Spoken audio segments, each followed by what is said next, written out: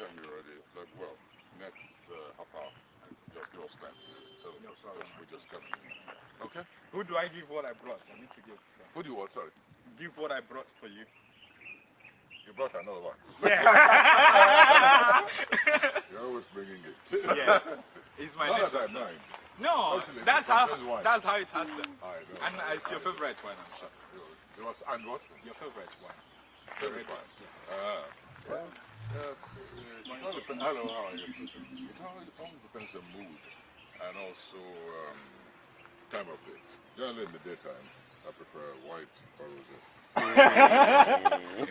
In the evening, robust red. Robust red.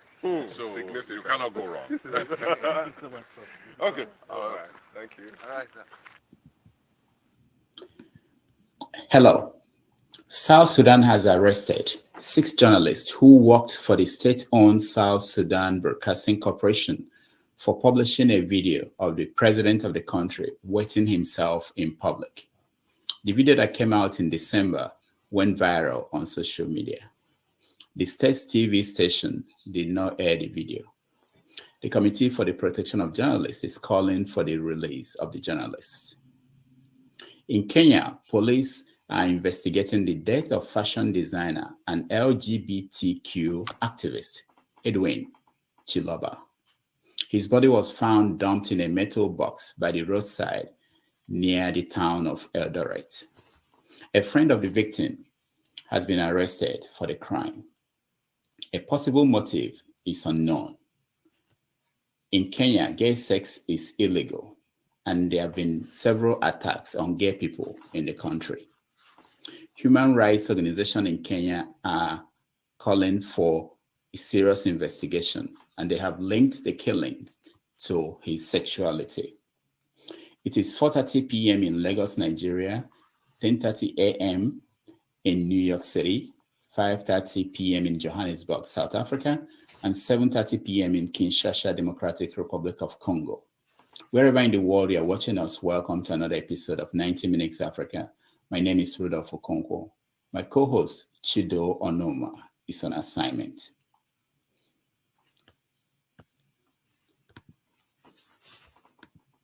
I don't listen to teachers. I don't do assignments in class. So when she sent it to me, I said, okay, you know what? I'm going to try to find a way to do this for her and please her because I'm very anti-intellectual. Very, very. I don't like intellectual discussion. I don't like it bothers me. That's why I didn't finish university. It's a lifestyle that is not good for me. Seriously. But what can we do? What can we do? In a 2016 Premium Times interview, he said that Chinua Achebe's classic novel, Things Fall Apart, should be buried and never made to resurrect because Achebe's writing, Things Fall Apart, at that age was not intelligent and he was not exposed. Recently, he weighed in again on what he called the Adichie Akweke Obanje matter, saying that Chimamanda Adichie created Akweke Emezie monster and that Akweke was not an Obanje and that Akweke needed to check into a mental home. If Oscar Wilde had reincarnated in Africa, he must have come back as Onyeka Nwelue. Professor Onyeka Nwelue is an academic visitor at the African Studies Center at the University of Oxford and a visiting scholar at the Center for African Studies at the University of Cambridge. He has written over 21 award-winning books.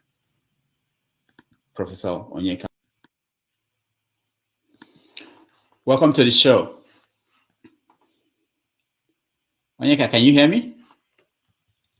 Oh, I can't hear you. Okay, good. Yeah, you're unmuted now. Can you hear me? Wow. Okay.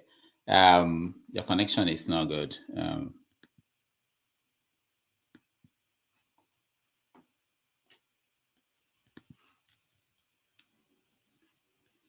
Hello? All right. While we wait for his when connection. I ran away from UNN, and I ran away because of a lecturer who was abusing me verbally. Also, I wanted to run away, because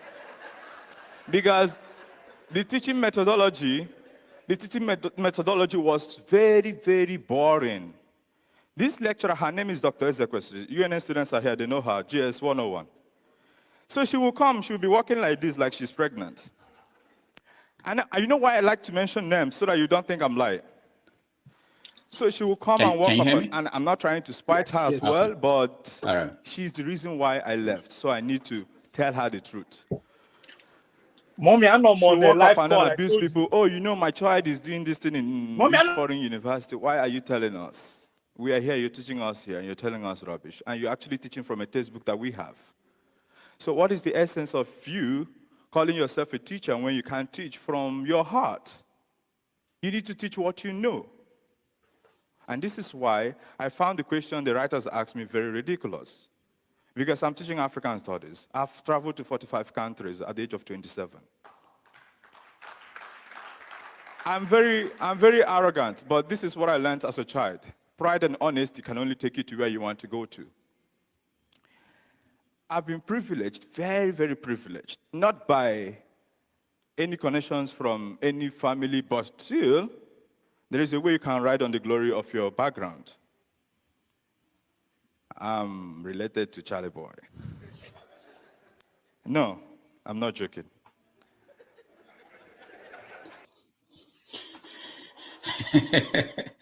Onyeka, welcome to the show.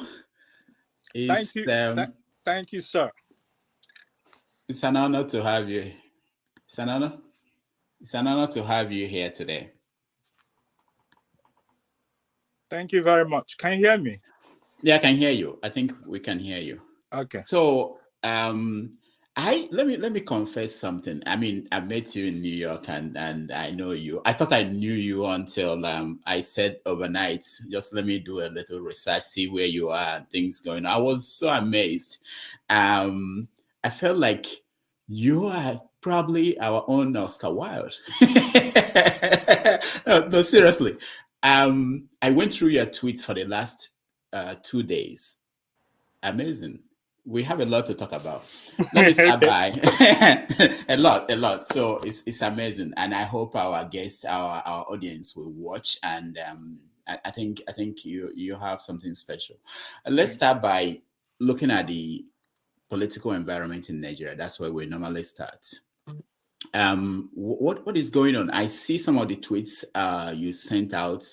It appears you have a candidate you are supporting for president. Do you? Oh, yeah. Yes, I have.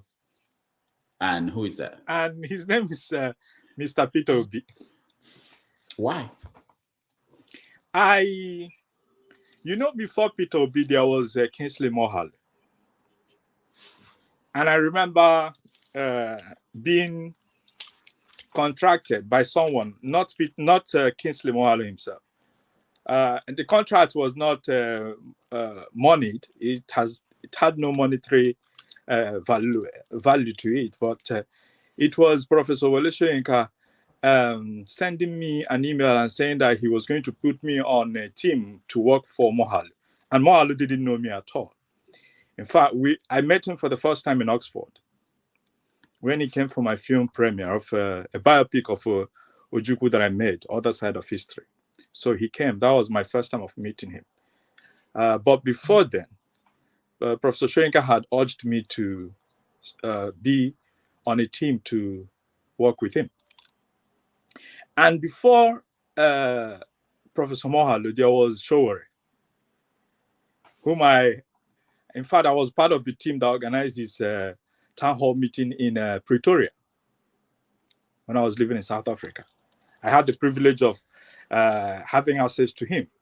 So the people that I support are people that I know genuinely will bring some sort of change to Nigeria. When Professor Mohale didn't win the primaries in his party, and I thought, looking at what Mr. Peter B has done, and the way he's consistent with his narrative, the way he shows himself up where he's necessarily needed, I thought he's better placed at the moment. And also, it could be a tribal thing, right? It could be a tribal thing. I don't have to deny that. I've tweeted about it that I'm supporting him because he's an Igbo man, and it's okay if other people support their own people because they come from different tribes. But I also think it's time to have a president from the Igbo land, as the other party presidential candidate of APC has said, is his turn. I think every tribe should say it's also their turn. Every tribe has the right to say it's their turn, but the other guy is saying it's his own turn. What I'm saying is the turn of this tribe, not this person. Now, another statesman that I admire a lot, President Obasanjo, has said he's endorsing him. So, Peter B is my choice, and I think every young person should go with me. Very good. Are you part of the campaign in any way? No, I am not. I even tried to volunteer, but I think they are too busy to consider people like us who are not important. So I'm running my own thing individually. I chatted with Mr. Val Ezibo. I don't think they want. I said I want to volunteer, but no positive response. But I said, okay, let me go to Twitter and show my support in my own way. Yeah, I saw some of your tweets, and one of them you were responding to this People's Gazette story where it says Igbos overcrowding Lagos because Obi refused to develop Anambra State by Tinubu. Yeah, you retweeted a tweet along that. What do you think about such headlines? No, I think I like to call him Baba because we need to respect our elders. I think Baba Tinubu is very old, and I don't mean this in a disrespectful way, but old age can be a disease. No, I'm not aspiring to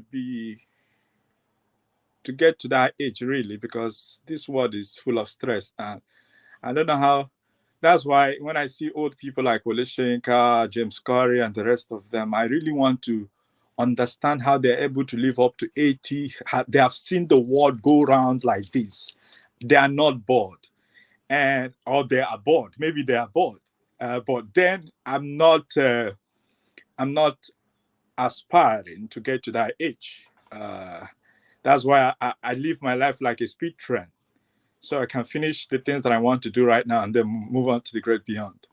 So I think some of the things he says, I mean, Tinubu himself, he says them because he's no longer here. He's no longer here. He's already an ancestor. Yeah. So we are going to get into your views about literature, and we are going to get our audience involved. But let me ask you: you are currently at Oxford, is it? Yeah, Oxford and Cambridge. And Cambridge. Okay, what are you doing there? I'm an academic visitor at the African Studies Center, University of Oxford, where I have established fellowships in the name of James Curry. I just went to see him this morning before I came online. James Curry, as we know, co-founded the African Writer Series with our great Chinua Achebe, whom people sort of attacked me when I said something about Things Fall Apart long time ago. And when I said that thing about Things Fall Apart, in the same vein, I also mentioned that Antilles of the Savannah is one of the best novels ever written in this world, right? But people say, oh, why would you say that about Things Fall Apart? Without understanding that people have taste. So let's get back to African Writer Series. Chinua Achebe was a founding editor of African Writer Series. So he published his own book. he got support from people like James Corey, Alan Hill, I. Gore, and the rest of them. It's the same thing that I am doing right now by setting up my own publishing house. I'm publishing myself because you can't really arrogate power to people.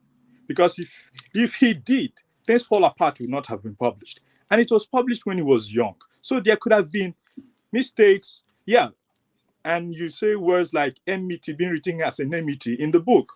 And I mentioned this and people got angry because it's apparently the most powerful novel ever written by an African.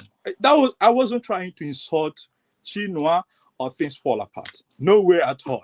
Because if I was, I would be an ungrateful bastard because it was Chinua Achebe who made sure that Efuru was published. But what I do is I light the fire and it keeps burning. I don't go back to put it off so that Nigerians will feel good with themselves. So I let the fire burn then. And at the end of the day, I own African Writer Series now. Let me play a video of you meeting James Corey. This is Joanna here. Hello, John. Hello. Nice My name is Onyeka. Hello, Onyeka. Yeah. Hello. I set up the James Corey Prize for African Literature. Oh, sorry. I set up the James Corey Prize for African Literature. James told me. I understand. How beautiful you look. Oh, Well, thank you. Okay. So let's see. Oh, good Lord.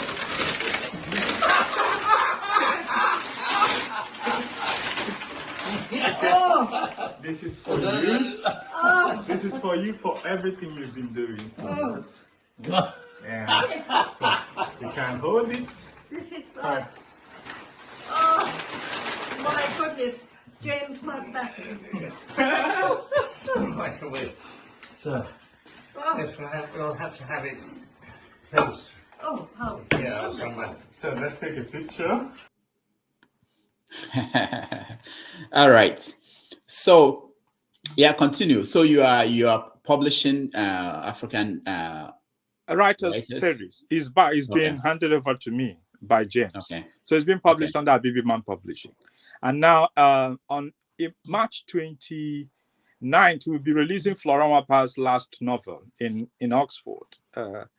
And her first daughter will come to speak about the process of getting the manuscript to us and the rest of them. So is something that I proposed to some universities in Africa, and they refused to approve it. But when I wrote to James Corey about it, what he did was to put me in touch with Professor Wale Adebanwi, who was the director of the African Studies Center, and he quickly approved this within a week that, hey, you can come to Oxford and settle here and do all these projects.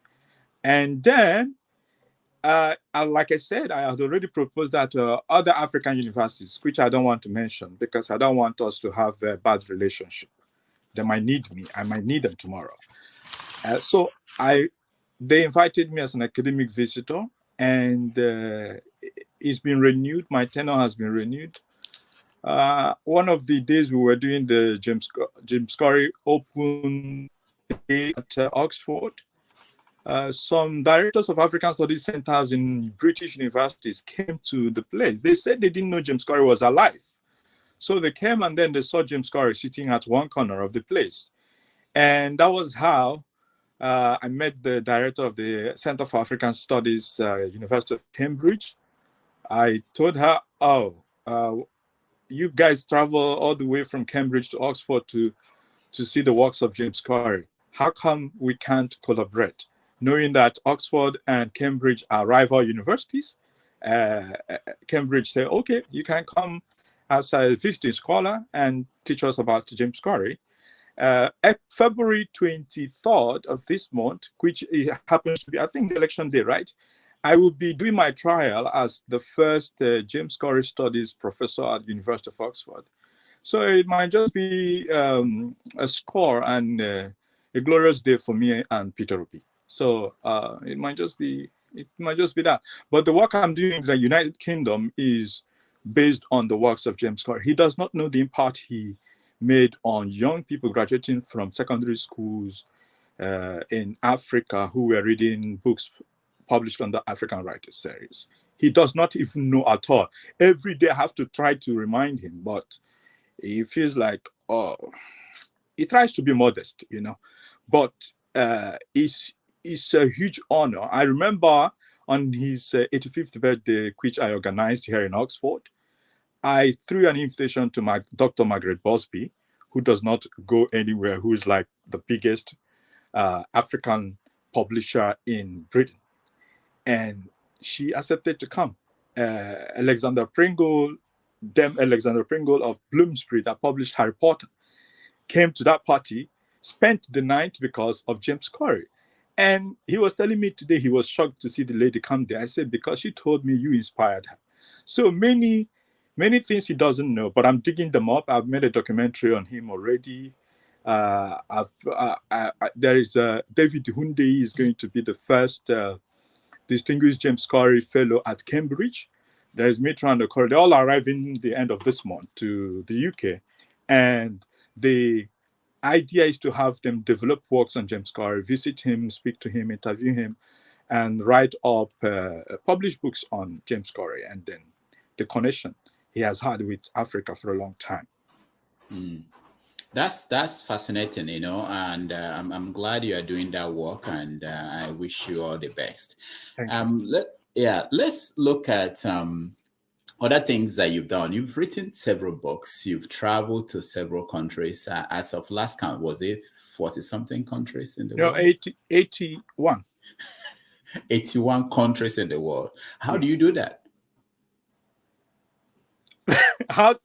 In what way? What I mean is, how do you just wake up and pick any country and say you are going there? Oh yes, I do that sometimes. I remember early last year, in April, I think, I saw that some of my favorite Indian authors were meeting somewhere in Maldives. Shobadi, Dr. Shashi Tharu, some of the writers that I love so much in India, they were meeting in an intimate place in Maldives Island, in a big resort. So I bought a flight ticket and then I went there. And when I got in, Shoba was shocked. They were screaming, what are you doing here? I said, I read somewhere that you guys will be here. So I said, let me join you. And that's how I do it too. I mean, I've been doing this for a long time. When I first met Wole Soyinka, I was in Imo State. I was 16 years old. I went to a cyber cafe where I read online that he was going to be doing, he will be at an event they were organizing for him by Mr. German and Professor Femi Oshovisa. So I read it and I got on the bus and I went. And also 2010, Professor Soyinka was going to Jaipur in India. I read it. I told my publisher, I said, publisher, they say Wole Soyinka will be so place, and you know the best place to catch a big Nigerian is abroad. So can we go? And he agreed. And me and his wife went, and we had a good time with Wole Soyinka. So whenever I can wake up and say I'm done from here, and I move. Yeah. But I think Oxford has humbled me and sort of put me in a place. Johannesburg almost did it to me. I stayed in Johannesburg. I still have a home there in Johannesburg. But it sort of confined me to a place. I was going crazy. I had to seek for the help of a psychiatrist. It being put in one place, because in South Africa, there is a problem with the South African government has with Nigerians and other foreigners, that every year you have to renew your visa and you have to pay a lot of money to renew it. And sometimes these visa applications stay in there for 6 months. So you have to find someone to bribe to be able to get it renewed and go out and come in. So it was South Africans love bribery more than Nigerians. So I have to say it here. Yeah. So what's your relationship with Wole Soyinka? It's the love I have for Wole Soyinka actually started with The Lion and the Jewel. So Lakunle is a character that, if you really want Nigerians not to argue with you, you have to speak with like Lakunle. Once you speak that way, Nigerians will have no issues with you. They will never abuse you. They will never argue at all with you online. If you start tweeting that way, nobody will argue with you. Even if you try to insult them in that language, that the verbosity of that character, Nigerians will never argue with you because they don't like stressing themselves mentally. So I realized that, I said to myself, this character could be Soyinka, and he would be very interesting in real life. So I started reading more of his works. I was very young, but I was reading them, and I developed keen interest. His hair, his voice, his beard. And then when I finally met him, I figured this is God on earth.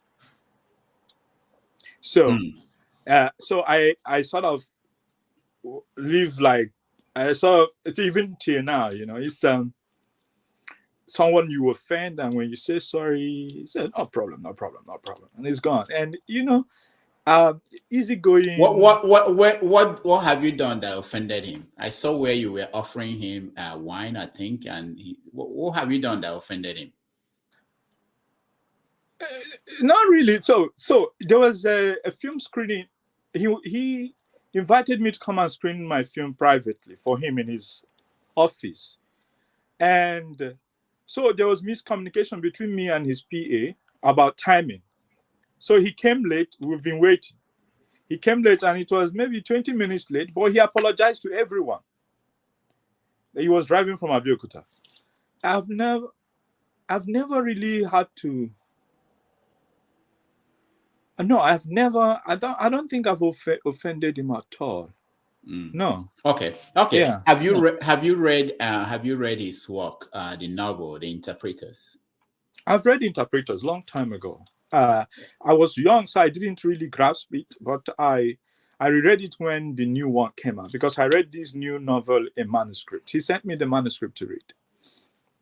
Okay. So what do you think about his work? Genuinely, I think he's on a different level. He's in a different world altogether. And so when I read some of his books, now that is the problem. It's his voice that I hear. So when I'm reading a Soyinka book, it's his voice that is reading it to me. It's a problem. So whether it's written in a simplistic language or not, I always hear Prof's voice. And I learn new words every time I'm with him. Every single time. So I think highly of him. I don't think there is anybody greater than Wole Soyinka on earth. No human being. Yeah, no human. Did you meet Chinua Achebe when he was alive? No, I didn't meet him. Did you try to? But my mother did. Okay. What do you think about his works other than the Tinsel Apart? What do you think about his work? No, like I said, Aunties of the Savannah is one of the greatest novels ever written. I think Chinua Achebe deserves monuments and everything all over the world. But I've picked on James Corey, so it sort of connects to him as well. But I don't want to be accused of using people's names to climb the ladder of success. I remember Professor Soyinka sending me an email and saying, all these fellowships and prizes you are instituting, remember they cost a lot of money. You need to slow down. So I have people that I want to honor, but I had to just choose a few. I want to honor people like Mama Mabeshegun, Chinua Achebe, Flora Nwapa, Cypriel Ekwensi, people like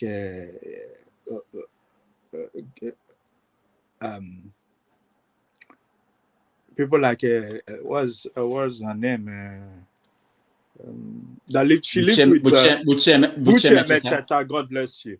She lived with Flora, so there is a connection as well. So I want to honor these people, but then I realized I've been subtly accused it was in an email thread of Floramapa's son saying that I'm using the mother's name to become successful. So I got angry for a while. Then my aunties came and said, "Onyeka, you can't be this stupid. Forget about what he said." So I went back to the project again after the daughter said, "Oh, go on with mama's stuff. Don't mind him." So I'm back to the Floramapa project because it is what gave me the wings to fly, actually, with the documentary I made on her, which got a lot of attention, got AMA nomination, which happens to be the biggest award honor in Nigeria for filmmakers. So I think her story is important. Whether or not the son likes it or not, Floramapa is no longer a private property. She's no longer a private property. Universities like University of Edinburgh would have set up fellowships and other things in her honor, but who is going to do all that? I already have a full-time job at the James Corey Society, full-time. So I may not be able to do the kind of stuff I have to do. But then there is also Professor Akache Zibo, who is the woman after my own heart. And I've been doing everything that I can to honor her while she's here. So when she's gone, I don't have to come on Twitter to cry and say, "Oh, she was the best thing that happened to Nigerian literature." I think that's the hypocrisy we've had to face for a long time. And I'm trying to sway them away. You know, like my own father, I didn't even attend his funeral because I kept telling him when he was alive, say, "I'll take care of you when you're alive. Then when you die, I will not go and entertain mom in the name that I'm paying final respect." So most people went for my father's funeral thinking I would be there so they can come and take pictures with me. But I wasn't there. I didn't go. So now my mother is here with me in Oxford after the funeral to sort of, I make sure people have to get their flowers. Now, did you read There Was a Country by Chinua Achebe, the last book? I did read a few pages, to be honest with you, and I stopped because there was frenzy, brouhaha everywhere, as our presidential candidate would say. there was about the book, and I thought, okay, Onyeka, let it steam down, and then I can get on it, but I wasn't able to go back. I think it was because I did read a few pages, so I stopped. I'm sorry for those who. Why did you stop? I don't like joining trends, so I didn't want to contribute any of the conversations when it was happening. It's been a while now. I know, but when I lose interest in something, I just go away. And I think I tried so hard to get to Achebe for some things for a documentary, but the wife, Dr. She wouldn't let it happen because, you know, the Achebe family, they're close to my maternal family in a way. So I tried to use my aunties to get to them. She lived at 40 Owide Road in Uguta with Flora. So I wanted to hear some of those things personally. So it wasn't possible. Dr. Christie was protective. Now, what about contemporary, your colleagues, writers of Africa, or let's say Nigeria today? Who do you think is doing wonderful work? Oh, many of them are doing so well. They're doing so well. But I don't want to be like them, and I don't envy them. Because because I feel like I've done the things that I really want. I love power, and it's one of the reasons why money is important. Because if you have the money to set up fellowships, prizes, why would you have to envy anyone who is a writer struggling to enter his book for a prize that you sponsor? So I am cocky and arrogant simply because I understand strategically how I can place myself in the literary world. So I don't have to. I have been mocked in the past. I no longer want to be mocked because of money. So I don't want a situation where a review in New York Times or whatever will make one feel that he's more important than one who sets off a prize and gives him money. So someone like Chigozie Obioma, I know he's your friend. Chigozie is one of my closest friends. Yeah. So if I should ask you now, between Chigozie Obioma and Chimamanda Adichie, who do you think will win the Nobel Prize first? I will win it before them. No. Okay. You win it before them, but the two of them, who do you think will win it? I don't know. I'll just win it before them. I'm after myself. But how do you weigh the writing of Chigozie when you compare that to that of Adichie? You are trying to set me on a ball, but no. No worries. I will play well. You know, I organized Chigozie's Nigeria book tour when he did a Nigeria book tour. So we went to Port Harcourt, Abuja, Lagos. I organized all of them. Dinners at the Embassy of Norway and the rest of them. Were ambassadors who loved Chigozie's writing, were bothering me that they wanted to be part of the dinner. And I told Chigozie, look, this ambassador, that ambassador loves your writing. And one of them, actually, her daughter was doing a PhD on Chigozie's writing. Chigozie didn't believe any of this. The thing about Chigozie is he's very modest. He doesn't even know how big he is. So he tries to doubt anything I tell him about who he is, really, in the right frame. And I'll tell him, this ambassador wants to meet you. Chigozie will argue with me. And then the ambassador will get his email and then write to him. And I'll tell him, Chigozie, person, he doesn't know all these things. His writing is solid.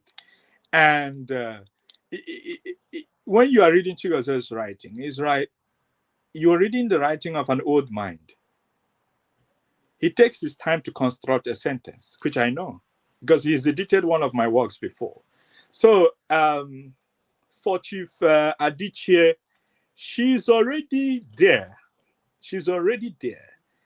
And I remember being envious of her writing in Purple Hibiscus when I was young. I read it in Ma's house, Mr. Tony Akinosho's house. I read it in 2 days. And Purple Hibiscus to me then was a book I could carry everywhere with me. So someone asking me this kind of question is trying to confuse me, because these two are great, but what I know is that I will win the Nobel Prize before them if it will come through. But they are better than me in writing, way better than me. But I'm sure that in social capitalism I can beat them anytime, any day. I can beat them anytime, any day when it comes to social capitalism. I know Dr. Chief Adichie has met everybody. Now you call her chief, and it comes out so easy from your mouth. I know she was given a chieftaincy title recently, but it comes out so easy. But I know that you had an issue with Akweke Emeze and the Obanjo. I didn't have any issue with Akweke. I only had issue with what she was telling us. Sorry. Yeah, about Igbo Cosmo.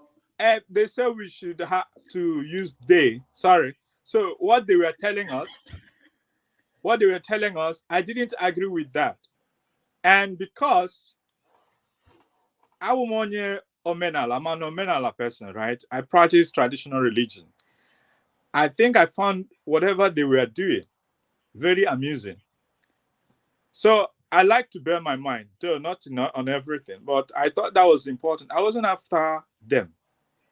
I thought, and I know that an Obanje cannot come and put mark on their face by themselves. So that's the wrong themselves. Okay. Yeah, they went to Trinidad and Tobago. They used something and put mark on their faces. Meanwhile, that is never done. And Abanje is born, and that mark comes from the day they were born, or maybe a few weeks after they were given. Like when I was born, my grandmother took us to a Dibia in Umwata who would tell us who we reincarnated as. Every child went through this process. They may not know, but because as a writer, and it runs both in my family, both the paternal and maternal, we were able to narrate, tell ourselves stories. So I had that story as well. And I was very close to my maternal grandmother. So she told me many things as a child. She had one particular name for me then. I've forgotten what it is. But if someone could just change the narrative for the Western audience to sensationalize it through their publicists, then I had to write something, and then they called me rat or something like that on Twitter. Yeah, Kweke called me rat, some name, and it's not today they started calling me rat. So you wrote that Akweke is a chronic liar, yeah, who seems to believe their own lies. Yes. So I didn't know you're a traditionalist, so that worries you in terms of. I am. I practice what they call Vadu in French, Santeria in Spanish. I go to the Vadu temples in Benin Republic. I have in my room, I have all my things, my candles, incense, everything. So I pray to Obi, the lake goddess of Uguta.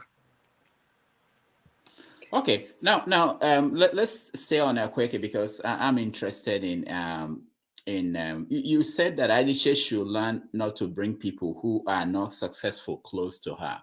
You think that was a problem? Yeah. So there is something about young Nigerians, which I was thinking when you came up with this topic. Nobody wants to know your beginning, but they want to be part of the end or the middle. Adiche may not come out. Sorry, Chief Adiche may not come out.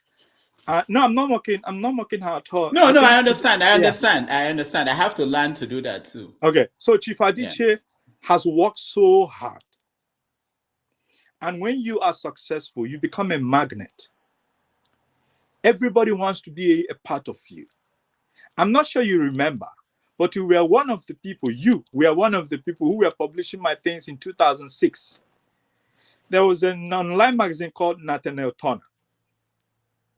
Who runs it? I don't remember.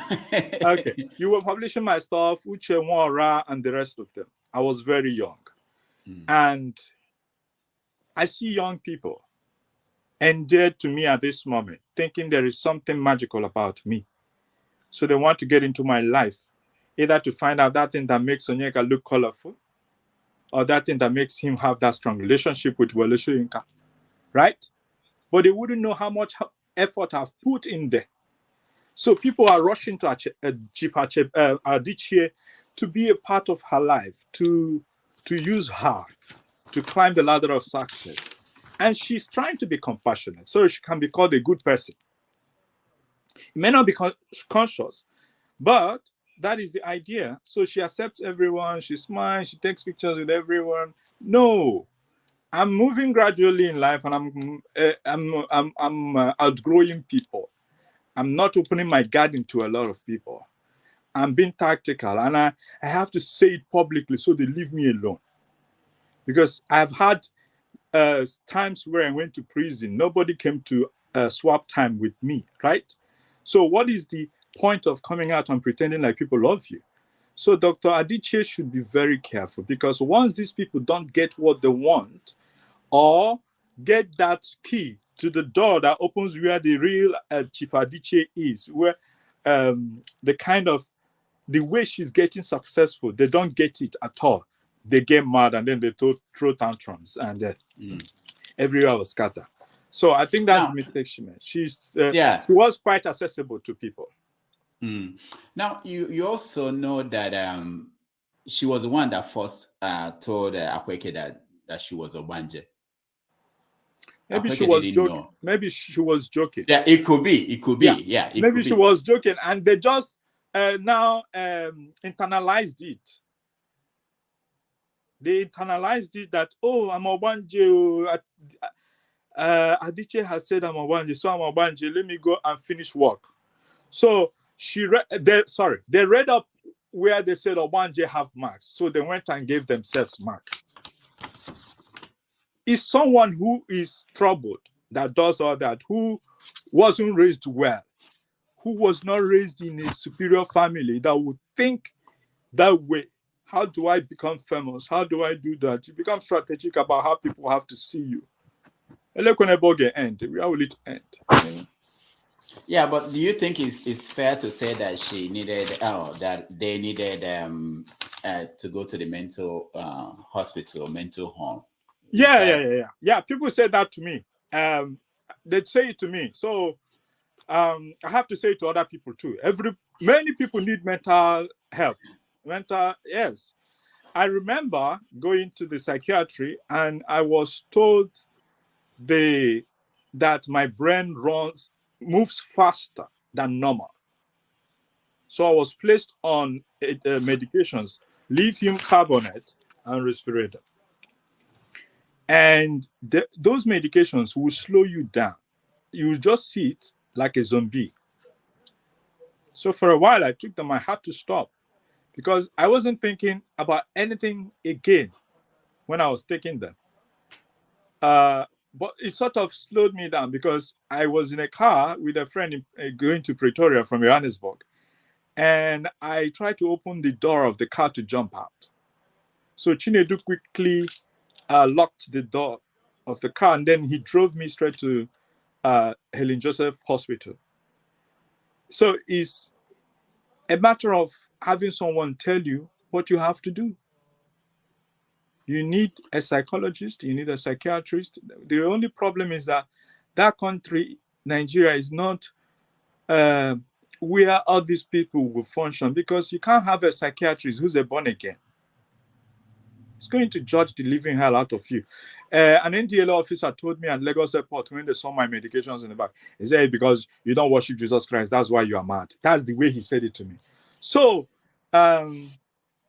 I said what I said, and I'm not apologetic, because even that article you just read now, I've put it in a book form. So it's already in a book that has been published as part of the real owners of Britain. So anybody can get angry with me. Right now in my life, I don't care. I don't care. Now you mentioned in passing that you were locked up. Can you tell us what happened? I was locked up in Rwanda. Why? By Rwandan Investigative Bureau. So I tweeted out President Kagame and called him a hypocrite when Rwanda Air, when I lost my luggage on Rwanda Air from Johannesburg to Nairobi. So I lost a lot of things. I wrote to the airline. I know the CEO of Rwanda. I said, what's that her name again? I've forgotten her name. I told her, please, how can you people compensate me for losing my luggage? They said they can put me on business class. I said business class for losing money, for losing cameras, everything. So I got really angry and I said, well, can I see the footage from the CCTV at Johannesburg Airport? Because I don't really trust that region from Southern Africa to Eastern Africa. I don't trust them at all. I know somebody, because it was opened and everything was scattered. So I said, can we find? They said they have seen the CCTV, but they can't let me see it. So I went online and I thought it's important to let their president know, because I was a volunteer teacher at Kwetu Film Institute in Kigali. And I've been serving that country for a long time with all my heart, teaching their students, right? Free. But this is what happened. I arrived in Rwanda for African Movie Academy Awards night. I was in my hotel room after the award ceremony. Nigerians had started leaving. And then 8 men in suits came and said their chief of staff wanted to see me. You would not believe that Kagame screen grabbed all my tweets and gave it to the chief of staff to have me arrested if I arrived in Rwanda. And they made me write an apologetic letter, which they said, once you write this letter, we'll release you, because so person has spoken to us and blah, blah, blah. As Dr. Obiezekwe came to my rescue, President Obasanjo, Onyeka was calling even the ambassador in Abuja to release me because of my health issue. I have an atopic kidney. So they took me to the hospital to confirm as well if I was telling the truth about my kidney. And they confirmed it. They gave me the reports. Then, so they said, okay, we wouldn't want him to die here, so let him write this letter. Before I would leave Rwanda, they already posted that letter they forced me to write online to say I was the cause of my arrest. So I wrote it, yes, just let me go in peace. So they put me on a plane to Johannesburg, and I went in peace. And I was also threatened in a post online. They said on the post they made with the letter, they said, if you repeat what you said, we will find you anywhere and bring you back to Rwanda. And I know he can do that because he's done it a lot of times. So he has done it to Paul Rosisabigina, kidnapped him from Dubai. And Paul Rosisabigina's children had to come to me to say, oh, how did you get out of Rwandan prison after 2 weeks? How can you help us get our father out? I tried, but it didn't work. He's been sentenced to 25 years in prison. And I've read reports in newspapers everywhere about Kagame going to South Africa to kill his opposition, people who criticize him. So I was worried about myself for a while. I was paranoid. It was leading me to a very bad mental state. So I would just open my window in Johannesburg. I'll be peeping out, see maybe Kagame's people are around. It traumatized me for a long time. And I ended up writing a book called An Angel on the Piano. That was published by Griot's Lounge in Canada. I have had experiences also in Nigeria where my creditors, because I would take loan to go and do my film projects and stuff like that, I defaulted. My creditors will ask police to arrest me and put me behind bars for days because they say they want to humble me. I'm very arrogant. Unfortunately for them, whenever they arrest me, I would take their phone of the police and call Wole Soyinka. And Wole Soyinka says it's a loan. He didn't kill anybody. People are owing him money too. In fact, at a point, he listed the amount of money people have been owing him. People self. So owing money is not a grant for someone to put me behind bars. So they'll put me there, and by morning, I'm home. And the people get angry because Prof cannot call a DPO or something like that now and then he will disrespect him. They have arrested me at the airport, and I used one of their phones of the DSS people. Tested Prof, said, Prof, DSS, they have picked me. He replied to the phone, he said, Femi Falana is on his way, so don't shake. And the DSS saw it and started shouting, why would you test him? I said, well, he's the only savior I have in this world. So he knows that I did not kill anybody. I did not go to anybody's house to kill them, but whatever they're putting my name on their list, I have to call Prof because he has been through all this his whole life. So he knows how to navigate them. So all those experiences, I have just one friend of mine who will run off and come. He's also a police officer, but he will come to my rescue every time to check. And they will say, oh, so a lot of gist, that have to be discussed privately. But when they arrest me, nobody comes to swap time with me. It's just me. You know, it's always just me fighting my battle, and this is why I've been living my life like this, without a care in the world. That whatever happens, I'm alone.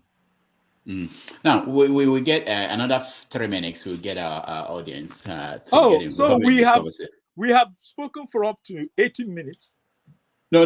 What we do is I will speak with you for 1 hour, and then we get them involved after that, and then we continue. Have we listed for up to 1 hour? Almost. It's about 2 more minutes before it's 1 hour. That's why I told you that you have to be here for 3 hours to get a complete feel of what we're talking about. All right. Let me ask you this. This is very important. I know you also had a running battle with the IPOBs, Biafrans at Oxford. What happened? Okay, so you know that Florent Mapa is from Imo State. Mm-hmm. So I was celebrating James Curry's 85th birthday, and I was inviting all the people that I could invite, all the big people, OBJ, everybody. You know, OBJ was one of the writers James Curry published. So I said, okay, I have access to the governor of Imo State, Dr. Hope Uzodimma, Senator Hope Uzodimma, my uncle being his protocol officer. So I said, Your Excellency, would you like to come say a few words to Professor James Curry? Because Florent Mapa is from Imo State, and she was the first woman to be published on the African Writer Series. You are the governor of Imo State. Just come and say a few words. And me, foolishly, I went and put it online. Then the IPOB boys, who are a bunch of illiterates, mostly, because they also told me when we eventually spoke at my event, they came to my event to buy my books and we took pictures. They told me, you know, we are illiterates. We are fighting for Biafra because of people like you. I said, but the way you are fighting is not the way it should be done, fighting your own brother who started Igbo language class in Oxford. And you never came to me to say, thank you. I've premiered a film on Ojukwu before the war in Oxford. They didn't come to say thank you. Then you hear that Hope Uzodimma is coming to Oxford on my invitation. And you set up a tent outside my event venue for 3 days with a big banner. They also put Wole Soyinka's picture on the banner, said he's one of their supporters. I said, okay, so you think that if Soyinka would be supporting you, I'll be against you? That's the question I asked them. They said, no, but I should not bring Hope Uzodimma. I said, do you own the United Kingdom? So all their gra-gra, they ended up buying my books, buying Professor Akachi Ezigbo's book she wrote, set in Biafra, which I published. A heavy book, I know they will not read, but it's good that they bought. And Professor Ezigbo took pictures with them. She went out there to take pictures with them and also tell them that I'm not against them. I'm not against Biafra. But before that, with all the threats they were sending to me, they sent email to the VC of the university. They sent email to my the center, my department, and everything. So what I did was to go to the Oxford police close to my house to report. And I eventually... Your audio is not good anymore. I can't hear you. Oh, you can't hear me? Can you hear me? Can you hear me now? No, I can't hear you. No, but I can hear you. Hold on, let me make sure. You know what? Let me play a video of. Can you hear me? Yes. Okay, so it must be here at your end. Really? Let me play a video of you at Can you hear me now? Uguta Lake, and then we will be back. Okay.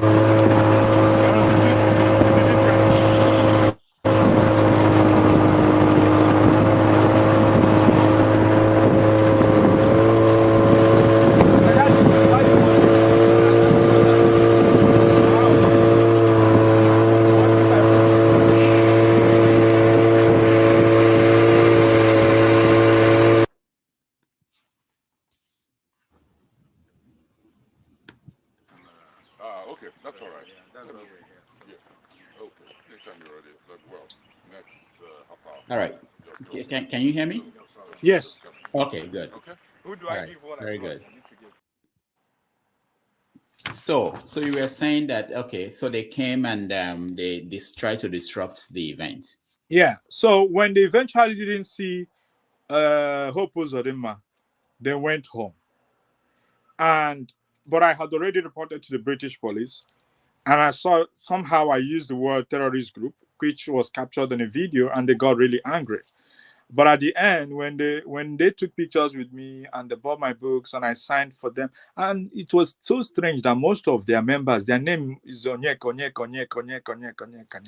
So we were laughing over it, and they posted it in their WhatsApp groups that I have apologized to them, that we have reconciled. Meanwhile, I never apologized to IPOB. I would never apologize to IPOB. For what, Kwane, exactly? What do you think about there are different groups of the Biafran movements? One of them led by Simon Ekpa. I don't know if you know. Simon Ekpa in Finland. Yeah, where he's saying that there shouldn't be election in the Southeast. What do you think? He's in Finland saying all these things, right? And I have seen people tweeting on there. You say, yes, in 53 days we'll have our freedom. And I've been trying to wrap my head around the whole thing.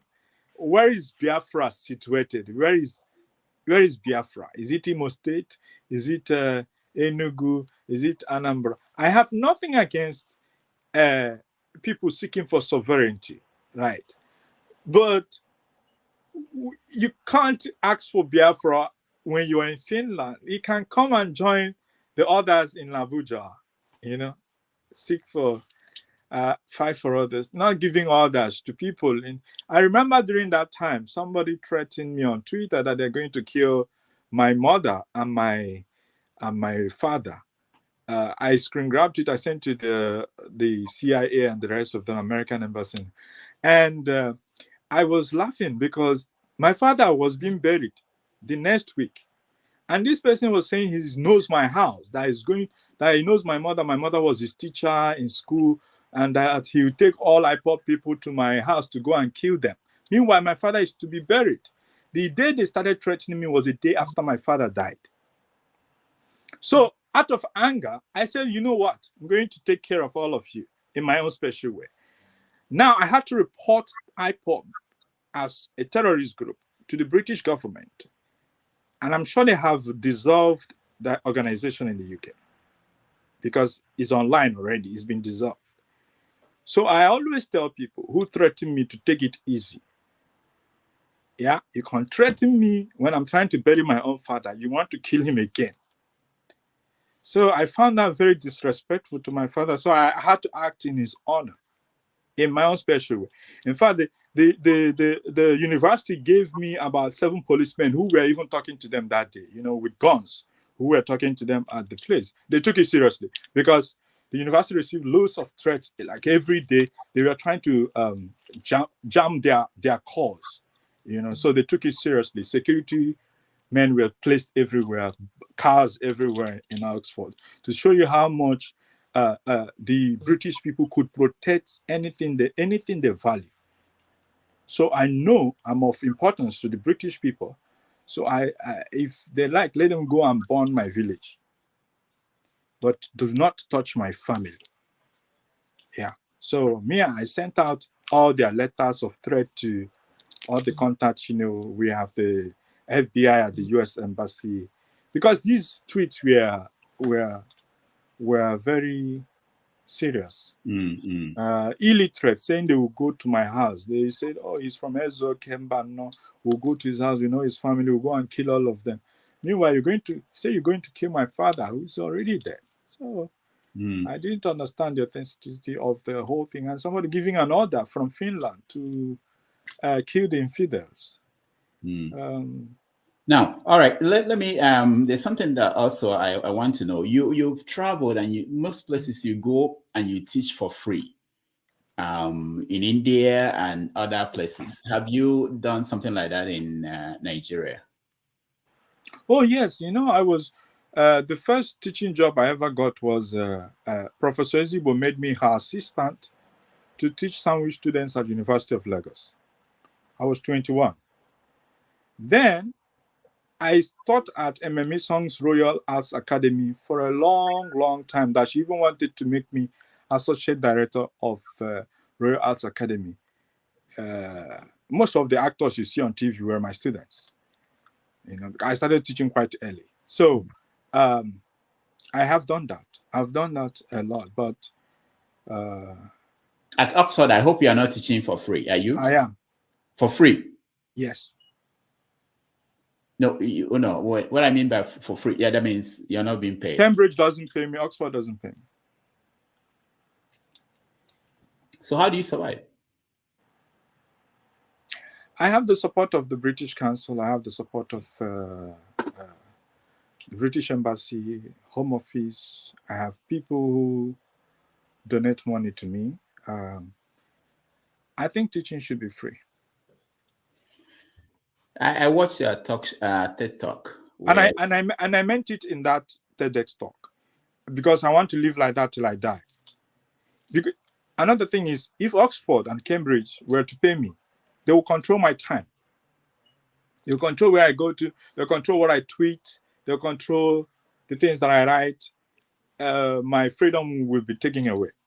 Once people give you money, they take away your mind.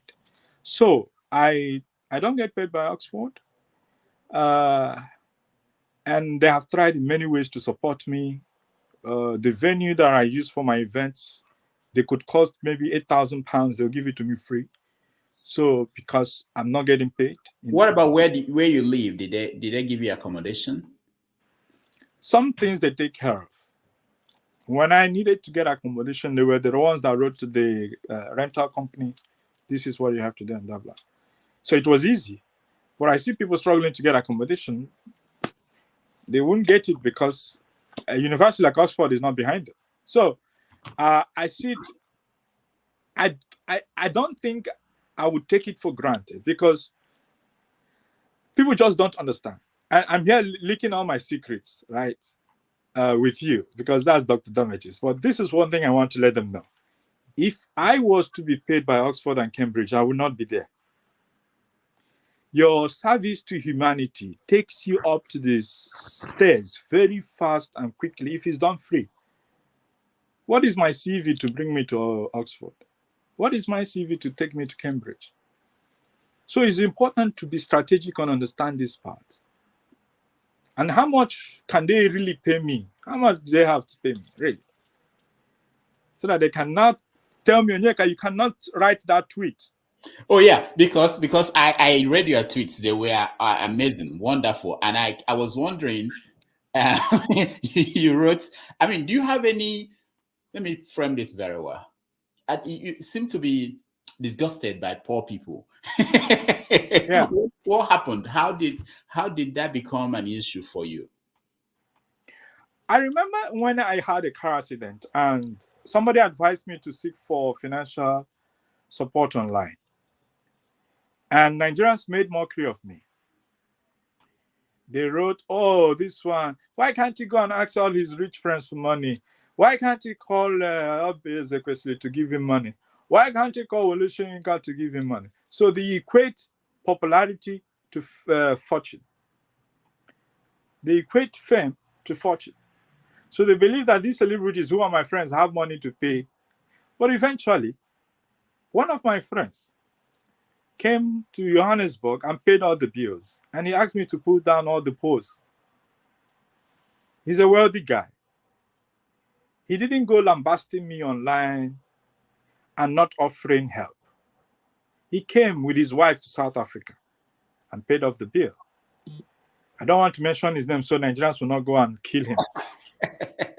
But that young man is a young man that I can die for. Believe me. Because he said to me, don't mind them. Let's settle this. After that, he had a wedding in Silicon Valley. I went to that wedding in wheelchair because of him. And I tell people, do not associate with poor people, because what my poor friends did were to hide.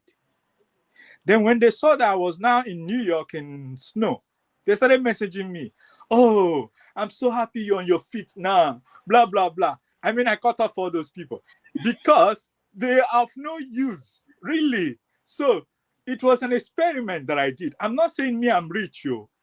I'm only saying that I know why some people are poor, because they always use this excuse, my son, my daughter, my daughter. Why you go they born children when you dey poor. Oh yeah, you said that. I mean, let me read some of your tweets that I just couldn't believe it.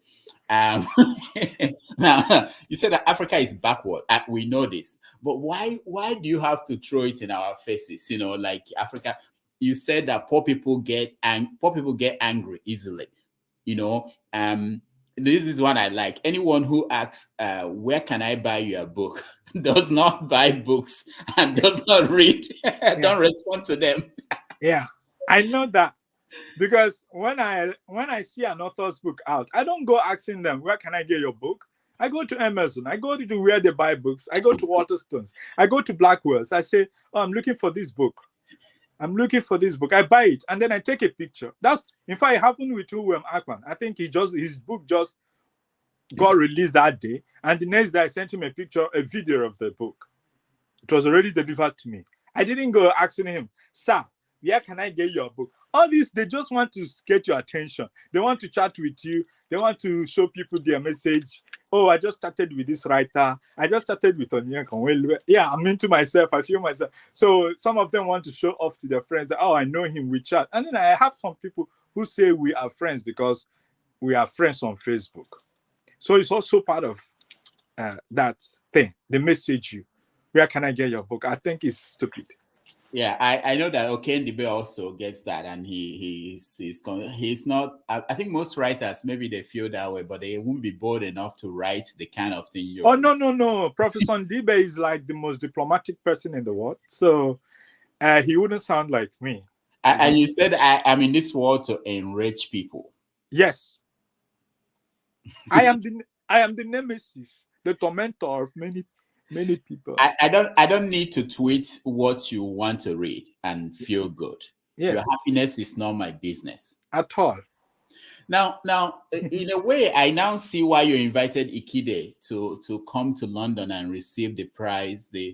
Because you sound like Ikide in some way. Okay, I would tell you when I invited Ikide, there were protests in my inbox from different people. Oh, why? I don't want to mention them, but I mentioned some names to him. People were against it. Why? They said you shouldn't honor that man and blah blah blah. I said, well, I know what it means to be cancelled. And this man is coming here. It's my money, is my entity that I'm using to invite him. And as long as this entity exists with Oxford University, which this is the only university I've been to. I know some others in America where I left. They will control everything I tweeted. If I tweet anything at Oxford, what Oxford professors will do is to go out for dinner and laugh at the people who said they must cancel you.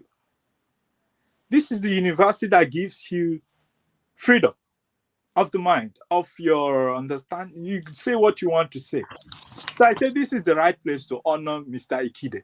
He has reviewed my own film.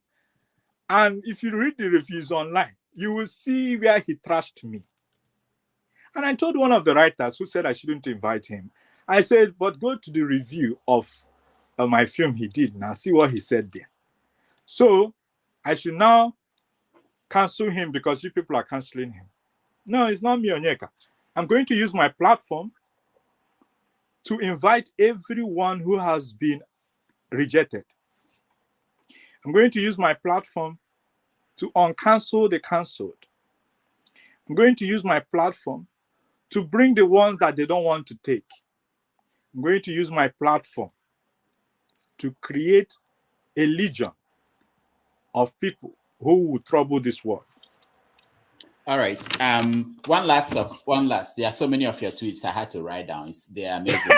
but there's this one. You said no poor person should be allowed to have children.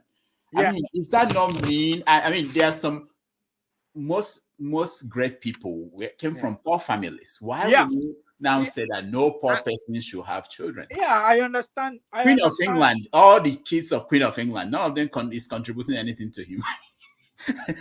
As much as children of poor people, you know. So why would you? Yeah, but it's a struggle that ends up in trauma.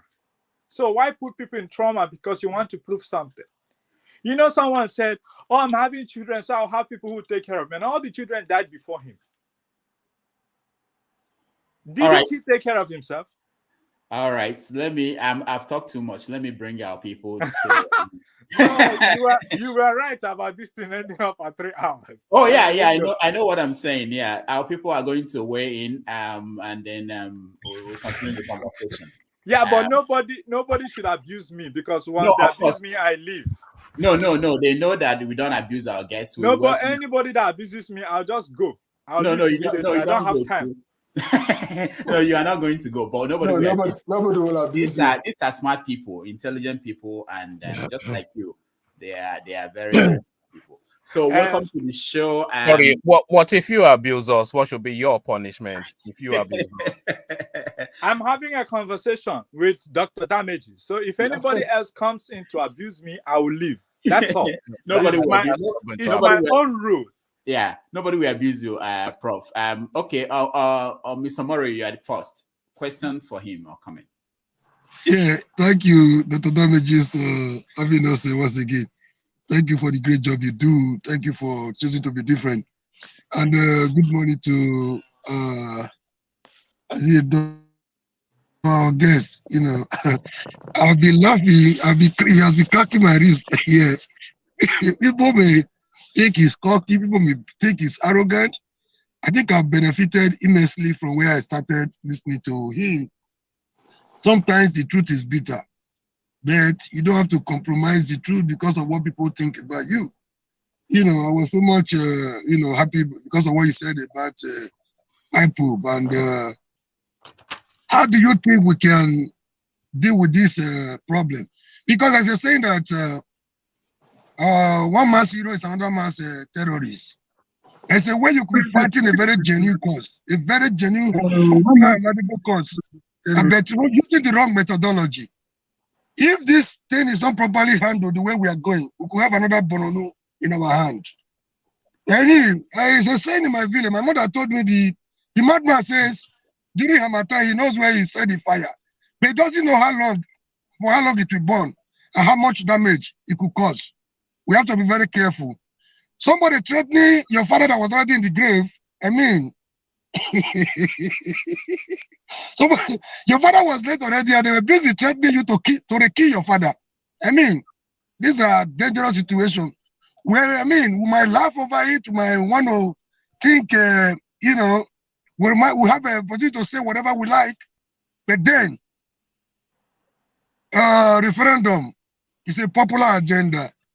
Injustice is in our land, no doubt. But then the way we go about dealing with this situation should not be counterproductive by killing our own people.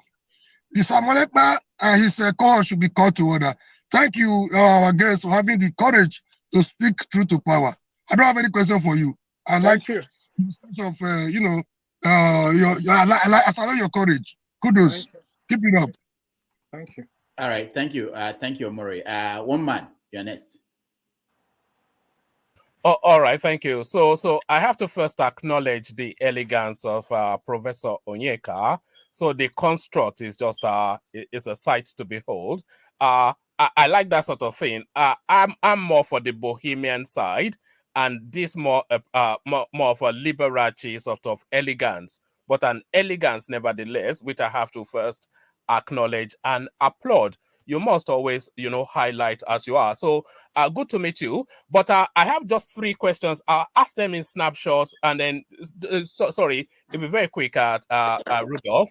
I want to ask you, Professor, there was a spark going on between Soyinka and Achebe about a decade or so ago. And I think really that spark between those two gentlemen, those colossus of the African literary scene, was to really see who was the champion. At the height of that spat, Achebe made an acerbic remark that Soyinka considered himself the Bashorun of African literature, and then Soyinka made a quick retort to say that, no, I am the Igwe of African literature. So the spat between Soyinka and Achebe, were you present, not present in actual physical thing, but present to that conversation? So were you in that space at that time, and what is your take on that?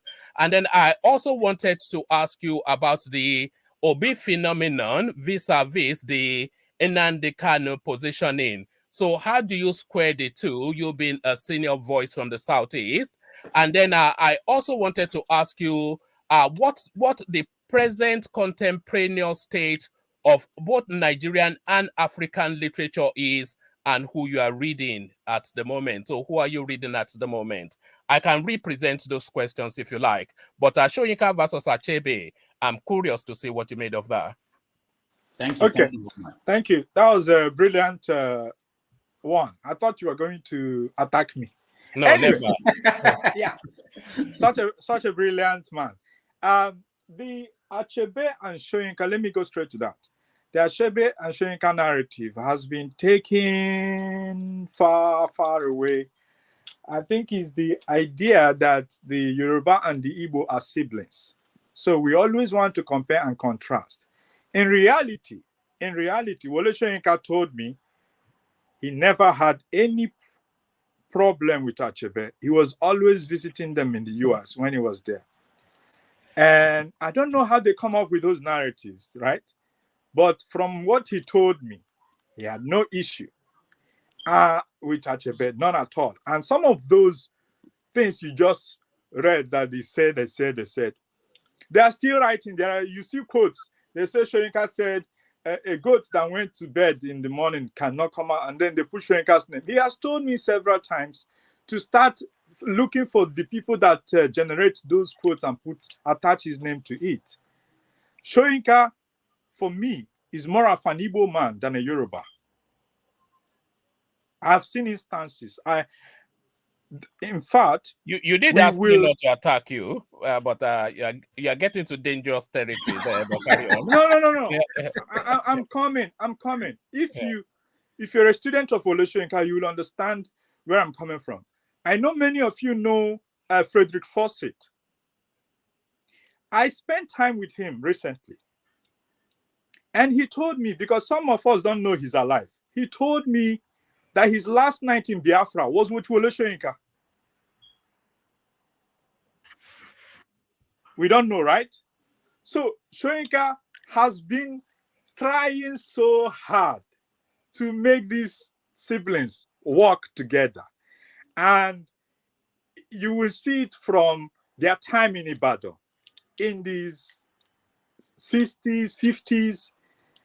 They have always been together. So the narrative that, oh, there was no. In fact, I have a film which definitely will go onto Netflix soon. It's on Ojukwu before the war. I made Ojukwu story into a film before the war. I've shown his son. Soyinka has seen it. Frederick Fawcett has seen it. These are their relationship before the war. Chris Okibo, all of them. It's the young people who are coming up with those quotes. Let it be like there is war between Yoruba people and Igbo people. I'm sorry, my uncle. There is nothing like that. So it's better when you see those quotes, ignore them. There is no war. Siwaji of literature. There is never a time Soyinka will use such language or Chinua. These are educated men. They don't come and start comparing themselves. They never did that at all. At all. I'm sorry. Sometimes you see those quotes, you just skip them. Can I put you on the spot and ask who was greater? Who was greater? Yeah, can I put you on the spot? And don't give a political answer. Before we started, I already told Dr. Damages that Soyinka is the greatest man on earth, even greater than my own father. I said it before now. Yeah, he did. He's a man, when you meet him for the first time, I'm sure if you meet him one-on-one, spend 5 minutes with him, you cannot leave Soyinka again from your memory. It's not possible. It's not possible. And the conflict between the Nnamdi Kanu and Obi narrative coming out of the Southeast, how do we square that? The Biafran narrative and running for the Nigerian presidency, how do the two fit in together? I don't see how Biafra is a problem to electing Obi. I don't see it. Because you have freedom fighters in every region. It's only Obi's own they are mentioning. Let him go and talk to his Biafra people. How is Biafra a problem to his political ambition? They call him Biafra president. So what? So what? So what? If he's Biafra's president, so what? What about the headsman president? Where about the other groups that are fighting for freedom? I'm sorry, but the only reason why I ended up now comparing the headsmen to this group is because of the attitude they displayed towards me recently. Of course, I've always had respect for Biafra, but this attitude, you are threatening me to go and kill somebody that is dead already. You will kill them, and then I will come from him. They will deport me from the UK and blah, blah, blah. They were just threatening me, you know, thinking, oh, this one is a small boy. So when we tell him something, he would go and shit on his trousers. No, I have fought battles. I've been to prisons. So you cannot come. If you have been to prison, it's the most traumatizing place to be, where you live isolated, abandoned. You are eating beans, and you come out and somebody threatens you, and you start cowering. They should better go and reach him because the man died. Then they can come and we will talk. All but right. you see the And lastly, narrative. finally, who are you reading at the moment? Who in Africa though? So limit it to Africa. Who are you reading and enjoying at the moment out of the Nigerian African space? Hey, that's a difficult question. So you know, I run a publishing house myself, Abibi Man Publishing in the UK, and we are publishing African authors only. So you're going to put me on a bad pedestal if you ask me this question, because I'm the one editing some of the books, arranging the book covers, the pages. So it's a bad question for me. I'm sorry, I can't answer. Onyeka, is there any manuscript that you received recently that is amazing that we will maybe shake the world? Is there anything? All of them. That is what I'm saying now. All of them. So how are you going to now pick one of your children as a favorite? Okay. All right. All right. One man. Thank you. We tried. Oliver, you're next. May I leave, Omori, I may have to get people who are already asked questions to leave, because some people are telling me they want to come in and we don't have space anymore for them to come in. Okay. So you can, if you have more time, you can come back, but let me make room for them. Oliver, you're next. Unmute yourself and ask a question.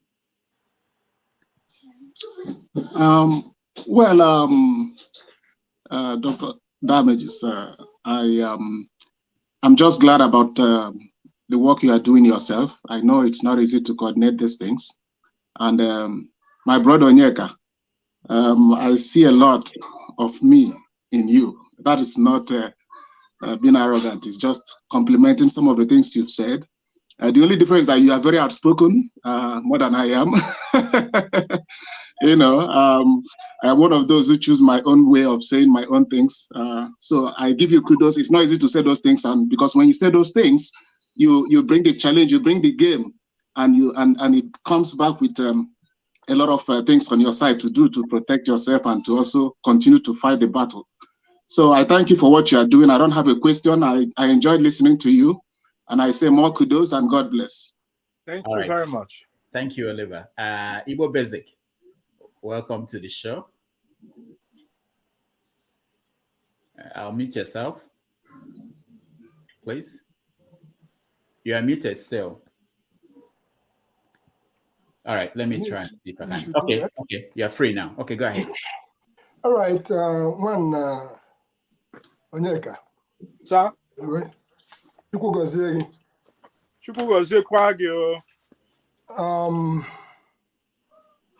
I'm blessed to be in the presence of great men like you, Rudolph Okonkwo. I'm very pleased and happy to have showed up today. Thank you. I have been around the block for quite some time.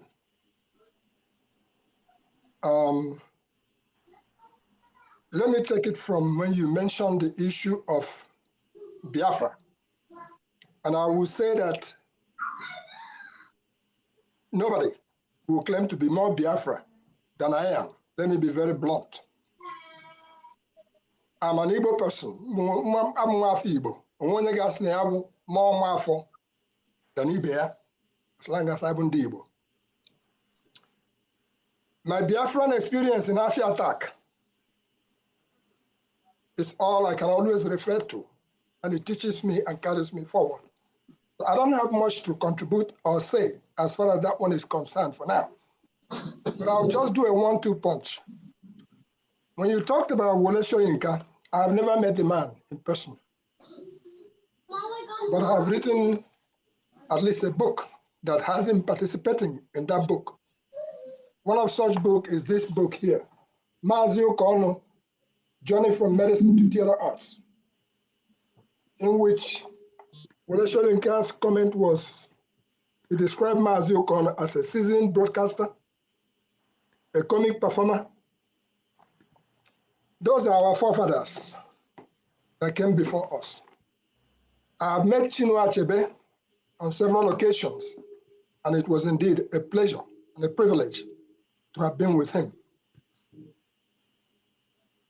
Now, there is another giant that is still out there.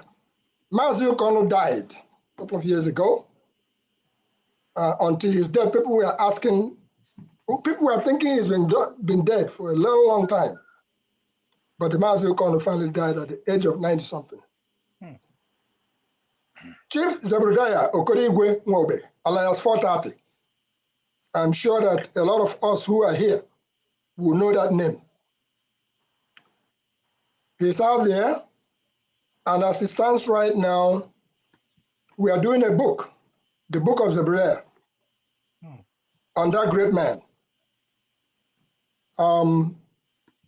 Dr. Cyril Anyoke, Okpane, Dr. Seli Okogu, these are some of the people who are in this project with me. And I'm going to drag my brother here, Rudolph Okonkwo, into it at this stage because we have given ourselves a task that this has to be done within the next 90 days. So you can imagine the stage we are in now on that book. In a nutshell, Onyechukwu goziri ogoziele ya, destiny, I'm talking about Onyeka Nwelue. The path you are walking in life is the path Chineke dunyere gị ga-eme. Akara aka bụ akara aka. Nobody will take it away from you. We fear nothing.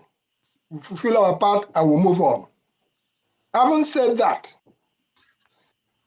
I think I'm just going to sum it up by saying I'm not too much of a reader, but my children read. They read and they read and they read. I think I've said the much I have to say, and I'm going to ask a question. One, Onyeka Nwelue, which you know the name Chief Zebediah Okorigwe Nwobe. I know him. I think a lot of us have been impacted by the special spoken language of that man. And about 3 or 4 of them now remaining alive, in fact, 3 on that stage. Ovularia, we've interviewed her, she's in Port Harcourt. Claudius Mbojikwe is in Aba, we've also interviewed him. And then Chief Zebediah Okorigwe Nwobe, Alliance 430. We'll be meeting with him tomorrow, anyway, for the stage where we are now. So I'm using this opportunity to ask. I'm using this opportunity to ask, by the gift that God has given you, Onyeka and Rudolph, the rest of the gentlemen here, I'm not quite sure that we've met, but the part that we play,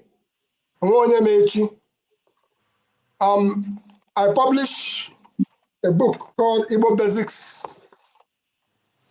It wasn't by that I wanted to do that, but since 1995, I published one small book, Igbo Basics for Beginners in America.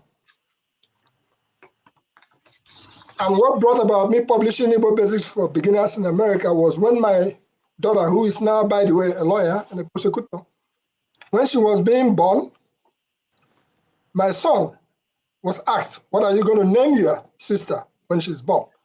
And he says, I know, Pinocchio. Pinocchio.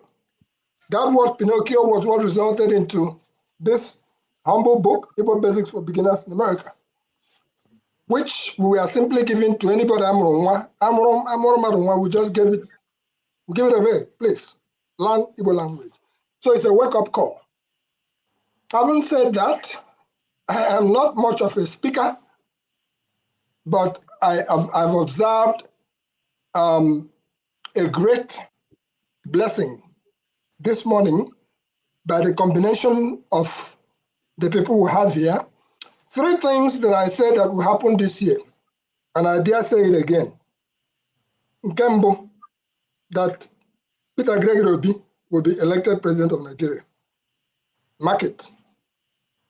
Our brothers, no law. We will go out and vote because if you are not in the center, so we will all participate. Obi will be elected president of Nigeria. The book of Zerudiah will be published for posterity's sake.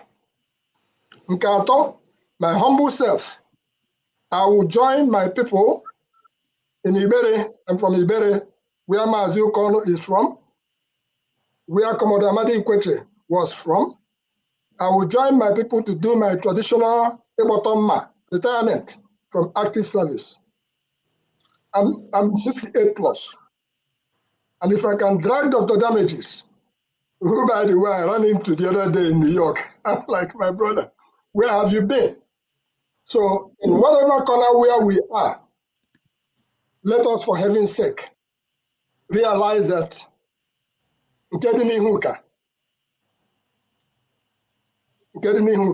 So my question to you is, what can you do to make sure that those giants like Chief Zerudiah Okorinwomobe, they are not forgotten?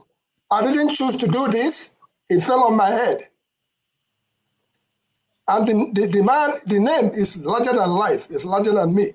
So it's an appeal I'm making to you and Rudolph. What can you do to make sure that it's taken to the level where it should be? Okay, sir. Thank you so much. Let me respond quickly. What I can do is to liaise with you when the book is done, to have a UK edition of it, published in the UK and sold here and distributed and celebrated. Because, like I said, I have other projects that I have established on other legends. Akache Zibo, Flora Wapa, and the rest of them. So, so my contribution to this could be the UK publisher for this project when it's ready. And we can also develop films on them. Because I don't know if you know about Area Scatter. Have you heard of Area Scatter? Yes, I have. So I'm making a film on Area Scatter as well. How did she disappear or he disappear? Whatever happened to that character? What is where could we find a solution to some problems? So I am making a biopic of Flora Mapa as well, when she was visited by Hele Celestia in Enugu, when Kwabia Sika was there. So all these are some of the contributions that I'm doing, but it will not hurt to work with you on your projects. All right. Thank you. Thank you, Onyeka. Thank you, Mazi. We will talk off camera. Oh, by the way, my name is not Igbo Basics. Oh, he did now. My name is Chief Alexander Iheke. Alexander Iheke. All right. So like I said, we talk off camera. Zerudiah happens to be from my hometown, so I know him well. CM, you're next. Okay, thank you. Good afternoon, Rudolph, and then good afternoon. Please, I'm an apprentice. I'm not sir. Okay, and good afternoon, Onyeka. Onyeka Nwelue, our guest. And thank you to those that have spoken before. Actually, Onyeka, I wanted to take you on 2 basic things, but I felt that I should regard one as an opinion because opinions are free. When you say you do not, poor people should not get married, maybe they bring out children, put them into trauma in that. Probably. Me saying it, I'm not a rich man. I didn't come from a rich family.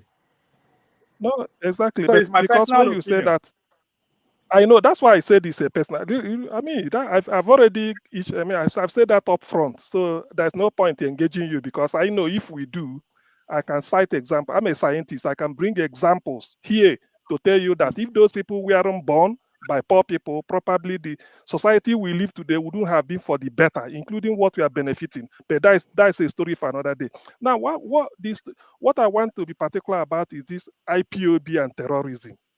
In 2017, just by way of historical background, the government of Buhari proscribed IPOB, saying they are a terrorist organization. As far as I know, there are about 195 countries in the world, and it's only in Nigeria they regard IPOB as a terrorist. They said they've gone through the court process to procure a pronouncement by way of making it legal. And IPOB quickly went back to that same court to file an appeal. Up to today, that appeal have never been heard. That's one. Now, what I'm trying to say is that I want you, in answering this question, I want to know where you stand. If I say Onyeka Nwelue today, being January 8, 2023, is a thief, it means that I have evidence since you were born up to today to call you a thief today. Not because I feel that maybe in the next 50 years, you are going to steal a tuber of yam. So as at September 2017, when IPOB was called a terrorist, was there enough evidence by your own distinct to justify it? I can point to the report of Amnesty. It's your business you are talking. Let me tell you why I had a problem. I have a problem with IPOB. For coming for me, I have never in my life I have opposed anybody for fighting for their freedom. Till they came for me, a long letter issued, addressed to the VC of University of Oxford, blah, blah, blah. Stop this thing. Remove Onyeka. They even made the letter public. So they came for the wrong person. I've never in my life. Onyeka, it's not the traverse. It's not what you went through them. Of course, I'm sorry. Even if it's to me they come to, I will be more annoyed than you are.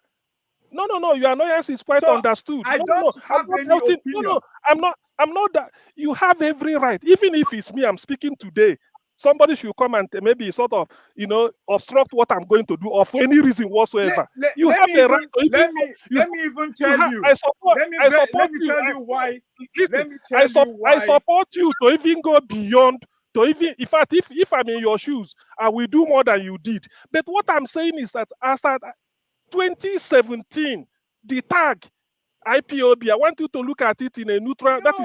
No, you can't want me to look at it because I have never been interested in disrupting anybody's program or projection for their lives or sovereignty. I'm not interested in any group. I've never been interested. And I don't waste my mental energy looking for what to analyze. All right? Yeah. So when they came for me, I came for them. That's all. When we reconcile, have you seen me write about them? Have you seen me tweet about them? So what they did was to come to show themselves. And when we took pictures and they posted in all their groups, say, I apologize to them. Me, I went quiet too, but that was the end of the drama. I rested my case. If they come back for me again, I go for them again. So, Onyeka, you are not answering. You are not relating it to. My own question is about a federal government of Nigeria calling people carrying flag, calling them terrorists, and justifying it on the basis that. I have no interest to intervene in whatever they are doing. I don't have any business. Okay. That's what I'm trying to answer. I don't have any business to analyze them. All right. Okay, thank I'm you, trying thank to you, thank you. face my personal life. Everybody should fight their own battle. Like nobody okay, came to protest when they arrest me. Nobody comes to okay. protest. Yeah, I so understood you. all man for I themselves. understood you. All right. I Spinner, understood you're you. next. CM, thank you. Spinner, you're next.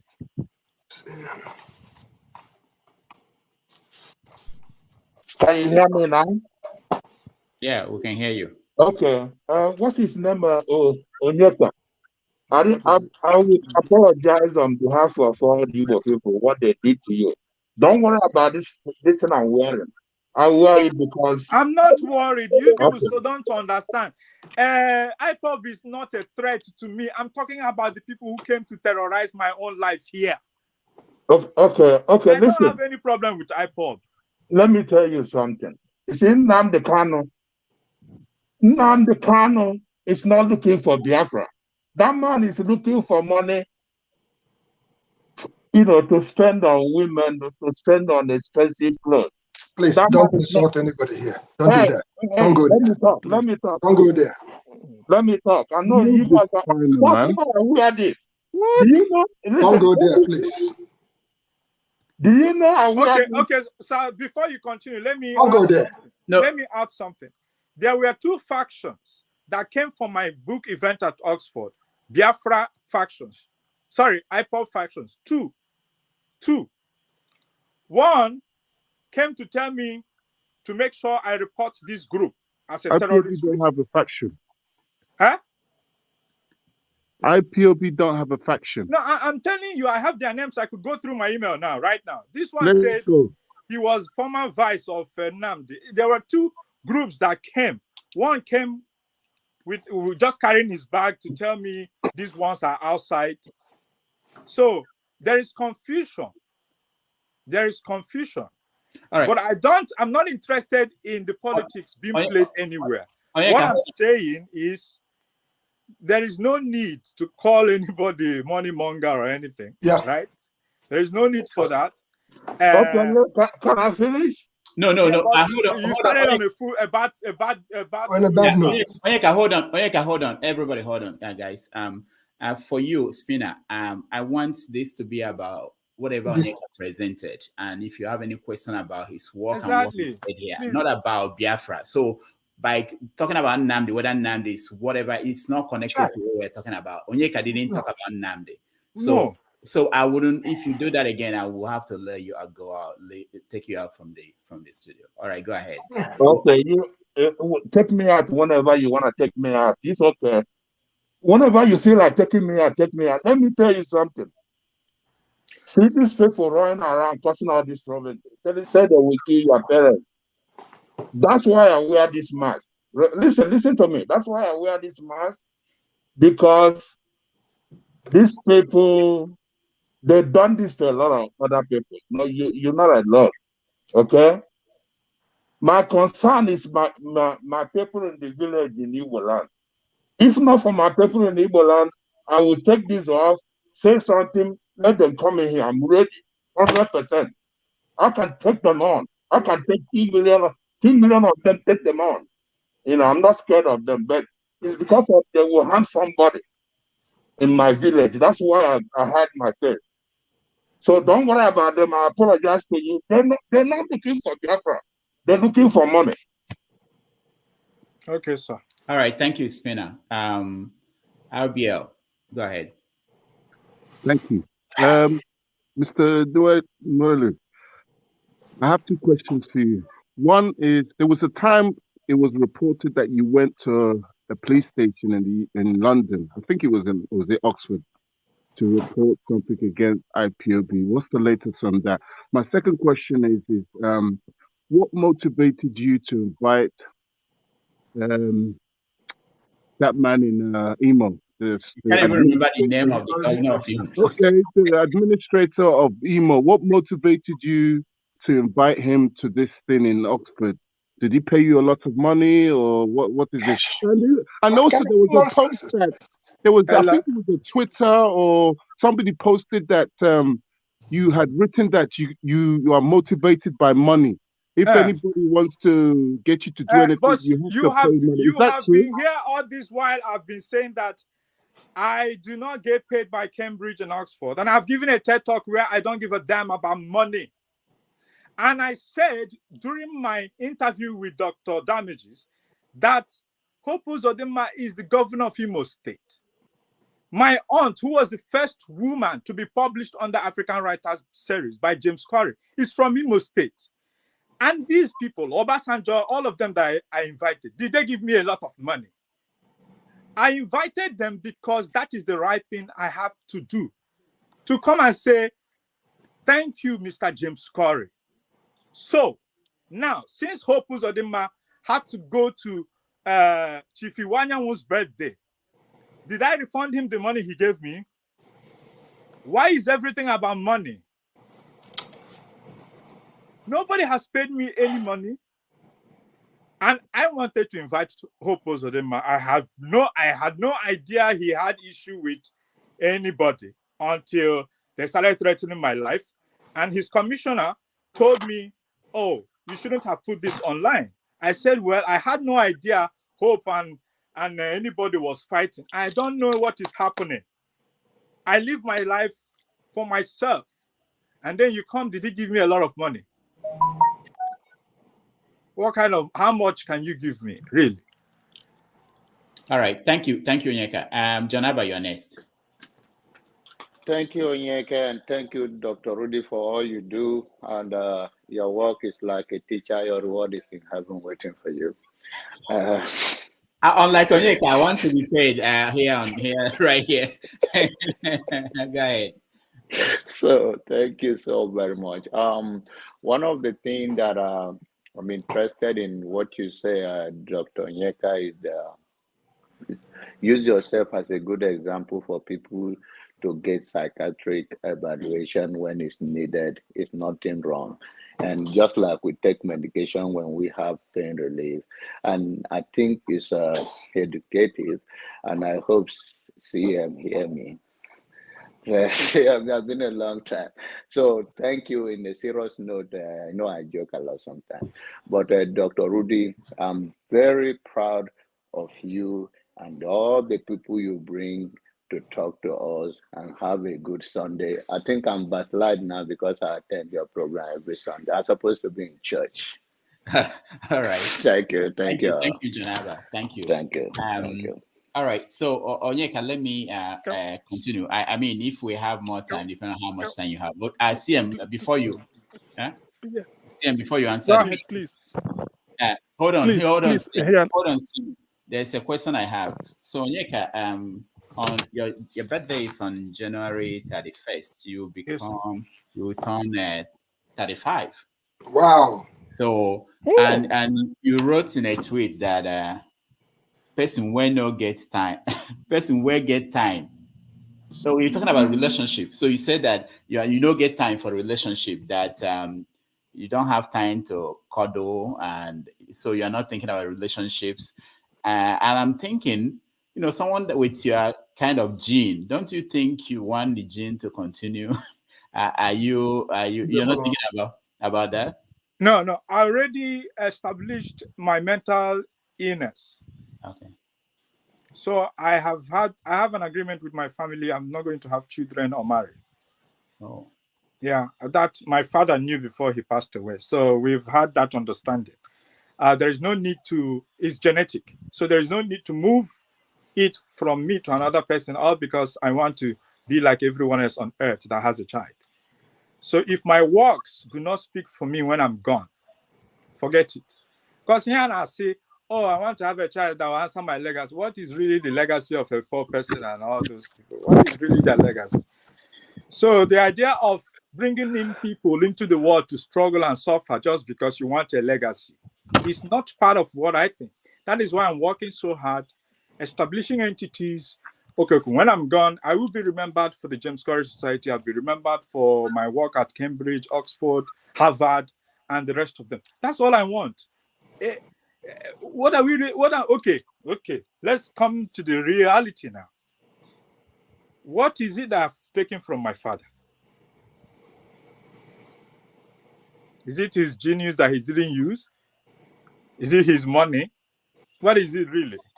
So it's a matter of understanding, and people say, "Oh, you're young, you will change your mind later." No.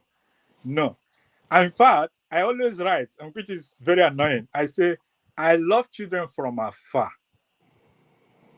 I don't like them coming close to me. So I imagine having, and I get tired of people easily. I could stay with you for 2 weeks now, and I'll run away. I get bored easily. So I just run, carry my bag. I'll leave my partner in 1 week. So there's no. Now you said that you are related to Charlie Boy. How? What is the relationship? Charlie Boy is my mother's cousin now. Onomono Oputa Obiora. My mom is from Oguta. She's from the same family. She's from the same family. What does he think about you are writing, or Charlie Boy loves me, everything. In fact, if you lock me up now, he's the first person to show up.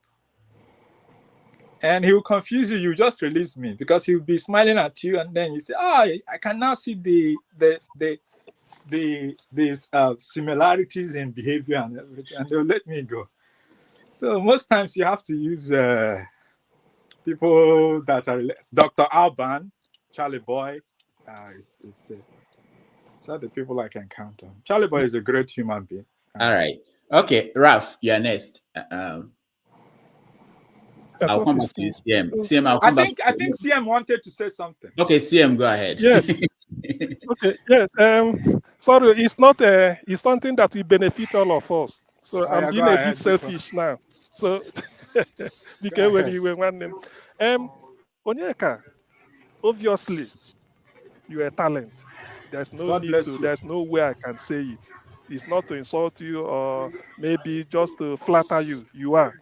So I'm thinking in this direction. Probably you must have thought about it too. You, Adimorezi Igbo, Chigozie Obioma, Chimamanda Adichie, Chiku Nigwe, Rudolph here, okay, Ndibe, all of you, you know your cast. Have you thought about organizing, call it an annual event, either where or at Yoka, to encourage upcoming writers? Because I know among you, you can easily syndicate all this. It's easy for you people to organize. You see, the thing is, I'm doing that.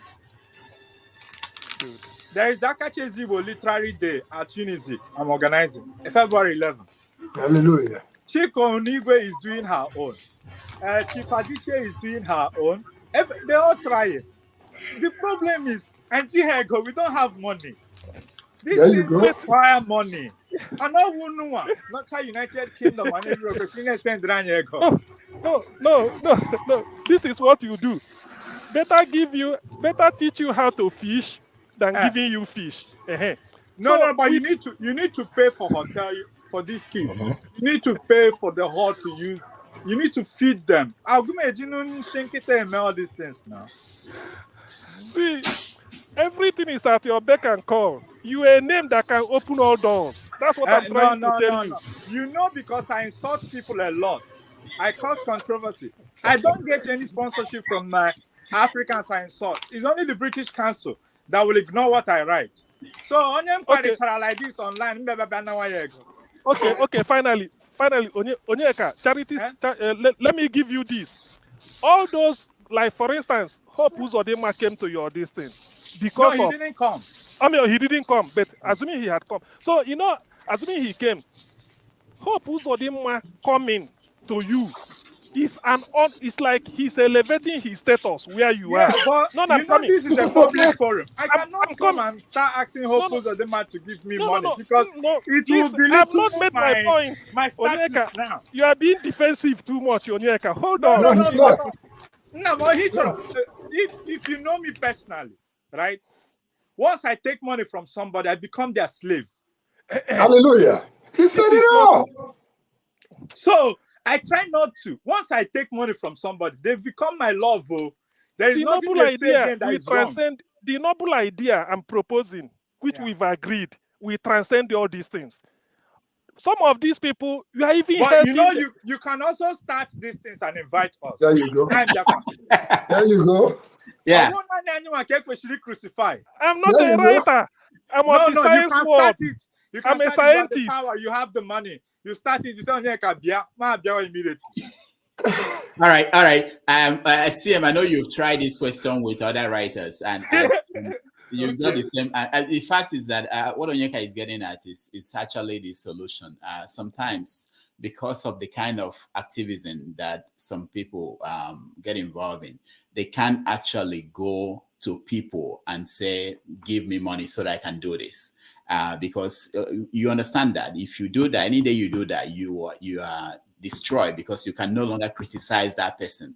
Never. So you can't write anything I against can't walk them. up to any politician or any businessman and say, "Give me money because of this." Then I'll come on the show and they mess up. I won't be able to say anything about them anymore because, so that's the reason. And I think you don't have to be a doctor to start a hospital. So you also can start a festival and then invite the writers to come and teach. I can teach anywhere if you want me to. I will come and teach free. Yeah. Onyeka will teach free. I won't teach free. But anyway. I'll come free. I'll even pay for my own transportation and come. So anyway, but that's the idea. All right. Omori, I can see you. I can see it. But let me go to Ralph first because Ralph has not said anything. Ralph, go ahead. All right. Thank you, Rudolph. Greetings, Onyeka. I've been listening to the conversation. Not all the way, but for the most part. So I got two questions for you. And when you talked about not being paid, I think it gave me an epiphany. And I was like, oh, I didn't think of it from that point of view. But I understand where you were going. And it made sense. So my first question will be, is it possible to have a world that I'm looking at Nigeria specifically, where your ideology of that non-payment is possible when it comes to our teachers, like our education? Because that's one thing I always worry about, the Nigerian educational field. Like, is it possible to improve our education with your ideology of not being paid, but improving the lives of our teachers, which needs to be improved drastically? And then number two, my second question, I want to touch on your creative process. So how do you begin? How does the creative process begins? How do you pick a title, and how do you know when to end? Thank you. Okay, thank you so much, sir. You know about the teaching free thing is not possible for the world or for Nigeria, because sometimes if I break down and start crying because no money to eat. I mean then, not now. So, but everything has stages in life. When I present my CV, you see list of universities where I've taught free. So Oxford was really amazed. Why is it teaching free? What do you really want to achieve? So I told them, it's easier to get to that place that paid professor will work for maybe 100 years to get to. So I get there in 10 minutes because they're looking for people who will volunteer their knowledge free to them. But these guys that charge them, they have to say, oh, bring your CV, bring a transcript, bring recommendation, bring reference, and blah, blah, blah. And may I also remind you, I'm the honorary consul of Haiti to Nigeria, Ghana, Gambia, and Sierra Leone. So it's a free work that I'm doing for the country of Haiti as well. And how is it possible to get it? Is by saying you're doing it free. This idea I'm sharing free as well, I shouldn't have. But how many people can say boldly, I would like to volunteer and teach at the University of Lagos free? And to tell you the truth, if you go to the school management and say this, they will take you immediately. And before you know it, you'll be made a professor before that professor who has had PhD for 100 years. But people don't look at it from this angle. Yeah, you'll be suffering, getting money for transport to come. Sometimes you need to use your money to arrange things in the university. But the good thing is that you end up running faster than a speed train. because everybody will start looking for you, wanting you to come. Now, not everybody in Nigeria can do that because people need to survive. And even anywhere, even in the UK, people, in fact, in the UK, they love money more than anybody. The second one, most of the titles of the books that I write or inspiration behind my writing, I find them in my dreams when I sleep. In fact, I dream a lot. And I mean this going into the subconscious world. So the stories, and I always remember my dreams. So when I dream, I remember them, and I come out, and then I have a title, I have a story already as I develop them.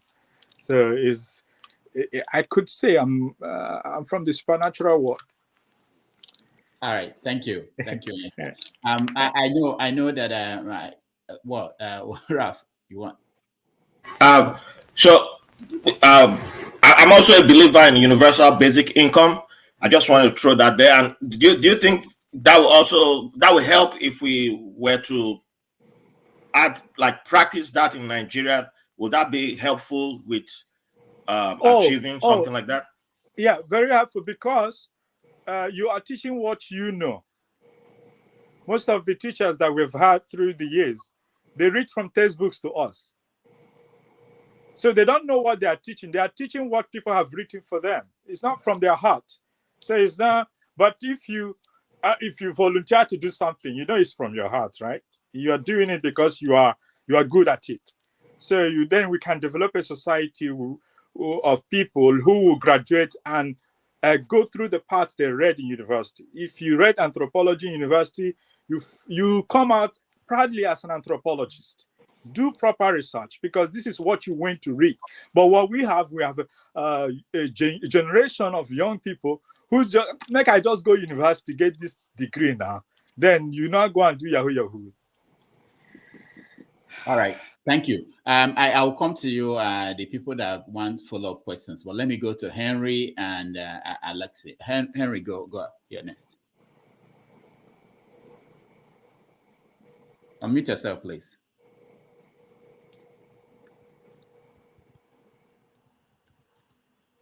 Henry, can you? I think he thinks that we are hearing him. Oh, okay. Henry. Can you hear me? Okay, Henry. Yeah, we can now.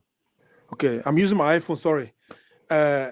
What I'm trying to say is this: have you ever thought of transforming your knowledge to build up your region? That's where you come from, the states, where you come from, the area you come from. I can see a lot of intellectuals from the East.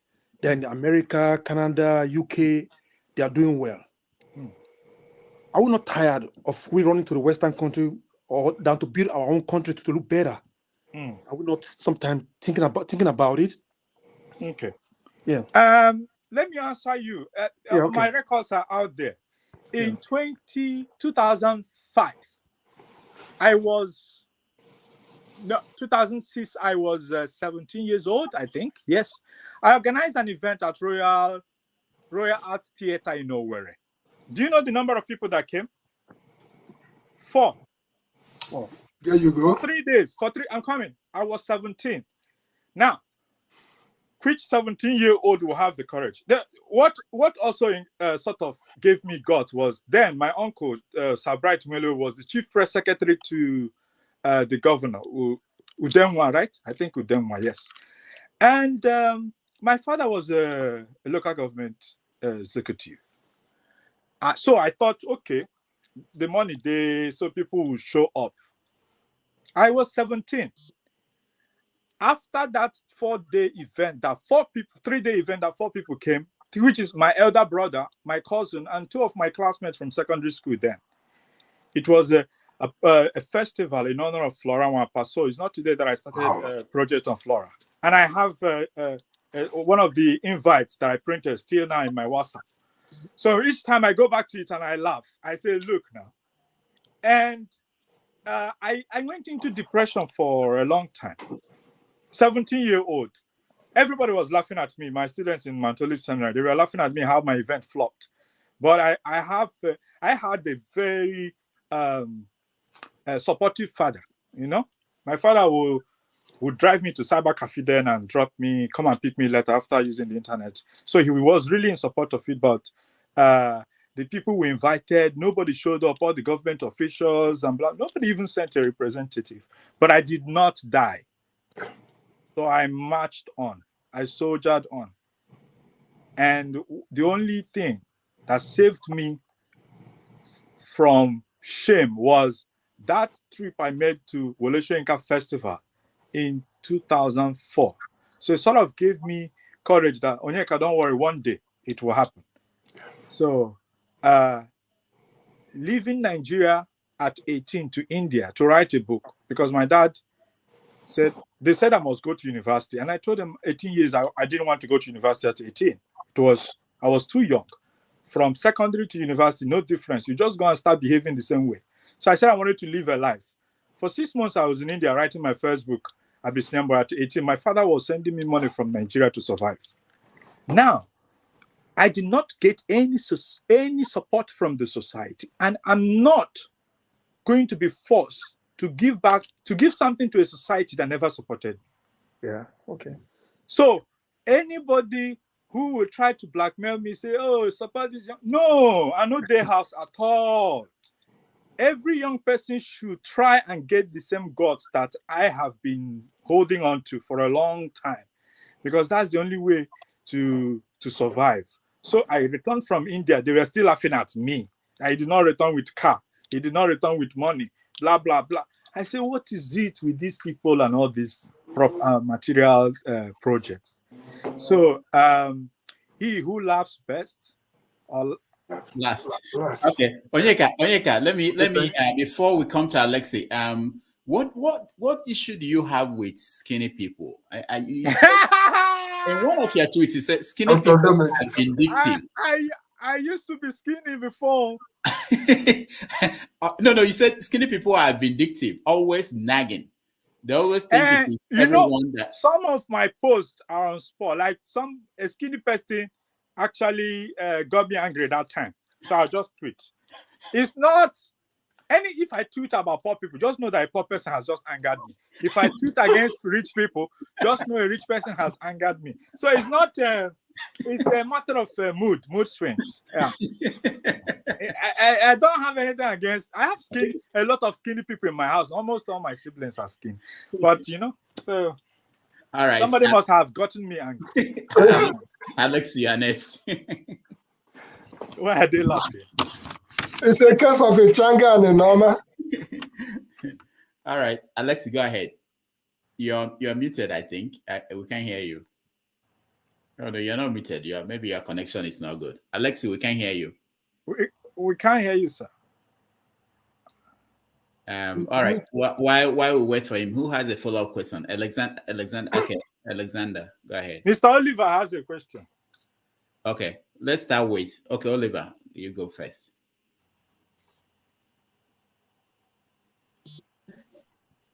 Yes. Actually, yeah. Initially, like I said before, I enjoyed what I heard from my brother Onyeka, and I didn't have a question. But as we continue to interact, I said a few things came to mind that I wanted to bring up, which is basically I'm interested more in the artistic aspect, your writer, filmmaker aspect, and the Africa Writer series that you're doing. Rudolph here, I know you mentioned something about Rudolph publishing in 2006. Rudolph and I go a long way back in the 90s. Oliver, stop. It's just now that I know who Oliver is. No, you guys, I didn't know who was there. Sometimes people on the show and I don't remember. But now I just look at him. Let me tell you guys a story. I was in Kenya on an assignment to cover the election in Kenya in 2017. And my driver was telling me about Nollywood and Nollywood actors, African actors, and he said, do I know them? I said, well, I know some of them. He said, do you know this slave trader? What is the name of the movie? Slave Warrior. Slave Warrior. Do I know Oliver? I said, what do you mean, Oliver? I know Oliver. He said, do you know him? I said, let me call him. I called Oliver from Kenya. And the guy spoke to Oliver on the phone, and he felt like I'm the biggest person in this world. So I didn't know that it's the Oliver. Oliver, I'm so sorry. I didn't know that it was you. But now that you said, I said, oh my goodness. Okay. Oliver is a great movie maker here in, I think it's in New Jersey now. And Oliver Mbama.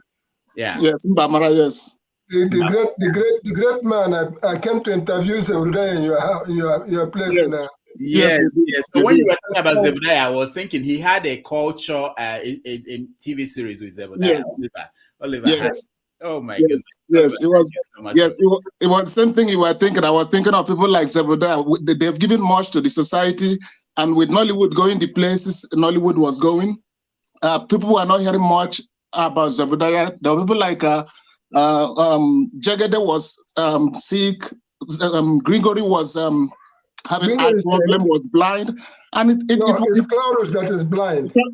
Sorry, Clarus was blind. Gregory also had issues later, and I was like, how is it that these are people that are of value to the society, and we just let them just fade away, you know?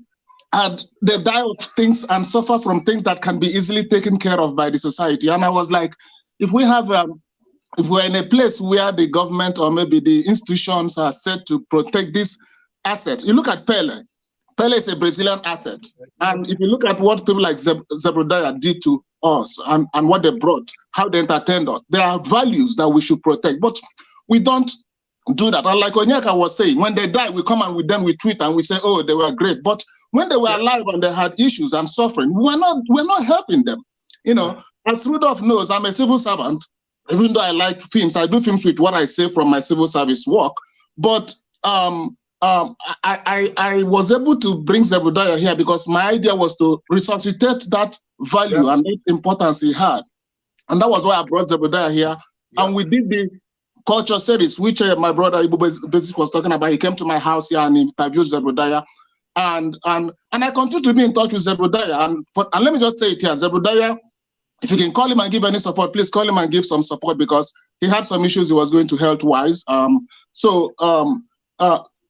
that's why I said, let me just come back again and say my brother Onyeka, because as I said, I see a lot of you in me because I have things I'm doing here and there and there and there, but the challenge of money is there, but that doesn't stop you. And I also believe that you don't have to take money to give away your freedom. And that's one of the things that I believe strongly on. If it's a question of give money and then limit my expression of my artistic talent or my opinions, then I don't take the money.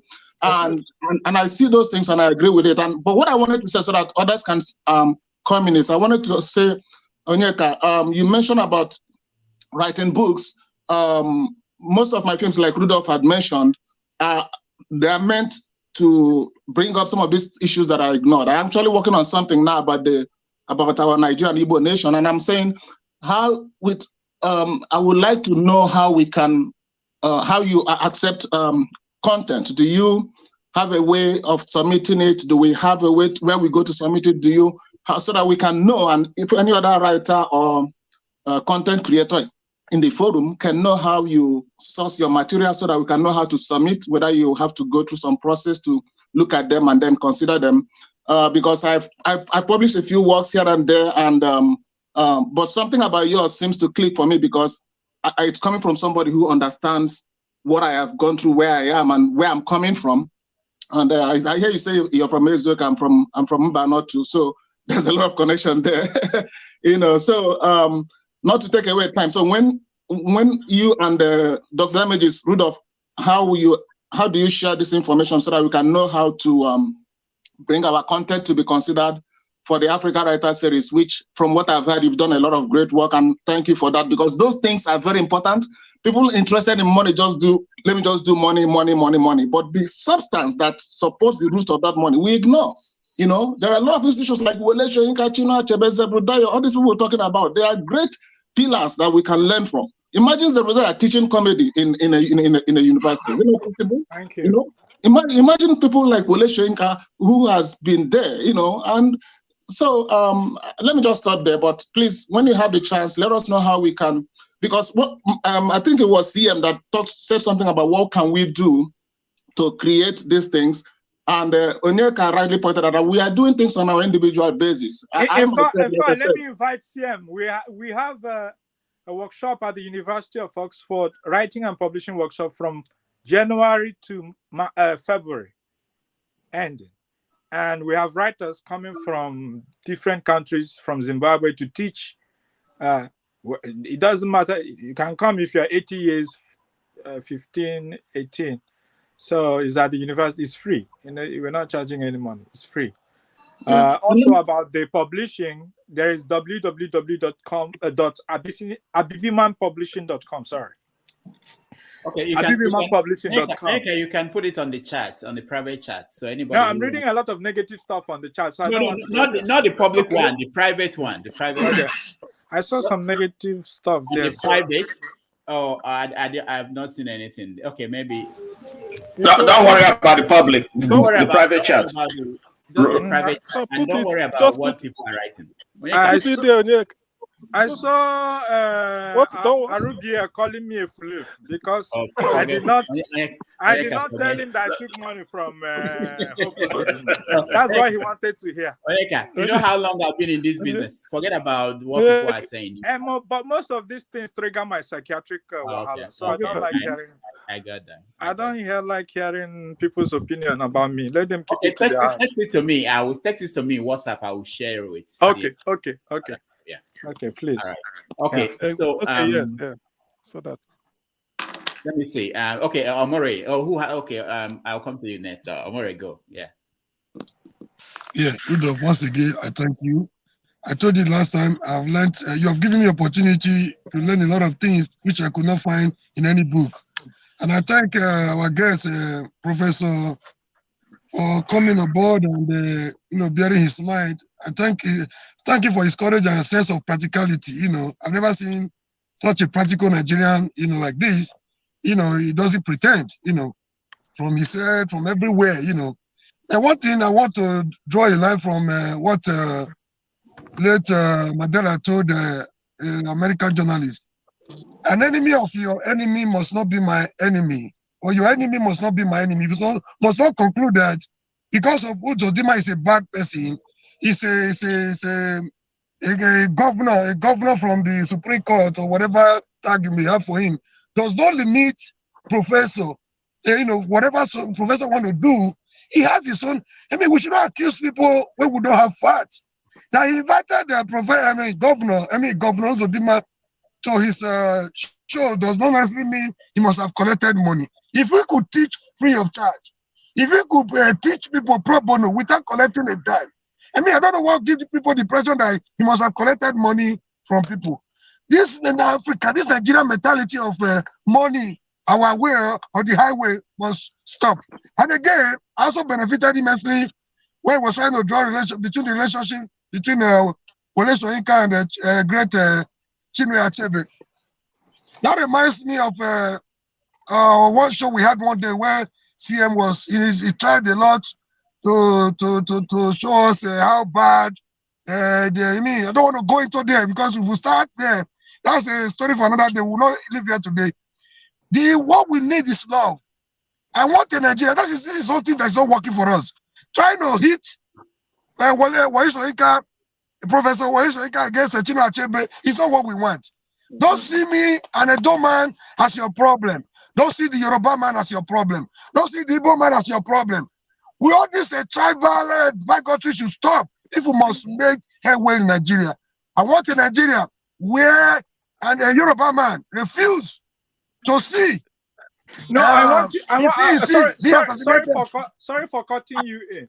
I needed to remind us that it was a Yoruba man that brought me to Oxford, Professor Wale Adebanwi. I mentioned that earlier.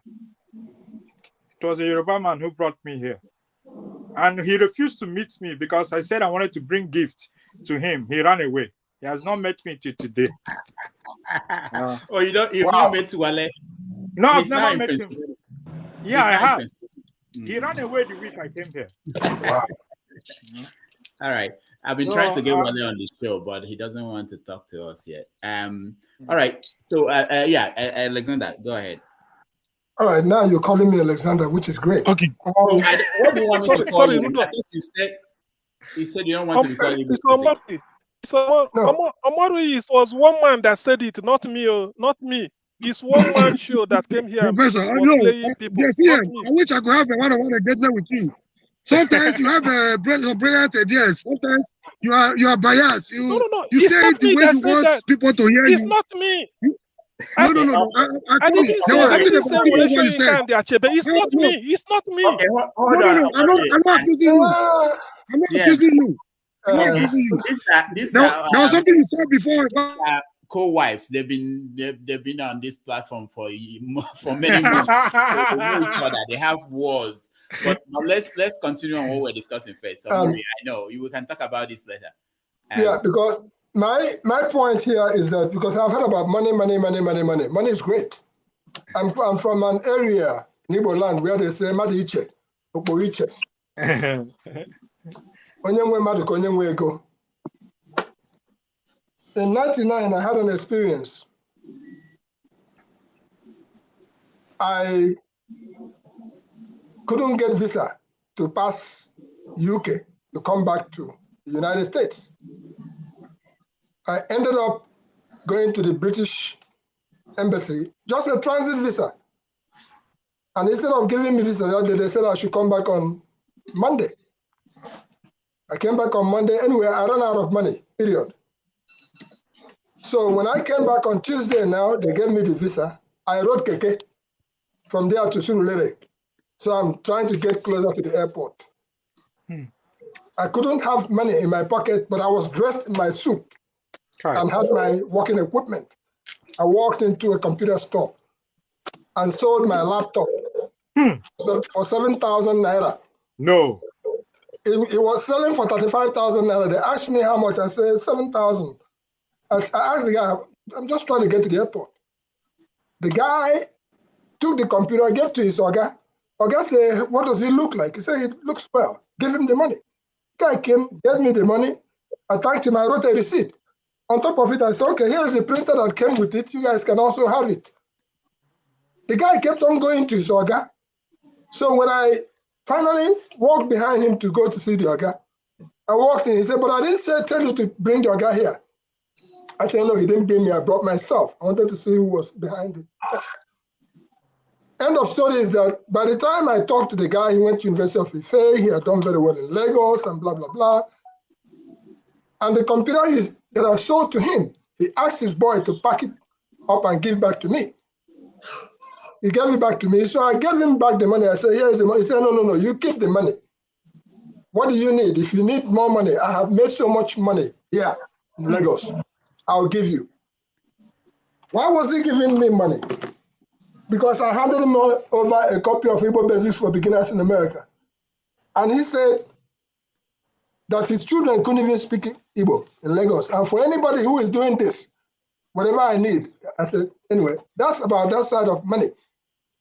The man gave me that money. I said, if you need more, I'll give you. In Oduduwa Lounge, in Central Avenue, when Oduduwa Lounge was still open, a gentleman came in from Lagos. He wanted us to write something about him, positive. He gave me a whiff of money. I don't know how much money it was. I gave it back to him and I looked at him and said, look at my face. Do I look like a cockroach?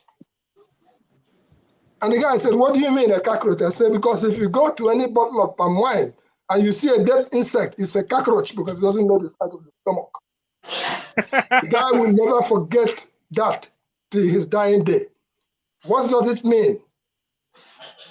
For me to tell lies because you gave me money, that's not going to happen. And on the other hand, we talk about Igbo Basics, one of the longest Igbo publications in the United States since 1995. We have come this far because nobody has been allowed to come in and defecate the floor with their monies. We are online, igbobasics.com. It's the same Igbo Basics that led us to meet with Oliver, our brother here. And to my brothers who fight the cause of Biafra, there's a book I have here. It says, Ofia became home. Because we ended up in the bush for almost 3 years. We lived in the bush where all kinds of things happen. onye ajụjụ anaghị efu ụzọ. I think I'm about 68, if that age is accurate. I don't know, because there was no date recorded when I was born. Okay, my mother said, "Na mgbe atụrụ ubi n'ebe ori ji mgbe ọnwa dị." Come on now. So that's some of us, and I'll live to be as old as possible because I come Diocha. We've talked about the issue of Zerudea here, for instance. Just this weekend, the man was coming back from his village and his vehicle broke down, the clutch bumped.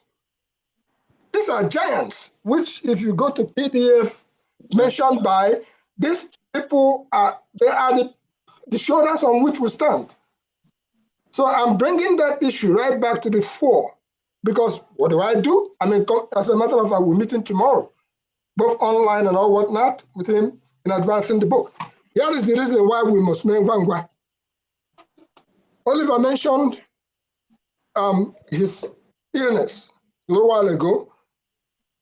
When we had, on the 5th of January last year, I was with him at Banike.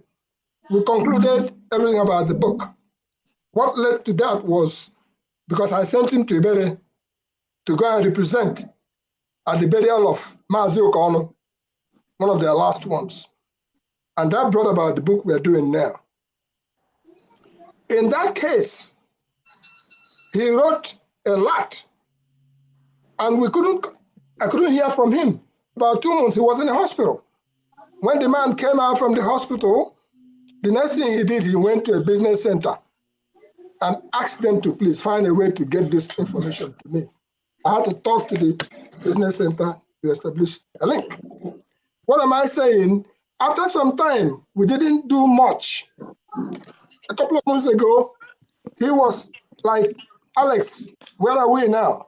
And I told him that the obedient thing has really taken a lot of my time. But nonetheless, that we have fast-forwarded things and we are still on course. We gave ourselves 90 days from the 22nd of December. All right. Here is what happened.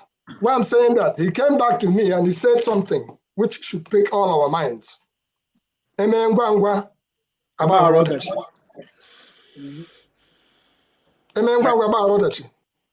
that is what I am trying to bring back to the table. All right, let's I will connect with you, sir. Let's talk about this offline, yeah. Who else has question or comments before? Sorry, let me welcome Rohan. Rohan, welcome to the show. Thank you, Dr. Damages, for having me. All right. So, do you have a question for our guest, Professor Onyeka? A comment? I would like to have a comment. Okay, go ahead. Yeah, thank you very much, Dr. Damages, for availing us this opportunity. And our honorable guest, Professor Onyeka. In fact, I'm very much delighted. I've been in the background listening to you all this while, with the kind of principle and the lifestyle you adopted and some of the works you've been doing. Thank you very much. If we'll have people like you, I believe our society will be much more better than it is. Secondly, I would like to speak to Mr. Oliver with respect to some of our legends that have entertained us so much well, like Grigory's and the rest of them. Not that we have something much, but I would like, if they can avail a medium in which we can contribute, no matter how little, so that to help them in terms of their health situation. I think it's worth it. Please, I would like Mr. Rudolph to connect me with Mr. Oliver so that we work on that. And lastly,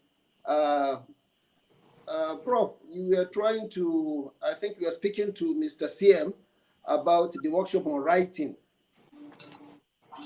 I don't know, because we are not in the other part of the world. How do we get connected? Because I'm interested, even though my profession is quite, I'm from the engineering perspective. So talking about literary writing and what have you, I picked interest, so I don't know how to connect. Okay, we'll connect. All right. Okay. All right. Who else has a question? Let me just say that in terms of, I like sometimes we have this, people think it's a talk shop. We just come every weekend and talk, but some things do come out. People get connections and connect with people, and I like the direction that some of these conversations are going. And my commitment is always that people like Onyeka will go and bring them from whatever university where they're hiding, and I'll bring them out here, and they'll have to talk to us. Next Sunday, for instance, I have Professor Mobalaji Aluko coming on the show. Is she related to TM Aluko? Oh yeah. He's the only Bolaji. He was. I won the TM Aluko Prize in 2019. Oh, okay. Oh, I didn't know that. Yeah, he was vice chancellor at University of Otuoke. He used to live in Maryland. He was at University of Howard. But he's coming to. He's not been seen anywhere in a long time. He used to write every time on Nigeria World, but I found him. So I'll be getting them out from where they're hiding, and they will talk to us. All right. Who wants to say something? Okay, go ahead, Ralph.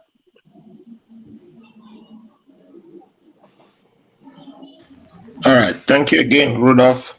And I was just going to follow up on Oliver's point. And I believe in supporting your creatives. I don't believe in this thing we do online where we like black excellence, and then there you go.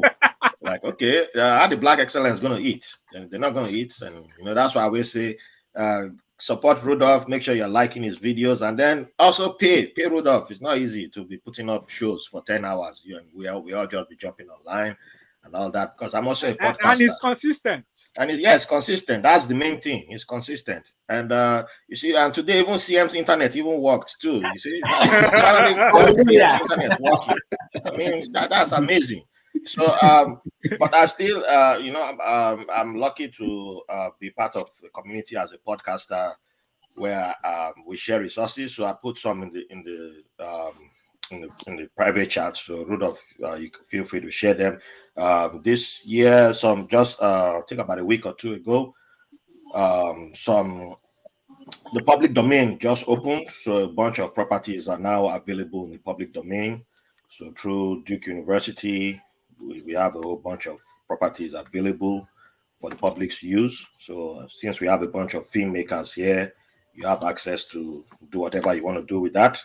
And then music is very important, since for your creative, whatever venture you're doing, we have people who do YouTube, people who do all manner of creative work.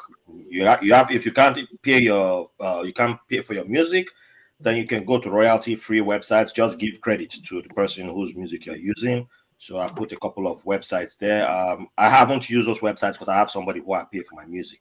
So yes, so I put the websites also there. But if anybody needs any help with anything music related, with any of the any more resources, let me know. I don't try to be somebody who holds on to everything. I try to share as much as I can.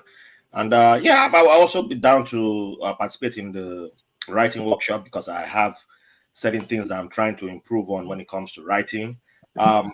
One question I would like to throw to Professor Onyeka, though, is now that we have AI in everything, how do you feel about that? Because I just got put onto AI writing, because I saw the AI picture thing that everybody has been doing with their profile pictures, and I wasn't aware of AI in the writing space. And I belong to the Black Podcasters Association, and the leader of our association, or the founder, he introduced me to an AI writing platform, and they have different platforms where an AI can actually write the you just tell the AI to give the AI the words that you want, and it will write the storyboard of your podcast. Some people even have the AIs writing everything about their podcast, and I feel weird because I have. Can it also write a book for them? Yeah, if what it has on the website, it says you can write books, and I felt really weird about that, because I think I need to check it out, because I need to publish 40 books before my 40th birthday. Oh, right. Yeah, I was tempted to say, well, maybe that book I've been thinking about writing for because since it's age 16. It's difficult writing.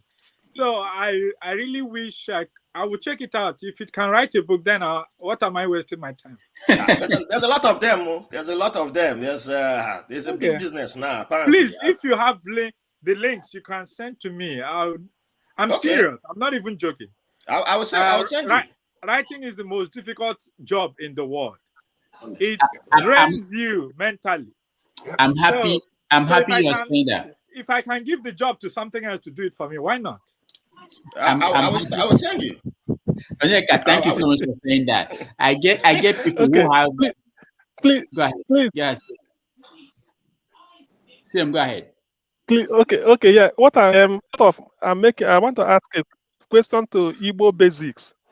Because what Igbo basics, what I want to find out is that will it be possible for the pamphlet, probably a pamphlet, given that you want everybody, say every Igbo child group, especially those born abroad, to have access to it, will you be able to put it online? Maybe go to that ABB, either maybe www.abb something publishing or something like that. Anywhere you can put it online so that we can easily access it. Yeah, I'm going to talk to him privately because we have Igbo language class at Oxford that we started last year.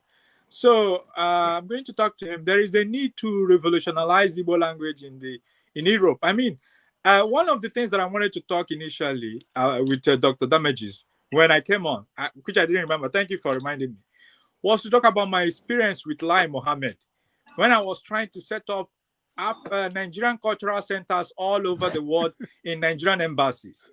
It was going to be an easy stuff. I wanted him to just sign on a sheet of paper, say, authorize this man to set up these things, right? So every other country has a way of colonizing people.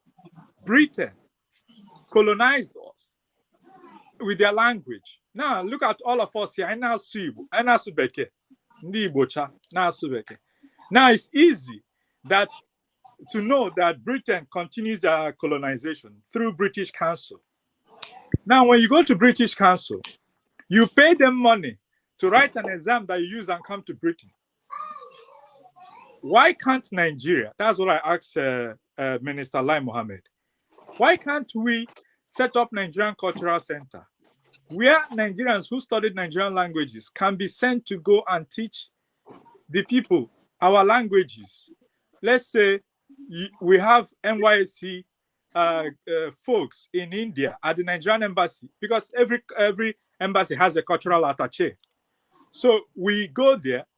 These NYSC kids who would have studied linguistics will teach Indians our languages. And we say to them, hey, no Indian can go and work in Nigeria without having a certification for learning one Nigerian language.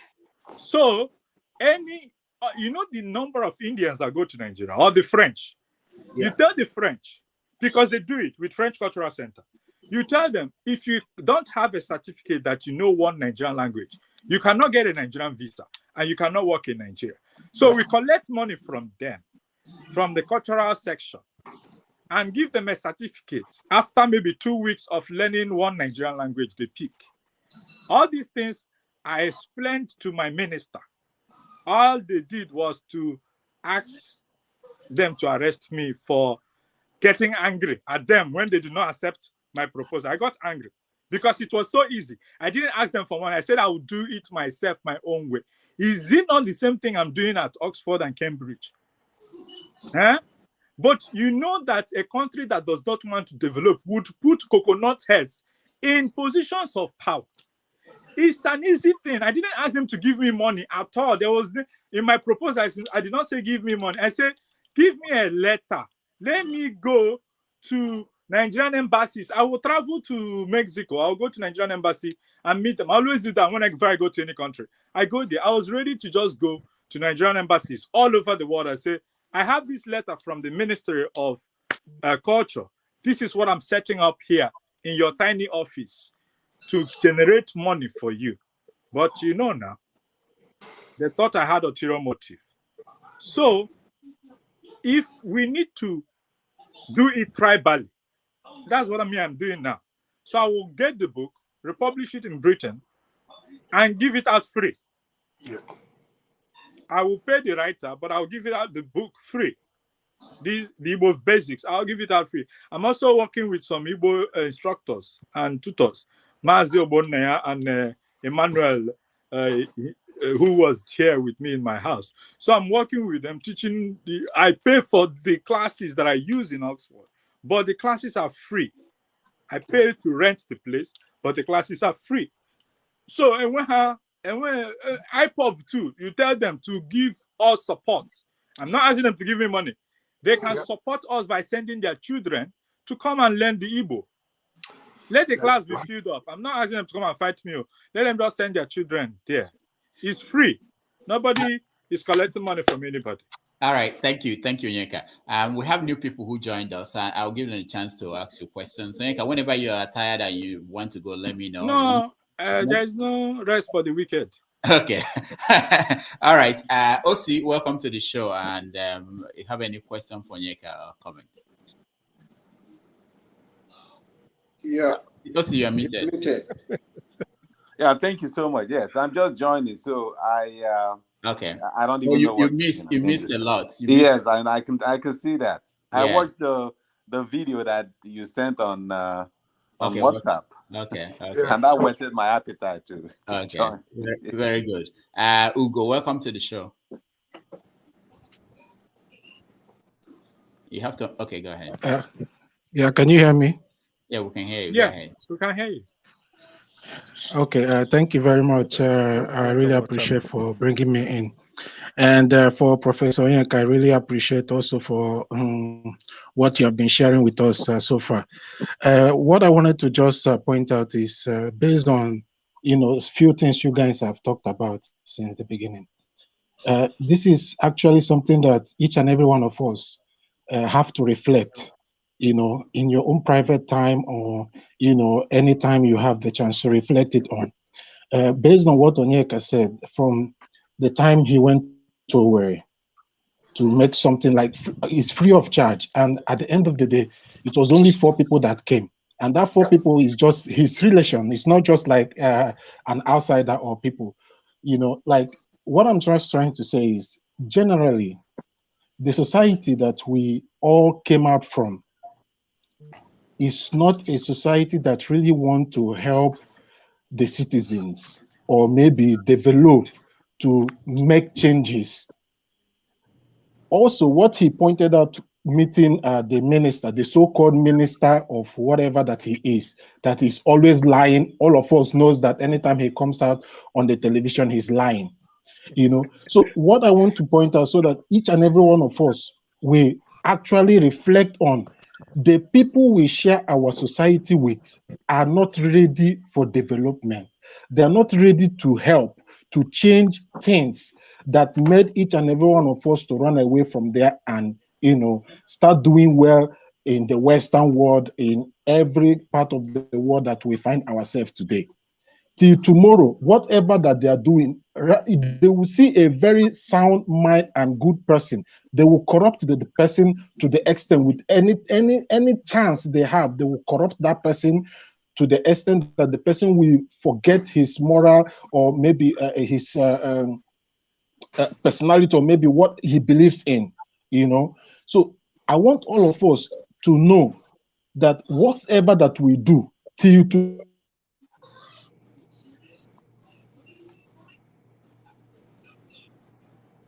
All right.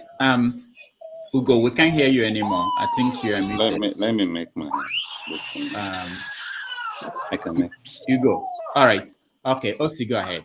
Yeah. So the bit I heard was when Onyeka was talking about what he intended to do to generate revenue at the embassy and the kind of pushback he got.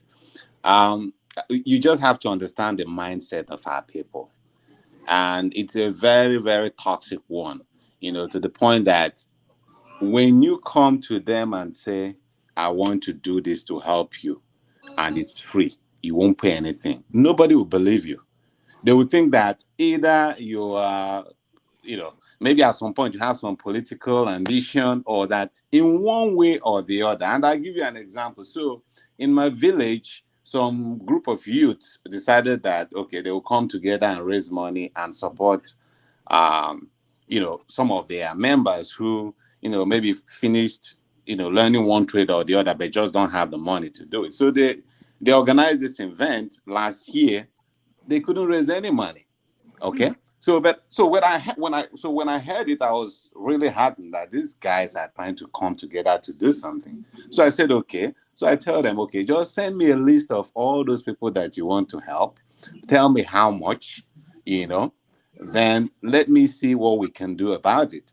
Now, I wanted to do that. I wanted to help, but I didn't want them to know who I am, because for some personal reasons.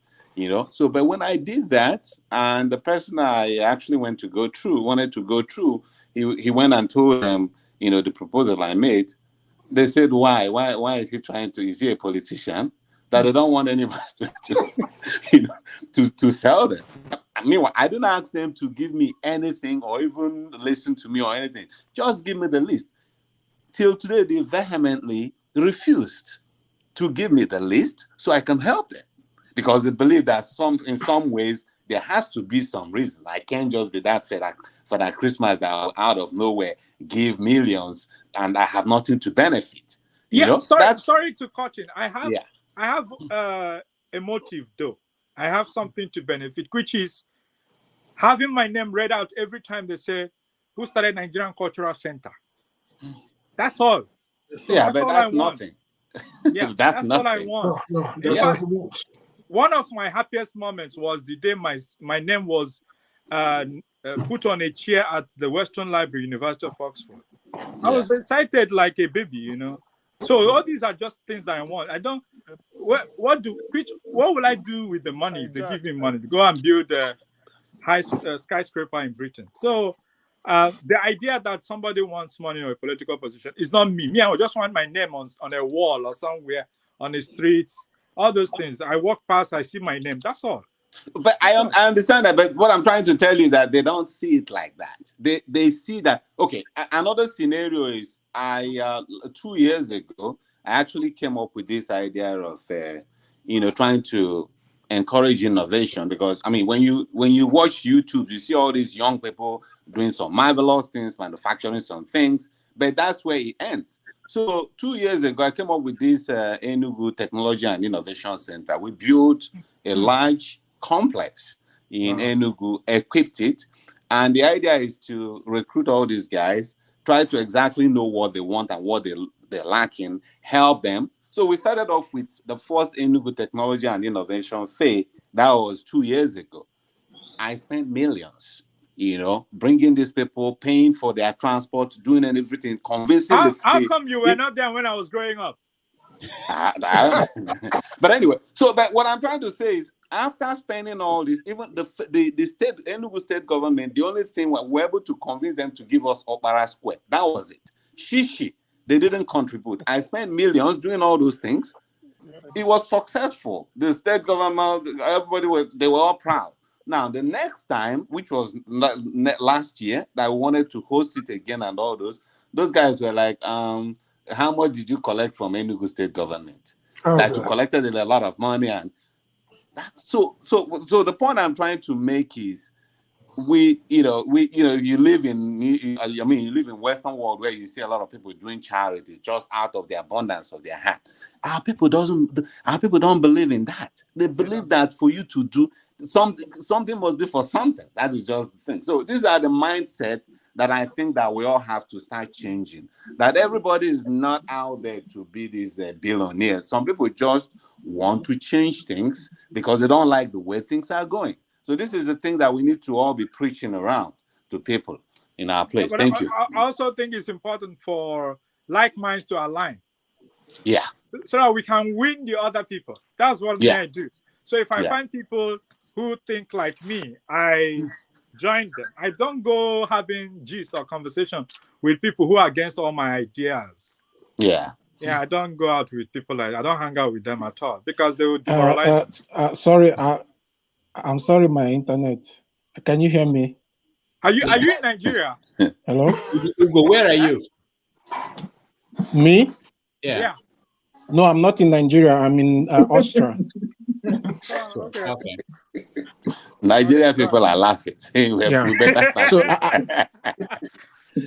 Go ahead. yes, of course. What OC said here is also similar to what I am trying to refer to.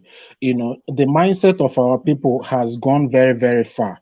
To any little thing that you do, even if you are doing it with your right mind, you don't have anything bad in your heart. You want to do it from the depth of your heart.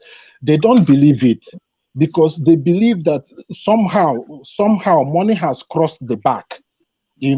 Whatever you'll be fighting to convince them, except there's someone that really knows, as in you are doing that project with, knows that nothing has crossed the back. But any other person out of that particular group, we think that you guys have collected money. So, and now OC talked about how we are going to change. He talked about changing the mindset of our people. The question should be, how are we going to change the mindset of these people? Meanwhile, some group of people in the we are sharing this society with. If you actually looking very, or maybe somehow you have seen it on the social media, some group of people in that society are eradicating innovation. They are eradicating innovation. They don't believe in education whatsoever. If you try as much as possible, you can build any kind of free education or free school for them. They are not interested. And being among the intellectual, the people that really want to go to school, they will still be corrupting few of us, few of our people, few of people that are still interested to study or maybe to listen to what we are talking about. They will still corrupt them. If they don't corrupt them by giving them money, they will corrupt them there are many ways. And that is why you see today a lot of graduates, they don't have anything doing. They are doing Yahoo. We are trying, okay, you want to stop Yahoo. All right. So if you talk anything, they will keep abusing you because they feel like this is their right. The government did not provide anything for them, and they have to fight for themselves. If you look at it somehow, you will not still blame them, because their mentality has. Look, I remember when I was growing up, we are the people that love apprentice. I believe boy career even a school. So There are those people days, who don't understand Igbo. you can boy Falconizer. That time, Ugo, we have people yes, who just don't. I just want to point out something, for people that will understand Igbo, but We have generally, to I believe some, that. like Ugo vote. every one of us here. No, okay, Ugo. what I said in Igbo language is during when I was growing up. Hello? Yeah, go ahead. Yeah? English. Go ahead, Ugo. Rudolph, I think your network is cracking. I don't know if you can hear me. We can hear you. Yeah, we can hear you. Yes, to translate what I said in Igbo language, when I was growing up, I remember vividly that our people believed in apprentice, even a vulcanizer. We have a vulcanizer apprentice those days, but you can never find it now. Your car will spoil. You'll be looking for vulcanizer. You have to do it yourself now. So you can imagine how our society have destroyed, has scattered. If you are telling anybody to go for apprentice for vulcanizer, he will even fight you now. So this is what I'm saying. The society has corrupted that nobody does anything free of charge. You have to do it with money. And even if you are doing it free of charge, people that are doing it with you will think that you have gone at the back and collected money. That's true. All right. You will see a good player, a football player. He's a very young, talented player. Instead of you to support the person, to make sure that he Ugo, hello? Ugo, thank you. Ugo, thank you so much. Mr. Scribe, question. Let's get questions and comments. We will go ahead. Yeah. Ugo, please, just for Ugo, Ugo, I share your concerns. Don't vote Labour. It will solve the problem. Vote Labour. Vote P2B. Okay. I think I That know will what's help to going solve on. the situation. Go ahead, Rohan. Go Onyeka is ahead. laughing.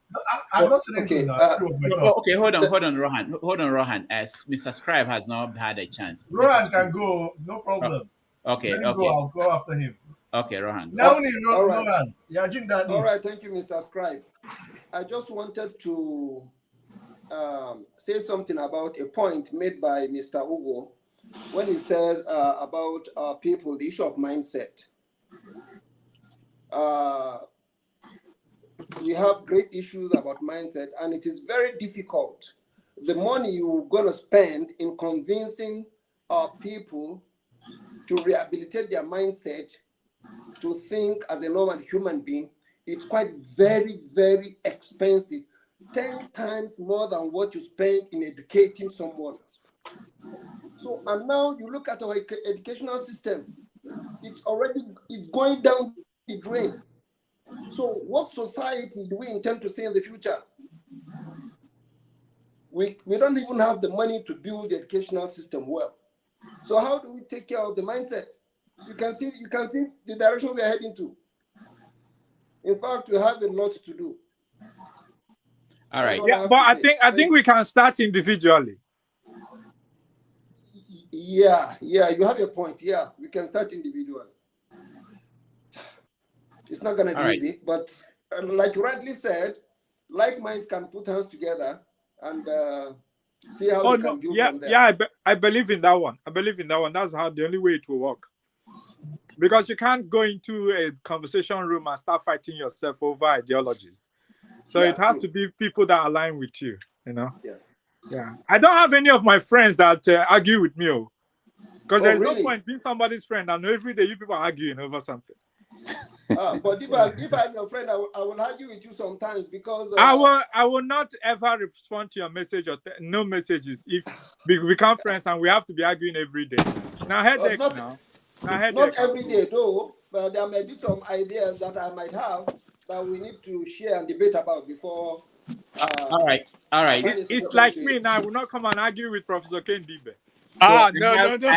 I have Professor Ken Dibe coming in. Okay, you're welcome. Thank you very much. We've been entertained so well by Onyeka, and it's been wonderful. You missed. I'm sorry. Yeah, I've been running errands. Onyeka, how are you? I'm fine, my professor. How are you? Lovely. It's good to see you, and you're doing amazing things. So, thank you, sir. Yeah, congratulations. Bless you. Thank you. Yes. Now, okay. Did you know that Onyeka now owns the rights to African Writers Series, which you are both? Gosh. Yeah, he was one of the authors. Yeah. Oh my gosh. Oh, is it a baby man? Yes. Really? Yes. Wonderful. In fact, we are releasing Flora Mapa's posthumous work March 30th. Please. Yeah. I love to. This is work that is unpublished up to now. Yes. Whoa. The late goddess. Yes. Oh my gosh. Yeah. So we got it from the Flora estate, and we are publishing it. Wonderful. Oh my gosh. So you're doing amazing things, you know. So it's such a delight. You know, I was quite delighted when I found out that you were showing up today. I hope the conversation has gone well. I just joined. So far so good. Yes, he committed to 90 minutes. I told him that no, the standard now is 3 hours, and you set the standard at the very least. Yes. Yeah. And as a younger man, he should do like 4 or something. Oh well, I'm ready now. Yeah. So all right. So that's very nice. And we talked about, it's very important. You may listen to this. I know when you came here, CM asked you a question about writers and helping the young ones. Yes. So it came up again. And CM has been pushing people like you to do something more, to give back, as if you have not given back enough.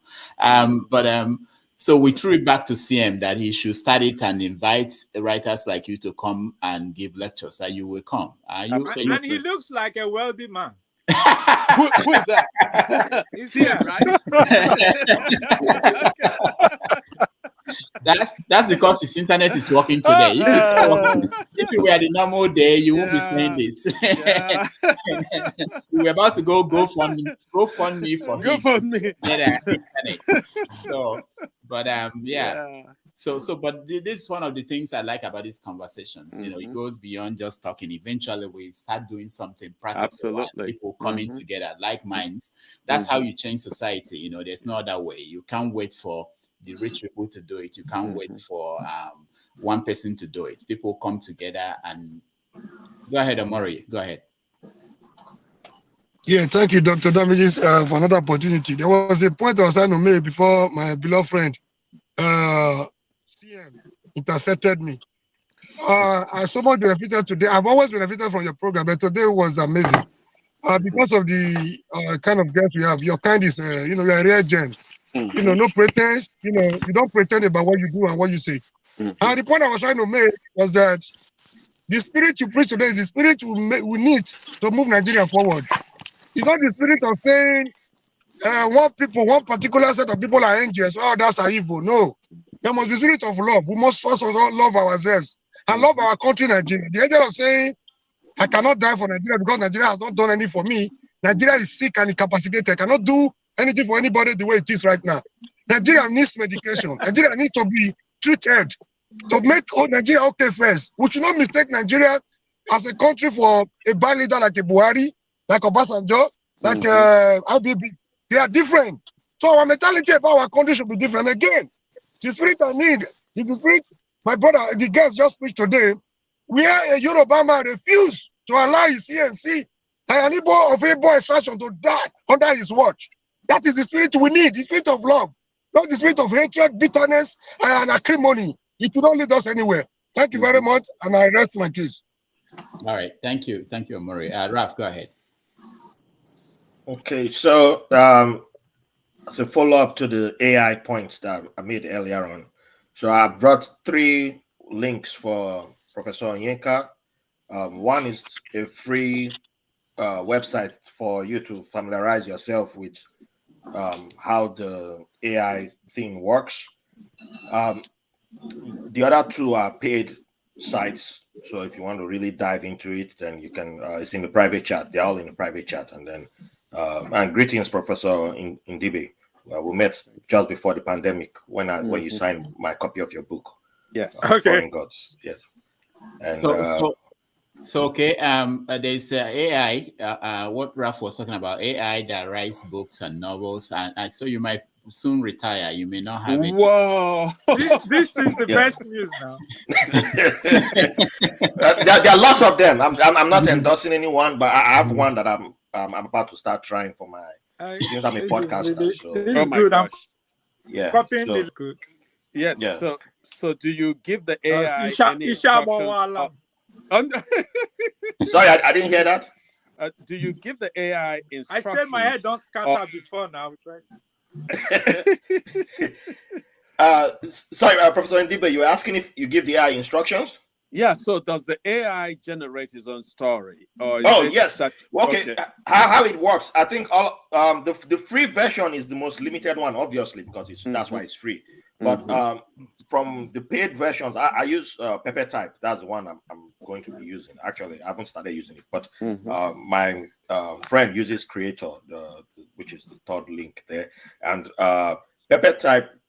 And Creator, they're more similar. So you give the AI the instructions of what exactly you're looking for, and then it does what you tell it to do. So, like, I'm a podcaster, so it's more. I'll speak from the podcaster perspective. So I can say I need a title for a podcast that's going to be, because I interview mostly immigrants. So I want the title for an episode that's for an immigrant talking about that survived war. That's what this episode will be about. And then you generate an episode that anybody who's searching on Google for a podcast about war stories, that kind of thing, that'll be like one of the first things that pops up. Wow. Because I'm competing against people who spend tens of millions of dollars. I'm an independent podcaster, so I need something to up me in the game. So that's what it does. But if I want the show notes, what do I want in the show notes that has the action words? I can say, okay, I want this. I put 10 words that must be in the use these 10 words to give me a show note of 500 words. And it will just write brown. And I've seen my boys, he showed me, and I'm like, wow, he actually writes newsletters, and within about a month, he has 600 people already on his brand new newsletter. And I'm like, okay, I haven't started my newsletter. The word is going to become easy. It is. It looks easy. So on the website, they say that it can write books. They say books are there, poems, everything. So I'm like, yeah, I've been postponing writing a book, so maybe I should send it out to an AI. I should try it and see and read it. Onyeka, is it something that you're willing to try out to? Yeah, not willing. I'm about to try it. Once this is done, I'm over there. Because there is a guy in Brazil who is the most prolific writer in the world, right? He has published over 300 books or so. I don't know if I'm exaggerating, but I want to be able to beat him. Yes. and just so you know, just so you know, Onyeka has written 21 books. Onyeka has been quite prolific. Yeah. The last time I checked. Yeah, he Amazon, blogged my novel. Yes, his latest novel is Thank you, Prof. It's really I would recommend it to everybody to go and read it. It brings out the story, the immigrant story in South Africa. The love story, the stories of cruelty, of suffering, and ultimately of triumph. So it's I really admired the ingenuity and creativity that went into that story. Thank you, Prof.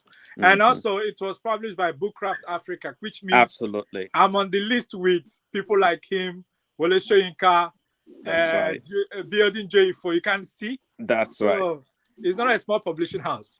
Yes. I think it's one of my greatest achievements. That publishing house. So I don't know if you talked about this, Onyeka. I followed the conference that you did at Oxford, and there was some measure of disruption. I don't know if you've talked about this already. From IPOB people who. I guess. Okay, so you've covered that. So let me not drag anybody back. It was a show of shame for me. I thought my own Igbo people would come and bring coolers of rice for my guests. Rather, they set it outside to eat, to protest. It didn't make any sense to me. Oh, they brought rice? But they contributed money and cooked Oha soup and the rest of them and came outside there. Yes, now. Oh my gosh. And my younger brother was in their WhatsApp group. They didn't know. So every information they had, I already had it before they came. And that's why one of them was calling me a fulefu right here now.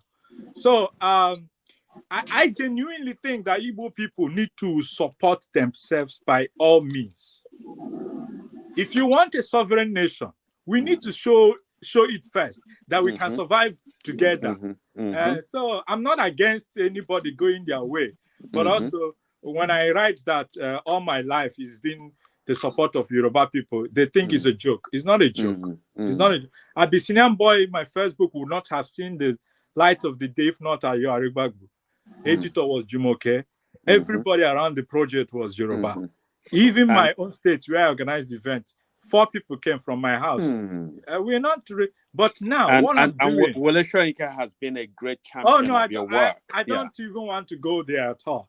I don't want to go there because I don't think without Wole Soyinka, Bookcraft publisher wouldn't have published my book because he sent me a test. He said, I'm in Prof's house. He's so excited about your book. He's screaming about it. So you have people like that from other places supporting you, and then your own people are trying to run you out of show. It doesn't even make sense. So I'm also grateful to you for having the time to read my book and writing a blog. Not all the time we have our own legends supporting the young. Chiku Nigwe is one of the greatest supporters of Igbo writers or Nigerian writers. Absolutely, I agree. Of. Chika So, is phenomenal. Yes, yeah, yes, so, yes.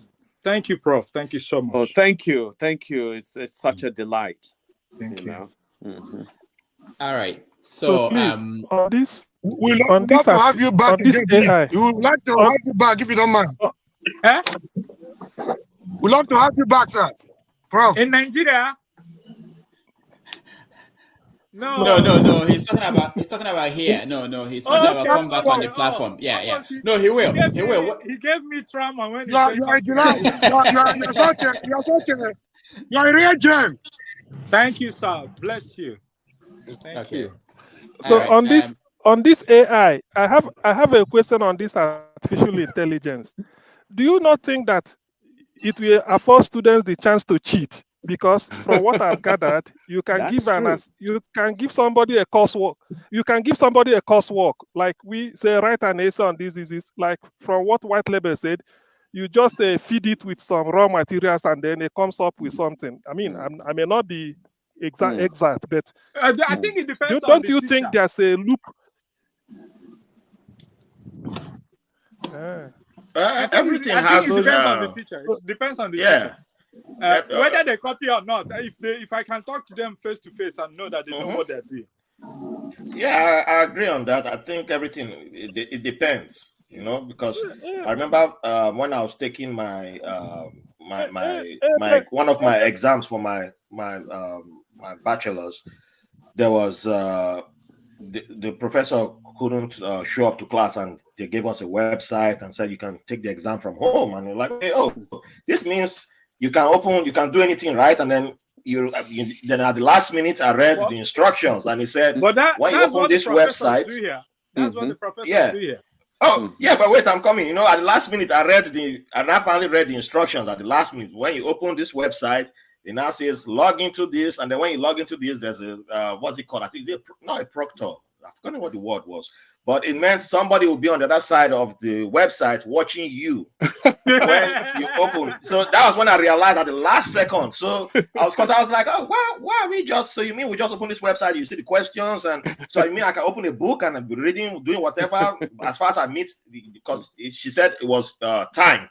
So I was like, well, even so I can just be reading from a textbook and be doing whatever I want to do, even if it's timed.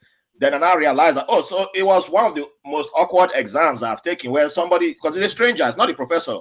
I've never seen this person in my life. Just a brand new person. I don't know if the person is reading, watching, but it's like somebody just there staring at you, and you're like, man, this one is just weird. Seeing somebody I've never seen in my life before, just staring at me, watching me take the exam in my house. Why you even so it depends. I can't tell you whether humans are humans. Humans will do what humans do.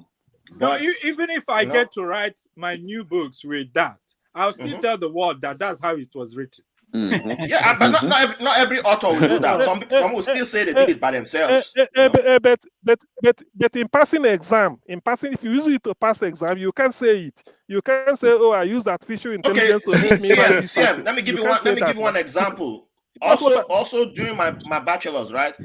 I went to class with a lot of foreign students from China, and there was during one of our midterms, I realized that they all like to sit down together during exams, and then they will all be speaking, but they're not speaking English. Some were speaking Mandarin, and you know why? Because they were communicating, and it's like, but the professor is like, I don't know how to separate them. There was only one professor who was like, none of you will sit down together, and broke them up. When it comes to my exams, you are not going. Everybody, you take a number, and that's the number. That's how you sit down, and they look pissed. But you were seeing people who were openly just doing their thing. You put the book next to you, open textbooks. Some professors don't care. Some care, and will go by the you implement the rule book. So at the end of the day, that's what I feel. People will do whatever they do.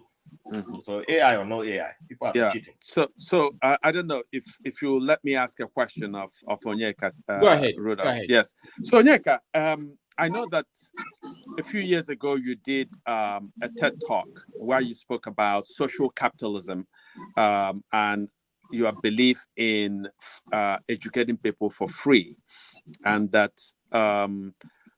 you give what you have, and then you receive from the other person what you need. And I really found that fascinating as a concept. So I don't know, one, if you're still doing that, if that's still your principle, if you're still giving education for free. And so the other thing is that then I'm intrigued by, if we practice that, there are some parts of our social lives that are regulated by finance, right?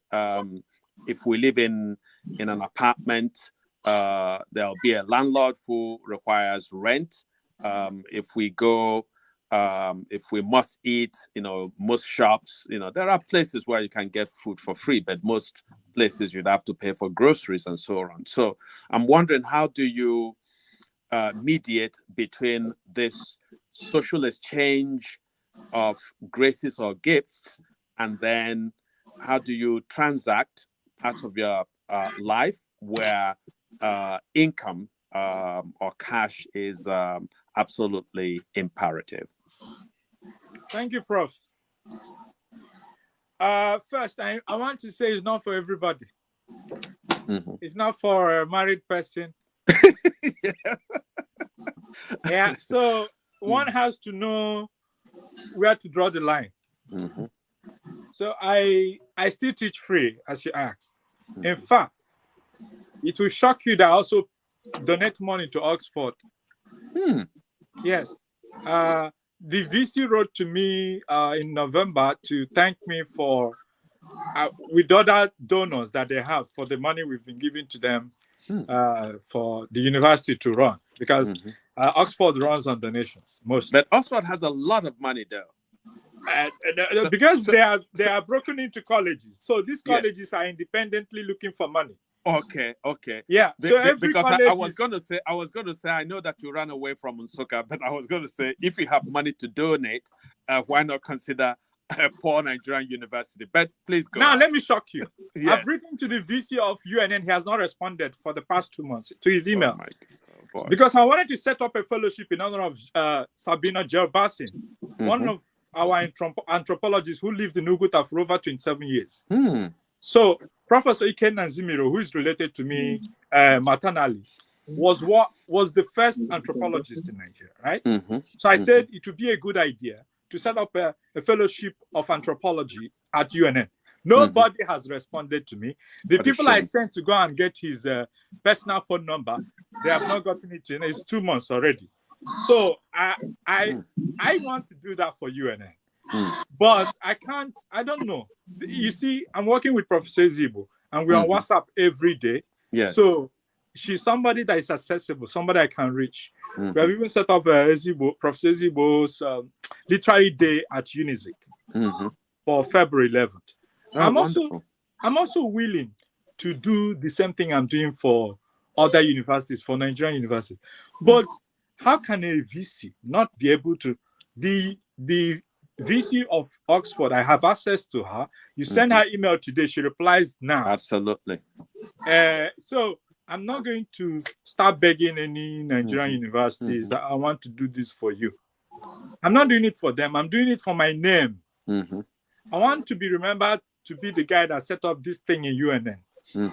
It's not for the university or the VC, but if the VC wouldn't respond, then I can't go. Yeah, so that's true. That's to answer that part, that I have tried. And I'll just wait until the day he replies. Then we'll move on.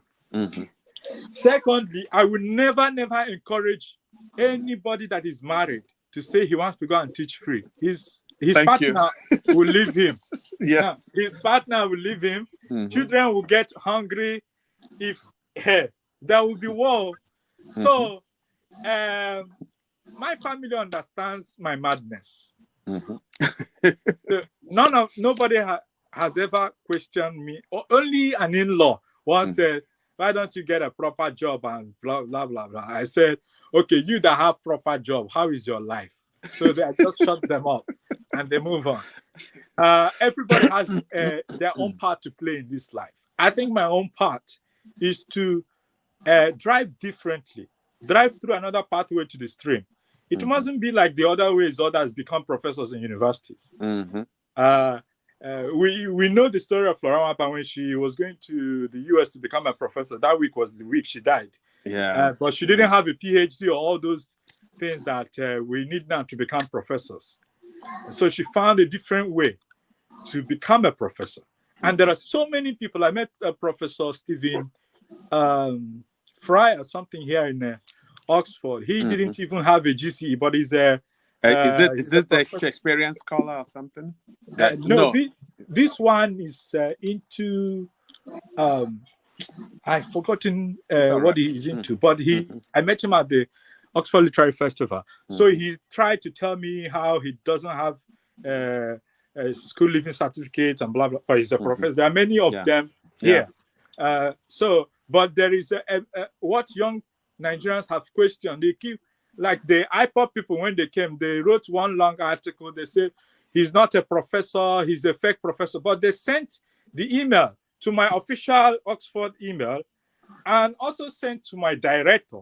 But if he's not at Oxford, how come he has an official email?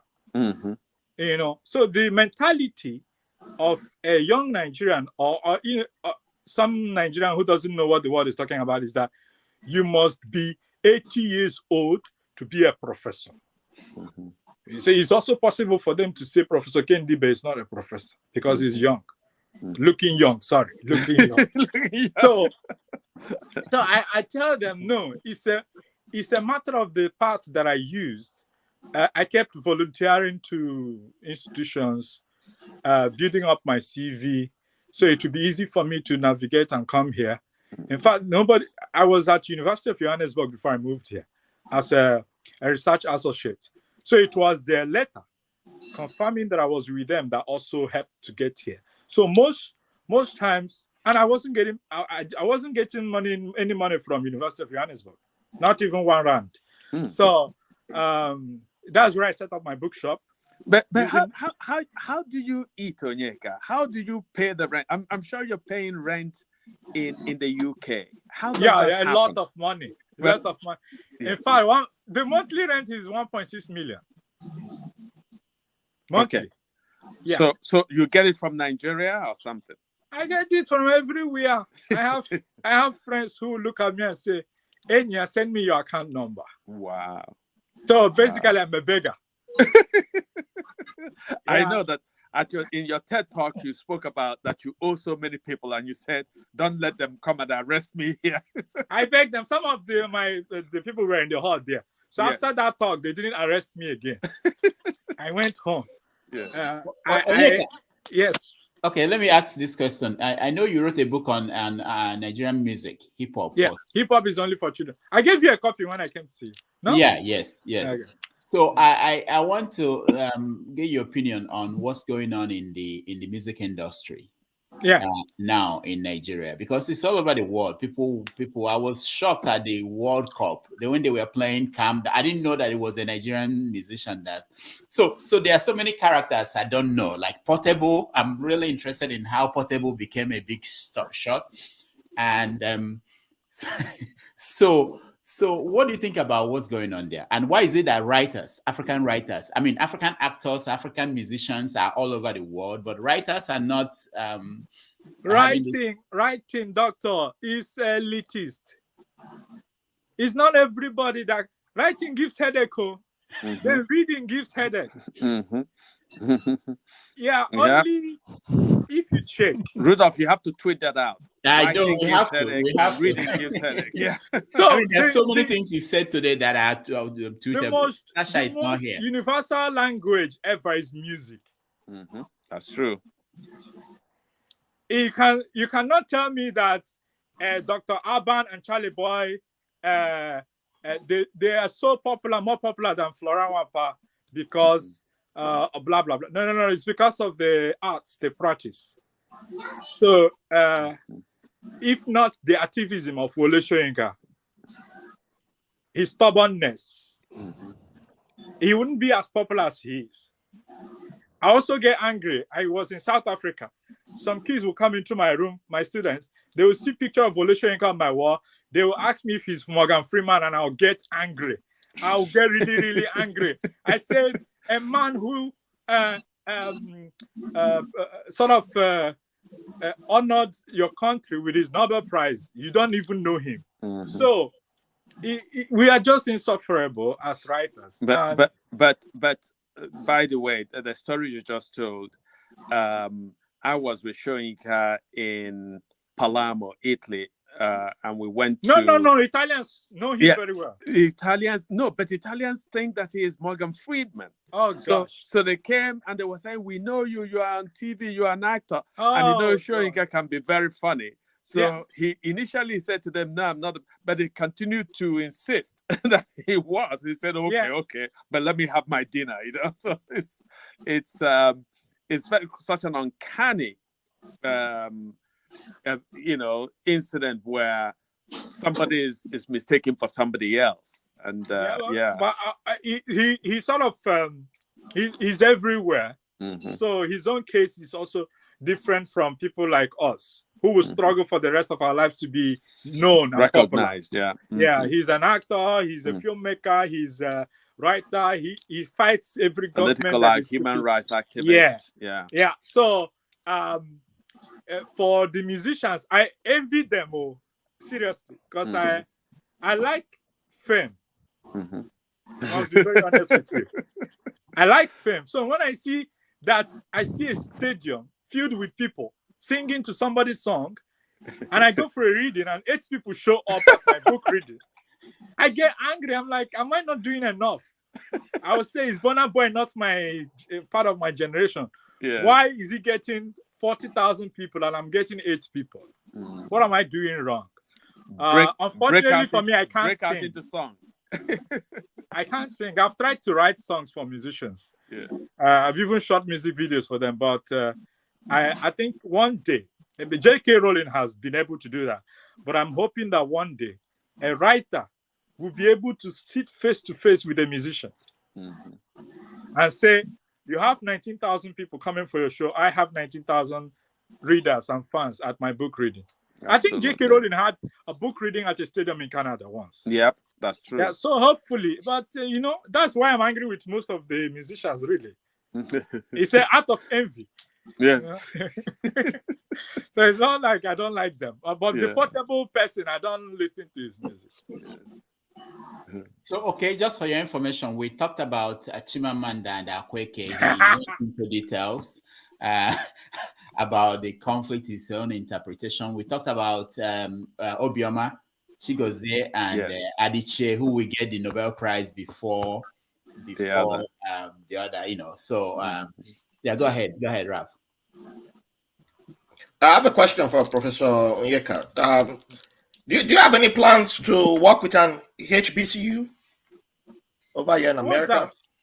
Historically black colleges and universities. I was in America before I left. But you were at Harvard? I was at Ohio and Harvard. Okay. So I don't like the US, sorry. No worries. But There's nothing wrong. I established a fellowship in the name of Professor Henry Louis Gates at Cambridge. Yeah, so he's the only one now I can work with in that US. That was the most uncomfortable country I ever lived in my life. Because every day there is the thought of go and look for money. Yes. And I hate this thing they call hustle. I don't like hustling. So, and they use the word loosely in America without knowing that the word hustle means crime. So everybody in America is doing 5 jobs, 10 jobs to survive. I said, no, not me. I left. I even left my parents there and ran away. So, okay, Onyeka, there's something you said. You said it in passing and you didn't elaborate. How did you become the Haitian? You said, what did you say you do with Haitian Honorary Consul of Haiti? Okay, in Nigeria. To Nigeria, to Anglophone West Africa. Wow. So have you been there? Have you been to Haiti? I have a film school in Haiti. I am a dean of a film school in Haiti. Wow. All right, we need to talk more about that because there is an idea I have about reconnecting to Haitians. I've been doing that with the ambassador here in London. Oh, okay. In fact, I brought their prime minister for the book, my event last year. Okay. Yeah, and he's contesting for president now. So I'm somehow attached to his political party to help him with English-speaking countries. So yes, I have been. In fact, it was Soyinka's trip to Haiti when he was honored by the president who was killed that opened the vista for me. Okay. He wrote a recommendation to the government for me, a letter that he said I can only make public when he's gone. So I'm keeping it. One of the best tributes ever written for me is Soyinka's recommendation. It's the most powerful thing that you can ever get from a human being. So that's why I said he's the greatest man alive. You know, so that letter sort of made the appointment quite easy for me, very easy. You know, so. All right, very good. But I'm only presenting my letter of credence to a new president this year. I could have done that with Buhari, but I'm not interested.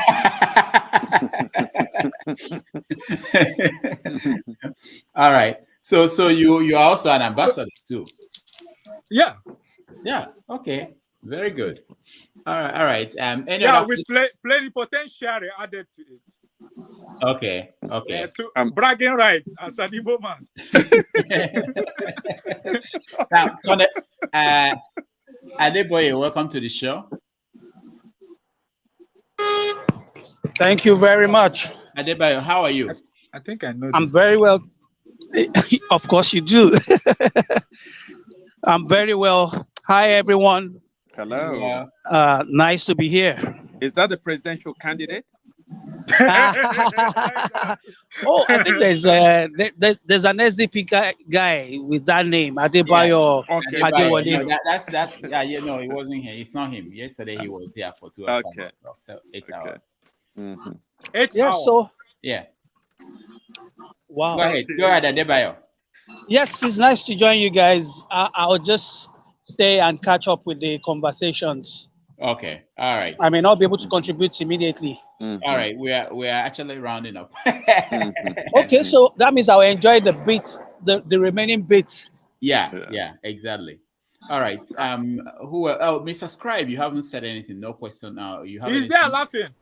I've been enjoying the chat really with Onyeka, and you know, man, kudos to you. You're a gem. And I wanted to talk about the AI thing, but I was allowing Raf to kind of go ahead. You have to be very conscious of the fact that ChatGPT has only internet information that is up to 2021.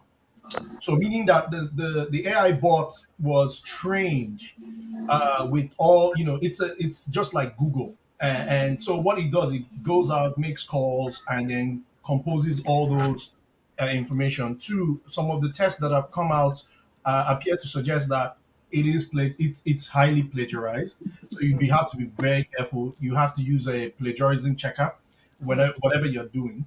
Use a plagiarism checker to check it, because a lot of the ChatGPT thing is good. The alternative is that when they release some of these open source trained models, AI models, you could actually train it within the context of that book that you want to read. You say, for example, you admire Wole Soyinka's work, you admire a few other writers' work, and that is the sort of like composition or the context within which you want to write. Then you can feed it with that data from all those books, and then you say, okay, ChatGPT or whatever the context or whatever you name it, Google, whatever, Onyeka, you can call it Ndibe. You can just say, Ndibe, Professor Ndibe, write me a book and sound like Drummer Boy, and then you will write it. So it will write it with that tone. You can say, okay, use a harsh tone or whatever. So that's kind of, I think that's one of the contributions I was just waiting for my turn to kind of say, look, that's actually something we should all be conscious of when we're using it. It's a fantastic tool. It's very powerful. That's basically it. But not to take anything away from you, Onyeka, man, absolutely love what you're doing, man. And I don't know how you survive, man. Like, you're a warrior. I don't know how you survive with, doing what you're doing, achieving results. It speaks to that procreative energy of the Igbo man. And kudos to you. Absolutely. Thank you. Yeah. All right. Thank you, Mr. Scribe. Hecho, you're next. Sorry. Before Hecho, just want to point out that that's why I recommended the chat GPT to just practice first before going for the paid version. That's the free version. Mr. Scribe, right? The chat GPT for now is going to be free until that's the free, because that's why it's limited. But that's why I recommended it not to use not to use it as for your main writing, but to just get familiar with how it works. I forgot to mention the plagiarism thing, but you're right about that. I would say watch the space. There will be many people there will be many companies that will be shooting off that would begin to answer these questions and provide services around that space. This space is very, very, recent. I'm looking at 2025 as a period when it will really mature and it will be insane. It will really mature and it will become insane. Right now, everything is just like, even the pepper. I would not just pepper type. I can give you like 10. There's a lot. There's a lot. I don't want to overwhelm anybody with like 10, 20. I wouldn't jump into it. So you just drop one free one, and then at least you practice with the free, and then you can. I would be more focused on learning how to train those models that are open source. As a long-term solution. All right, Hecho.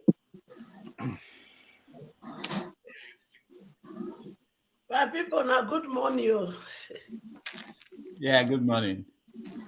And my brother, Onyeka Nwelue. As I see your name, I be teaching that my sister when you sing that song. Not the same thing. wait, Onyeka, did you not interview Onyeka Nwelue? I saw something on YouTube.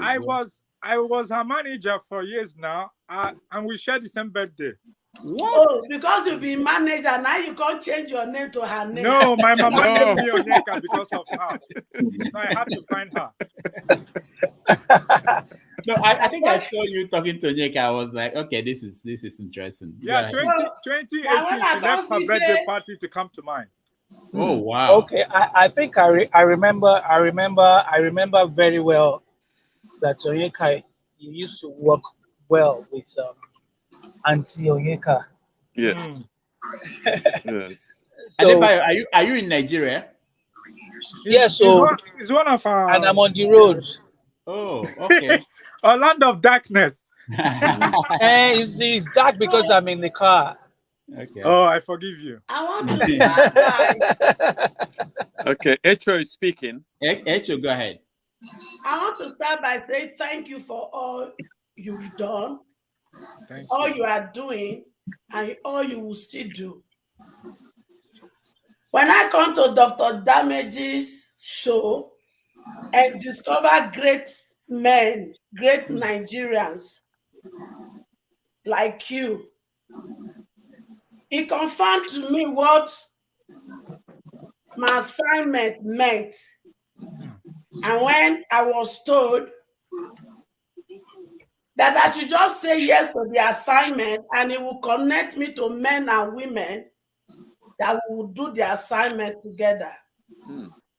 Because the assignment is a huge one. 2019, I was telling people we want to bet a new Nigeria, a Nigeria of our dream. That time, nobody was talking of a new Nigeria. Everybody that was in my team, sorry, I introduced my word. That's why I am the convener of Diamond Go Charitable Organization in Nigeria and Diamond Go Charity here in US. One of the things we want to achieve is to build a better Nigeria for our children. Because my grandfather refused to fight and your grandfather refused to fight, they passed it on to our father. And our father refused to fight, they passed it on to us.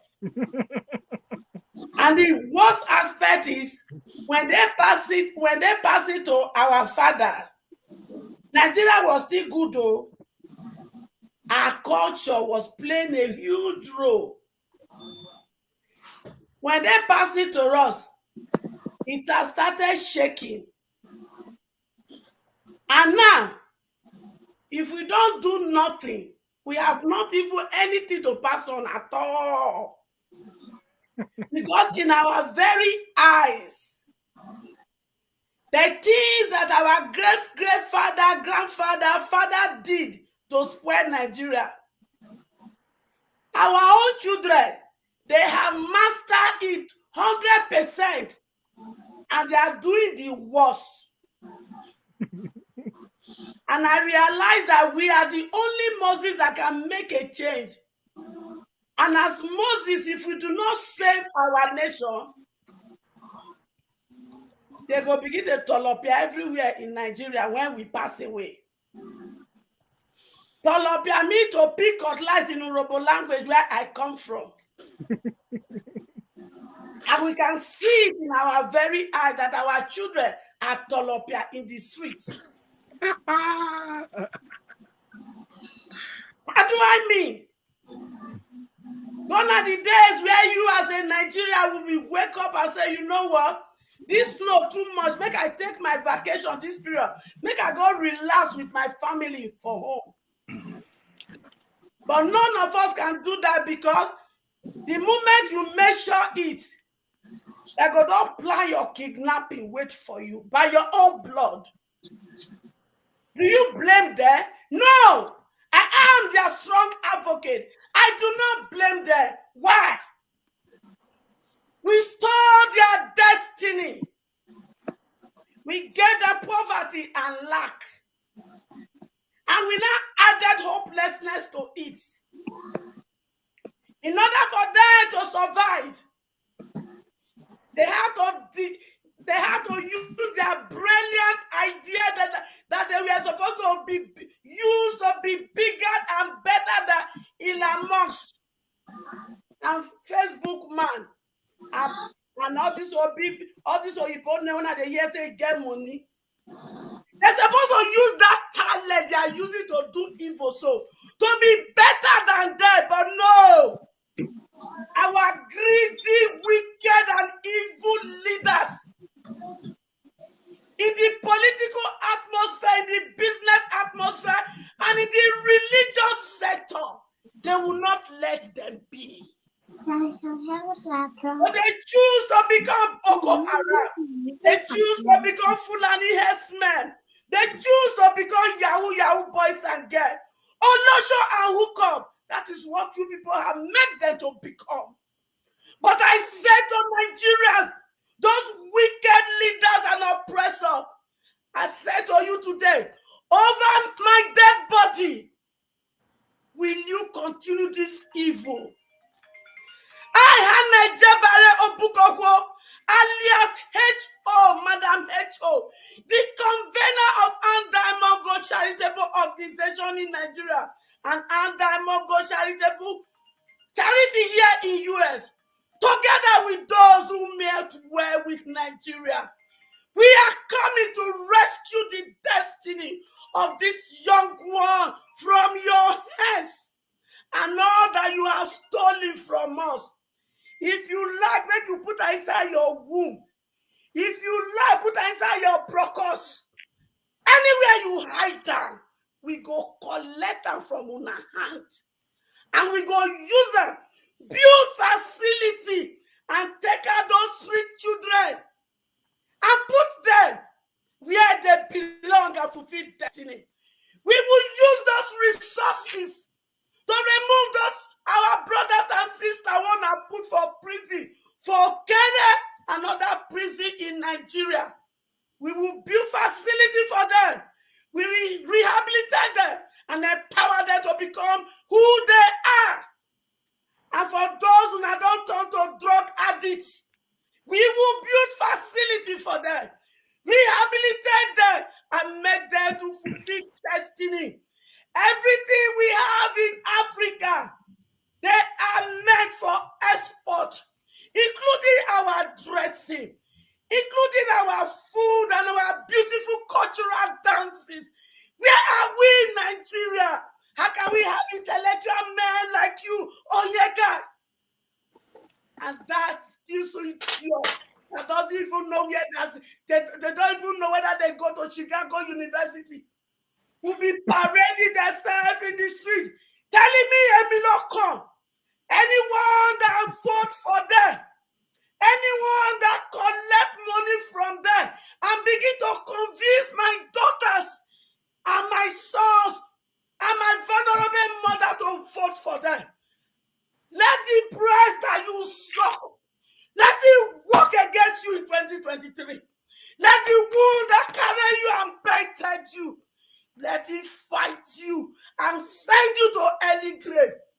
Atiku, Buhari, no, an Atiku and Emiloko, you are not qualified. I mean it. You are not qualified to become the president of Nigeria. No. And if you dare it, now person when he sleep, wake up. Now they sit on that seat called presidential seat. You want to see the wrath of the women. You want to see the wrath of the breast that fed you. And you want to see the wrath of the womb that carries you. I be not be grand you they match. I be you know they breathe this air. The blood of the innocent. The one shed in the north. The one shed in the west. The one shed in the south. The one shed in the east. They are crying for vengeance. And vengeance will they get. Especially those idiots that collected contract of road. Una go give 10% to those useless GO. They come collect and they pray for you. You the crazy. Your head all color. You see, every person when die for the road when you supposed to build. And you not build that. Don't blood go haunt you. It go haunt your children. Your children. Everything that gives you peace and comfort will work against you in 2023. And make sure they eat go vomit.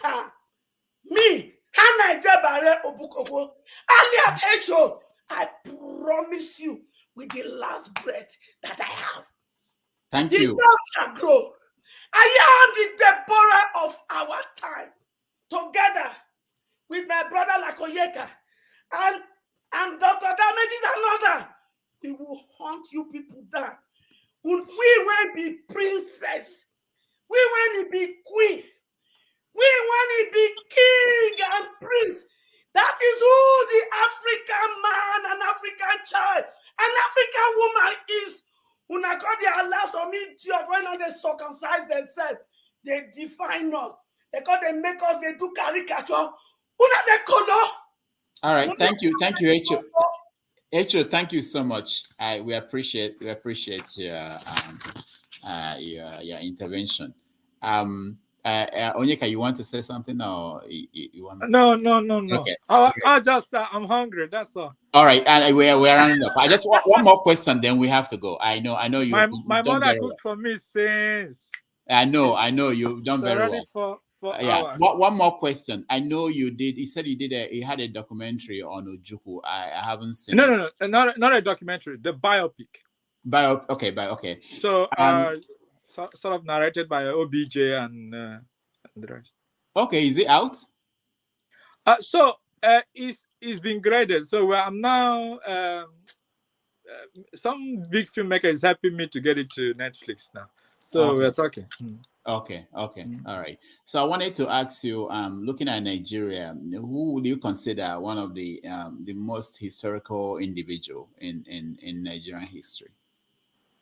I'm not that intelligent to be able to answer this question, because you can see that every tribe has a figure that they respect a lot, you know. When you come to the musical scene, right? I was saying the other time on social media that if we were going to get a new currency, at least somebody like Fela should be on it. I also think somebody like Papa Orlando Julius, who died last day. I was very close to him and understand that the foundation of Afrobeats could not have been led without him. I had access to him, you know, So I know the history of Afrobeats, and I think when I went to Cape Verde, there is a woman called Eva Rosuserio, a musician. She's the one on their currency, on one of their currencies. So if when this kind of question is thrown at me, I'm most likely going to go for an Igbo man, right? But also you remember that greatest figure, right? That's what you said in Nigeria. Oh, not one tribe could produce that. I'm sure there are many. In this film I've made on Ojukwu, you have characters like Gowon, because I use lookalike actors. So the characters in the film are people that lived. Gowon is there. Nnamdi Azikiwe is played by Mitran Okorie. Gowon is played by Jamal Ibrahim. Wole Soyinka is played by Makinde Adeniran. Ojukwu is played by Greg Ojefo. I already showed the preview at Oxford that Professor Kingsley Moghalu came to watch. So it's me rewriting history and positioning some of the figures that I found really interesting in my narrative. Not like it's what happened, but they are pieces of the stories that I heard. There was a particular scene that I created in the film. James Corey said this actually happened on July 2nd, 1967. He was specific, but I didn't know it happened. It was just me coming up with something from my head when he saw the film. Because his character is also in the film, Uli Baya. It's just me trying to say, I'm a writer, I'm a filmmaker, boring dialogue, where these people, because they were all friends in Ibadan, they would sit down and discuss Nigerian politics before independence with their big verbose words. So it's also not a film for everybody. It's a film for universities, writers. So I'm not making the film to be like the popular ones that are breaking box office records. I'm just saying, let's also have a different kind of narrative on our figures that you just talked about. So all of them, there is Obasanjo is played by Emeka Okoye. And at the end of the film, you also have President Obasanjo talking to me about those characters. So it's also my tribute to them, whether they were bad people or good people. It's my way of saying we have had our own heroes from all tribes. So it's a good question, but I'm not intelligent enough to give an answer. Say who should be, because me, I will end up saying is me. Okay. All right. One last one. I know we have to end in 4 hours. I want you to be free to go and eat your dinner. But yeah. This is something we see on social media. Wizkid, and the way you have Soyinka and Achebe, you have Wizkid and the video people. Being that you know the music industry well, who do you think is better? Oh, Wizkid and Davido? Mm-hmm. I don't play their music. I'm not even joking. Let me give you a list of musicians that I play so you can know where I theater to. I can attend shows by Seun Kuti, Asha, Neka, Orlando Julius, Keziah Jones, Oliam, Tima Kiseli. This is the kind of music I listen to. And because of my mental condition, I'm in tune with music that wouldn't disturb my head. So I play them overnight. Like if I'm going to bed, I put on my music till the next morning. So I don't think I will have such artists on my playlist. Either way, even the book I wrote on them, they've not read it. So why would I patronize them when they are not patronizing me? Did you give them copies? Oh yeah. Davido's manager, Esa Sika, bought half copies of the book, but I don't think those boys have time to read anything. So there is no need trying to patronize people who don't patronize you. So no, I don't listen to them. I don't even have them on my. I have a very long playlist. They are not there. Most musicians that are there from Senegal, Mali, India, Ukraine and the rest of the world that plays music that you can go to bed with, not noise making. I just got a tweet, a comment from your friend Rahman, and he said that your movie on Juku was very good, was bold, beautiful, daring. Rahman has always been kind to me. You know, I lived in his house in Boston. Yeah, he told me. So anything he's writing now is out of love and bias. All right, Dr. Dominic, you came in late, but I'll just give you one more chance to ask a question or comment to Onyeka before he leaves. He hasn't eaten for 4 hours, so I kept him here. Yeah, and it's in salad soup. Ooh. Ooh. All right. So Dominic, go ahead. Yeah. Good afternoon, Prof. Onyeka Nwelue. I listened to the first part and I was busy. I had to do stuff and I just came back. I decided to see if the show was on. And then grand style, Rudolph is still around online after 4 hours. But yesterday was 12 hours, Dominic. So that's new record. But I actually appreciate that you were here to engage with us. I like you have a very beautiful mind. I remember I was posting something in the comment and Rudolph, Ralph was attacking me, but you know it's out of love and friendship that I made that comment. Yeah. What comment was that? Because I'm not reading any comment. Oh, very, very good that you don't read the comments. No, I don't read comments. Whatever anybody has about me is their business. I don't read those comments. I just touch and go. I don't read comments. No, it was because of it. So you mentioned something about taking care of your mental health, and as a physician, I picked up on you mentioning some personal, private, medical. No. I'm sorry. I'm sorry. It's not private because somebody will scandalize me tomorrow that they saw me in a psychiatry. So it's always important for me to come up front with my story, so you don't go and create scandal for me tomorrow. Because that psychiatry I go to in South Africa, I see over 200 people. Anybody can take picture of me there and post it online. So when you post it, they will tell you, he already told us he's mad.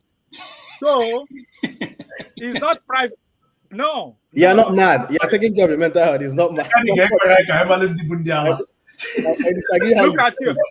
They have tried it before with me now. They'll come online and tell me, go and check yourself. Go and check your head. I say, I'm checking it. So I don't want anybody to scandalize me. So it's better for me to come out. I've posted my psychiatric documents online before, and my aunts were angry with me, but I explained to them that I need to do this for myself. I don't want any scandals. When I heard the medications you mentioned, and you spoke about your creativity and the medications hampering the creativity, I sort of knew where this was going, and I understood what was going on. But I was on medication. It made me a zombie for like a long time. I couldn't write anything because I would sit down in my bed and be looking at the wall. With lithium, your brain will stop working. Yeah. So, but the doctor said your brain works faster than normal. So why would I now slow it down? So I thought it's important to make it public so that nobody will expose me tomorrow and laugh at me. I already laughed at myself first, so you can go ahead and laugh. It's not my business. So it's not private. That is why we have sick people running for president in Nigeria. So will I now come tomorrow and start coming to rule Nigeria when I know I have a psychiatrist? I'll just slap everybody in Aso Rock. You know, I like how you think. There's this level of freedom that you embody, which also doesn't stifle your creativity at the end of the day. I just wanted to pick your mind in terms of how does one, I don't know what your background is. I've heard of your book. I think I may have read it when I was a long time ago. I can't remember. But what I wanted to ask is, how do you create out time to delve into the literary and artful space if you already have a profession that kind of is very, very boxing? Like as a physician, yes, I love creative writing. I would have studied if I was not a physician. Yeah, but they pay you. Wait, now. This man. we don't have the same freedom or space because I create my own schedule. Yes. For the people that I'm not collecting money from. So I'll tell them when I'm available or not. True. Yeah. So I don't have a 9-to-5 job. I can wake up by 10 if I want. I can wake up by 4 a.m. if I want. Because there's no timetable for me at the university. So I create my own space. I was telling Dr. Damages that, oh yes, I can get on a plane now and go to Maldives in the morning. And in fact, it's happening in the next 24 hours. I'm going somewhere right now. So I can wake up and say I'm going to Jerusalem and come back. But if you are being paid, which really does not make you escape poverty, really, or richer, because nobody that is being paid by another person will be a billionaire, right? So if you are being paid, you can't create that time to write.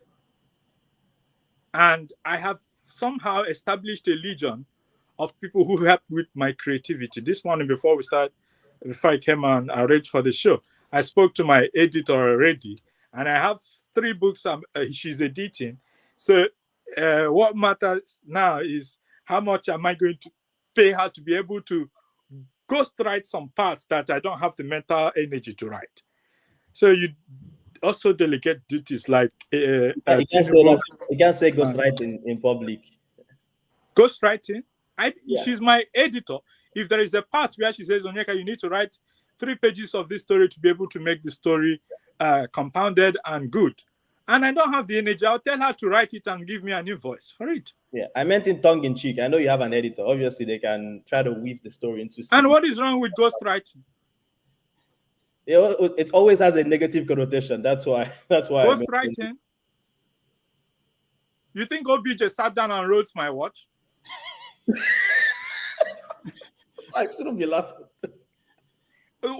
I mean, Professor Shoyinka writes his own, because when you read it, you will know he wrote them, right? His language and everything. Yes. And is one of the reasons why he's the strongest man I know on earth, because who writes this kind of book, 700 pages in a cottage in Ghana alone, and he's still standing? Writing is not an easy job.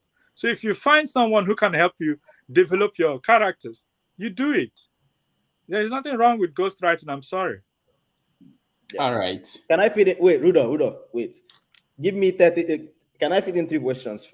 First question is, what do you think about Toni Morrison's writing? Because it kind of veers off on the sort of literature. I love Toni Morrison's hair, but I can't pass pages of her book. They're tedious. It's for me to read. They're tedious. Yeah, they are really poetry. It's too metaphorical. Yeah, it's a lot of poetry in her writing, and I don't know what I have against American writers, but I don't know. Maybe it's personal. But Toni Morrison has been able to create worlds that not all of us can. So most of her books, when I read them, I don't finish them. And not because I think I find some writing tedious. But if I love a writer, really, if I love a writer personally, anything they write, I read. That's the problem I have. Whether it's nonsense, whether it's good, once I like somebody, if you write nonsense, I will read it. Anything, I will buy it. In fact, you'll be shocked. I have 44 books by Wole Soyinka with me, and he signed 37 of them. Yeah, so if I just like you, and I have all books by B. Bandel, I have all books by Professor Kendi, all here. B is on, they're all here. Yeah. 2 other questions. All of them. So when I like you, I read anything. But if I had met Toni Morrison, I would read her book from beginning to the end. Yeah. What is your writing ritual before you start writing and when you are in the writing process? And can I my brother, these are questions that ask writers. Can I add my book to your collection? Oh, yeah. I would love to have your books. Just give me your name and I'll find them myself. Yeah. Okay. Yeah, okay. There's one tweet that Onyeka sent out. Hey, Wait. I No, let Professor Onyeka eat too. Yeah, yeah. I will know where it's continuing. I think it's getting more interesting again. Yeah. No, we're going to let him eat. But this is the tweet. Okay. We lost Rudolph. What happened? Oh, maybe NEPA don't carry light for New York. Yeah, well, not in my part of Brooklyn. So anyway, Professor Onyeka, I'll have to set up an interview with you personally. Okay, yeah. Sir. But I want to watch your movie first before I set up the interview. Is Rudolph Okay, back? I think Rudolph is coming back. Rudolph, yeah. Did you exchange internet with CM? No, someone kicked me out. Someone kicked me out. Really? CM. I blame CM. Okay. Kicked you out? Yeah, someone kicked me out. I think it's Gambit. Okay. No. Changing I didn't put anything, Rudolph. Okay. This is the tweet. He said this. This is for you actually. I mentioned it when I read it. Not we start wife before. We start. You see, CM is bad again. Okay. This is what it says. Not the internet start. Anyone who asks, "Where can I buy your book?" See, Rudolph is struggling and does not read. Don't respond to them. The hunter is not the hunted. Is that not the way? Okay, I think too many people are talking. Yeah, that's CM. I blocked him. He doesn't. He's not with us. Anyone who asks, "Where can I buy your book?" does not buy books and does not read. Don't respond to them. How many times do you get that? Where can I buy your book? Whenever you post that. Oh boy. So boy. Especially in Nigeria. Well, there are Nigerians are not aware. Some Nigerians, not all, that there are websites that actually carry books. Right, Conga.com is one of them. Okay. But there are major bookstores in any Nigerian city, and if a book is, makes some wave or is important critically, those bookstores inevitably carry the books, right? So it's frustrating for me if I have a new book published and people, write individual comments, where can we find a book? Then you answer the person, you say, okay, if you are on Lagos Island, go to Terra Culture, go to Jazz Hole, go to Quintessence, and then the very next person writes, where can we find the books? So it's like, then you go and put it in the original post. The books can be found at, and people are still writing to you asking, where can we find the books? But the more interesting thing for me, actually, another sort of trend that I find with Nigerians is that we're not used to the idea of leisure reading, right? Nigerians will read a book if there's an exam. So I have to read this novel to pass an exam, right? So they are not used to the idea that in a year, whether you are a mathematician, a physicist, an economist or something, that reading fiction and reading nonfiction is actually a mind-expanding, mind-enlarging activity, which educated, enlightened people do, right? And so I remember years ago, I was in LA to give a reading at the bookstore, and the place was packed. And some of the people who came were my classmates in elementary school, my classmates in secondary school that bought the books. So months later, one guy who was my classmate in elementary school called me and said, my brother, my daughter started reading your book, and she was just blown away by it. And she kept saying to me, Dad, did you say this person was your classmate? So I said to him, have you read it? He said, no, but I'm saying that my daughter has written it. So I can't imagine somebody I went to school with writing a book, okay? And I have to wait for my daughter to discover the book 3 months later. Another friend of mine who again bought the book told me that somebody called him from Nigeria and said, do you know Okende? And he said, yes. Do you know about this recent book of his? And he said, yes, I have a copy. And he said to me that the person asked him, have you read the book? And I told the person, do I have an exam?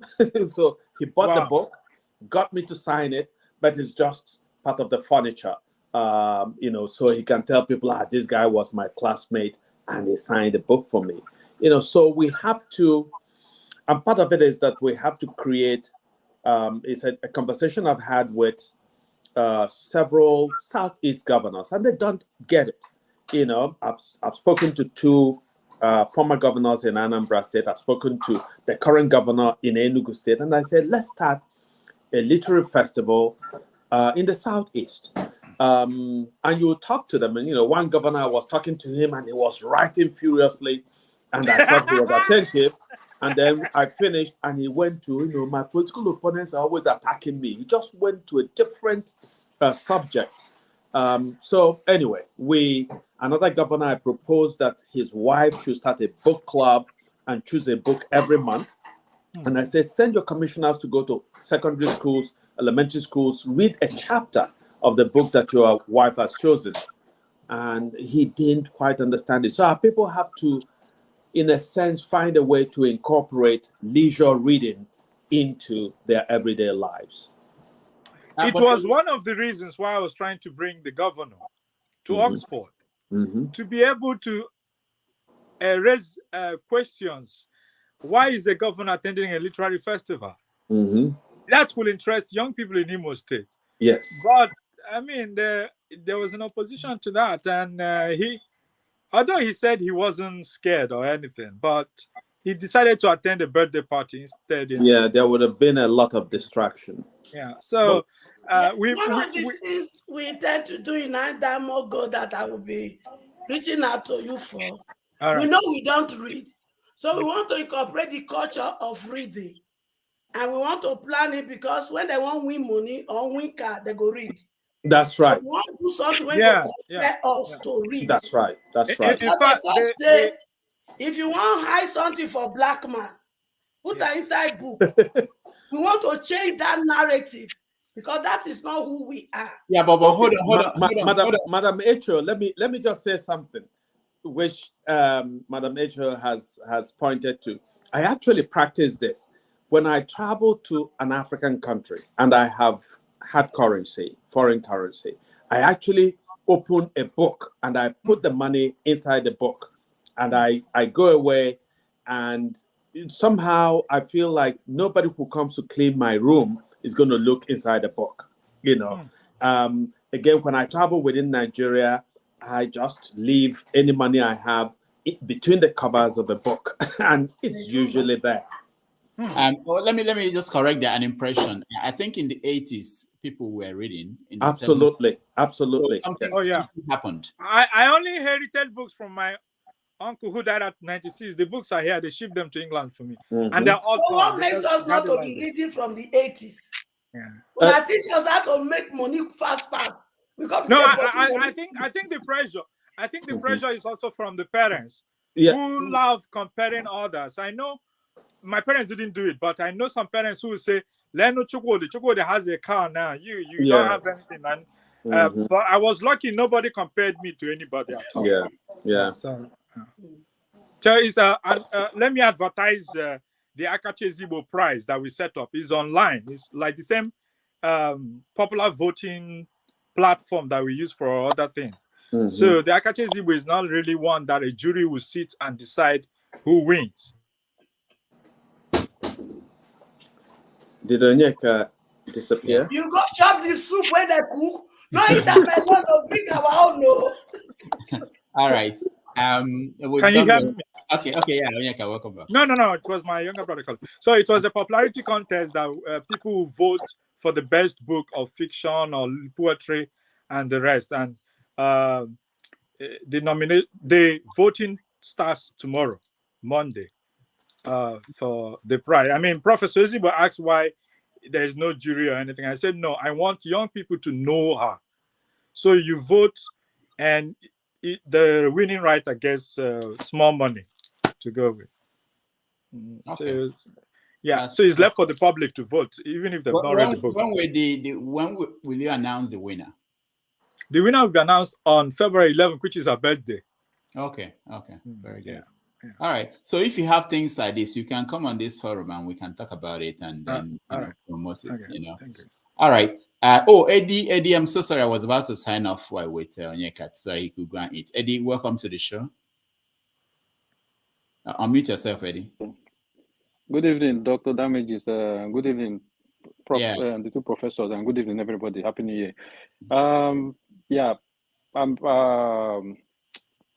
listened to the show as much as possible, and I picked up in one section where the Professor Onyeka was saying about trying to establish, is it something? Nigerian Cultural Center. Yeah, cultural center at the speaking with the trying to engage with the Minister of is it Culture and Information, something like Mr. Lai Mohammed, Mr. Lai Mohammed anyway. And I'm not surprised that the pushback you got, which is but I feel it's a shame that Nigerians, Africans, how will I sell their culture? Like you said, the Britain, we are saying we are celebrating independence every day, but are we really independent in Africa? Are we really independent in Nigeria? The like you said, the British, they still have their what do you call it? They're still Where you go to colonizing do, us. They have British Council. you know where you have that, they're British and what they call it. I've forgotten the British term. Council. British Council, yeah. In almost every major city in Nigeria, and you have to go there to write the exams and all that. My thing to you is this: you shouldn't allow what happened between you and yourself and Mr. Lai Mohammed to deter your commitment to push this Nigerian African narrative, so we can establish ourselves. Just as you have to learn, you have to go, if you need to go to Germany, you go there, do 6 months, learn their language, at least the basic language. Just as you are saying, what you are trying to establish, they shouldn't deter you. You should keep pushing. You should keep it, because nothing like you know yourself, nothing comes. Nothing good comes easy. The establishment will always try to fight back. You should always keep pushing. And we are young people. For me to see a young professor like yourself, I'm really happy, and someone that your mind is not tied down to one section of society. Your mind is vast. Is like how will I say, the tabula rasa, plain slate that can take whatever shape at any time. And yeah, I'm really happy to at least speak to you, and I thank Dr. Damages for bringing all this intellect into this space. Thank you very much. Thank you, Eddie. Thank you, Onyeka. If you have a final words, you can say that, and then I wish you all the best. Okay, Mr. Oliver, sorry. Oliver. Yeah, before I let him go, I just wanted to. There's something I wanted to share with some of our brothers who were on the line, because earlier in the conversation there was a time when Professor Onyeka stated his experience where some people camped outside when he was having something inside. Instead of coming in to support him, they were outside contradicting it. And I wanted to share this because this is something I have tried to share anytime I get the opportunity.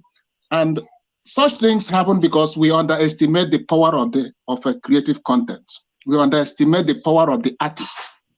You see, struggles can be won by the sharing of creative content. It doesn't have to be physical confrontation. It doesn't have to be violent. It can be shared by creating awareness. The Holocaust we hear today happened over a century ago, but today you cannot insult any of the concepts that have been put out there or whatever is said about it, because it was through the sharing of awareness that it continued to carry on from generation to generation, and they continue to hold strong to it. The struggle that we have, whether it's in Nigeria or in Africa or anywhere, or even the one we have in our place, is something that we can share through creative content. People will listen to what you have to say. Professor Onyeka has talked about his stories, his movie about Ojukwu and Gowon and things like that. It is easier for somebody who wants to help, who can help, to listen to that type of story or watch it and understand what is going on, and understand the fact that we talked about millions of people being killed during the Civil War. you can actually pass that information through creative content than actually confronting somebody and trying to fight somebody without having to let the person understand what is your concern. Where is this your bitterness coming from? And this is something that I have said that our creative, our people who are in the struggle fail to understand the power of sharing this creative content, because if people know where you are coming from, they can identify with your struggle. And instead of antagonizing somebody who is an artist who is going around the world trying to share this idea, you can team up with the person. And it's not a question of saying we are going to support any rebellion anyway. It's a question of saying this is what our concern is. Read this book, watch this movie, read this poetry, and see where the story is. And you can be interested in such people, and then you can fight for them, as opposed to contradicting yourself or antagonizing them. So I'm just saying, I know because one or two of our members here said some things in the chat, which is not respectful at all about the guests that we have, maybe because they disagree with what he's saying. But instead of doing that, align yourself with him. Work with people that have these abilities to see how we can share our story so that people can begin to understand why our struggle is one that can be supported. I just wanted to share that. Thank you. Thank you. Thank you so much. Onyeka, you can make your final submission. Raf, you wanted to say something? No? Yeah, I just want to add to what Mr. Oliver said, because he spoke to content creating, and I just want to use that example of Rudolph coming on my podcast and sharing his story. The few people who have been on Rudolph's platform and have listened to my podcast and have reached out to me and have been like, oh, I never knew about Rudolph's story because I only just knew him as Dr. Damages, and they just assume that he's just the Dr. Damages personality. And then they're like, I never thought about this, about Igbo culture, and then they're like, when I listen to your episode of your podcast, and I'm like, yeah, that's why I say the tagline for my podcast is using stories from mostly, but not limited to, only immigrants to bring down artificial walls, because the more I talk to people from every background, the more I realize that I don't really know anything. I don't really know people, but we are more alike. And there's a lot of assumptions that I've made. And yeah, so I tell people that there's a whole lot of ways to achieve goals. And we, when Professor Franklin was here the other week, and the points he made, a lot of us, I think he just went over people's heads because he didn't use the language a lot of people would have preferred, especially when it came to Papa. Stop talking. I cannot. Okay, I'm sorry, I interrupted your movie. I'm sorry. That's my daughter. I interrupted her. And can we see her face? Do you want to show your face? You can come show your face if you want. And don't leave. I want to see your daughter. I know I've not seen it. But the point still remains that I wish people would realize that just because the person didn't say shoot guns, throw missiles, get that supersonic missile that some people come here and tell you that that's the solution, that's the exact solution. There's multiple ways to get there, and creative content is one of those ways, and it actually moves it's actually more powerful than we realize it is. That's why they support people who are doing it. Support your people and support Rudolph. You don't have to come support me. It's fine. You don't support my podcast. That's fine. But support Rudolph, support Professor Onyeka. And it's not about fighting and shooting guns all the time. So thank you again, Professor Onyeka. I hope to reach out to you too. And dear Mr. Scribe and Dr. Dominic, I'm still waiting for 3 of you. Thank you. Thank you. Waiting for what? Omori, okay, I'll come to you. Omori, go ahead before Onyeka has to go. Go ahead. Yeah, Omori, go ahead. Yeah, just a word of advice. We need this kind of love. You can see the way we're flowing right now. Nobody cares whether you're Igbo, you're Hausa, you're Edo, you're wherever you come from. So we need this energy. We need this love to build a better Nigeria. That is on one side. The idea of saying any Boma that attends a Yoruba man's church is a fool, is a this, it doesn't help us, it doesn't take us anywhere. We are victim of the Nigerian system that is not working well. Until we realize this part, that we are better together, we must form a formidable force against our common enemy. We have a common enemy to fight. The leaders that have been heading us in perpetual bondage over the years. And again, I have a question to end this whole thing. Since he did a great job on between Ojukwu and Gowon, I've been trying to read. I've not been able to find it from any book.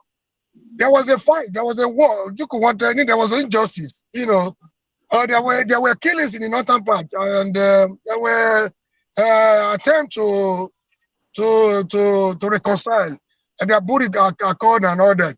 Can anybody tell me, since we have a great minds here, I can see great Idibe, great Onyeka, and most brilliant, minds here.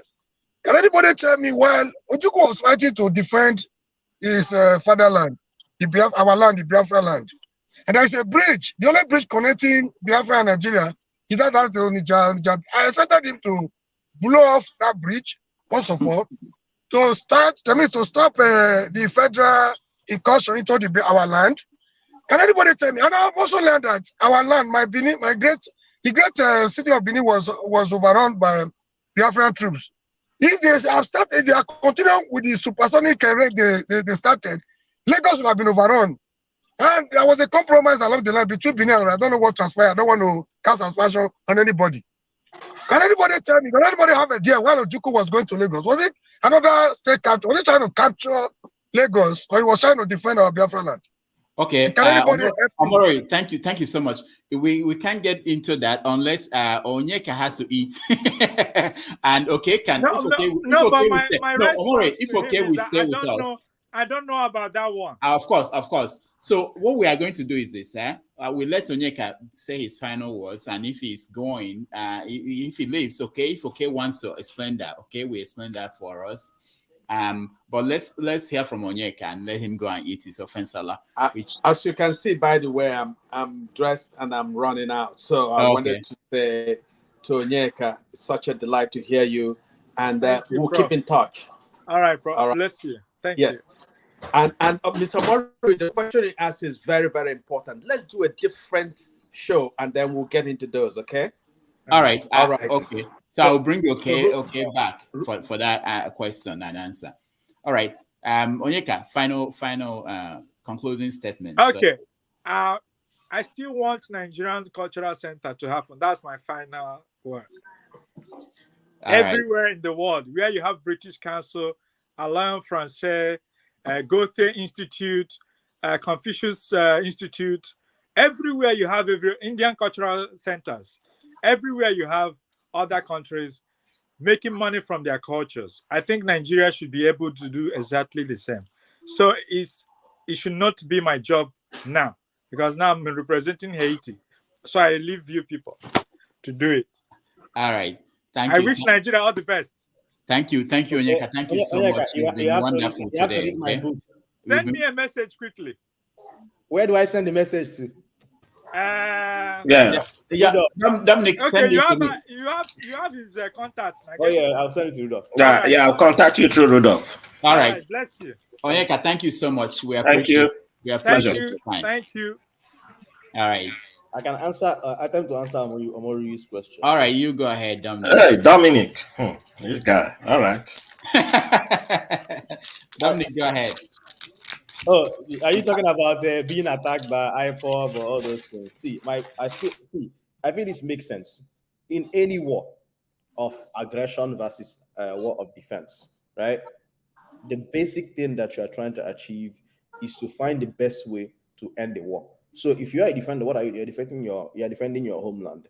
And if you see a means of paralyzing the aggressor so that the aggressor can surrender, and it is a faster way to do it, then you definitely go for it. So it only made sense that if you have a pathway to get to Lagos, you cause the federal government to surrender because Lagos was the capital, and then you're able to protect your homeland. They are not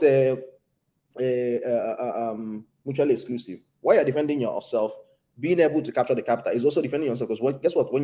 When you have the federal government surrender, then when you come to terms of agreements, they can allow you to secede and remain independent. So it was also a means of protecting yourself. Also, you also come to consider, you're looking at people that were killed up north. A lot of them are people who are from down south, Igbos included. Majority were Igbos. Guess what? Who do we have in Asaba and have across the bridge? They're also our brothers and sisters. So are you going to also forget them? What's preventing the government from coming to the Igbos in Anioma and massacring them? You know what I mean? So at the end of the day, not only are you protecting your homeland, you're also protecting the Igbos who are on the other side of the River Niger, but you're also going to the capital so you can have the government surrender and guess what? And be able to give your freedom. There's something I always try to point out. people always, I always feel like there are certain people that don't understand the history. They always try to make it like Ojukwu was trying to seek power, that he didn't have any, he had other options. Remember, they wanted to settle for peace, and so Biafra became a necessity to protect the people there. So what did he do? Come back home as much as you can and come to a place where I happen to be the authority there, because he was in charge of the eastern, I don't know what is it called, eastern, they weren't states then, eastern zone, right? Yeah. And so come back home so I can protect you. If the government is not going to protect you up north and they're killing you, and there's a program up north and they're shipping our brothers and sisters in trains full of dead bodies back home, guess what? Just come home and I'll protect you. So it became a necessity. And so when he declared independence and secession, he only used the borders of what was already there in the eastern region. And so I want people to understand that it was a war of protection and defense rather than a war of aggression. Yeah, and to add to what Dr. Dominic is saying, the word was on Aburi we stand. Aburi was, if you read the details of Aburi, Aburi is what we are still fighting for today. The question of citizenship, the question of equity and fairness. And I think that was what Ojukwu was gunning for. And that was his aim. The march towards Lagos wasn't necessarily to attack Lagos. Remember, mercenaries were at the forefront of that. And it's unfortunate, though I'm glad that Ejo, the then military administrator for the old Western state, escaped the attack that they made on his hand, which was unfortunate. You know, in war, these things can happen. And I think that in everything that I read about that march towards it, I think that was something, if it had happened and Ejo was killed, it would have, you really cloud that thing and make it look like as if they were coming out to attack and maim and do all that kind of stuff. But another side of it, speaking to what Dominic is saying, is that I don't think Biafra would have. I don't think Ojukwu, if I understood him very well, really wanted Biafra. He was forced to declare the state of Biafra because when they went to Aburi, they negotiated, they agreed on, because remember, it's all about oil. It's all, if the eastern part didn't have a reserve of oil, honestly, it would have been an easy separation. But the oil, the large volumes of oil at that time that was massively being found across this same area, apparently it became a sort of like a juicy and viable thing. So there were unseen hands that were also dictating what the post Aburi outcome, where the Nigerian government were like, you know what, we agreed, but now we no longer agree. So when you look at it, distance also played a part. Confusion was there. May I remind you also that Gowon was supposed to marry an Igbo lady.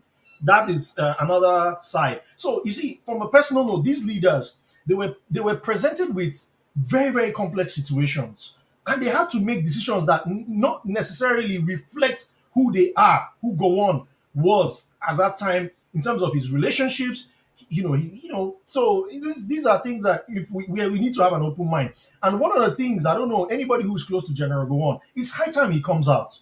It's high time he comes out and gives his own perspective, because a lot of things are now being said from his perspective that are not necessarily not reflective of who he was or what his stand was at that time. So, General Gowon needs to come out, write a memoir, do something, and give people your own perspective. What happened? Call out names. What happened from your own side? How did you go to Aburi, agree on something? You guys ate in one plate.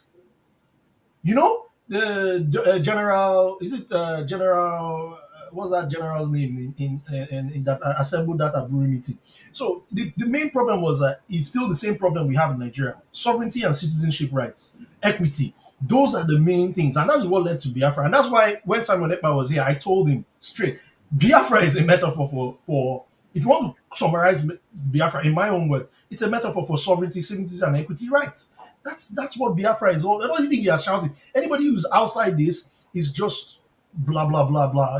According to Miloko, it's just doing blah blah blah blah blah. It's just doing all that kind of stuff. So the most important thing is that we are all one.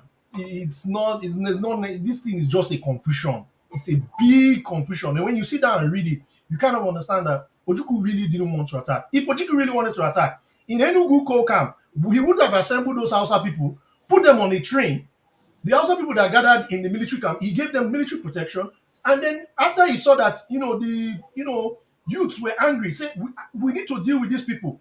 He gathered them, put them on a train, and the train that brought Igbo dead bodies into Enugu, he put them on a train, untouched, and sent them back. Does that tell you an Ojukwu that is a tyrant? No, that doesn't tell you that Ojukwu is a tyrant. And if you want to understand Ojukwu is in 3 phases. But everything he has been fighting for is equity, justice. It's clouded. I agree.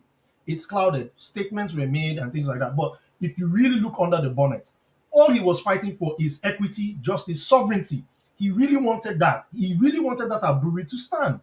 Yeah, and I think that's the main thing around Ojukwu that is really clouded and people don't really understand it. May I ask, when you say go on, there are some things coming out now about go on. Can you clarify or expand on that? I think, Gowon is a nice man, and I think there were certain decisions that were forced on him, in my opinion, that appeared that he was forced to do. At the time, if you research, you find out that he was about to be wed to an Igbo lady before this whole chaos. I don't want to go into personal things because it's all based on she said. What I know is all based on she said, he said. So I don't know what I was told, whether it's true, right? So I can't go into those details. But from what I gather, he was forced to do the things he wanted to do. From what I gather, he was forced to do what he had to do because he really wanted what Ojukwu wanted. Ojukwu knew that Gowon wanted what this thing wanted, and you also need to look at things from the army perspective in terms of seniority. Also, the treatment that was meted out to Aguiyi. These things compounded a lot of things, emotions. Yeah, so.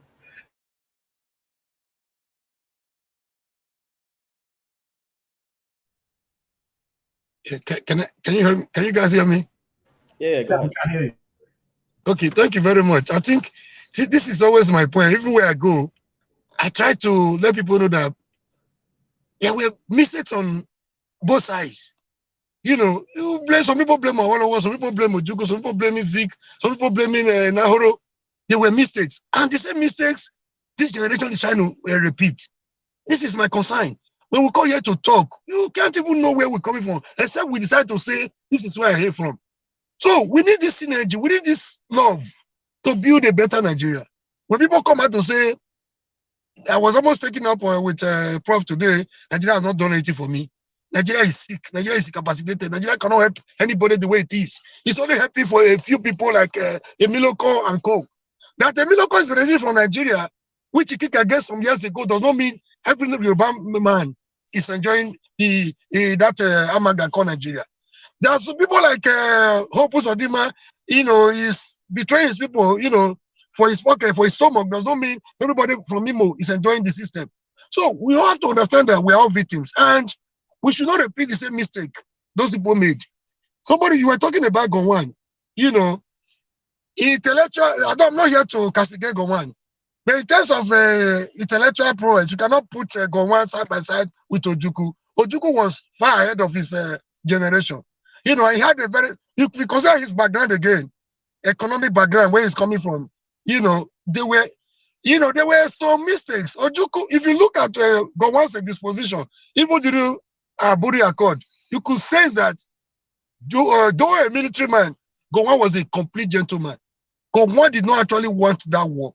But Ojukwu was already angry because of what transpired. He needed the injustice of Ojukwu wanted to redress. You see what is confronting the Nigerian nation today. I'm aware of all this. If you look at Gowon, a perfect gentleman, Gowon was ready to end the war by all means possible. But there was a clause. I don't know whether his level of education.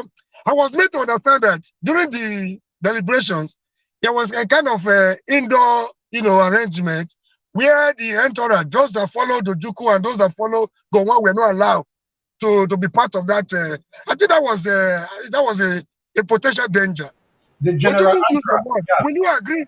Will you not agree to confederation after they have shook hands, after they have hugged each other? Although Ojukwu was blowing cigarette on the head of everybody. You know, that I don't want to call it arrogance. Let me explain that part. Let me explain that part of Ojukwu. Let me explain that part of Ojukwu. Let me land my point, please. Okay, Let me land my point, please. So, Gowon wanted peace by all means possible. The war, you know, there were injustice, but the war would have been avoided. So my point is, there was a clause used by Ojukwu. Will you not agree to the issue of confederation? Gowon, you know, ready for peace at all means, by all means possible, could not fathom the real meaning of confederation, where we have a stronger component and a weaker center. He accepted.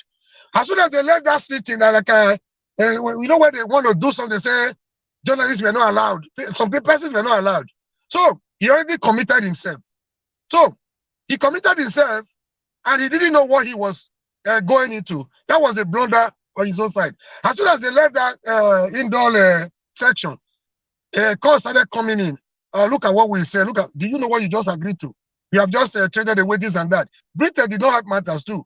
Don't allow that thing to stay and all that. So some people will even blame people that followed the Ojukwu. We had the Attorney General and like, oh, this is the implication of this. Before they realized it was too late. And Ojukwu was not prepared to do anything outside the Aburi Accord. I think that is my own understanding. No, thank you very much. Let me say something. There's an adage that said if you stagger, if maybe a series of stones are in front of you and they make you stagger, from the person afar, you appear to be drunk or a drunk, right? Ojukwu, that part of Ojukwu, you need to look at it from his time in King's College. Now, in King's College, there was a riot that Ojukwu was part of. I don't know if you know about it. In King's College, he went to King's College. His father was one of the richest, if not the richest guy around that time. Ojukwu comes with an aura and a sense of entitlement and a sense of, you know what I mean? The environment around you. He went to Oxford. He could speak Queen's English. There were only people like Ojukwu, Tafawa Balewa that had that tone or that command and oratory at that time. There were very few of them. MT Mbu, Bono Jike and co. So now that class of people in Nigeria, remember, this was the time of Rex Lawson. This was the time when, you know, you wear classy shoes to go into nightclubs, high life nightclubs, mostly in the Victoria Land area. So you see, you need to understand the mindset and the times at that time and who Ojukwu, what the kind of image Ojukwu was portraying. And they were very young too. And they were very young, exactly. So you see now, a guy like Gowon, who was brought up relatively in very humble environment, managed in those days. Remember, a Sardauna was trying to push the intelligent young ones fast and accelerate them.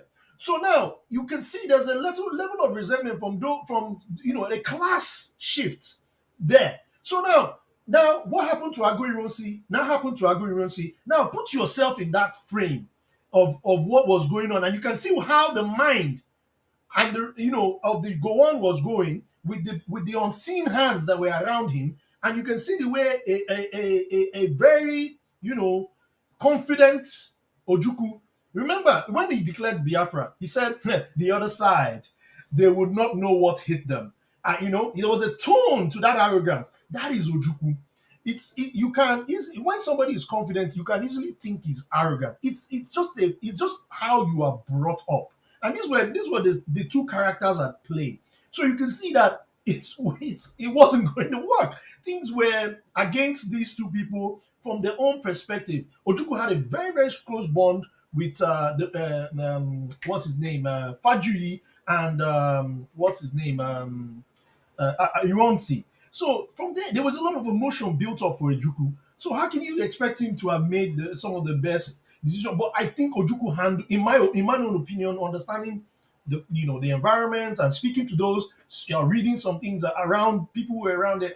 I think he made the best possible decision around that. He stayed, he waited, he said, on Aburi we stand, on Aburi we stand, on Aburi we stand. Just the same thing. If you read Dr. Nnamdi Azikiwe's 1945 address that he made to the Igbo Union, that same thing is, go and read it. It's the same thing Aburi was supposed to do. You remember, he said, I'm not the most intelligent guy here. I'm not, it stated it. You go down, you look at the Willis report and everything. Nigeria, no, we knew the whole thing was there. The people who needed to take those actions knew. But I still go back to this thing. There were some contrary external interests that conflicted us. Nigerians would have been able to sit down and govern themselves properly.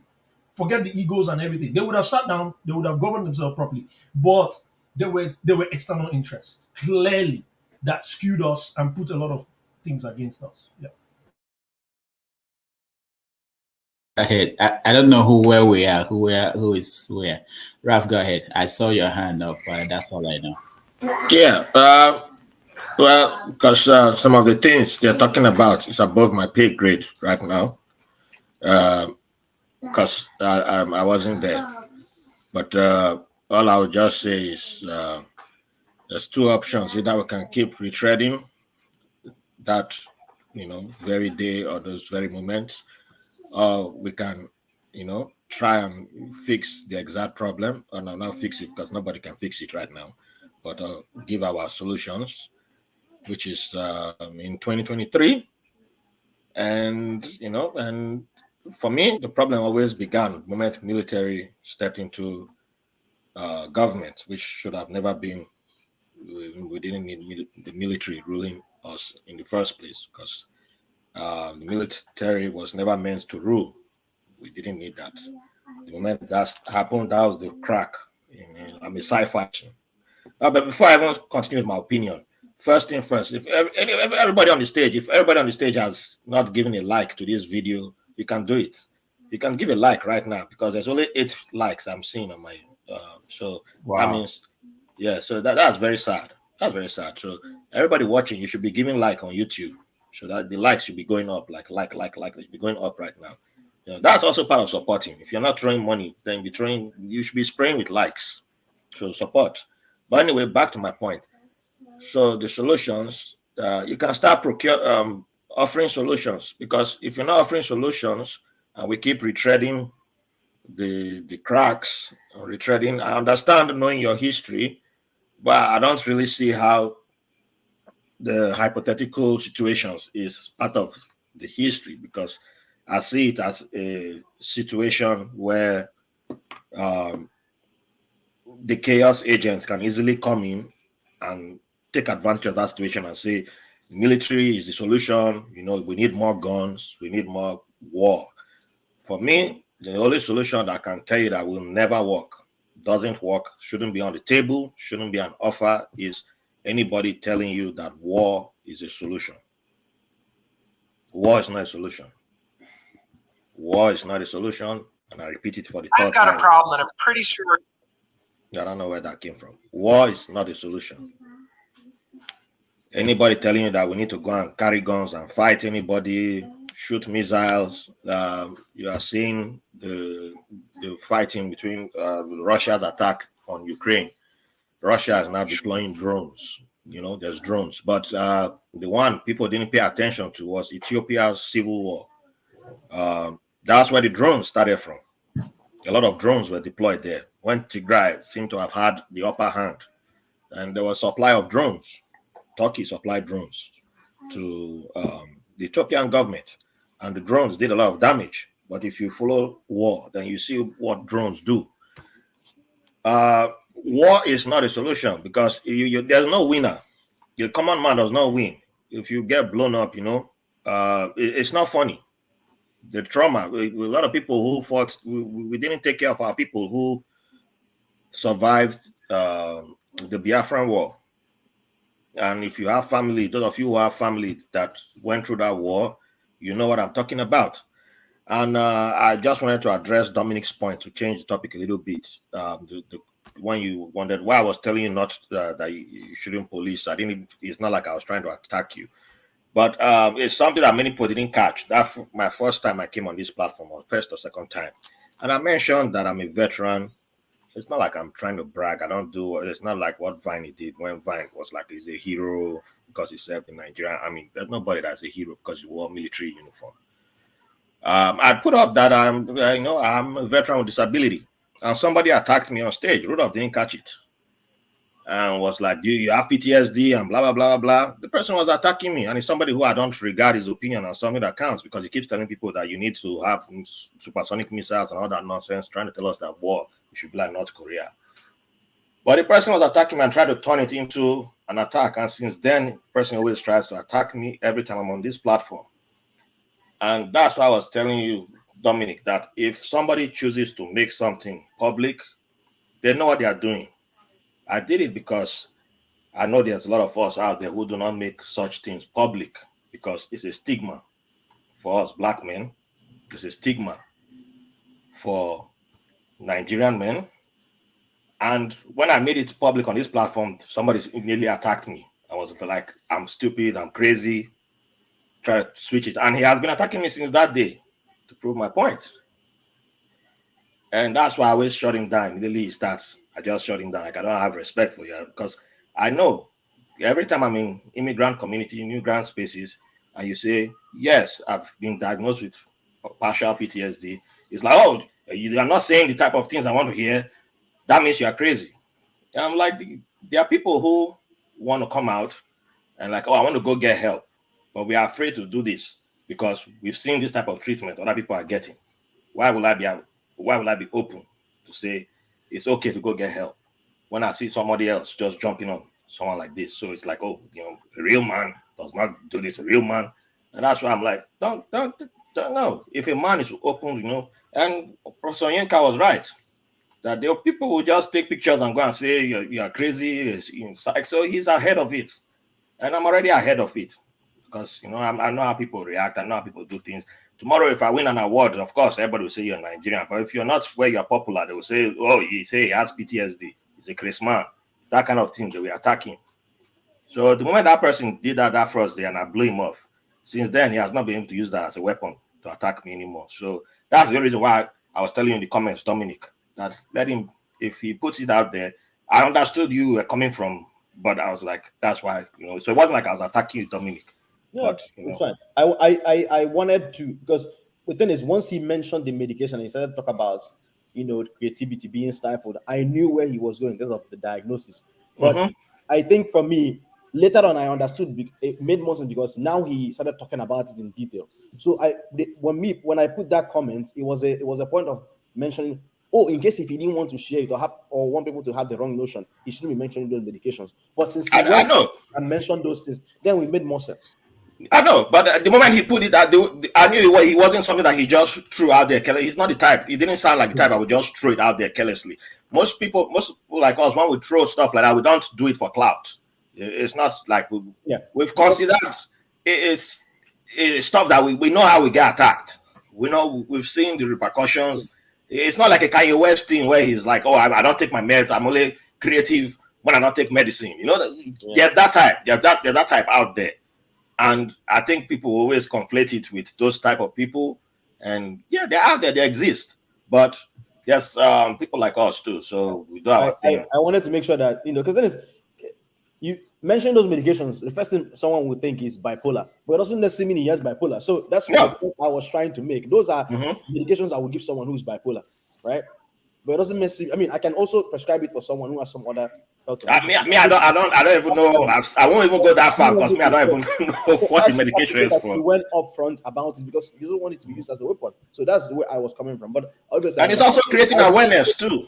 It's also the awareness part is the most important at the end of the day. I think mental health is important, especially for black people, and that's something I always encourage. So yeah, but I always value your opinion, and I always feel like you have something new to teach me. Yeah, you have the doctor, you're the doctor. So at the end of the day, but it's something that because I'm always wary of chaos agents trying to mess things and just tell us that we go and carry gun and shoot people and bomb. We need more bombs, and I'm like, at the end of the day, why do I think I know what you're talking about? We need more. There's multiple. There's multiple. Dr. Dominic is on your forehead. Wait.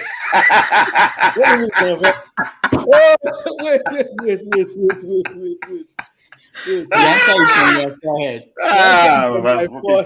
I beg. Let's talk better thing. I don't want to make any assumptions, though. Let's talk better thing. I beg. My forehead. It took you long enough. But anyway, Eddie and Professor and Mr. Mr. Mori, you pray for us because you know, say that the Mega Millions is at over 1 billion. Who's going to buy tickets? Who's going to buy tickets? All of us. When is the draw? When are they? I don't know. I didn't hear that anybody won yesterday, so we need somebody to go. Yesterday. I think it was yesterday. Nobody has won. I didn't get notification that somebody won. So that means let us go and buy tickets. And what day is the next one? I don't. I think next one should be Monday or Tuesday. New York government. Huh? That's how poor people pay taxes on. Yes, so that's how that. Let us go and buy the lottery, and then we win. We win together. All right. We give everybody. Wherever 30,000. There you go, 10,000. Yeah. One of our uncles used to play Lotto for many years, and like a few years ago, and I think he was playing it for at least 40-50 years. He never probably won a few pounds here and there, but in London. But so wait. There's Lotto. Lotto is different from the old one. That one that they used to buy those lower divisions that they play in England. What they call that one? That's not Lotto. The lower divisions in England. You watch the TV and you.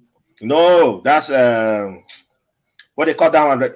You know, all those old uncles that we playing that lower divisions in England. Those are not be pool. Pool, yes. Eddie knows what I'm talking about. Pool. That's the main one. If you play pool, watching your uncles and they'll be what else? They'll be listening to AM radio. I almost got. I said, man, you know how much those people. That's the recolonization there. I talking about colonization. Hey, they've never seen Oxford and Cambridge teams play in their life. Those men never saw those teams playing there. They will listen to AM radio. They win. Chai. They cry. Say Oxford they didn't win. You know how much money those people have collected? There was no internet then. No internet. They were betting. That's betting now. It's betting. That's sports gambling. That was before they made sports gambling legal. So we've been paying money all these years, and then sports gambling became legal. So that was before Baba Ijebu came.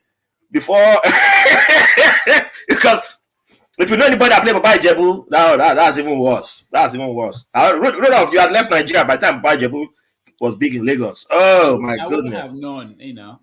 Oh, my cousin played Baba Ijebu when I was staying in Lagos before I got my visa. Oh, that one, you will nearly cry. You will nearly cry. Oh, 13 cross 5, 7. This no. Go ask that madman for that corner. Go ask that madman for that corner. I mean, give a number. Okay, They asked madman. Yeah, they said one time one madman gave them like 7 numbers. So they started going to all the mad people around to collect numbers from mad people. If I read that in a novel, I would say that's not true. I would say that's fiction. That's not possible. They're looking for mad people to be giving them numbers running around the area. And it's like regular kiosks, all those little kiosks, but they're not selling anything. Just you go there and play your Baba Ijebu numbers. If you go to the Baba Ijebu office 24/7, that was like a 5-story office, was near Joe Elect. Was it Joe Elect? Somebody that knows the area should post in the comments. That place was just steady. Crowd of young men were just there, coming there. They said they would want money. I tried it one time. Like, okay, I dreamt number one. I had to play. They called my 50 naira. This movie, In Pursuit of Happiness. Oh yeah. The concept of that movie was that Will Smith saw a guy park his Lamborghini or something. Yeah, the Ferrari.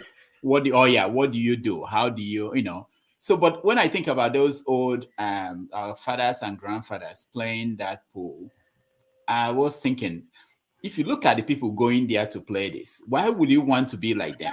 It's not like, even to look at the kiosk, the place that they're playing it doesn't show that this is where rich people. So why do you want to be like them? Why do you? Doctor, if you look at that same thing is still happening today, innit? You see, you're going to a herbalist that lives in a mud house, or you're going to a man of God that will wait for you to put your tithe and your offering to drive a big car, and you want him to pray for you to be rich. When you if you use your brain, you see that you're the people making him richer, and he gives you handband or mommy water, what they call it, holy water, to protect you, and you will use bulletproof van or bulletproof car. No, but the case of the herbalist, it's the same thing that's happening. Eddie, the case of the herbalist, they said what they say is that you can't do the medicine for yourself. You know, it doesn't work on your. Okay, do it for children now. Do it for your. I don't think it works for children too. His father is poor. His grandfather is poor. His children are poor, and then he wants to make. But I can tell you from my own hometown, you know, eventually in the 90s and 2000s, the herbalists we have, they now drive Mercedes, you know, so it changed because they upgraded. What happened was that maybe now they have POS now. But that's you know, we didn't ask questions then, but it's quite interesting. Anyway, thank you guys. Unless there's anything else you guys want to talk about, but I have to run. Yeah, I have to go and enjoy the rest of my day off. Yeah. But so thank you, and go ahead. Ask a question, please. Okay, go ahead. Yeah, it's regarding white label, Dr. Dominic and Mr. Omori. Yeah, I want to ask these people because these are hardcore staunch one Nigerians, and they say that you just labeled you just labeled us, but continue. Before you ask the question, you just labeled us, but continue.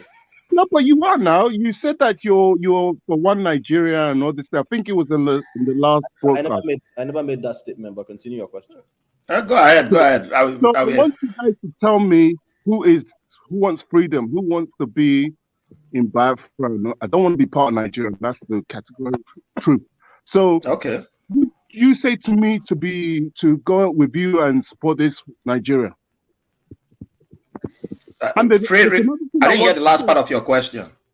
I want you to tell me why I should support Nigeria and keep voting in your this election you guys have every 4 years.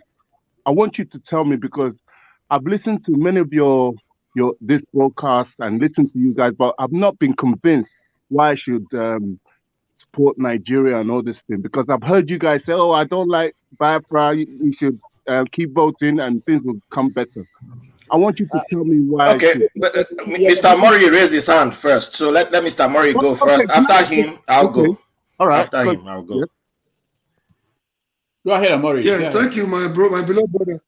ROBL, thank you very much for this question. Sometimes, if we don't talk, we don't understand each other. You know, if I study for the Nigerian system has happened to, I think I'm number one. If I tell you the year I graduated, if I tell you how many years I spent in school instead of 4 years, you will begin to understand where we're coming from. That we don't really need one Nigeria with this current injustice. You know, we all have. For how long? I'm coming. You asked a question. I think you will let me to answer, please. Okay. No, we don't support injustice. We don't support. But then, even the Biafra we all clamor for, angels will not fall from heaven to live in the Biafra too. It's still not going to be the same people living in Nigeria that will live in the Biafra, right? If you go to the just a matter of boundary, division, either you say for so place is not Biafra. I wish if we can get a better Biafra, me, I would be so happy. I would be very, very happy. But what we don't want is somebody sitting down somewhere, giving order. You have your right to say the Nigerian government is bad, Buhari is bad. They have been bad, they remain bad. Can I giving order for somebody to sit at home. The person is leaving his house to go fend for himself or his family.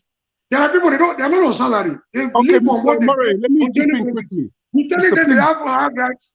You have right to tell them to sit at home. You don't even have the right. You have no authority to do so. They also have right to go about their normal business. Go wherever your rights stop as a citizen. That is where another person's right begins. You don't have another right to tell a fellow Biafran to kill a fellow Biafran for not obeying your sit at home order. That's not IPOB. We have never forced anybody to sit at home. I'm not quoting IPOB. Nobody has right. Before now, everybody sit at home. No. Okay. Hold on.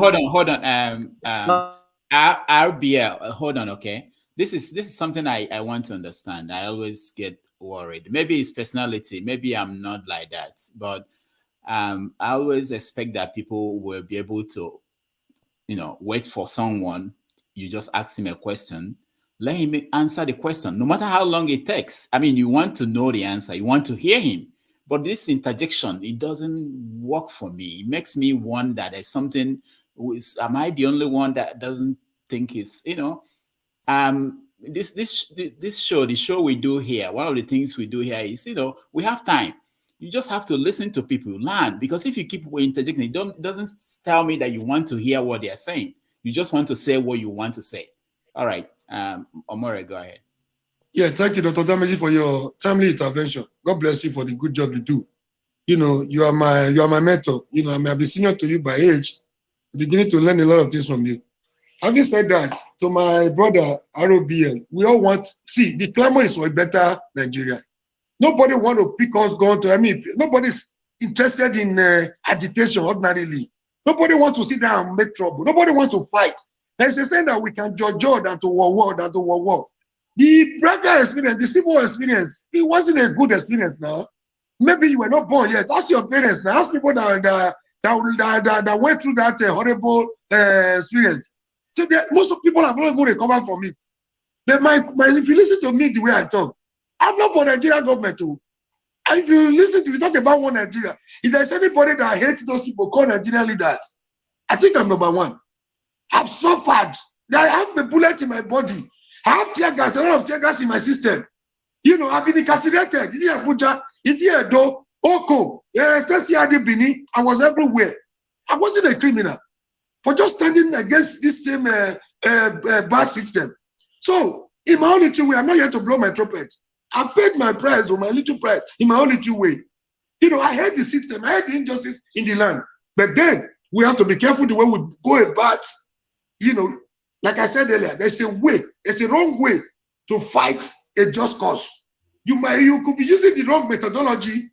See, let me tell you, the Biafra struggle is like a spirit. Nobody can kill it. You might kill 100 Nnamdi Kanu. It will remain so long as there's injustice in the land.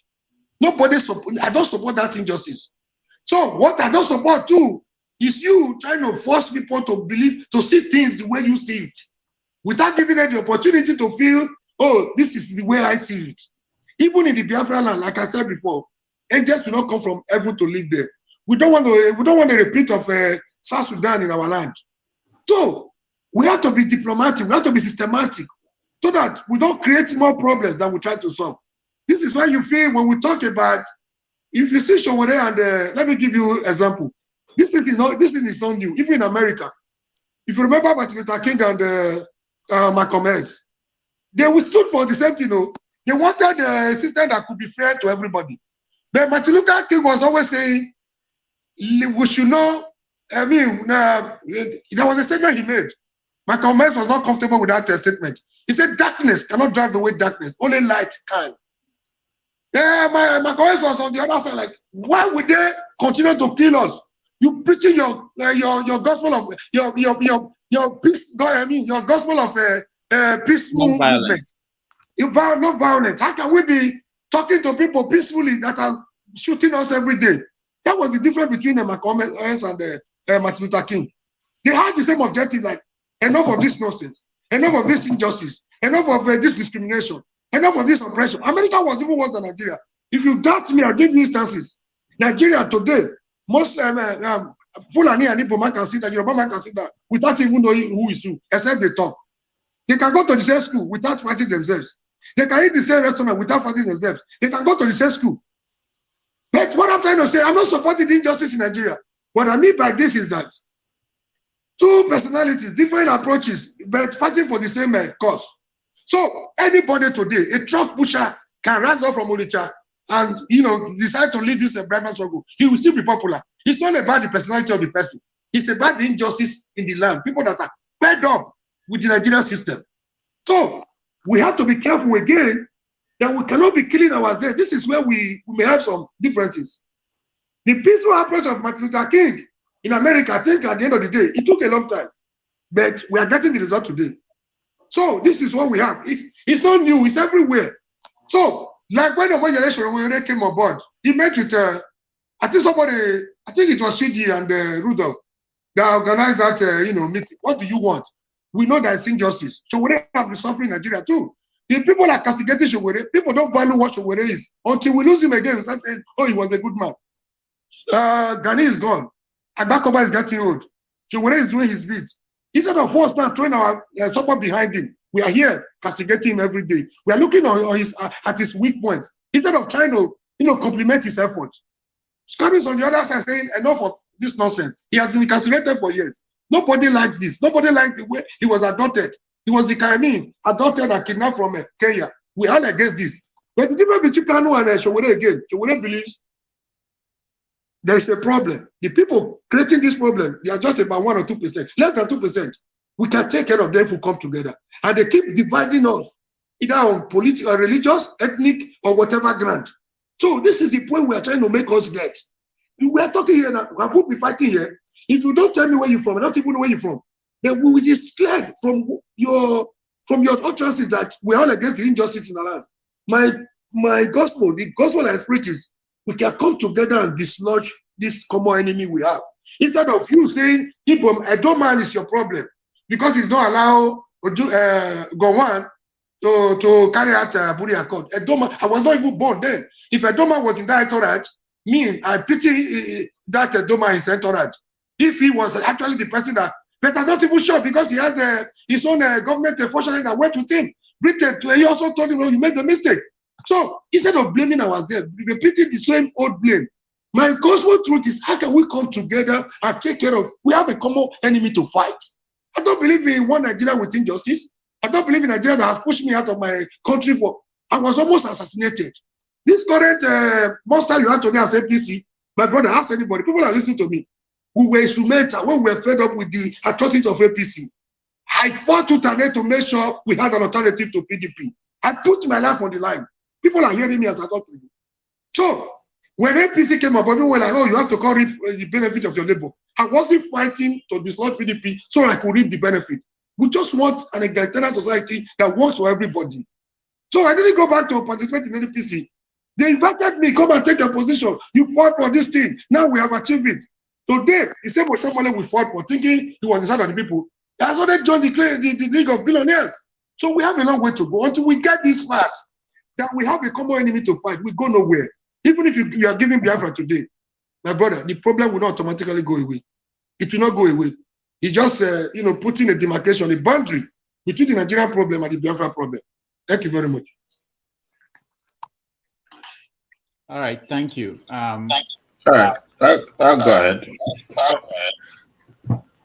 Okay, so RBL, for me, I think it's weird that you say you've been listening for a while and then you just, it's weird to just tag people and say we are all one Nigeria, and I don't think that helps your case if you just go and put people under one umbrella.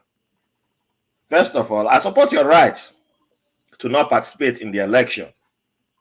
That's the type of person that I am. It's up to you. It's your right. If you were in Nigeria and you say you don't want to vote, fine. Actions have consequences. Live with the consequence. That's all I would say.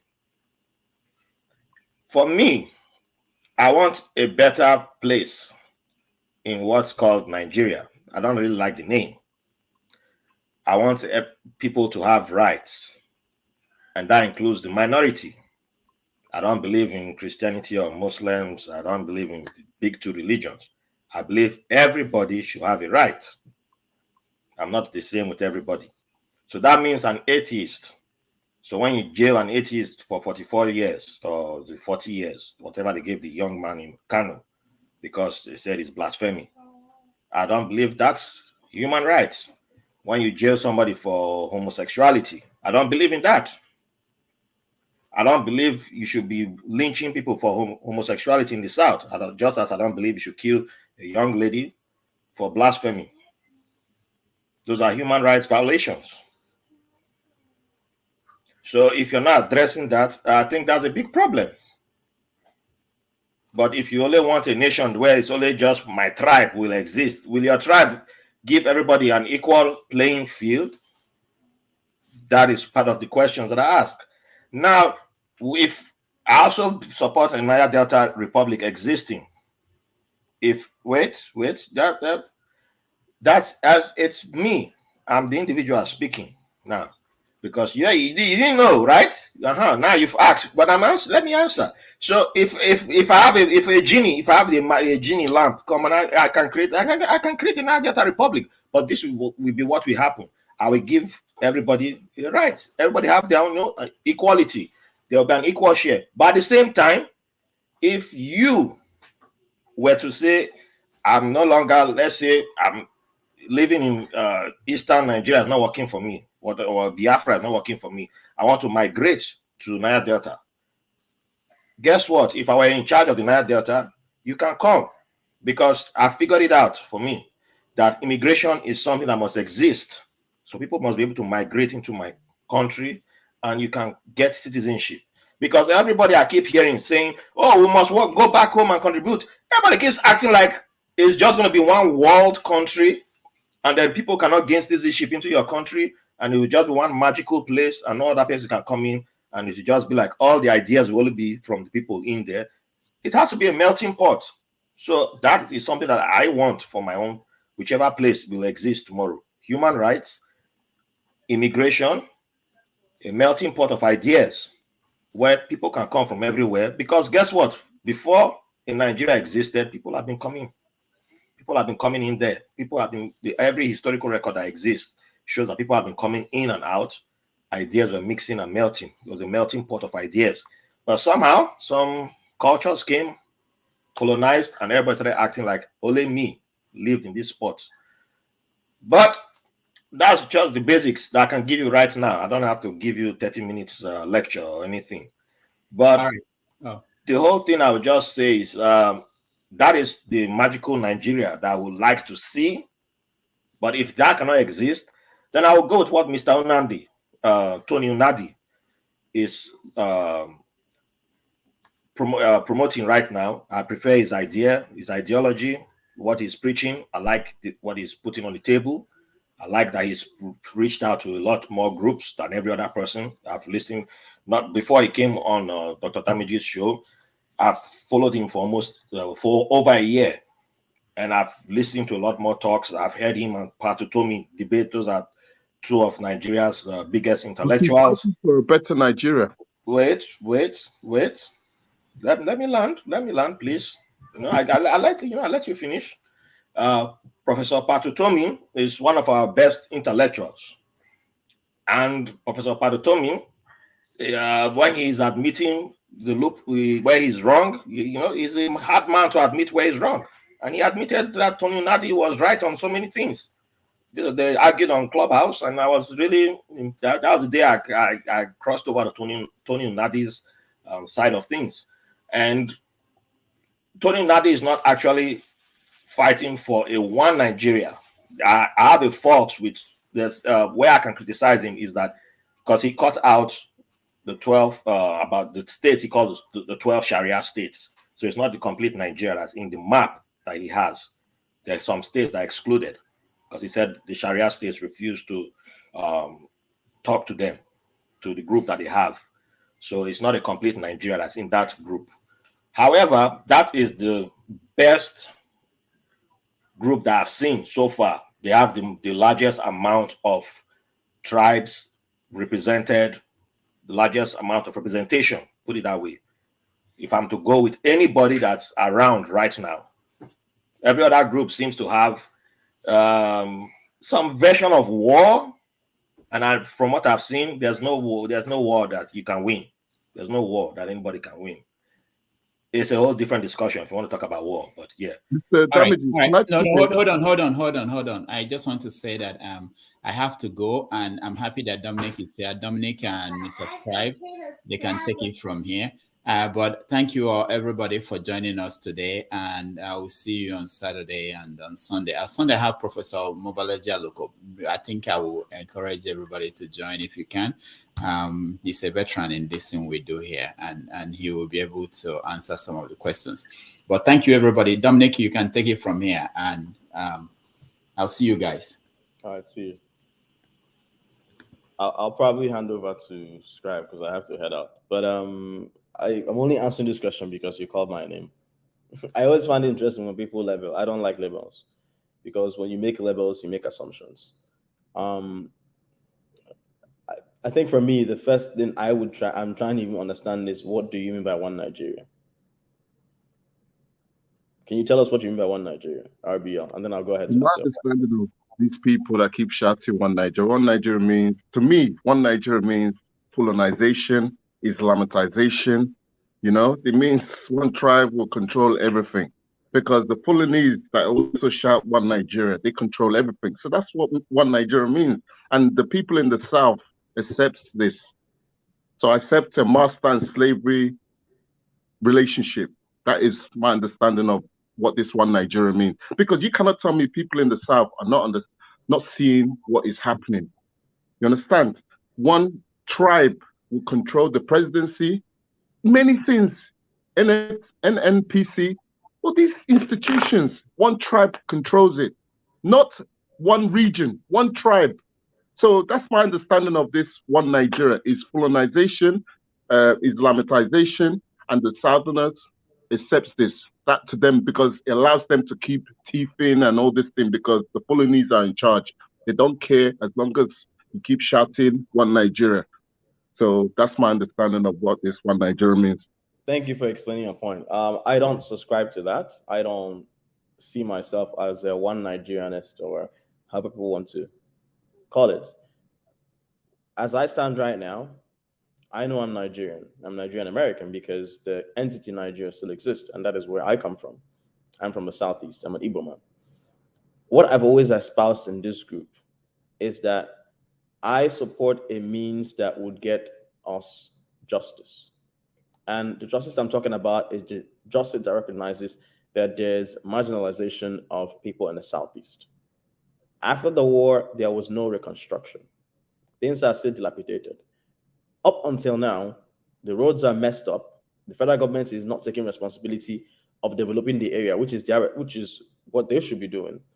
Our representatives, who are Igbos, who are in the House of Reps or in the Senate, are not doing anything. All they care about is their pockets. And so, if that means is wishing for a Biafra through peaceful means, not the one that results in killing people, then I say something? I need to say something about this war people keep espousing. I need to say something about it because nobody wants war. But let me ask you, how did they end World War II? They were debating with Hitler and talking to him on the table. He was coming to the meetings and he was just telling them lies. He wasn't interested. But how do you deal with a tyrant that doesn't listen, that's not interested in sitting on the table to sort out things? How do you deal with that? War is inevitable. I need to clear this. War is inevitable. If it comes to war, I'm ready to kiss my children goodbye and go and fight. IPOB under Mazi Nnamdi Kanu have come to the table and say, look, we want referendum. Everybody have seen what Nigeria has been since, even though it wasn't officially a country in 1914. That's when it was created. It was official country in 1960. From 1914 to 1960, there's been bloodshed. Igbos have always been the victims of these religious killings, right? So I understand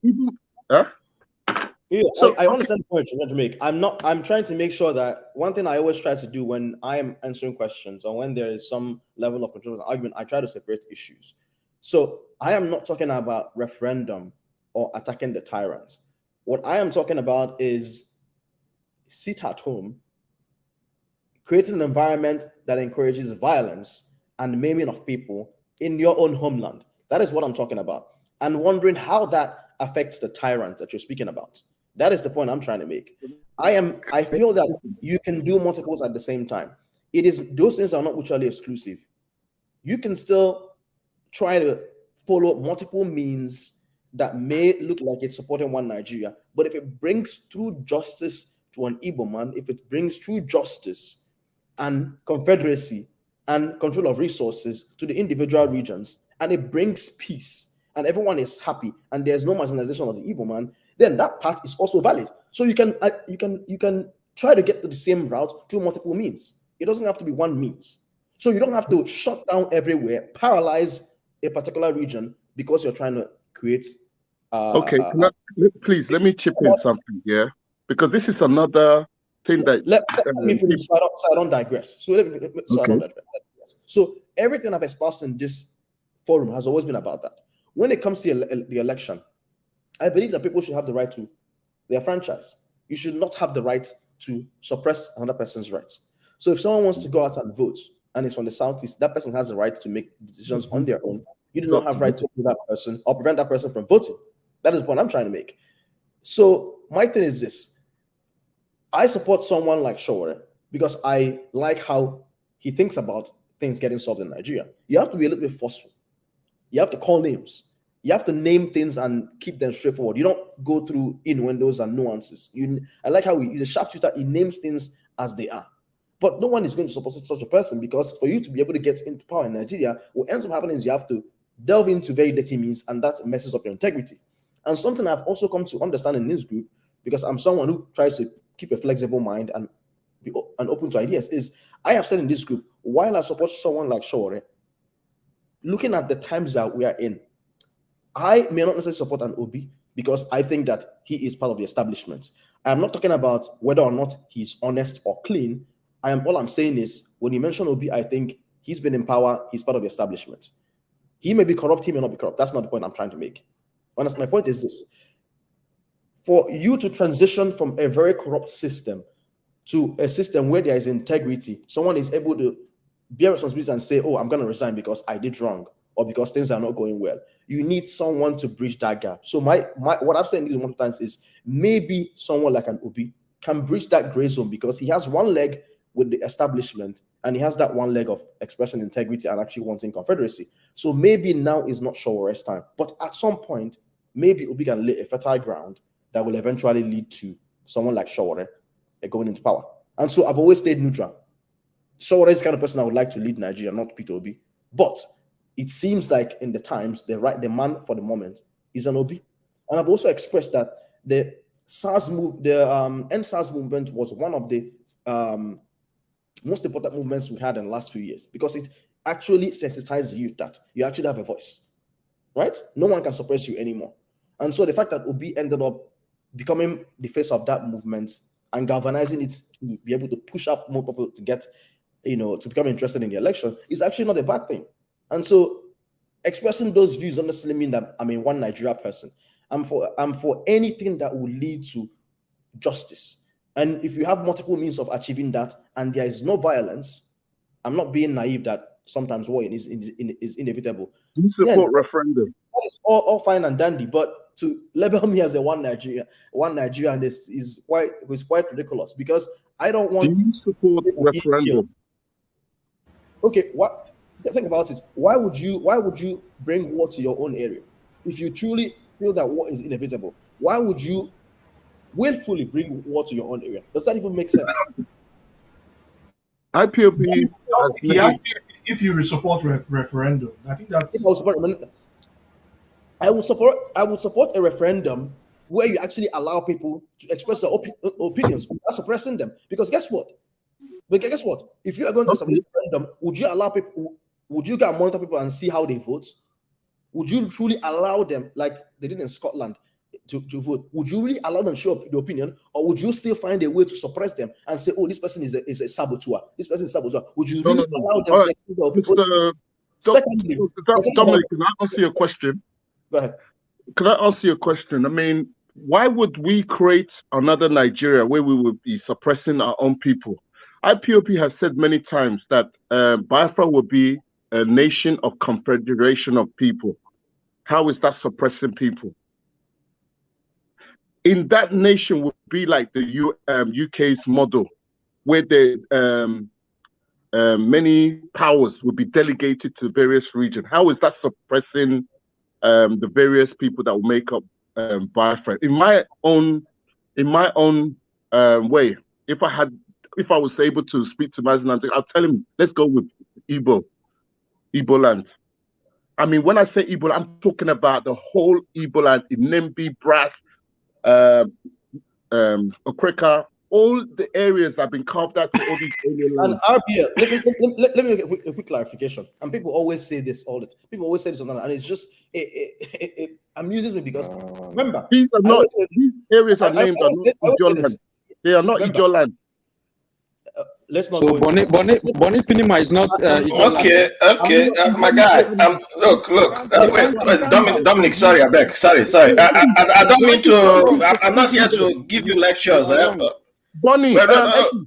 why do We want to do this back and forth. We won't do this back and forth. We can have a lovely discussion. But since let's not go into dry no, it's easy. It's easy. Do not have land in River State. Okay, that's fine. That's fine. That's fine. You believe that. We believe what we believe. Myself and Eddie, we have our own beliefs, right? But okay, we hear you. Thank you. I'm talking. Okay.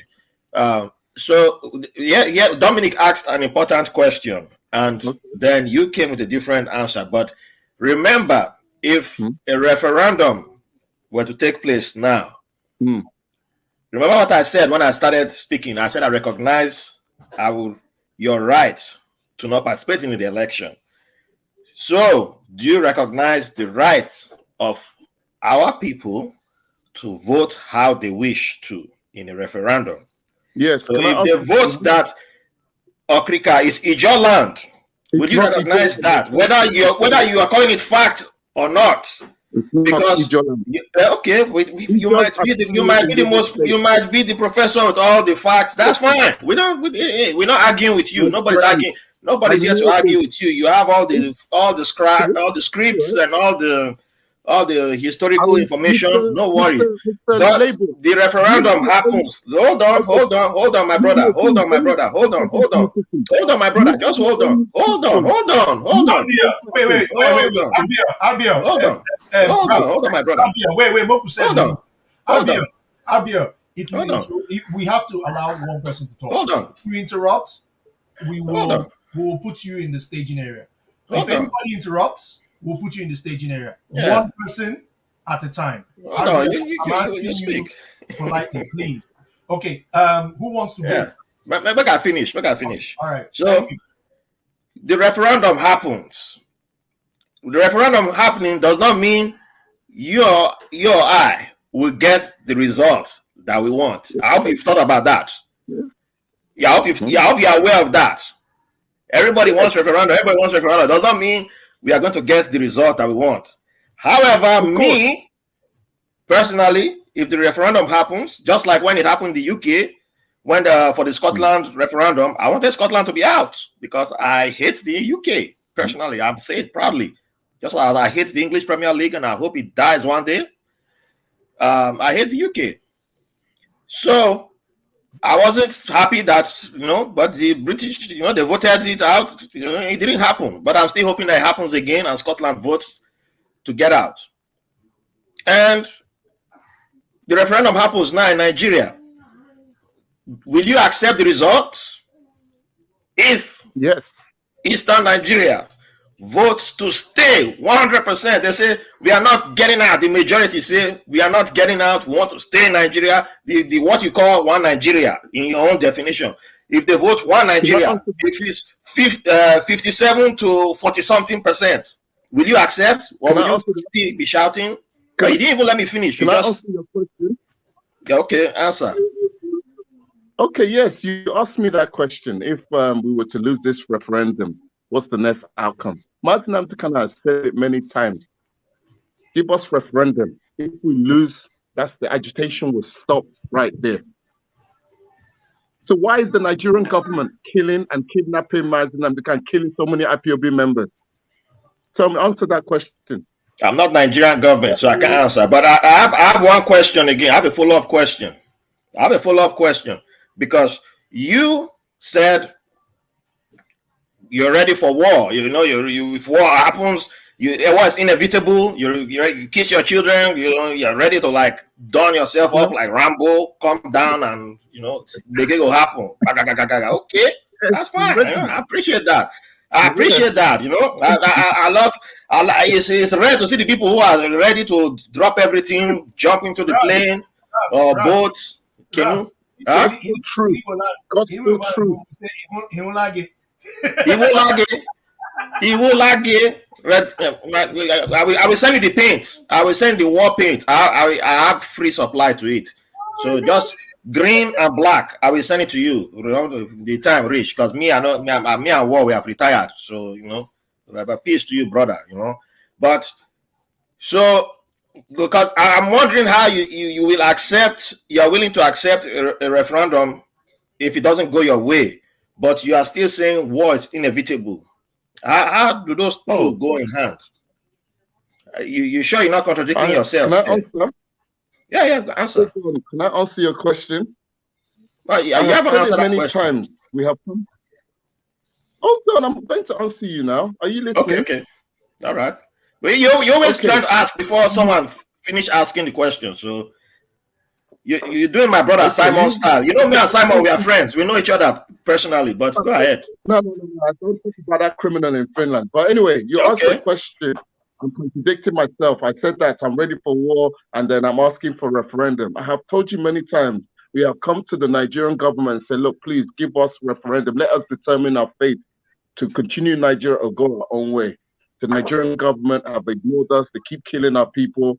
This is why one of the reasons we set up Eastern Security Network to protect our people from the Fulani herdsmen, which is the arm of the Nigerian government, to kill our people and eventually take over our land. So we've gone to them with peace and said, give us freedom, and they said no. They keep killing us. What do you expect us to do? If we could get weapons, tanks, all these things, I'm ready to come and fight Nigeria, because we have come to them in peace. Give us referendum. They said no. They want to wipe us out. We said no. So we're ready. If war can come and we're ready to get weapons, we'll take it and fight them. We're ready to take my them. brother, you just added a caveat. You added a caveat. No, you added a caveat. British government cannot hoodwink the international community like they did back in 1967, 1970. The Nigerian government. I hear you. No, hold on. You keep telling me I interrupt you, but you interrupt me. You moved the goalpost just now. That's why I'm just trying to point out. Ralph, Nigerian government. Have I answered your question that you asked me initially? Have I answered your question? You answered. Okay, you answered the question. I have to head up. Let me finish off with what I wanted to say. Okay. You talked about referendum. I've always said it. I mentioned a few minutes ago. These things are not mutually exclusive. You can fight for IPOB, but also find other means to achieve the same aim. I am not about. So the IPOB is trying to achieve a particular aim, right? Whatever aim IPOB is trying to achieve, if there are multiple means of obtaining the same aim, I am not against it. And so when I express opinions that point out those other means, it doesn't mean I'm a one Nigeria person. All I am trying to say is, can you bring justice to the Southeast? Can you stop marginalization of the Igbos? Can you be able to develop the area? Can you do all those things? And so if someone else is saying that IPOB is the way to go, and he is doing it in a peaceful means, and it means that it's not maiming people who are the same. Remember, you're not maiming the victims. You're not causing destruction and violence, right? And you are protecting. Then why would I be against it? It doesn't make sense that I would want justice for my own people, and then I'm against someone fighting to liberate my own people. But guess what? If someone is maiming my own people and causing violence and causing confusion, and it's causing destruction, and it's not being helpful, and he or she thinks it's actually a means to suppress the oppressor, that makes no sense. You can't tell me you're fighting an autocrat and you are maiming and destroying your own people rather than taking it outside of the victim's area. It makes no sense to me. That's why when Simon came, make it make sense. How are you doing it at home, destroying the economy, suppressing our people psychologically and physically, and you are telling me it is somehow supposed to give you give you a Biafra? It didn't make sense to me. So I'm not against it. I'm not against it. Dr. Dominic. I'm not against IPOB. I'm not against my friend. What I'm against is you're using deadly means, maiming people. Maiming is the wrong thing, because I'm not going to blame something. I don't have information to know whether or not IPOB is doing any of those things. But what I'm saying is, if you call yourself IPOB and you're expressing views, and you're saying that you're going to do this, maim people, you're going to cause havoc, you're going to cause sit at home and force people and suppress them to believe in you, that is the wrong means. Because what it tells me is that eventually when you get that IPOB, you will pretty much use the same means. Remember, a leopard never changes its spots. So if someone is an autocrat already and forcing people to believe in their means of achieving Biafra, what is it that when you get Biafra, the same person would not use the same means?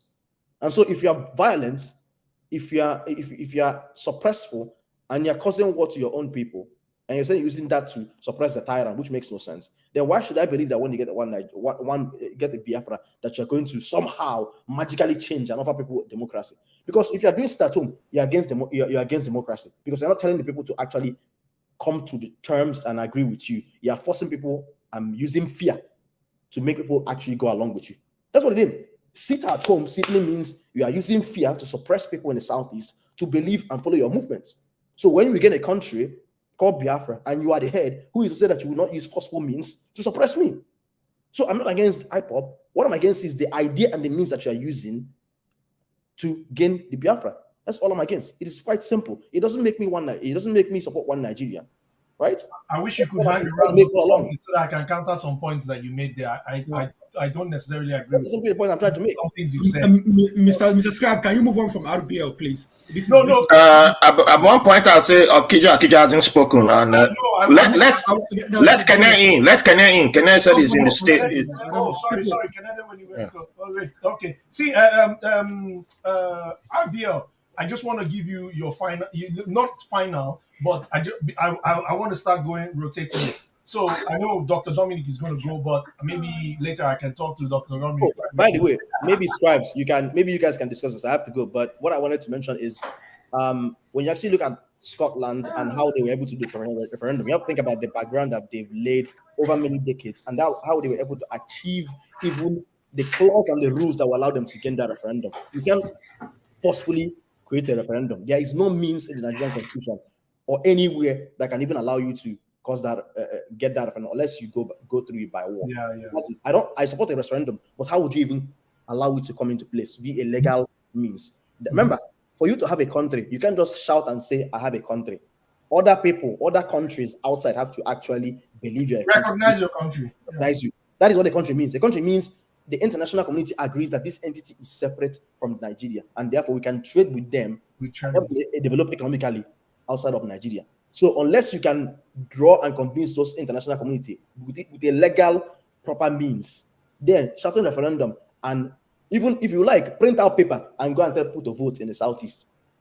So if you don't have some kind of legal construct or way to show the international community to support you, you're wasting your time. And so show me that blueprint, and I will listen to you. Okay, thank you, Dr. Dominic. I will have to come back to you maybe later. RBL, please go ahead, please. Yeah, I've listened to Dominic, Label, and what's the other guy, Mr. Omuri. And well, where do I start? You guys have not convinced me anything. Thank you. I've entrenched my belief for freedom. You understand? I really don't know where to start with what you say. The last speaker, Mr. Dominic, was talking about, oh, we are using violence. How can your violence make me want to support your agitation? But what is the Nigerian government doing to support them to be part of this family of Nigeria? What, are they not killing people? Are they not creating more IDP camps everywhere? Illiteracy. You know, they have this prank, they call it, from Nigeria. They'll go to a young girl and say, look, I'll offer you 10,000 naira. You take off your panties, and the girl will do it for 10,000. That's the kind of country that they're creating. And they think that these kind of things are prank. You know, you offer a girl 5,000, she'll take off her panty in public. That's the kind of country you are proud of, and you want me to be part. I said no to that. Look at Sharia. They will burn one girl because she criticized this religious, whatever they call him. Careful. To burn the young girl down alive. Where are the killers that killed that young girl to this day? Where are the killers of that Igbo man in the north? What's his name? Whatever. You know, where is the justice for that? And these are the kind of people you want me to to be part of. I say no to that. It's come to the stage now that I don't want to use the word epileptic, but there's some Igbo one Nigerians are actually begging for justice, begging to be president, begging for this. Where do you have such a thing in the world?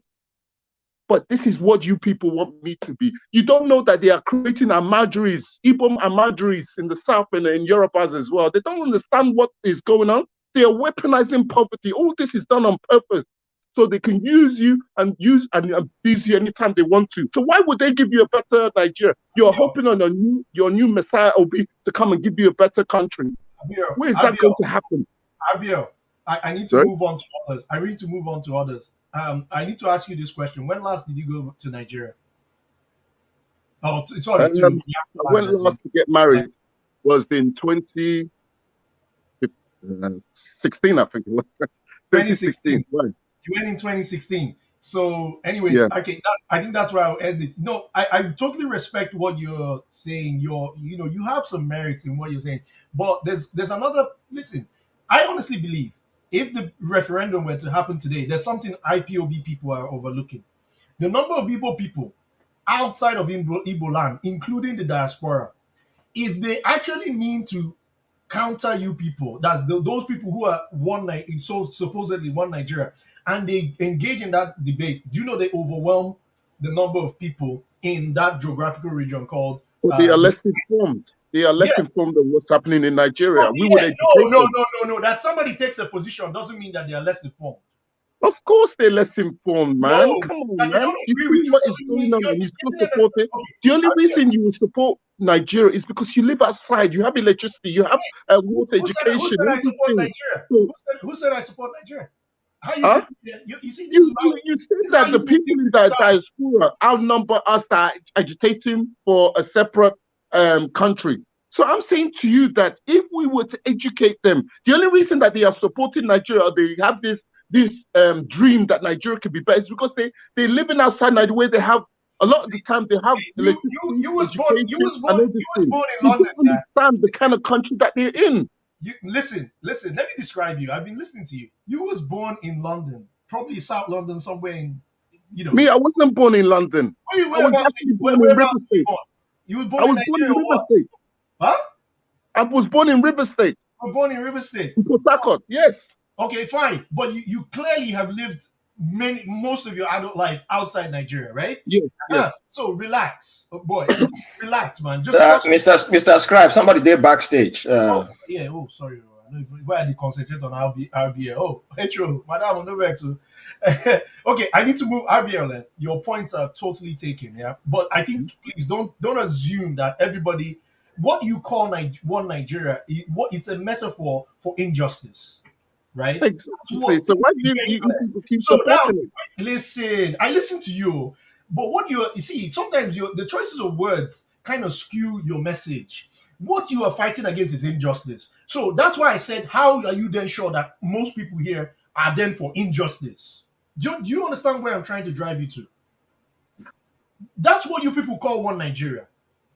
I don't know if you guys understand where I'm going to. You people don't use the right terms in the way you channel your. Instead of you to say that somebody is taking a position, you now say that person is uninformed. Somebody lives in space and looks at Mars every day. He doesn't live on Earth. And then you are now saying the person that looks at Mars is now telling you how Mars is and in relation to what his perception is of Earth. And then you're now saying the person doesn't have enough information, but he lives in Mars. You are using the wrong terms, please, bro. Please understand that. You say you are against injustice because what you guys are fighting for is you're looking for a way of equity. You're looking at achieving the Aburi Accord, the Aburi on Aburi stand. If that is the narrative that you're going, people will get to understand you people better. Can I just say something quickly, yeah? Mr. Scribe, continue to be saying something. Because of injustice or marginalization. I need to move on. Sorry, please. Can I just say something quickly, please? Okay, please. Just 2 seconds, please. You keep saying marginalization and justice. It's not only that. What business do I have with people in the north? They practice. Tell me the truth. What business? What values? I need to move on. I need to Can know. I say something? The business we have. Can I say something? Okija, welcome. Madaesho, I'll come to you. Madam, you just came. Please hold on. Okija, welcome. Ekene, welcome. Madaesho, welcome. Thank you. You know, we need to go around. Okija, if you have anything to say, please go ahead. Yeah, I have a lot to say. I mean, the business we have with people in the north is that we are one country. There is never a country that you have. Are you happy? No, Arbiel. Even people in China is changing. China has people like you guys or whatever. You know, when people who have no sense of history, when they talk, you know, you're talking about Okrika is Igbo land, you know, claiming land that are not Igbo land. You know, you don't know history. You don't even know what is happening in Nigeria. You just claim. You know, like when I was younger, you know, I used to have, you know, these I mean, you live in Utopia, you know, you think everything, you know, everything is the black and white. But when you're older, you find that, you know, the world is colored. Even in green, you have different, you know, different green. You know, you have aquamarine or whatever. Everything is not the same just because you're looking at it, the same marginalization. You know, you claim that, you know, Hausa flag, they're controlling. You don't even know the history of Nigeria. During the Second Republic, was it Second Republic Shagari? You see that, you know, Igbo person was the vice president. A lot of Igbo people, you know, were in government or you know, with Yorubas and other people. The Igbo person was the leader of, you know, House of Rep or whatever, the Speaker House of Rep. You're talking about Yoruba people. How many House of Fulani have ruled Nigeria? Only two House of Fulani has ruled Nigeria. Only Buhari and what's his name? Yaradua. You're talking about Obasanjo administration. You have opposition. You know, all over people, everybody in Nigeria, you know, participated. It's only because, you know, this Buhari administration that came. Even Buhari, it's not about House of Fulani.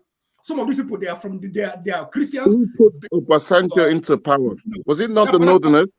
RBL, I'll give you out if you interrupt. Honestly, you know, but not House of Fulani. You just, you know, you come here, you know, you people, you know, just listen. Ojukwu fought Biafra. Ojukwu was the one, the arrowhead of Biafra. And in 1991, 1992, there was Kanu riot. And a friend of mine, you know, he was his father was arms seller in the Southern Gary. And then, you know, the Igbos wanted to come because I was born and raised in Onitsha, so I was living on Onitsha then. And to that station because then they were strong. So they send their vehicle, they send luxurious buses to, you know, Kanu to bring people down. And Ojukwu said one thing to Igbo people. Said, don't run, stay there, fight. Fight. This is Nigeria. This is Nigeria too. Fight. Don't run anywhere. And then my friend, you know, his father was an arms seller. He opened his shop and Igbo people, they took out guns. They shot, you know, these people. The first time Igbos defeated them in Sabongari and they ran away. And since then, I've never heard about any, you know, like major riots in Kanu. So Ojukwu has said it. This is, you know, like, you know, sometimes, you know, we think, you know, we know everything. I'm beginning, maybe because I'm getting older, you start to, you know, think about all these older people that fought for Nigeria. You think about Zeke. You think about, you know, even this one that died recently. What's that Igbo man? What's his name? Mbazulika Amechi. These are people, you know, you think you're smarter than them. They know about Nigeria. They know what is working, you know, because we, you know, we're at this our realistic, you know, view. We think that we know everything. Think about it. They fought for Nigeria. They know Nigeria is working. That Nigeria is good for everybody. But because Nigeria is not working now, doesn't mean that Nigeria will not work tomorrow.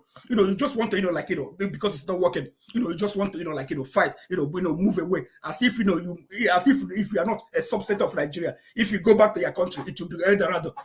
You know, El Dorado, whereby, you know, you have governors, you know, since then, you get allocation and they do nothing with the money. And you're thinking that, you know, it's overnight, you know, when you get into that utopia, Biafra, you know, everything will changes, you know, everything is solved, you know, human right there. You know, when I cannot even speak, come against, say, I say, if I say I'm not for IPOP, you know, there's some people to, you know, to you know, kill me or do something to me. That's what kind of country are you building? Even in Biafra, Ojukwu, some people that disagree with Ojukwu, you know, some people were killed. Also, for disagreeing, some people were termed saboteur, and they were killed. And even then, you know, we had people who are intellectuals, who were able to work with Ojukwu. Ojukwu was not like, a master of all. He had intellectual, telling him what to do. He consulting with them. But this one, we have no consultation. People just come and they just do whatever they want to do and impose it on everybody. See, when was that time we've had consultation? How is someone become, Messiah Ndibo? Ndibo. Would you know what is Ndibo? One person become Messiah Ndibo. Is something wrong with you guys? I'm telling you, like, it makes sense. Something or Messiah Ndibo. Listen, the issue is this. Let me tell you something. I grew up in the 70s, 80s. Then Igbo people, we were doing business. People were prospering. People will come to the village and take their younger ones or whatever, or relative, and take them to Lagos or to Kano and everywhere. And things were progressing. But the economy of Nigeria is certain. Instead of Indigo coming home to rethink, what's happening. They didn't rethink. They didn't know that, right now, China. I used to bring some this goods from China. But now the Chinese companies, they come to Nigeria and build factories. We no longer need, but they don't have this monopoly of business anymore. You go to China and bring stuff. Chinese are coming to Nigeria to do it. So we are losing economically instead of strategizing how to grab back the economic power. You are there fighting Biafra, saying fighting Biafra. You are losing out. That's how you're going to lose out. And the issue is this, because people back home now in Igbo land, the major problem back home in Igbo land is that young people, instead of going out, they are there in the village. Nobody's taking anybody to Lagos again. And even some people that want, even if you want to take someone, nobody wants to get anymore. Not everybody wants to drive, big car. They don't want to, do apprenticeship. They don't want to, be under someone to learn anything. They just want to, hit, hammer. And then, all of them, they're in the village doing nothing. And then when somebody gives them, suggest something to them, they just troop out and, be criminals and just do anything they want. We have to strategize, and Nigerians are people, not the only people who are suffering in Nigeria. Everybody is suffering in Nigeria. There are people who are getting power. Instead of them, some of them, it's not that they are this elite. Some of them, they join them, they become Nigeria again. You see, okay, Rocha Sokorocha. Rocha, before he became governor, he was running around. And I was one of the ones who was, supporting Rocha. I said, Rocha should be a governor. But when he became governor, he did worse than Ikedio and all of them. So we have to, if you have, people who said Biafra, there are people, many of us who are wounded, who are angry what is happening in Nigeria. There are many of them in Yoruba land. There are many of them in Hausa land. There are many of them in other ethnic groups. We have to join hands together and fight these people and take over our country. Thank you. If we are thinking that, we take over our... Listen, Nigeria is a better country. Listen, Nigeria, Igbo land, we don't have everything we need to be a great country. Nigeria, if working, will be a greater country than a Biafra. So let us work hard and take power from these people. Anyway, strategize, take power from these people, and make Nigeria great. Okay. Dalwan Okija. Kene. Thank you. Kene's one. Okay, Kene, you have Yeah. the floor. Yeah, thank you, Mr. Scribe. Thank you, White Label, everyone. Okija and Akija, I greet you, sir. So I think I will come in a different angle today. So I think I agree with what Okija and Okija said. But earlier on, when the guest was on the platform, I was busy, so I couldn't sign in. But I heard someone lamenting that he went to Nigeria and his car tire spoiled, and he couldn't find a vulcanizer that would fix the tire. And I commented, I was like, learn how to fix your tire by yourself. And this is my reason. Vulcanizer, how much are they making? They will spend the whole day fixing tires under the sun, hot, scorching sun, and at the end of the day, you give them 100 naira. 100 naira cannot buy you a cabin biscuit, a box of cabin biscuit, not talk about getting you rice. So I'm happy that our people are not even subscribing to that kind of business. If you want to fix your car, go to auto, like the way we have it here in the US, go to auto shop where a kind of a departmental setup where they will fix your car for you, not having your fellow human being under discussion on for because of 100 naira. But this is it. On this issue of Biafra, right? I think we all are clamoring for peace and unity in Nigeria, right? But on the other hand, you can't have peace and unity without justice. I think what we should be talking about is justice. When there is justice, there will be peace, there will be unity, and there will be love. Now, this is it. We fail to understand why And before I go into that, let me even make it categorically clear. Nobody is my supreme leader. No human being is my supreme leader. No human being is my Messiah. My supreme leader, my Messiah is God Almighty God. Is Almighty God. No human being would take that position. So let me make it clear. So if you are referring to your fellow human being as your supreme leader or as your Messiah, that is your own problem. Now, this is it. The issue of Biafra, I mean, I don't want to go back to 60s, or let me talk about from 99 when we have this current democracy. Started with Masop, right? The Rafu was Rike. Then Obasanjo was the president. Obasanjo, instead of calling them to know what is the problem, he instead shut them down, lock up Rafu was Rike. I think there was this community in Benue State, Udi, that agitated for something. Instead of calling them to know what the problem was, instead Obasanjo sent out soldiers to go and clear out the community, kill every living soldier. So we, the Igbos, were even lucky that he did not send soldiers to come and wipe us off. But this is it. Yaradua came in. Then we still have Masop agitating. The likes of Nnamdi Kanu, I don't think any of us here has ever advocated for unity, for progress of Nigeria more than Nnamdi Kanu. Nnamdi Kanu was on the street of London clamoring for good governance for that country. Now, Yaradua came in. Yaradua, instead of calling this group to ask them what is the problem, how we're going to solve this issue, he instead focused on the Niger Delta militant, called them on the round table and solved the issue. I don't know how they solved it, and I don't know if that solution he preferred was even a lasting one. However, he was able to solve one regional issue and forgetting about the other. Now, Goodluck Jonathan came in. The issue of IPOB started. When IPOB was on the board, I think it was when Goodluck was in the first term. So instead of calling them to know what the issue was, he never did. He instead went to call Almajiris and rehabilitate Almajiris, neglecting Biafra. Same time, same as the previous leaders. Then we have these terrorists in the Aso Rock. Now, Buhari came in. He sidelined IPOB, sidelined Biafrans. He went and instead he refurbished, rehabilitated terrorists, well-known terrorists, Boko Haram, and even a kind of assimilate them into Nigerian army. You are recruiting terrorists into your national security system. I don't know how that makes sense to them, but this is it. So the injustice has been suspended for a very long time. IPOB, Biafrans weren't killing anybody. They were never violent until they were unjustly proscribed terrorists. Yet they weren't even killing anyone until they sent their soldiers. They call them Operation Python Dance, to come and be killing our people unjustly without no cause. You kill the youth because they come on the street to protest. And this is when, because I can't fold my hands and you come to my house and open fire on me, I have to defend myself. So what the IPOBs are doing is just defense. We are just defending our people, defending our land. So on that note, I will say that if anyone is talking about peace, is talking about unity, should talk about justice. Call these people, ask them what the problem is, right?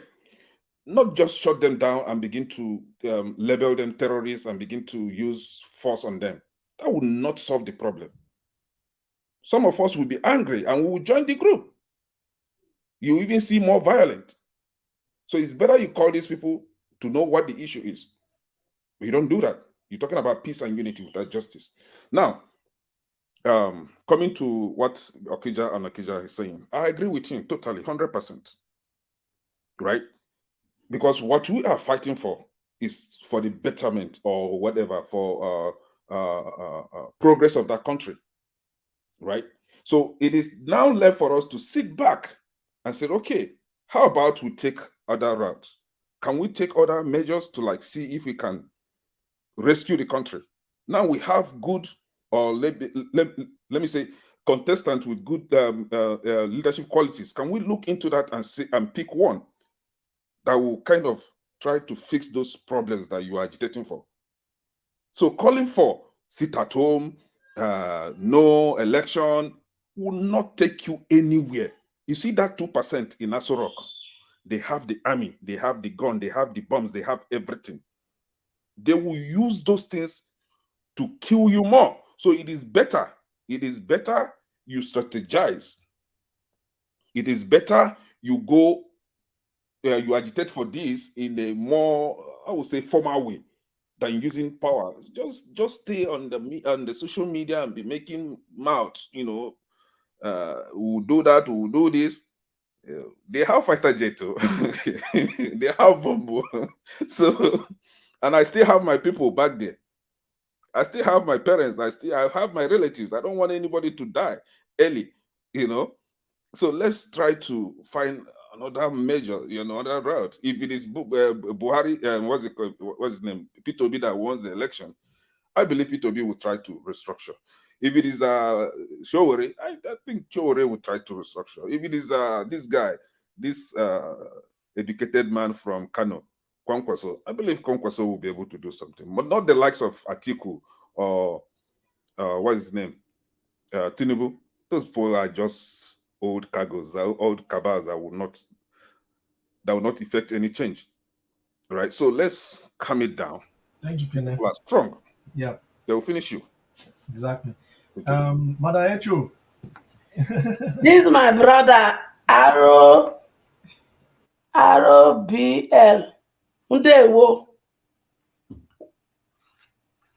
Tell her mute. Ndewo. Your face just dey boil like the water when I want to make at the yam this afternoon. My brother Kija not be your problem. Make we tell ourselves the truth. Those when don't they hear me before, they're not saying now only 2 tribes now in Nigeria. The tribe of the oppressed and the tribe of the oppressors. So when you come from north, you come from west, you come from south, you come from east. These 2 tribes now they there. So for you to come here, they begin to follow Kida, they demonstrate, say you should sabi the right way. Get as it be. What did the Igbo they look for? Not be justice and fairness. Are the Amajiri in the north not looking for justice and fairness? Are the Yalakara in the west not looking for justice and fairness? Our children on the street, are they not looking for justice and fairness? Sorry, can I ask you something, Miss Hajo? Make I finish my talk, Okay. As you like to fight for this Biafra, because pack your children, pack your wife, pack your load, go to Biafra land and start and chase it out. Not be here you go there, they buga for me. They hear me? That they kill my brothers and sisters. They turn their blood to River Niger. And you there the buga. Pack your load now. After this meeting, pack all your family. Buy ticket. Go to Biafra land and stay. When they say sit at home, make you beat the policeman when you go they walk up and down. Make sure you not buy food for inside house, so not buy medication. Make you pack all your supporters in diaspora. Make all of na pack una load. Carry all your family and your children.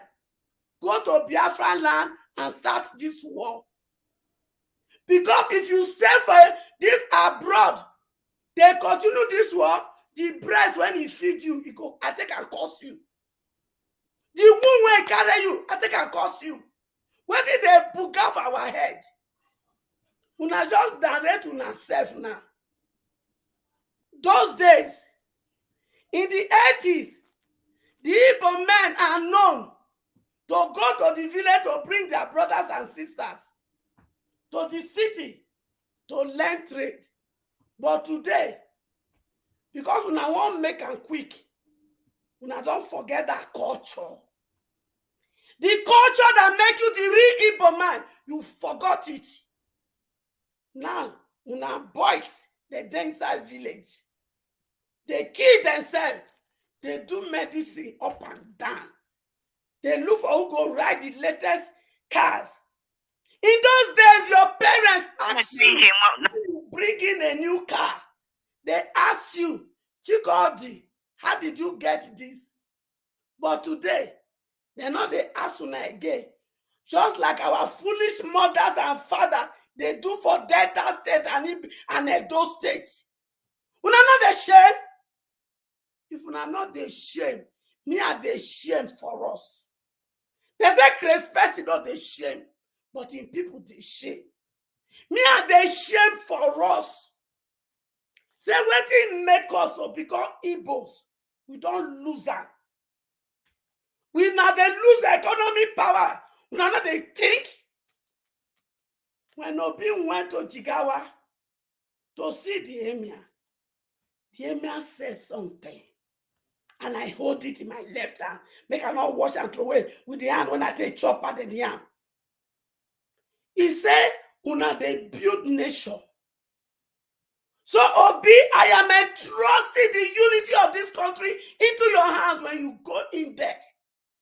And yet, Igbo men, when supposed supporter to go there to fulfill that request, requested by a northerner, you people are here making sure he did not enter, so that Tutu Emiloko, he go rig himself.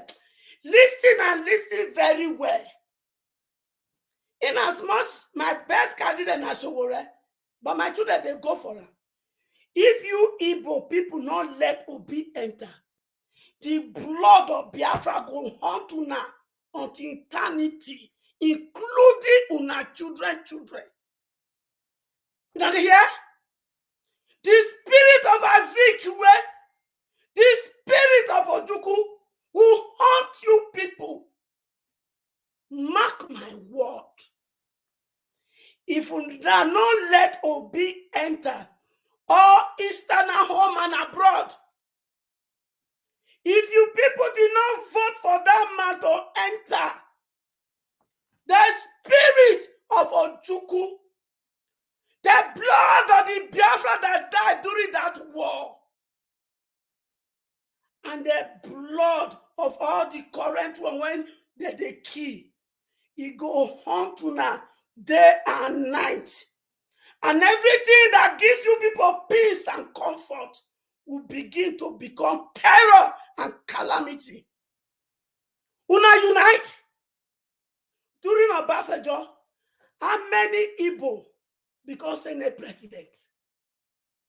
And they ask una, how many Igbos? Una fight una self.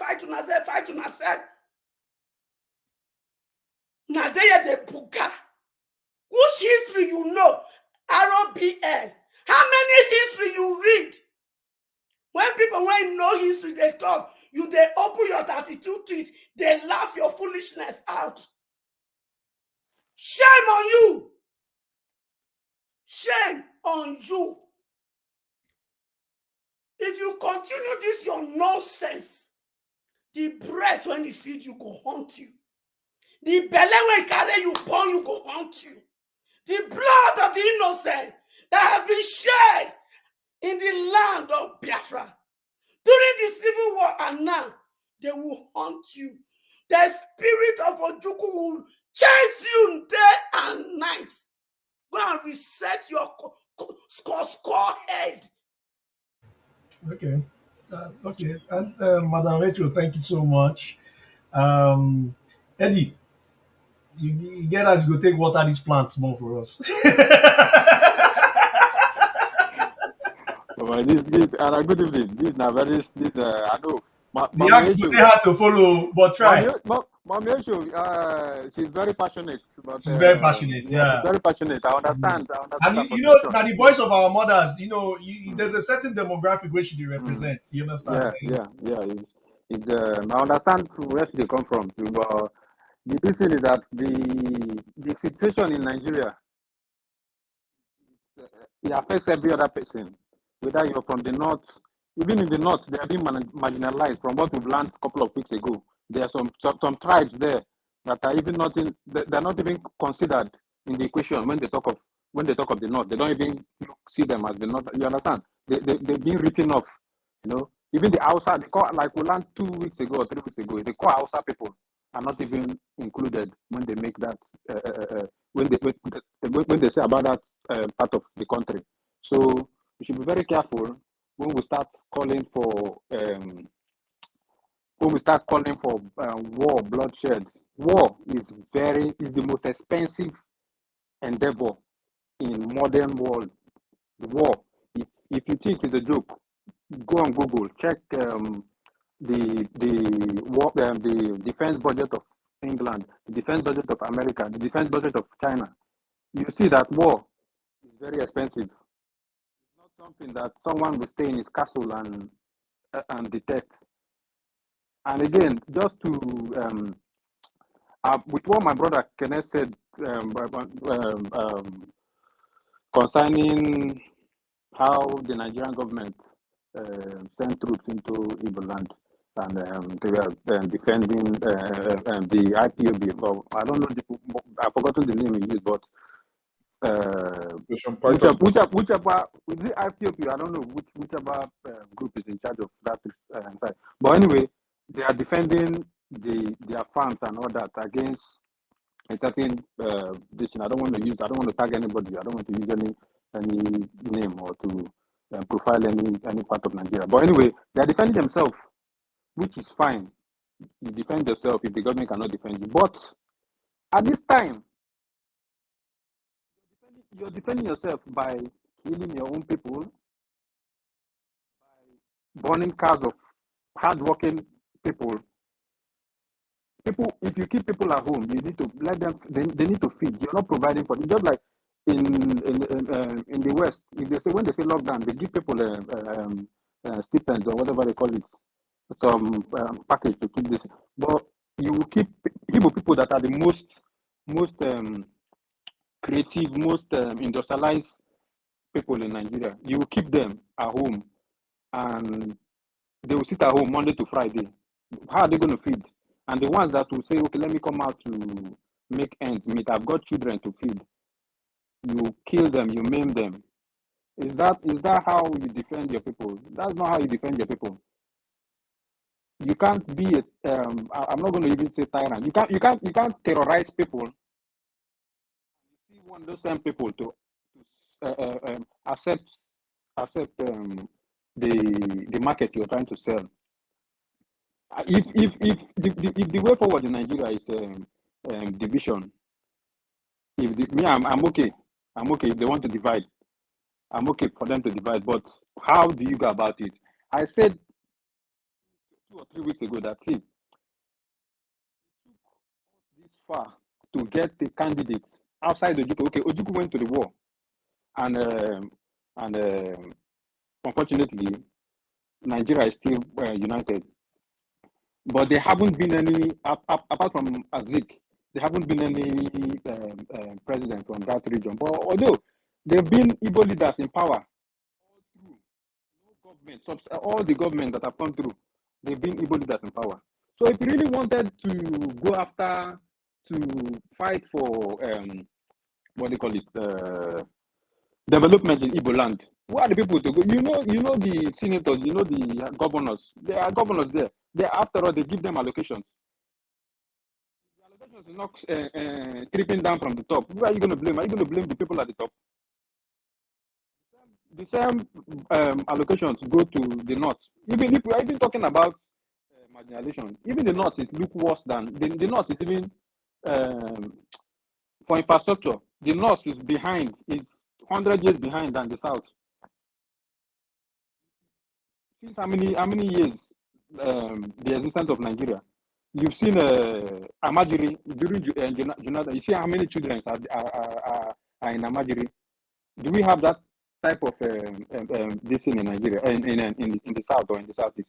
And again, my brother Arubiel made mention of. I don't know. I'm sure. I will assume that you're an intellect, or at least you have a level of education, or you know about Nigerian history. But you cannot just draw a map, say the Biafra. When you say Biafra, the Ijos, this thing are part of Biafra. Even if they are part of Biafra, you need to negotiate with them. You can't just draw a map and say they have to go with you, or they have to. Because let me tell you, Nigerian government, if you put a referendum tomorrow, the Nigerian government will not do everything to frustrate that referendum. And Vex, make I get one point where I want to make. Okay. One thing where these guys, they know most of these Biafran guys don't acknowledge is that Biafra is like saying New York to New York. Biafra is New Mafra. It's a political, not a like. It's not like it's a political definition of the Portuguese. Do you understand? That Nnamdi Kanu map is debatable. You understand? It's a political definition of this. It's not indigenous. Remember, initial argument is that it's an indigenous people of Biafra. You understand what I'm saying? Mm-hmm. But then, what brought the Biafra to, even the guy who even gave the Biafra during the, in the heat of the moment that Ojukwu was looking for a name, was an Ijo guy. So technically, Ijo people had already bought in to this thing. They were sympathetic to the Igbos, aspirating all the things that happened, that led to that 1966. But one thing the people don't understand is that when that name came, it's two different contexts. It was a context of necessity, and then he had to rationalize it because at that time, how many hours were they did to contrive a map? They had to use a map that was existing, and that's how the guy made the case, and the name came to be, right? Now, if you look at it now, this thing now don't go viral. Then they are now using it as sort of like a framework to now justify it. But then the thing that just like what I'm speaking to what you're saying about the Jaws, all the other minorities, if you really want to do it, you have to go back to a report called the Willings Report. You have to go back and read it and understand what the forefathers, what Nnamdi Azikiwe them, where they were marching towards.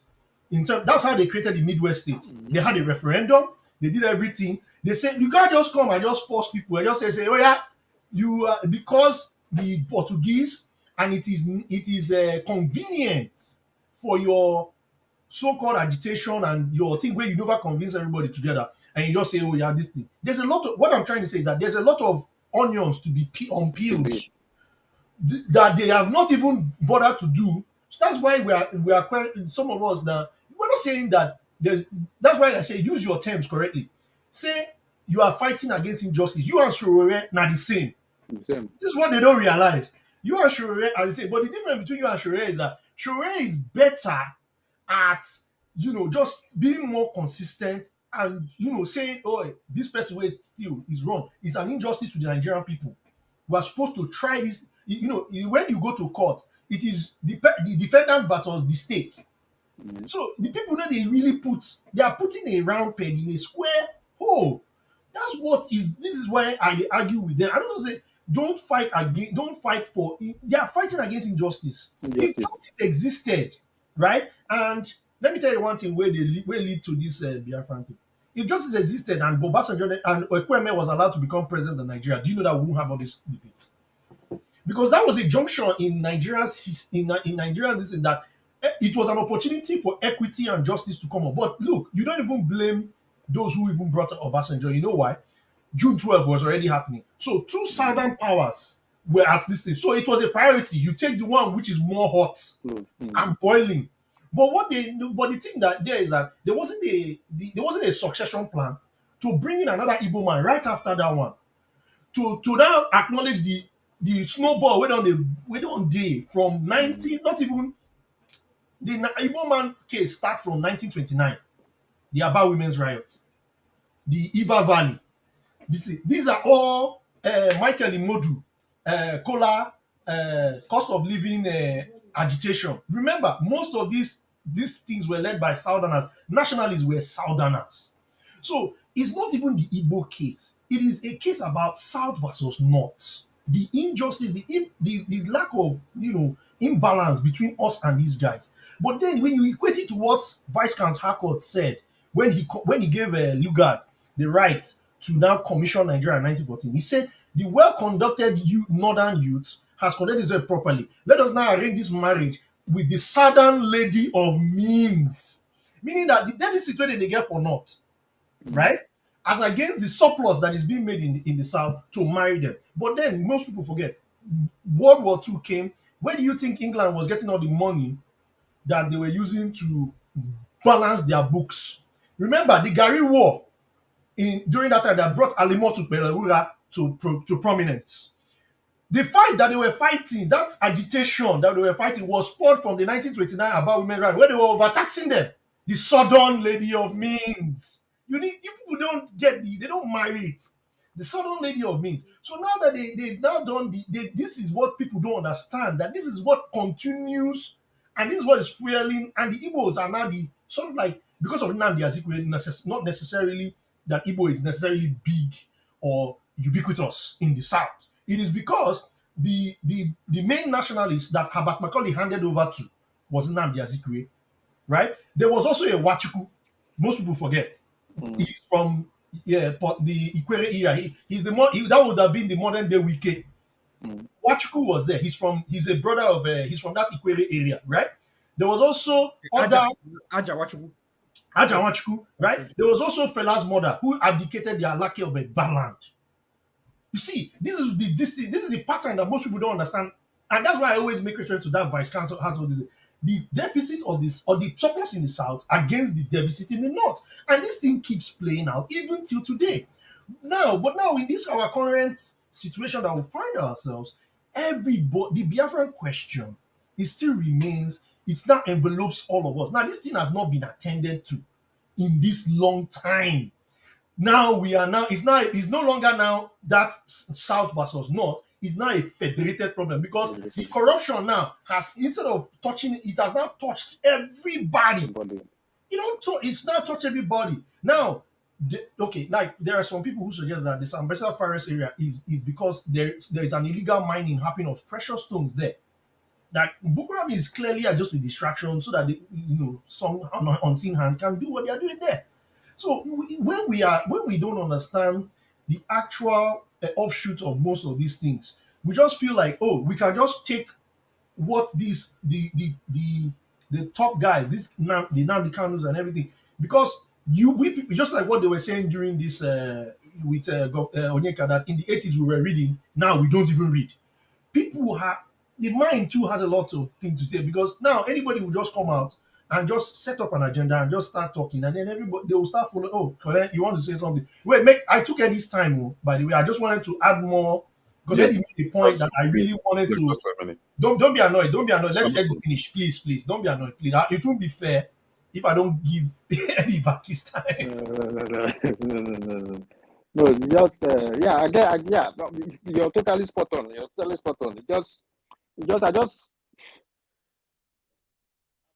My Igbo brothers, they speak about this agitation or referendum, I just feel like they're very passionate. They're very passionate, which they're supposed to be, because if you're not passionate in anything you do, you can't achieve anything. But I think the narrative that some of the guys are trying to sell to the people, to the layman or woman in the Nigerian street is totally wrong. You need to be there to change it.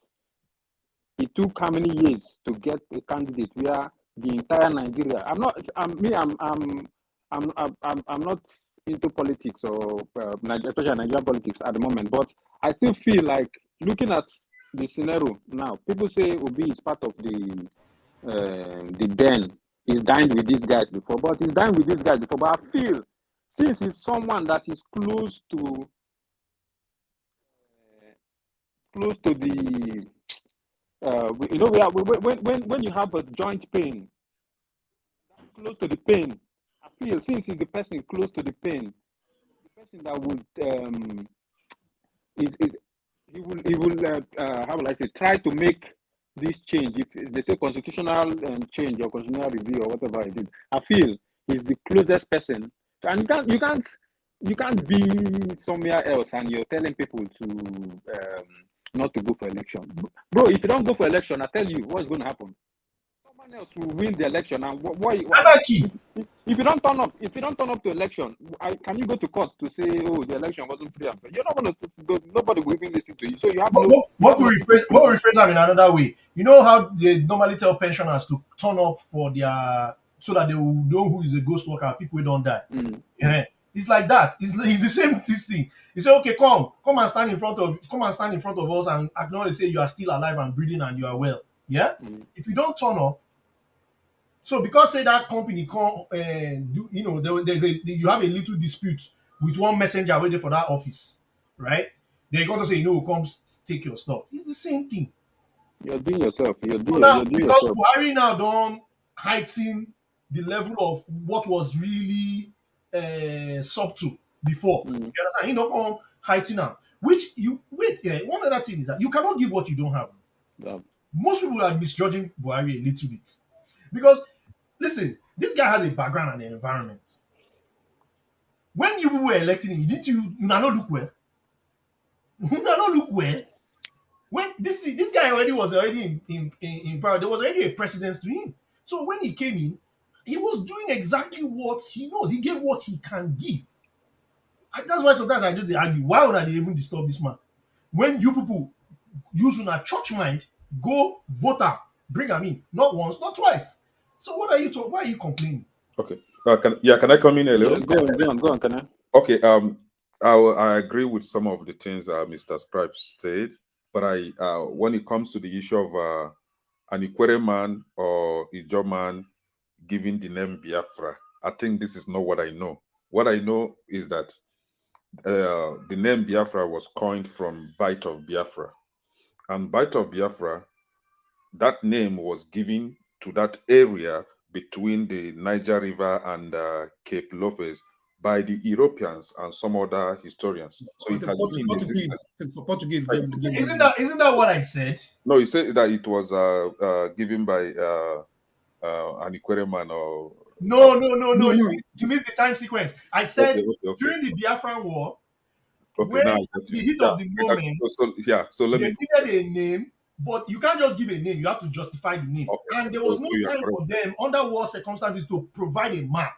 Yeah. There was already a pre-colonial existing map in the UNN. So this guy brought it to the sort of like that makeshift House of Assembly and proposed it. And people agreed and adopted it. Then Ojukwu went. If you look at the video, you will see where he went. He raised those two papers up, and he now declared. I got you now. So you see, sometimes I get headache. Like yesterday, if you're here yesterday, after yesterday, I was having headache because some of us that have identified ourselves as thinking introvert, we always find it difficult to come in a forum like this and argue. Sometimes we feel like punching somebody's head, but still. But I like it when a conversation is going, smoothly without insult, without name callings and all that. So now this is it, right? I personally, I don't advocate for violence. I will never advocate for violence, right?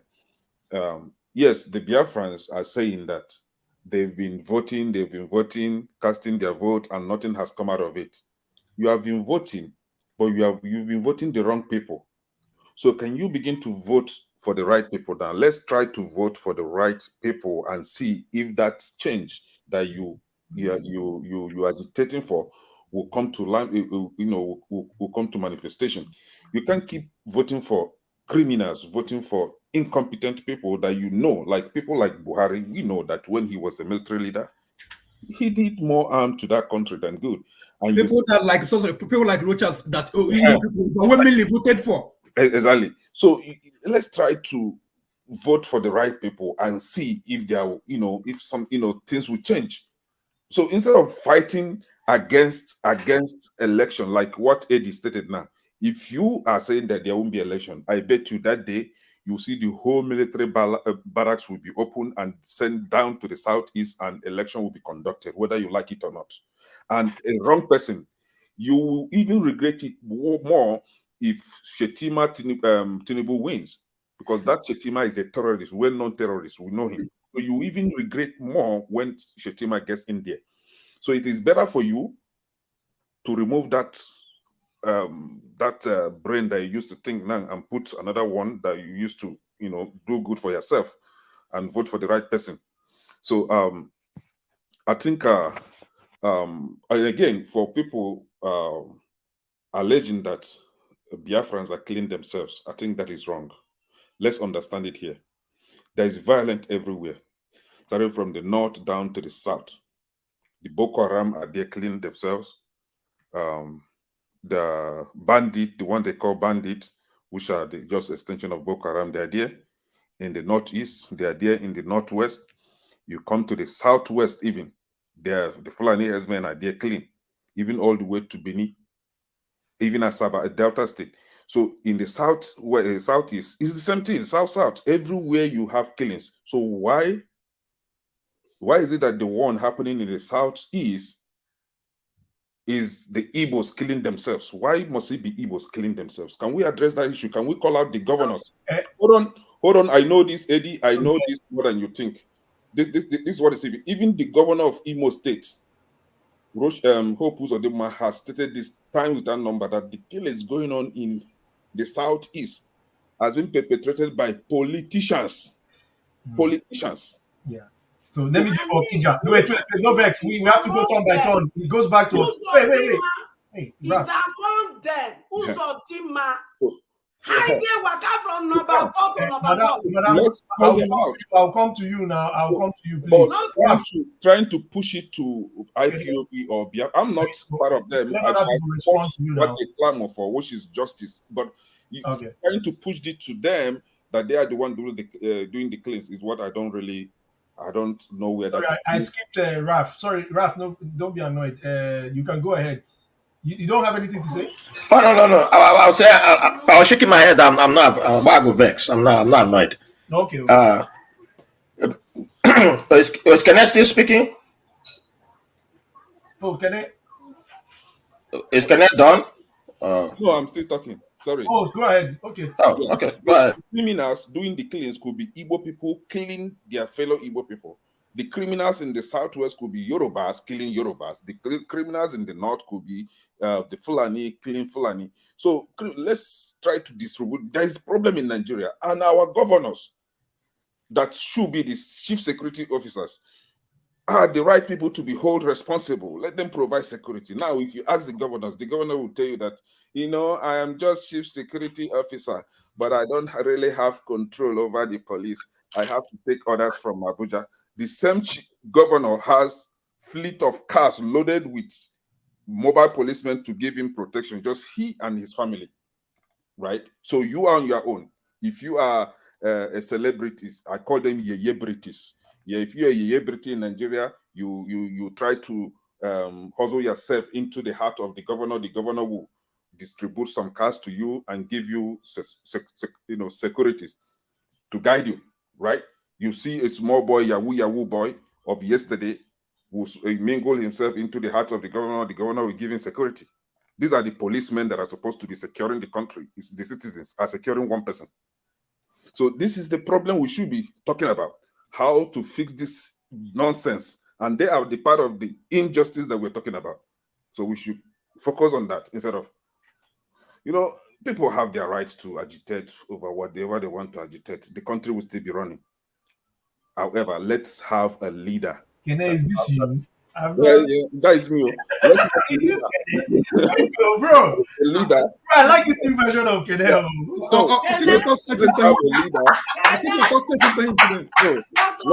Let's have a leader. Prince, I have something to do with this. The thing is, I base my argument based on whatever that is on the table. Right. Well, we'll do altar call for you. I don't agree. I don't believe now. Say altar call to work. That altar call way Prince Adewale did for you yesterday. No, you know, Prince Adewale came here yesterday. I see, though he sounds like a politician. He has this has been his business. You know, I think he was in media or journalism stuff, right? So you know, journalists, they can talk from morning till evening, like Dr. Zemegis. They never get tired. So, and he was here, and you know how to polish his talks. You know, so the guy gave a very good campaign speeches, right? And I like this type of people. He appeared to be very gentle, you know. No, but did you recognize yesterday that he had a strategy for you? Did you recognize that? Yeah, I know. He had a Yeah, strategy. he was trying to tune my FM station, you know. he identified your personality, Yeah. and he just knew how to just place you. So I don't know whether that has sort of like, because you see, No, it has Nigeria is nothing very to do simple. with him. All we Honestly, need is inclusion. yeah, you know, He could, exactly. you know, one thing I give to Prince Adewale is he could identify quickly from your words that you were on a sort of like a side that needed to be listened to, and I appreciate that fact that the way he handled it, he showed, you know. So and you see the outcome now. You see the likes of Kennedy now. Like They don't preach peace now. when I listened to that man yesterday, honestly, I personally wish that there could be a way that Prince Adewale, Showore, what's his name, the one from Anambra, Kingsley Moyal, although he's not contesting now, the likes of Kingsley and even Kwankwaso will come together, right? Join hands with Toby. Let them just, even if it's not Obi, let them just bring out one person and fight these people and take off that power from them. Wishful thinking, though. I will be happy. We have eaten a lot of rash time. Yeah? Let's be fair. Honestly. Biko. Ralph, over to you. But it was worth it. It was worth it because normally I would have said I'm not even going to allow Kenneth speak, but I'm glad I allowed Kenneth speak because for once in history I got to enjoy. Yes, Kenneth repented, and I enjoyed it. I've been a repentant soul. Wait, Kenneth, no, I'm giving you flowers. Collect the flowers. I'm giving you flowers to collect the flowers because before I've been judging you on. No, I'm not gonna lie. I've been judging you on because there was one time you made one point, and I was like, this guy. When people say IPOB is attacking fellow Igbos, there was one point you made one time in defense of Simon. Like, but I was like, this guy. Unfortunately, that was unfortunate. It's the way sometimes Dominic, when you mention Shawari, Dominic would just jump. No. I said, Dominic, calm down. Let them finish talking about Shawari. As soon as he said, I'm like, Dominic, my guy, calm down. You know, it's not the end of the world. Let them finish the point first. You know. So, but one thing I like to point. You mean RBL? We will bring prayer warriors from RBL. RBL, you can't save him. You can't save him because that one is about. Actually, I had something for RBL, but he left. I wanted to give him my kitana. I have one kitana for him. Like, well, since you won't go fight war, I'll donate this sword to you. Carry the sword. Go. I'll give you war paint. You won't go fight war? Take. I'll give you a kitana. May go fight. It's a wooden one. I won't give you a real one because I can't buy real sword to go and give you. I'll give you wooden sword. Carry. Go fight.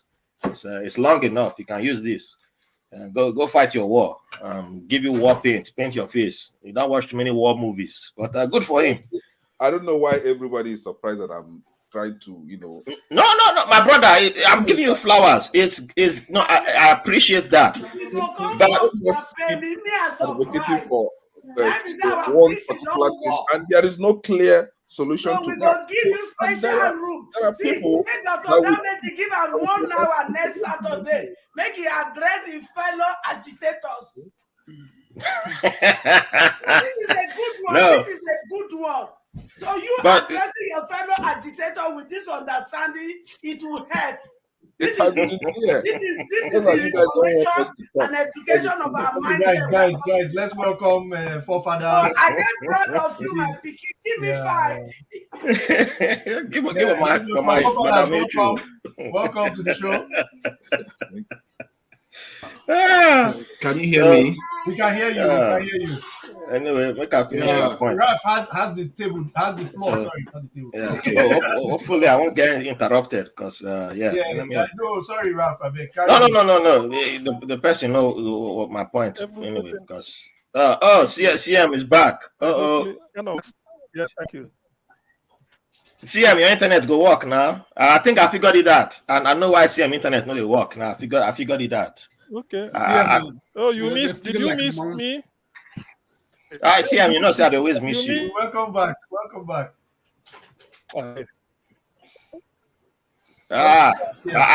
But we're listening to the Mr. Scrap. I'll tell you in private. Whenever you contact me, I'll tell you why CM internet no dey work. Okay. But anyway, well done. So yeah, I hear it back. Yeah, at the stage. Hey, stop embarrassing the UK, man. Come on. It's terrible. Mr. Scribe is in the UK too, isn't it? Come on, man. I did Canada right now. No. I'm in the UK now. I just wear 3 lion shirts. No, beside the UK. I'm in the UK and my broadband is fine. What's going on with CM's one? No, if we want to hear CM, I go drop some people, go stage, so that we see the problem. The way these guys work is that as each person they join the stream, your bandwidth, your contribution will go. So there's a funnel. So as it's putting it, the number of bandwidth that CM needs to process, or somebody on a lower bandwidth, it will become more challenging. And I've been studying it, and I've been seeing that's the problem. There's a status.streamyard.com. If you go there, you look at it, you will see how the thing is fluctuating. So it's not really CM's fault per se. It's more on the provider for CM, how they are consuming the packets that StreamYard are sending to him. So if you really want to help CM, we'll just drop some people, then CM can then talk, you know. So I would have said something, but it would have looked like let's just leave it. We don't want to blame you for choosing this provider. To leave initially, but I saw somebody came in. I was like, you know what? Let me wait a minute.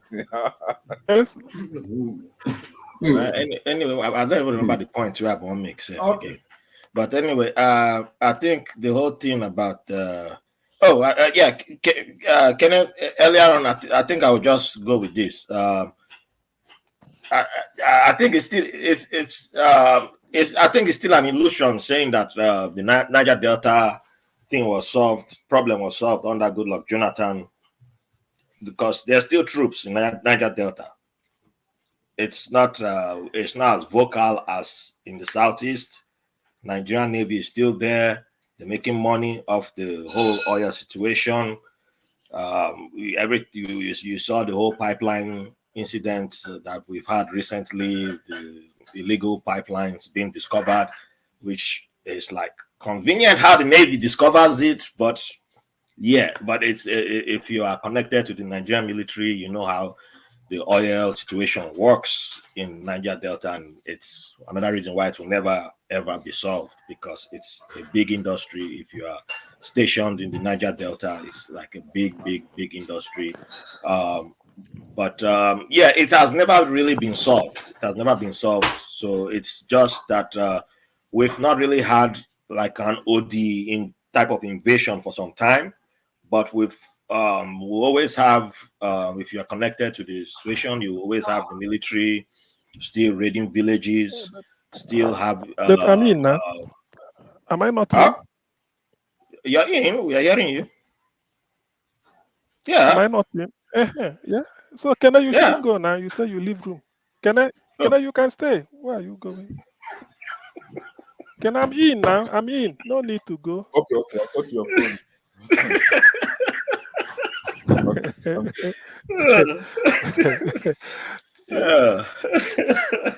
It's my brother.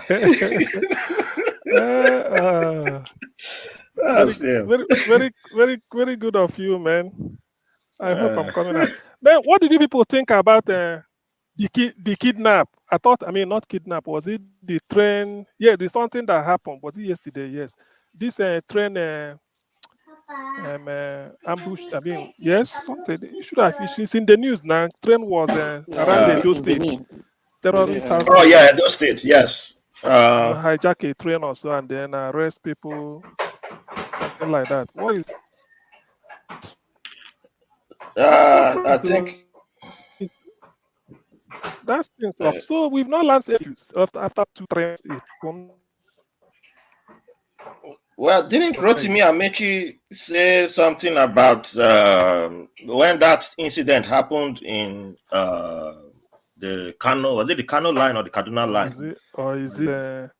He said something about upgrading Topical. Of this. Nigeria. No, I think there's a delay.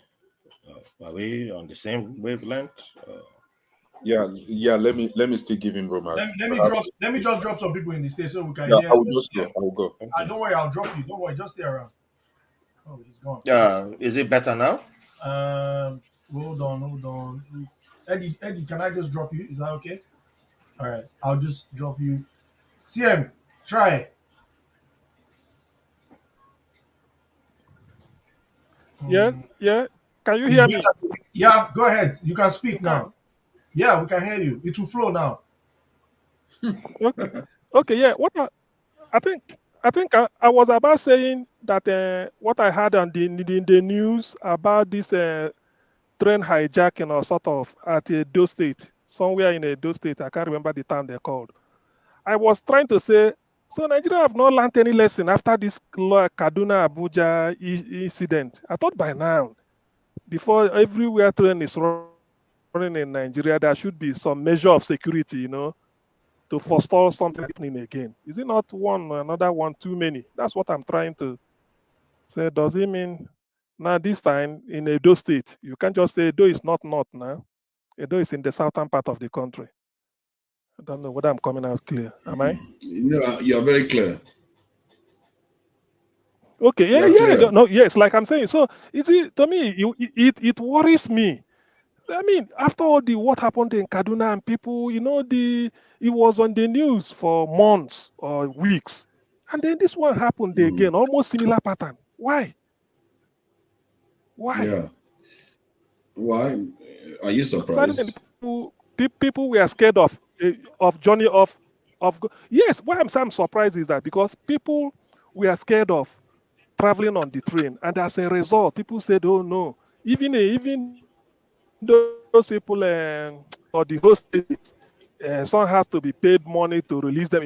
Nigeria, and they may deny, but if eventually it took a toll on the conscience of the people. Now this one happened again. I thought by now they should have said, okay, a review of what happened in Kaduna. Therefore, any other Lagos, or any other one should now be this. So nothing. That's what it means. So it can still happen again. That is the angle I'm looking at it. So Nigeria hasn't learned any lesson from there, from what happened. We haven't. It's clear we haven't. The question you should be asking is that why is it not happening even more often? The people think this is when I keep saying it, the country is not secure. The question is how our people are nice people. Our people are if a European country was run like this, there will be anarchy. Our people are nice people. They are not even more get to this state. bloodthirsty as other people are. No European country can take 1% of it, not 0.1% even of what is going on. Not 0.1, not to talk of 1%. I mean, this is so shocking. The same train. It's ridiculous because that was the time that Kaduna own happened. Kaduna Abuja. It took everybody by surprise. People felt, oh God, how did they do it? So we've not got this type of thing in place. We should now put it before so many trains. There was a lot of debate. That's what I'm not making anything up. People were saying, so it's good. They closed that route. In fact, train journey by train now should be reviewed. If we are not safe, why take that route? Why then big men started taking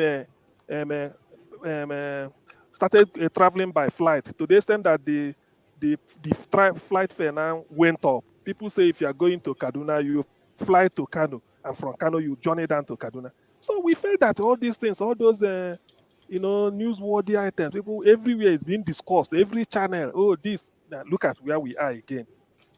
Nigeria may be irredeemable so far. They said that the two people were kidnapped. Okay, as it is now, nobody knows their. They said that the two people were kidnapped, and one of them escaped. I think they nabbed one of the kidnappers too, and but 31 people are gone, and This thing is going to get worse before it gets better because Nigerians have not woken up to their responsibilities to security yet, and because the ones we have are not enough. Do you know how long train lines are? How are you going to secure all of them? Do you know how long roads are? How are you going to secure the seaports, police station, governors, commissioners? How many people are you going to use to secure them? The ones we have are too few. Even then, because why I say it's shocking is that the thing generated so much hot air and debate. So I'm saying, because I remember somebody saying it's better they take a drastic route and a branch examination of all these things. You should not, they can strike again. So why can't we now? I thought all those things, something will be done. Oh, I thought. Now look where we are again. The new candidates Like are you said, saying maybe it should something. have been happening often now, every day. It should have been happening more often. I'm even surprised we are getting away with it. Look at Ghana, is even worse. See, we are getting away with murder. The way we are running our country is not the way countries are run. You can't have that few security operatives and expect. I'm surprised. Nigerians are good people. They are actually good people. If you have a Middle Eastern country like this, or like Saudi Arabia, they would overthrow the government within 1 week. The way we run our countries is like, what do you expect? By the time you guard the oil refineries or oil wells, all the national assets, you can't have people to protect the train lines. There's not enough people. I mean, is there any country where you protect train lines with troops? You can never, because except if you have like one train line. But if you have trains, but that's what they call transport. There is transport police. Even if there is transport police and they are armed. Yeah, you can use a newer method like use drones, whatever. Yeah, use drones or whatever and do that. But I don't know. But Okija, something that happened not quite long ago that shocked the whole nation, and then the people started discussing it openly. Then the same thing repeated itself within how many weeks? So it means that you've not learned any lesson from it. No, Nigeria is a place. Nothing is learned. I mean, like forefathers said, why? I mean, it's not. It's supposed to be happening like every day. That's the it's supposed to be happening every day. That's what I was expecting. They are overstretched. If I was a criminal, I would know how to run circles around our security people. Yeah. Because they don't have enough people. Just go where they are not. It's that simple. Yeah. And because they don't have enough resources to chase all the criminals they are chasing, they have to keep Northeast, because Northeast is still there. If they left there, the whole place is going to explode again. So they have to keep Northeast in check, Northwest in check. It's just why Boko Haram, they're not even much. Because they are keeping them in check there. They are keeping them in check. All our forces have gone there. But now other areas are free. That's the problem, to be attacked. They don't have enough people. Okay. Easy. As part of doing all this thing, because when they talk of like what we say, when we're discussing security like this, the ministry or the defense, just the defense. Somebody is talking. CM, let me just make my point so I'll bounce so that you pull before. It might be okay. CM, let me make a point quickly. So I will leave this. I will leave the stage. It might be okay. Yes. Let me talk quickly. Now I will leave so that I think when it's there's 4, a noise at the background anyway. Okay. Yeah, I think when it's 4, then it's easier for you. So I think this is okay. What do you say about this? Yeah, I think this. The child is talking here. Yeah, I can. Now she's trying to cook. So okay. This whole system of everything right now is exposing this whole system of there's not enough police in the country, and this whole system of relying on one center, the whole structure that we are relying on is not feasible, and the limitations of the Nigerian security and the whole stubborn head of everything must depend on the center, and with the states refusing to step up and push for that state police and follow the constitution, like that brother that came up last night, the brother in Scotland, who was pointing out how we can actually push for certain things using the constitution, which we can do right now, or we push for that actual full constitutional change like I am in support for. But we can't wait for the total chaos to happen, which these guys are actually giving us room to, they haven't gone the full extent, because train robbery shouldn't be happening. A train robbery shouldn't be happening.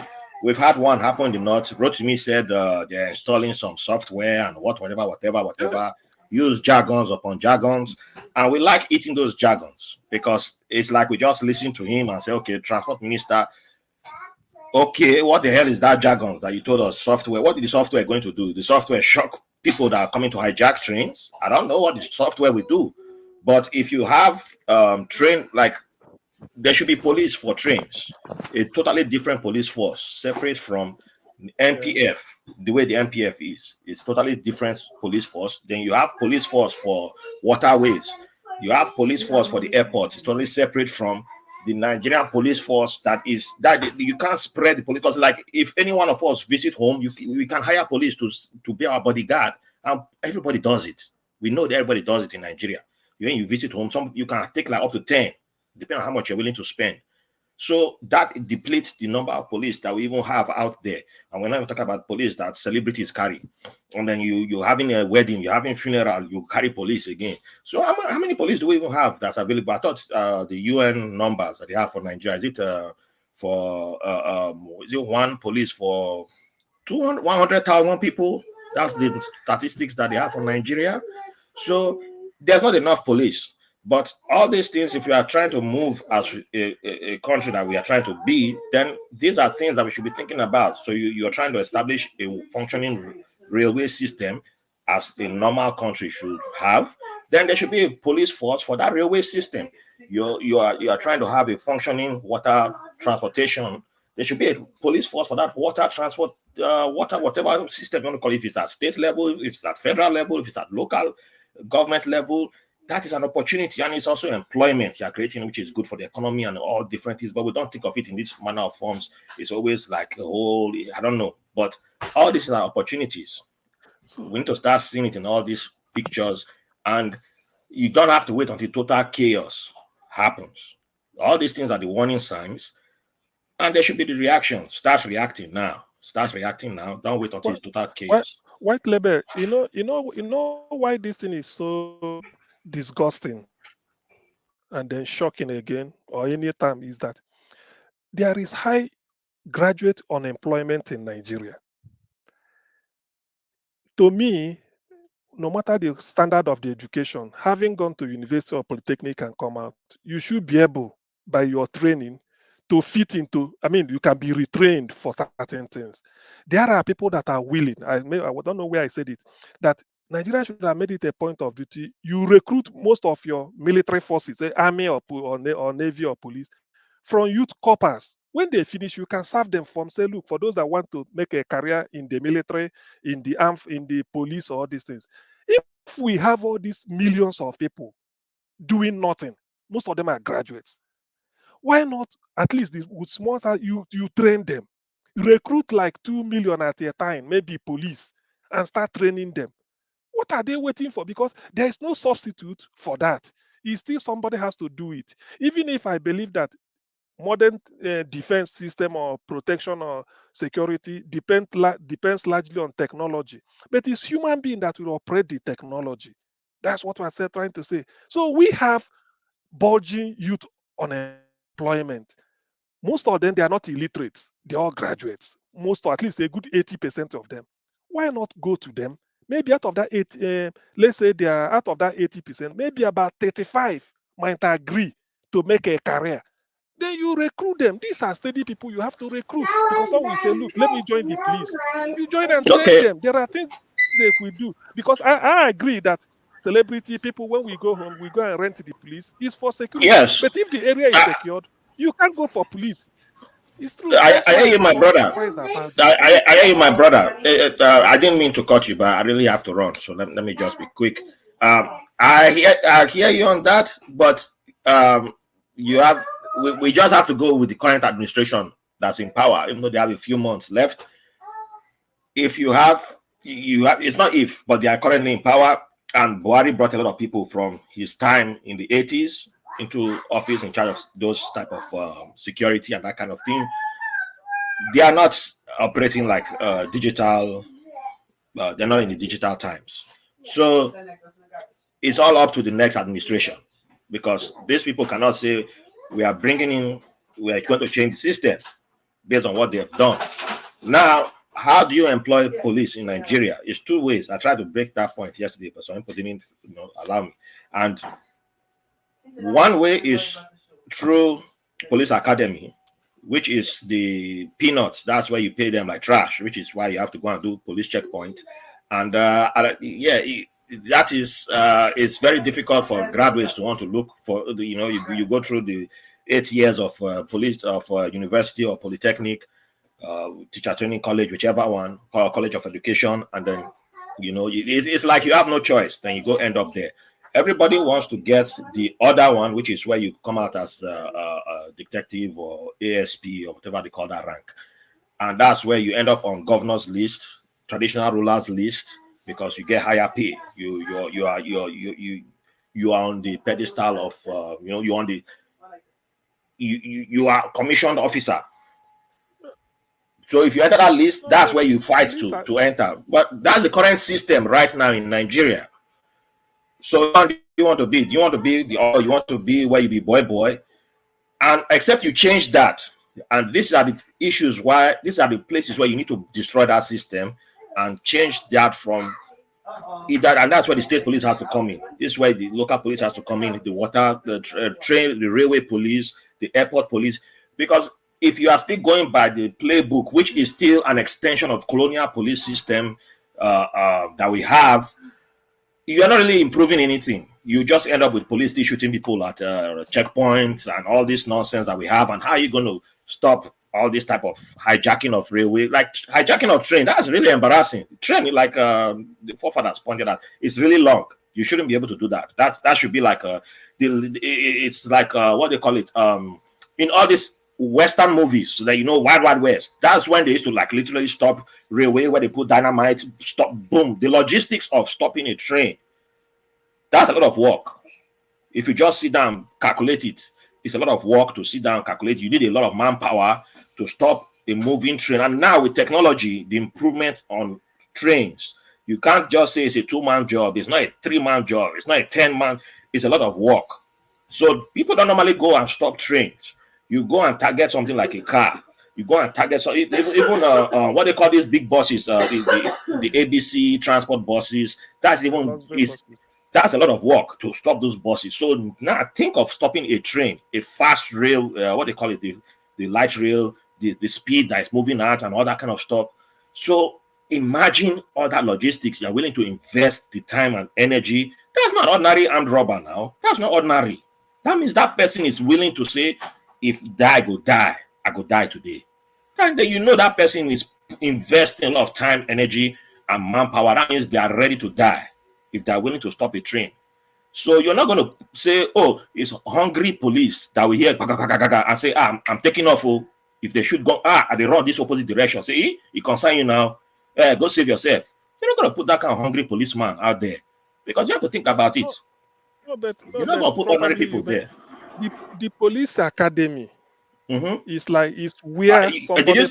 Did you see the mattress of where police academy the ordinary recruits are sleeping? It will be looked into, but I'm looking at police academy in an ideal situation whereby that is where somebody who is not a police officer, who is recruited, you pass through them. Maybe it's a year, 2 years, 4 years. I don't know. It's not 2 years. Police academy is 2 months. For ordinary, the basic recruit is 2 months. They are sleeping in bed bugs infested. Like is ghetto. You mean they train them for 2 months? I don't know. 2 months. 2 months is enough to train a police. CM, wait, where's my phone? I doubt CM will not do this thing. For somebody who has not been in the police force before, not my brother, the lowest rank in the street basic police. What are you talking about? We're not talking about officers now. That's why I'm telling you that if you're going for the officer rank, then that is the one that the traditional ruler or governors, those are the highest list. The big organ has to nominate you for that list for it to, and that's the one that's like going to defense academy. There's a defense academy for police. That's like I think that's the 2 years. That's not the majority of police force. The lowest of the lowest. That's 2 months academy that you go through, and those are the ones that they pay them peanuts. You are. Which one is the one you're saying is who's texting police academy in America is 4 to 5 months. No, this one is the one in Nigeria is showing 18 months, but that's police academy. But I don't know about the other one. That's for officers. Mixing two different things. Let me show you what David Hundain tweeted the other. Let me put this tweet in your. I'll give you evidence. Where is it? The other day. Who's talking about police academy? So 4 to 5 months. What does 4 to 5 months do for you? What I want to get. So you want? Okay. Let me take Adewale put in the chat 4 to 5 months. So 4 to 5 months, you put that one on the streets and then say somebody is willing to stop train. You understand what a train is? And then you say go and fight somebody that stopped train. You understand what that means to stop a train? The logistics. See, label 4 to 5 months. You can do some highly professional courses. I think you can train people to be able to at least make calls, respond to emergencies. Most of all these people are not the ones that are going to be carrying gun fighting criminals. The ones that are going to be fighting the criminals themselves are more experienced ones. But the first line, the ones that are just graduated, will be learning. They are like the recruits. They will be learning on the job. And after maybe a year or so, they become full-fledged police officer. I think normally that's how professional organizations like this tends to work. So you are mixing the West with Nigeria. Well, how do you find drafts on Twitter? Your draft, bookmarks. What you bookmarked on Twitter? Because I bookmarked the tweet I'm trying to send you guys. It should be on your bookmark. How do you access bookmark? I've never done it. I just see the bookmarking stuff. It depends on if on Apple. I think it's somewhere. I don't even know. It's Safari is different. No, it's on. I use an Android. That does not change. Right? That does not change. No. That does. Why label? No. How do you do it? That does not. Oh yeah, book is right in front of me. Nonsense. Okay. Here we go. Federal executive. No. It's okay. It's okay. Let's. All right, I found it. But let us get the point. Let's make that we need more police to be trained. We need more police to be trained, secure at least.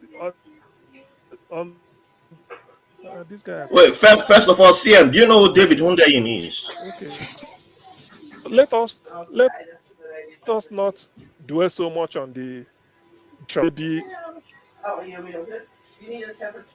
Your line is messing up now. I don't. All right, let me go and get out of. Gosh. No. CM, I will leave for you. Okay. The argument for increasing the number of law enforcement has actually won, and military has won the argument, because if you look at all the major candidates subscribe to increasing the size of the military to about 1 million. All of them have subscribed to it. But the question is whether they are going to do it. Is a question. It's a matter of time. We'll see. They've all subscribed to it. And I think what CM is saying is quite a good idea. Recruiting them through the NYSC, can you get quality? NYSC, yes, exactly. Yeah, it's true. Not all of them will agree. Some will like. Let us not forget. Let us not forget that this we're in technological era. If we are still talking about manually manning train lines, you can't man train lines. If you like, you employ 3 million. You can't man train lines. You need enough. The trick is you need enough people to be on standby to be able to respond when the technology delivers information. Because now technology will deliver information. You might as well CCTV camera watching the criminals steal those people.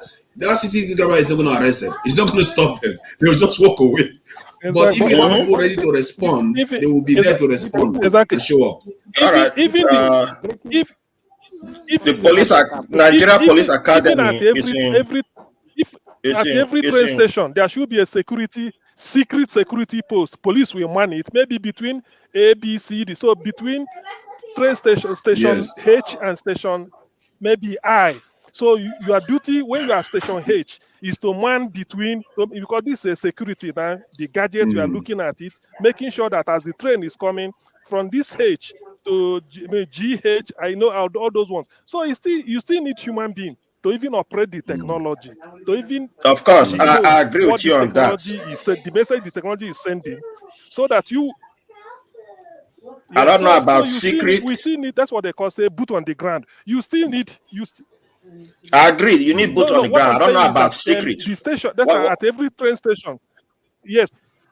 And the secret I'm saying is that what where else? the police, What else? something I'll like the point out. intelligence I think police will airlines. be in the station. But if you don't have enough police in the country, what I'm saying is that if you don't have enough police in the country, you're still stuck. That's still we've agreed back that to square we one. have to increase. All the candidates want to increase it. All the candidates want to increase it. Okay, that we agree on that. Yes, we've but agreed. So we are going to the Say, hypotheticals. We are bringing our own solutions. We're trying to So say specialty. yeah.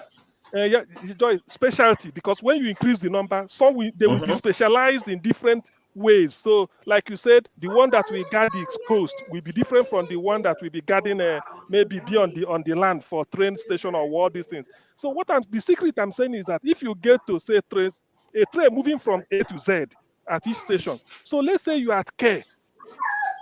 At that train station K, there may be a room that where the gadget is, the police is using it to monitor as the train is even coming from K going to L. He must have noticed if there's anything to even send a signal that the train should stop here, that they detected something is happening waiting for them somewhere in the front. They stop and then they know what to do about it. That could police, yes, because it's still intelligence. I don't think you need police. I don't think you need extra police in the room.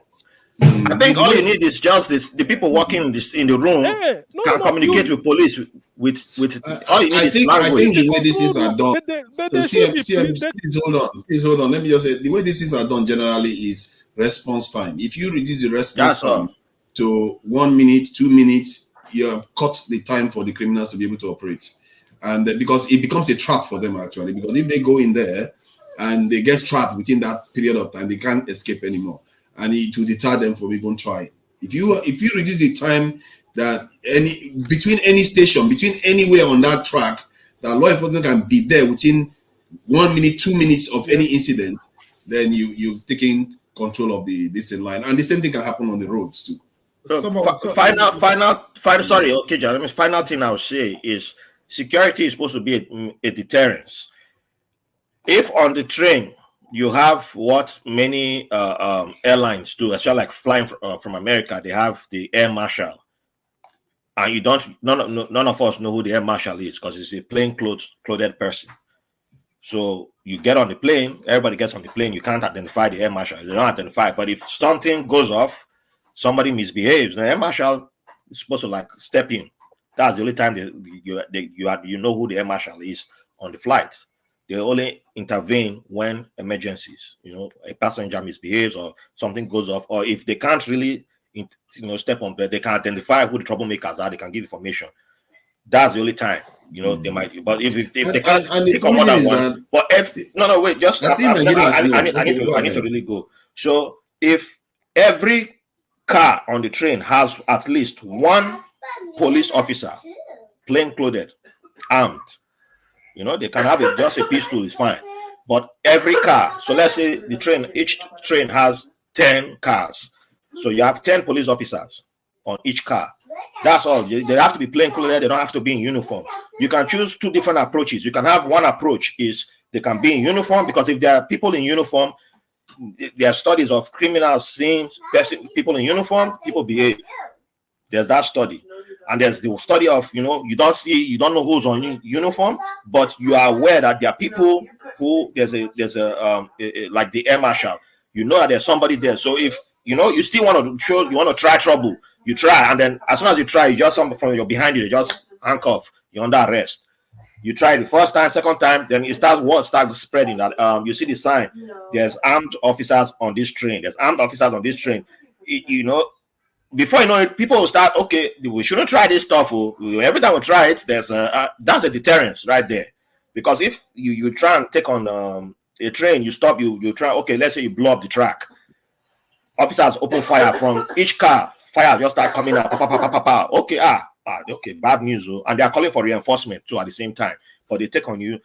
That's a sign that, okay, we thought it was only going to be one officer on the train, but we didn't know it was 10. We didn't know it was 20. You don't really have to go by my numbers. You can increase it depending on how, but there's different ways. But I'm just saying, have bodies on the train. It changes the game. Rather than, saying fly there. After attacking. Because if you wait until, we call, hey, we need help, they attack us. Come. By the time you get there, let's say, okay, you have a helicopter or you're taking car. If you stop them in the middle of the bush, they have timed your response time. By the time you come there in 5 minutes, if they're only targeting wristwatches, they grab everybody's wristwatches. By the time you get them, they're gone. If they know the area better than you, they're gone. They're gone. What are you going to do then? If they were to grab, okay, 2 women, we're targeting these 2 women, we'll grab the 2 women, they jump, enter boats, take off. If they have whatever, but they can, but if you have people on the train, it changes the game. So that's the final thing I recommend. I'll see you all next time. I'll be listening to the rest of the show. All right. Okay. Yeah. Bring Adewale in. Okay. Where is Adewale now? Yeah. I think that the reduction of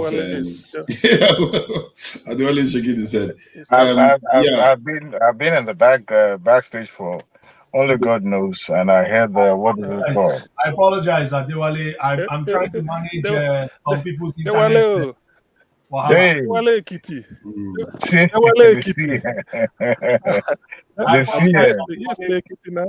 how you doing?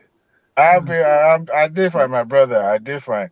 I've been watching you guys, talking about the security issue, and that was what got me interested. I was like, let me just join you guys. They say there's another train robbery between a Faki and the Ado Ekiti. I don't know whether you don't hear. There's no train in the Ekiti state. You mean the train that was hijacked? I thought they said the one in Edo. Is there any train in Edo state? No, Edo. They say Edo because it runs through this in there. It's a nice line actually. It's new train line and it's in cars. Very nice. Newly constructed or been there for long? Newly constructed. They didn't have train lines in that area. I saw one of the train stations, the one in Agbo. When I saw it on YouTube, it looks better than the train station we have here in the UK. Good. It's like ridiculous. Yes, nice trains. It looks quite big. Now they are being because a lot the of Chinese are doing a lot. Agbo is like a big station that from Agbo you can go a lot of places. Something like that's the way they did it. Like it's like a very big stop where you can change train. Going is if you are coming from the west, you get to Agbo, you can continue down south, you can from there get to the north, or you continue to the east, or there are a lot of places. So that of Agbo, I've seen it. It was and it's very, very well designed. Very nice. I was surprised to see that. I really was surprised. Since the one of Kaduna happened, so it's true. So since that of Kaduna happened, so Nigeria hasn't learned any lesson. Yet this one happened, and if you remember the debate after the Kaduna, people were shouting, "Hey, no need exposing people to danger. Let them shut down the rain, and they make sure that they put in security so that this, and now look at where we are again." Is that not shocking to you? It's not shocking though. It shouldn't be. It's not. I'm not shocked. Don't let me say I'm not so shocked. I'm not shocked at all. I was listening to White Label. Security in Africa, or should I say in Nigeria, is or should I say insecurity, not security, insecurity in that part. If you have been involved in advanced security here in America, you will understand that security is more complex. And it grows just like a plant. If you don't nip it in the bud, it will grow up to like a Iroko tree. And there's no anybody in this part of the world that can cut it down. To cut it down, you have to, keep putting sacrifices every now and then, and that was what Nigeria is doing. There's no amount of security cameras or personnel that we will put in place that can eliminate insecurity in Nigeria as it is. Don't listen to any candidate, any political candidate saying that they are going to take care of security in Nigeria. It's not going to work. You know why? Insecurity to me is multidimensional. There were time in Nigeria where armed robbery was the order of the day. The military were in charge then, and then they deployed their personnel. They are able to curtail them. But even though we had a military regime, armed robbers were still operating. They were still robbing people and all that. What I think Nigeria can do is this: when you have a system that has been uh, not efficient over the years, and we let it fester for too long. Now it begins to decay, and you start seeing the rotten part of that system, and that's what we are witnessing. First and foremost, the kind of policing that we have in Nigeria is no longer working for us. Reason being is that the federal police that we are growing every day and we are advancing. Now, you don't expect somebody who newly recruited into the police force, just like a white labor said the other time, their training is so poor, they're not given good, adequate training, and then being posted into a remote place where they know nothing about that area, that geographical area. You don't expect them to perform miracle because number one, they too are scared. Apart from the fact they are not well remunerated, they practically been thrown into the wolf. And the locals, the people in that area also, they are not being used. So when you have inadequate trained officer being put on the streets of somewhere in a remote place, number one, the propensity to be corrupt is high. Number two, it's going to look the other way around and say, well, my life is important to me. Now, if we can decentralize that system, however, except we align to each other, 70% of Nigerian police, they are not just corrupt, they are uneducated. Their job function, they have no idea what their job function entails. You remember recently one of the is it DSP? I believe was around almost a senior police officer who shot a lawyer in Lekki, right? And there's been a lot of uproar about that. Why is it so? Yes, yes. The I mean, lady, this somebody thing. who has been in the force for so long and yet killed innocent person, why still in service? Then you begin to understand that it's not just if that man understood his jump function. I don't think he will, put a gun in front of an innocent person and start shooting. They are not well trained. I put it in the comment section earlier that an average police academy in Nigeria, because from one state to another, usually between 4 to 5 months. You are only going to the academy to learn the policy, to learn some, technical stuff. When you graduate from the academy, they pair you with a trainer, a mentor, where you be on the street patrolling, constantly, and then you'll be training. That person will be giving a report, just like any other paramilitary agency, and that is how training continues. Now, even though with that, you also have to pay them well. Can you imagine a system where the state governor is not in charge of security? The commissioner of police doesn't listen to the government. I mean, to the governor, he has to take order from the uh, IG from Abuja, and that is where that system is not fully. I mean, IG. You know, you can't have a system like that. And you also look at the complexity of the country. Somebody coming from Osun State, you are posted into Maiduguri. How is he going to be able to police those remote area? It's not done. You have to focus attention on the local first, employ the local, and make sure that the local that you employ are well educated, well trained. Training should be, talk about not just about gathering intelligence. Sometimes should be lifelong. It should be the lifelong. social aspect of policing is not just about carrying guns and shooting, or sometimes you need to be social, interact with the local, interact with the people, and then you'll be able to come up with the plans that will make these people secure. But unfortunately, no matter how, if we keep recruiting without decentralizing that police force, we will keep having what we have. And no matter what, that kidnapping, that train incident will continue to happen because everybody is paying lip service. It doesn't look like people, the politicians are serious about decentralizing the system. I listen to them, I hear them, but it doesn't seem that they're going to do it. I don't think so. But if you are really serious, that's what we No, need. no, We no, need. no, no, no, no, no, no. The thing is, the agenda for the increment, whoever it is, it may be. First, the issue of security should be, let me say, root and branch examination everywhere. Not only decentralization, but the training should be lifelong. The training of anything security must be a lifelong training. As long as you are in the force, you're undergoing training. If you finish one training, you walk, you go back. You should be updating yourself until the day you leave. It should be lifelong because your job is even more. Your job does not stop. It has no scope. Security has no. I don't think it's scopeless. You can't just, unlike somebody who said, maybe let me just say something. I'm a mechanic. The scope of my work, if it involves electrical, he said, no, it's not for me. Go and call an electrician. My own is to change the gearbox. No. Security is lifelong. It should be a lifelong training. One. Secondly, yes, the complexity of Nigeria, we shouldn't have a central command in policing. We shouldn't. The case has been made by everybody.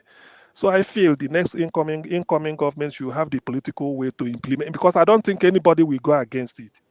And as much as possible, if it's possible, any police you are sending to any particular area, whether it is an area inhabited by about, say, 1,000 people, if it's possible, recruit the indigenous of that place to be the people in that security police for that area. It will help. Like you said, it will help. So because this security is about life. Life of everybody matters. Talk of life on here, you don't even handle and you can't kill animals anyhow. Not to talk of human being. So the incoming administration, I wish they will take it upon them. There is no amount you spend that is too much on security, as long as you can justify it. That should be my point. There is no amount you spend that we say this is too much on security, as long as there is need for it and you can justify it, and then the result or the outcome supports the expenditure you put towards it. Because in the end, because with now, do you know because of this thing now, economy of that area will be affected. In the train, there's economy that relies on train. People that travel the station, that sell something, all those type of. So then we talk of foreign investment. Yes, people are willing to invest abroad or maybe come anywhere because they are secured and there is a provision for it.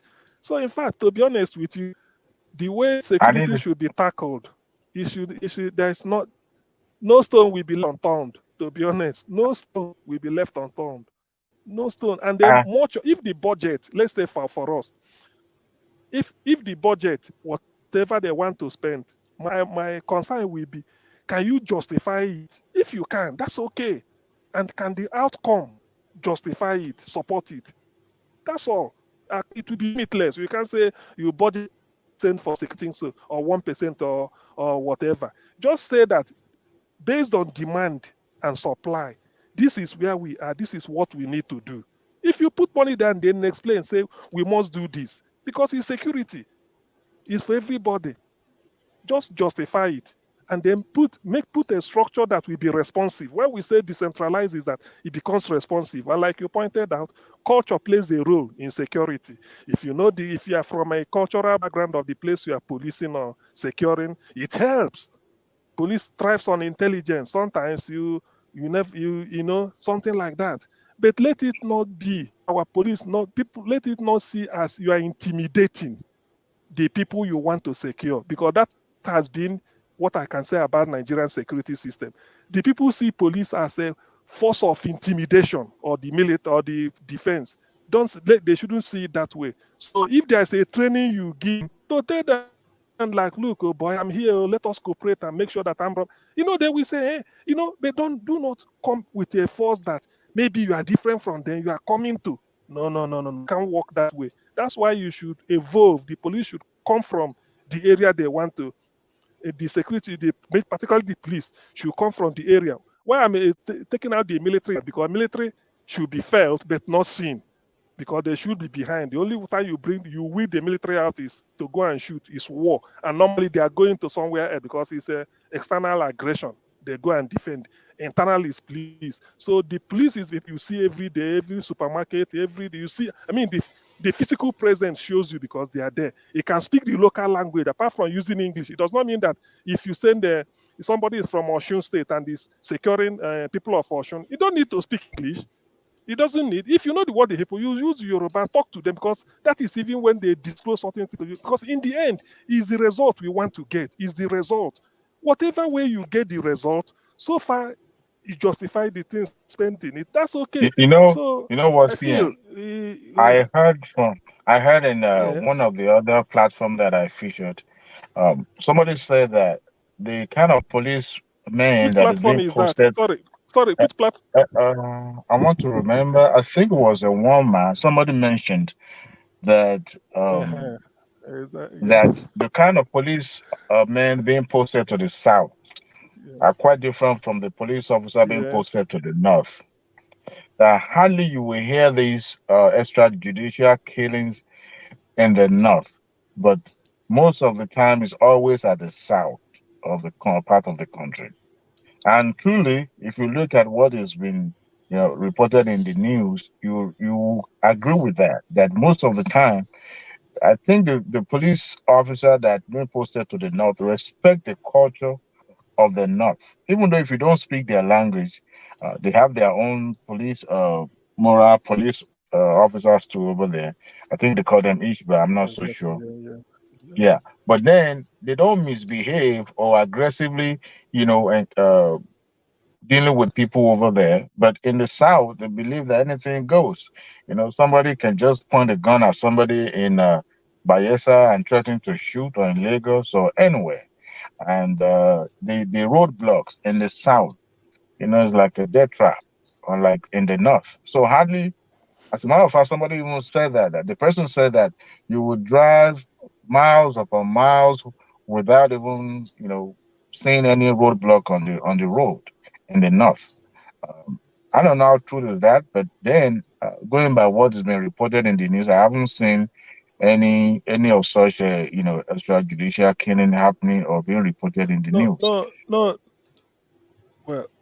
Well, to me, judicial killing is a mistake, because I do not think any police officer, in Oh, fairness, let me just be oh, fair, any oh, police sorry. officer was sent to go and be killing. I won't totally say that, CM.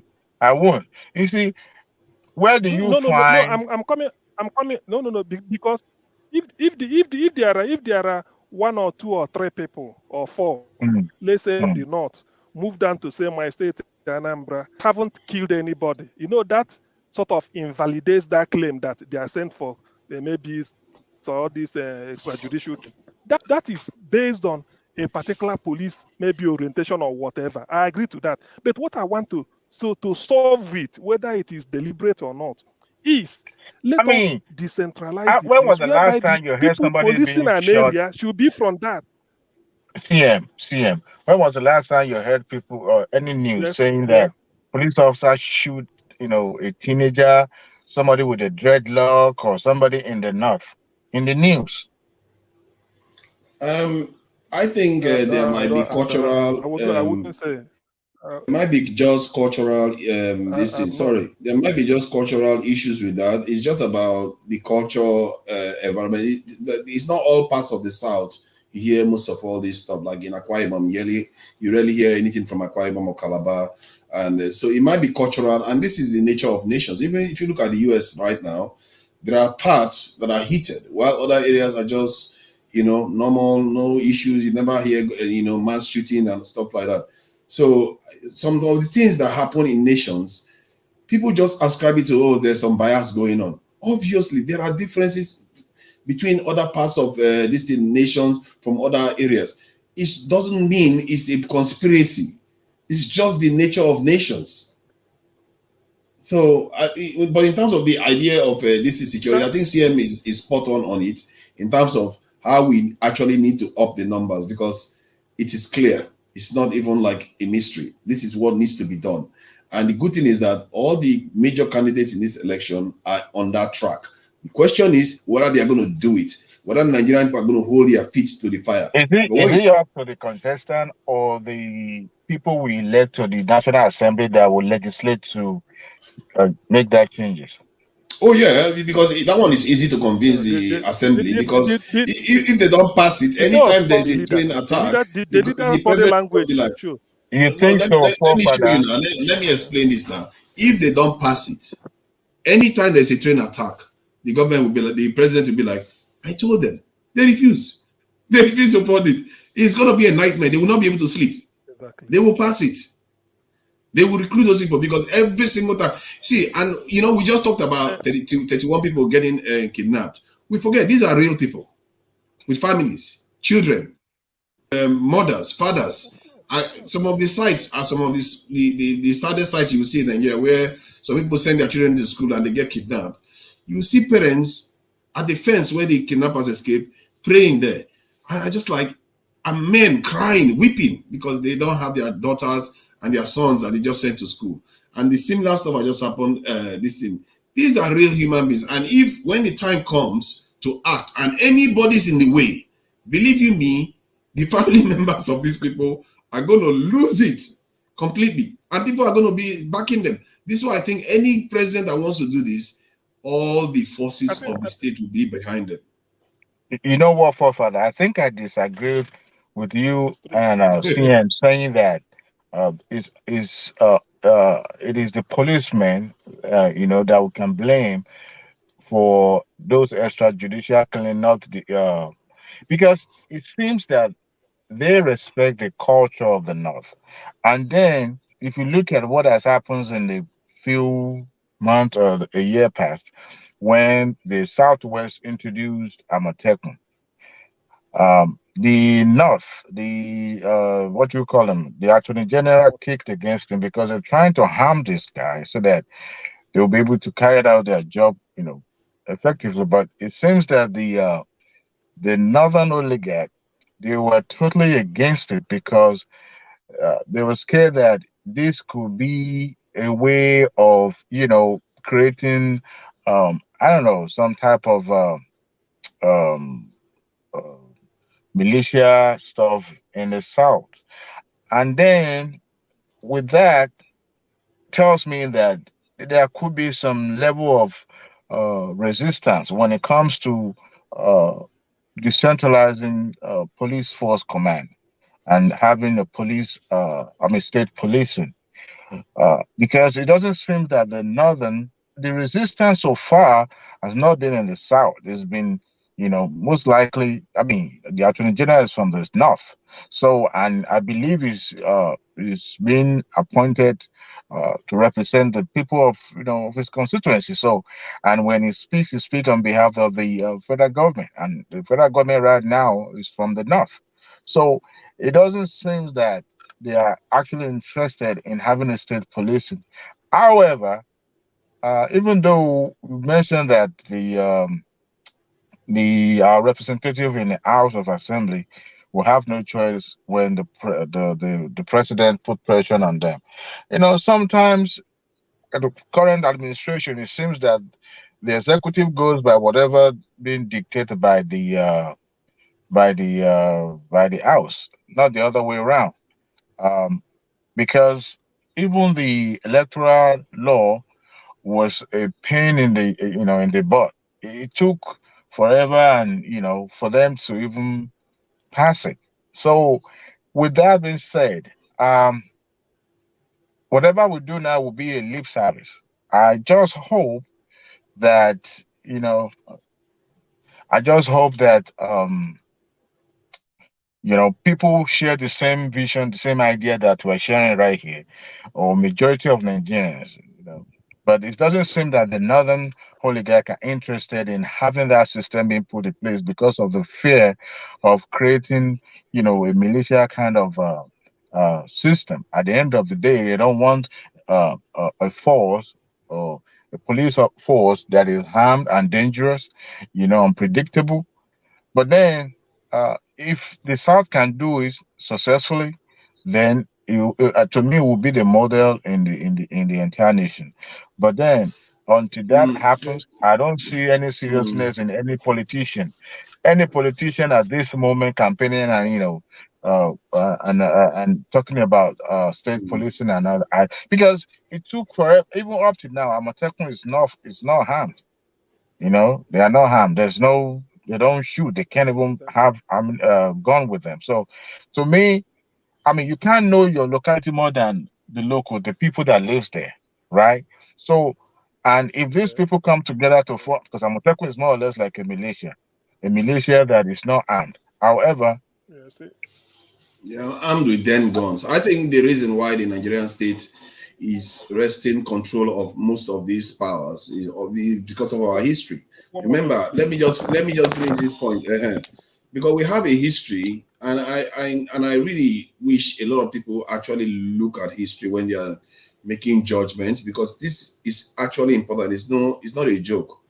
Where we have a history, from 1960 to 1966, we had a conglomerate, I think, kind of system where everything is loosely bound by regions. And guess what? Within how many years? 6 years, we had a massive military coup, and then we got the civil war. And since the unitary system was put in place, we've lasted 70. So you can see that there was a problem that led to the situation that brought the nation tighter together. Because if it was left loose, everybody will be running in their own direction. Because even if by and large on the ground we tend to interact very well together, but a lot of people are still very, very tribal in terms of trying to create divisions. There are quite a lot of strong elements in every group that wants to incite division, and that leads to civil war. And who wants that again? So these are the fears these leaders have when they see a country that is so rife with divisive language. Even policing. You just heard what you said just now, that they are sending some kind of police officers in the south to make sure that they shoot them. I think this is more cultural, because Northerners, the way they interact with law enforcement is different. They don't have a history of acrimony between them and law enforcement. They don't have a massive history of that. And you see, so that is part of it. The idea behind this state police, I think state police is fine when the system is ready for it. It's not like even the debate of Biafra and all those things, even if it's referendum, there is a time and place for everything. When you can't see somebody that is bleeding and going to a theater for operation, and you tell them, you know what, this is time to sign for the next mortgage. And no, that's not how it works. They are not going to, that's not the time to do that, because if you start doing that, the whole system might collapse. The person might fail. This is why I think the leaders are scared. Yeah, it's not because they don't want every state to be free to do whatever they like. They want to control it so that if things go out of control, before things go out of control, the problem now is that I think we are close, because if these leaders are coming, they've made that their argument already. El Rufai is a northerner, isn't he? He was the one that was making the argument on behalf of Tinubu why we should recruit more military officers. He said within a year, Nigeria recruited 250,000 soldiers before the Civil War. We did. He said, how are we able to do that and we cannot do that now? That we should be able to pull that one off. So they are making argument to do these things. Let them do that. When the nation is secure, we have got an element of stability. You will see that all this talk of this in the police, state police, and all the rest will happen. And for me, in terms of justice, because that's what police is there to serve, I am not sure just because it's centralized, justice is not being done. Maybe it's not as rapid as people expect. People somehow think that just because you have state police, justice is delivered faster. I'm not sure it's delivered any faster. It's still the same process they have to go through. Okay. Forefathers, even if we don't call it police, they will listen to me. Even if we don't call it police, let's say it is the way it is, but post people to their area of cultural affiliation to go and police. How do you see that? Yes, that's a good idea. Yes, I think they have that now. I think they have that to an extent now. I don't think so. Exactly. That guy that shot the police officer, is he from the north? Probably not from the southwest. No, that shot that lady. The one that shot that lady is not from the north. It's not from the southwest. From the west. It's the western. The west. You see, so it's not from the north. They are doing some of that already. See, but if they continue with the quota system, okay, well, that it doesn't mean everybody should. It doesn't mean that Yoruba man in Lagos open fire without due care and killed another Yoruba woman. So it shows you what is happening. I don't think it's a cultural thing. I don't think that man is Yoruba. They say it's Southwest now, so if it's Southwest, I don't think no. From the west, somewhere in the west. Forefathers, that one example. Somewhere in the west. It could be Northwest. It could be Southwest. It doesn't matter. Somewhere in the west. Sound like Yoruba name. No, there are some.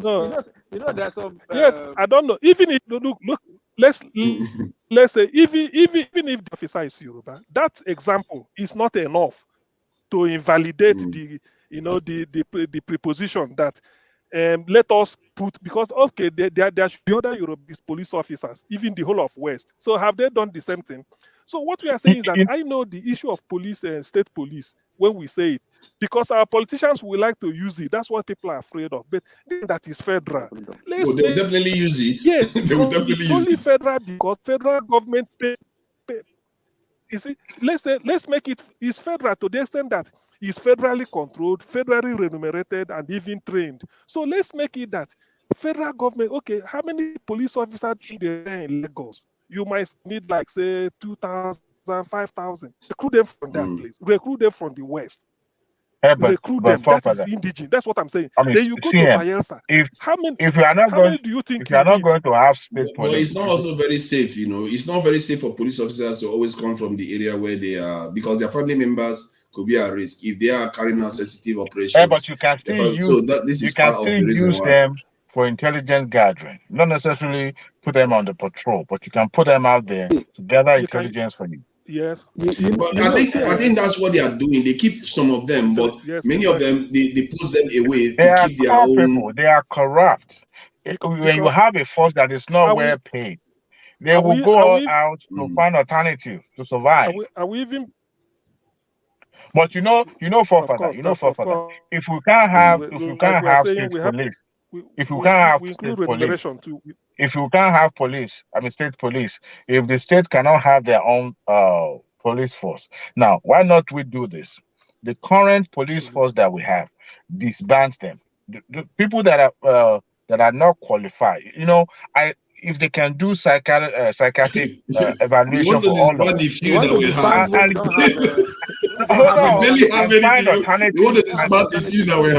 Hold on. Yes, it's doable. It's just like saying set the standard. And those who doesn't meet that standard, hold on. When people, if you use an example of SARS, disbanding SARS, what happened? Because if Texas, I don't want to. Let's listen to them. Hold on. Before you disband the entire force, because they can have an alternative where they can earn a daily living. Because if they don't have a job, that is when they take to other things. But if you can create another means of livelihood for them and set a standard for that force, and people that do not qualify can be excused out and give alternative of what they can do for a living, while you also recruit not just somebody who is educated, college educated. We're talking about somebody who is psychologically sound, not somebody who will go out on the street and say, I just want to kill or be drinking while, on duty. We're talking about somebody who knows what he's doing. They can do that. We have, if you want to give them loans to go start farming or poultry farming or something that they can earn living from, then that would be great. Just make sure that you pay them enough so that they'll be able to earn a living to take care of themselves and their family. Let me So explain this to you you. now Let me explain this to you you. now recruit people who really knows what policing is, means. See, I think before you start calling our police, see, our Nigerian police, they are quite capable. Let me explain something. They are more capable than we give them credit for. I've been With to the so one many that will countries, and have you ever encountered police on the street before in Lagos? hold on now. Let me finish my point. Let me finish my point. The reason why I'm saying it because they Father, I will let you say it. You know what happens to Yeah. that woman in Lekki? It happens to me in 2005, right in front of Synagogue Church, right there in what do you call this area? That on that very day, I was going to collect something that has to do with my passport or something like that. Early in the morning. I was trying to find my way to park because there was a little traffic, and this police officer joined in front of me and directed me and pointed the gun at me, a rifle. I was scared. Now he jumped inside the car and ordered me to drive to the police station that is just a few blocks away from that the roadblock. You know what happens when we got to that police station? He told them that I was armed robbery suspect that they were looking for. My mouth was this wide open. I got in there. I was still yelling at the top of my voice. They gave me papers to write statement. I was writing statement. They were looking at me like this, like you don't know what you are doing. After writing like 3-4 pages, I was mad, and the DPO called me one-on-one in the office. My brother, what is it that And I explained to him that man, this and that. My papers were okay, but it takes just stupid decision. I mean, that man could have shot me right there and then in my car. This police officer doesn't, that's what I believe. we need police force that knows what they are doing. I think hold on now. Hold on. I wanted to say something and you've been saying something for how long now? Hold on, come on. Like Eddie. Can you imagine if I had a dreadlock on my head? Hold on. Let me say something. Let me say something. See, I understand what you are saying, but you have to remember that the Nigerian. I was saying that the Nigerian police is capable for a reason. Is that when you look at them, it's maybe because they are criminals themselves. I always say that maybe because they are criminals, they understand criminals. The problem is that they are undermined, just like the military is undermined.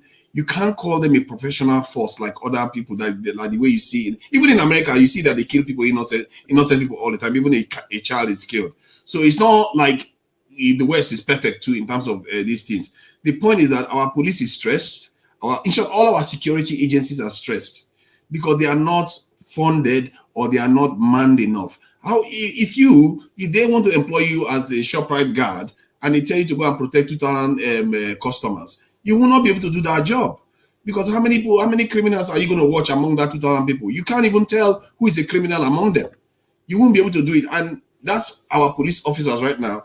It's a stressed profession, and when you see people acting stressed, don't be surprised. If you give them enough members, you see their professionalism will rise because now they know they control the streets. The military, you give them a reasonable professional number, they know they control the territories. Our NSA, you see, Nigerians, we are our own worst enemy. Our NSA officer came just last year, was it not last year? Last year. He came out and said they cannot protect the Nigerian border, that they don't have enough people to protect the Nigerian border. So why did Nigerian citizens not say, what do you mean? We have 200 million people in this country. You're telling us you don't have enough people a few thousand to man the borders. But he said that and everybody just went back home. And then the insecurity carries on and you wonder why. You can't expect things to be secure when you're not paid for security. Now, Nigerians, we are our worst enemies. And all these people that don't do anything, they go home, they put iron bars on their doors, on their windows, on their gate, then they live in an estate, then they hire security guard to guard the estate, then guard the hood. But when he asks them to do it for their country, they will just be like, not my problem. It's the government that should do it. It's you who is going to pay that police officer or that intelligence officer that is supposed to be in every train. Somebody needs to fund that person. That's why the government is not doing all these things. Our national budget is not enough. See, we talked about it the other time that we need to evaluate how much Nigeria has as money that we are spending.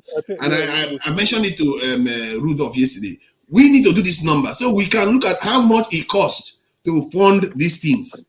Whether Nigeria is raising enough money. If we are not doing it, then where is the money going to come from? Well, in retrospect, sorry guys, I'll be right back.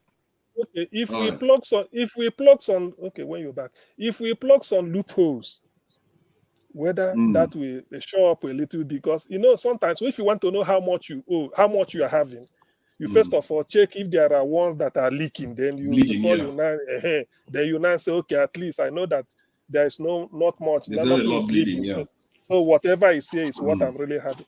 Yes, it's true. Nigeria is really because in terms of if we really have to spend according to our need, not really our number, but our need. Because let me say need. Because we really need all these things.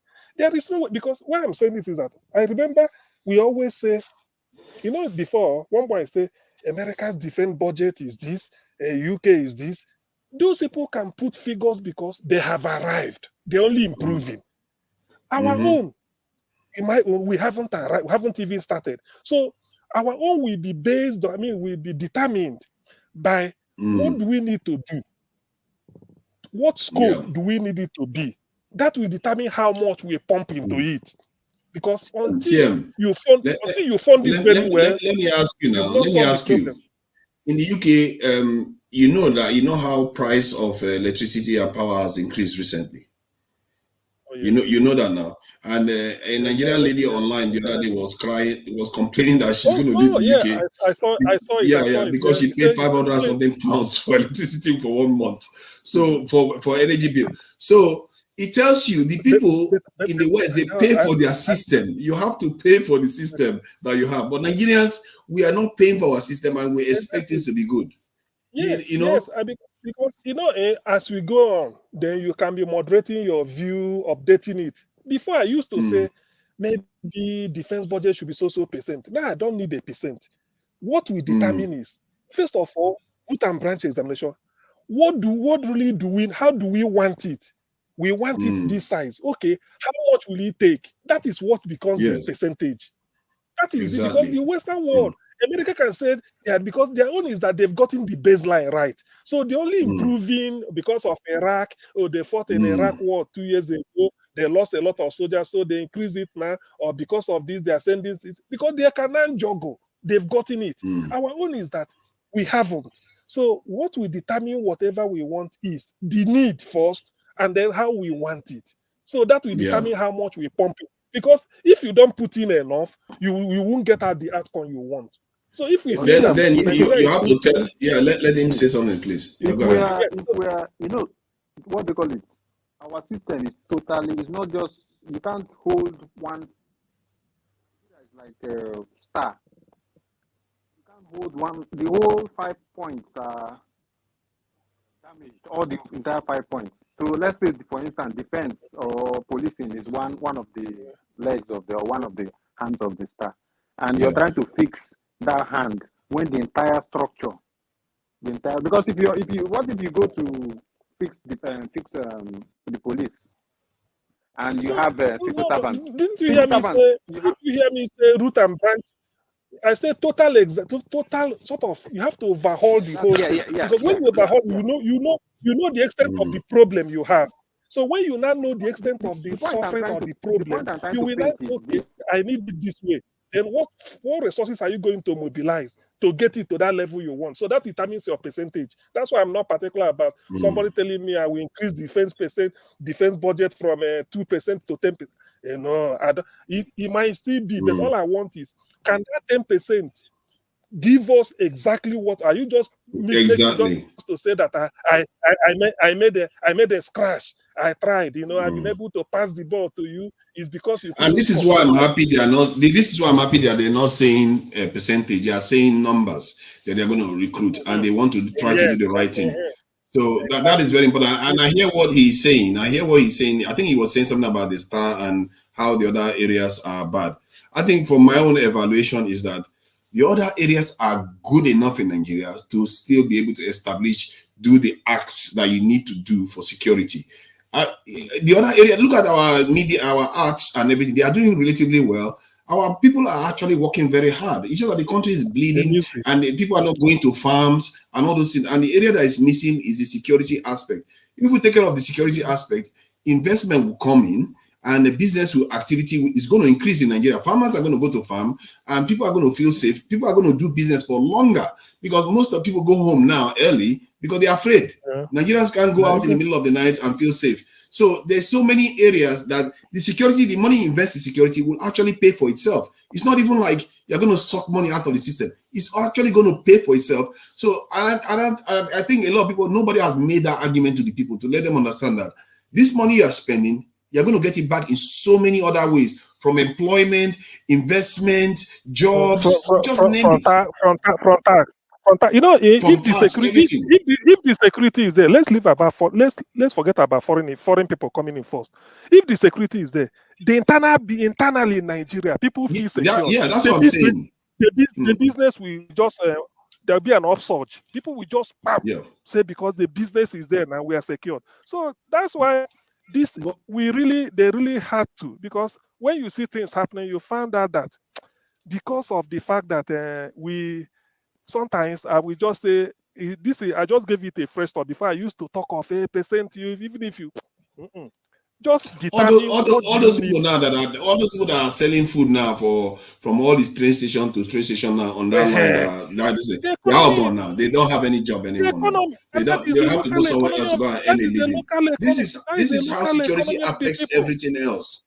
And if you get security right, everybody things improve.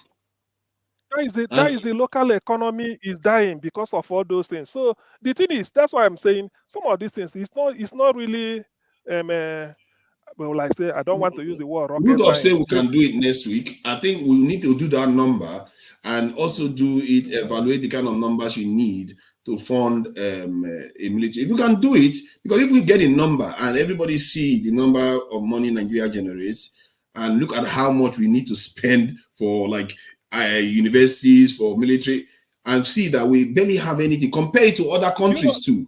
Then Nigerians will know where we are. To me, I can, this money they are borrowing. Supposing you say we've evaluated this is how much we need to maintain security in Nigeria.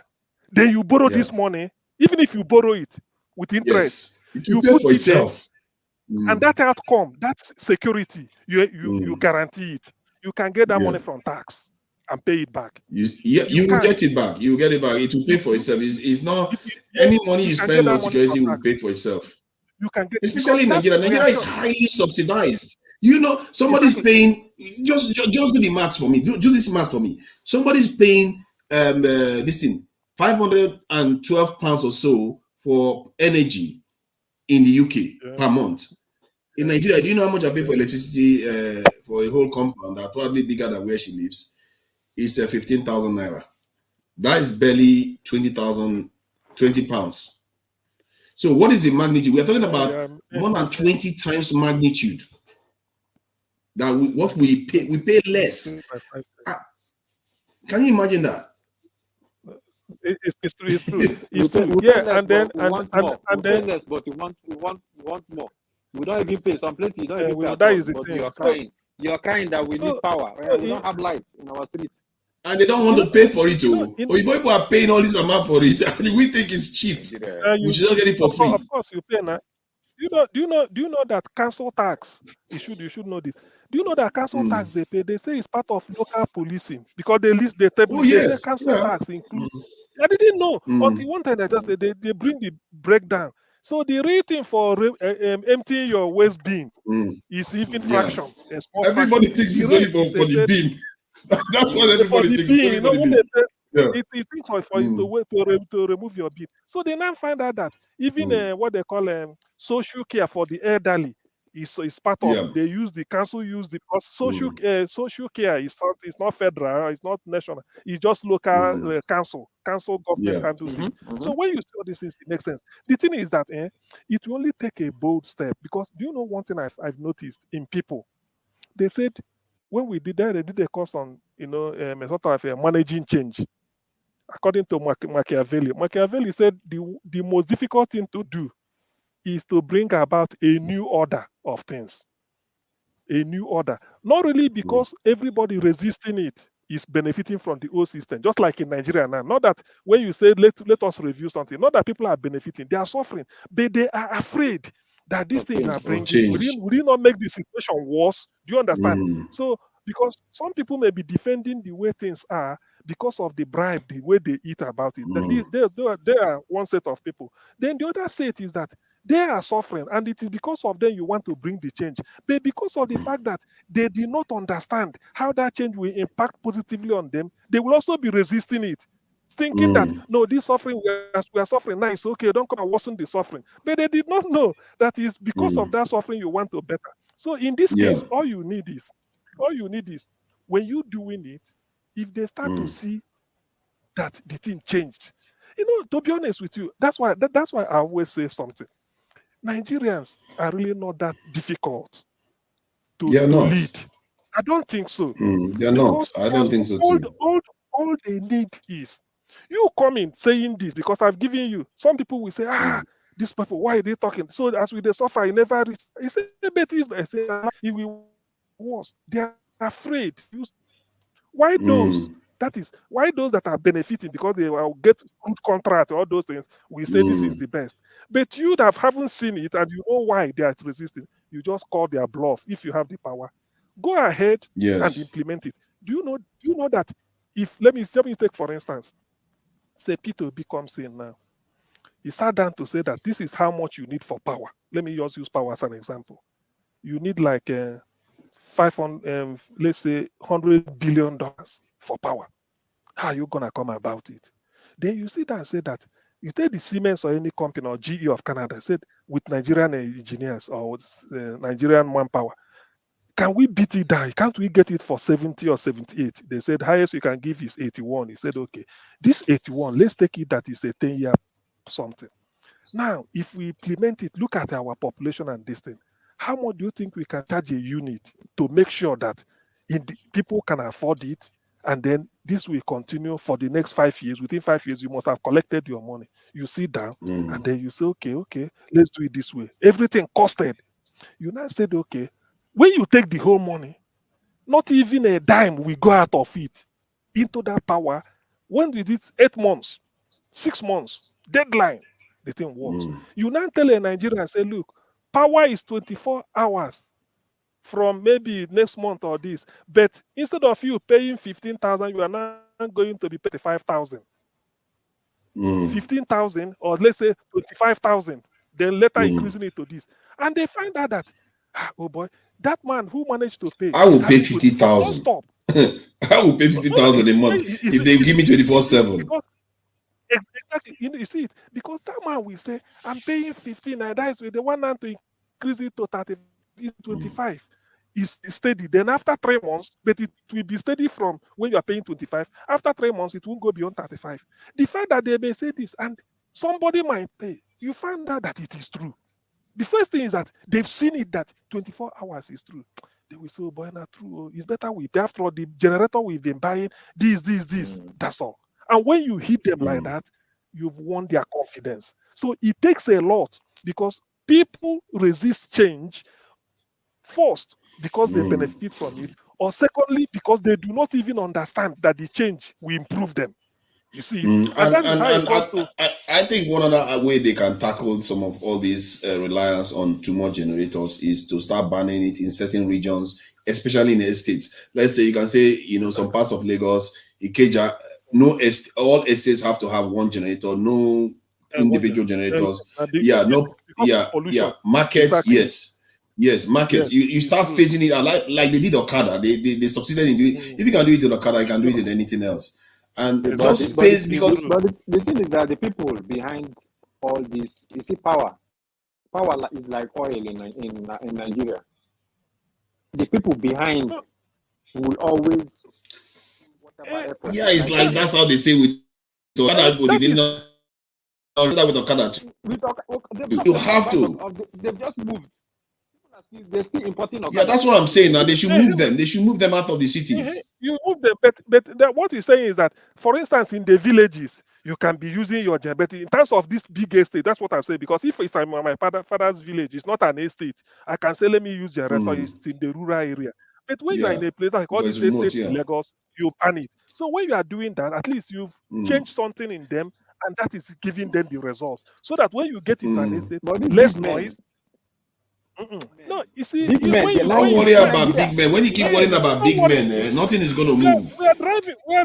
You See, tell the I'm big putting men, you. you tell the big men, go and start funding big generators, because if you Exactly. make it so that the market will use one generator, because I've gone to a market before, like every shop has their own generator. The noise is Yeah, too and much. they're making noise. You It's can't hear anything. madness. You see, funny thing is that smaller you countries in bringing the Africa change. have You don't listen to them because constant you, power. the person bringing the change, Mm, have known the advantage of the change you want to bring.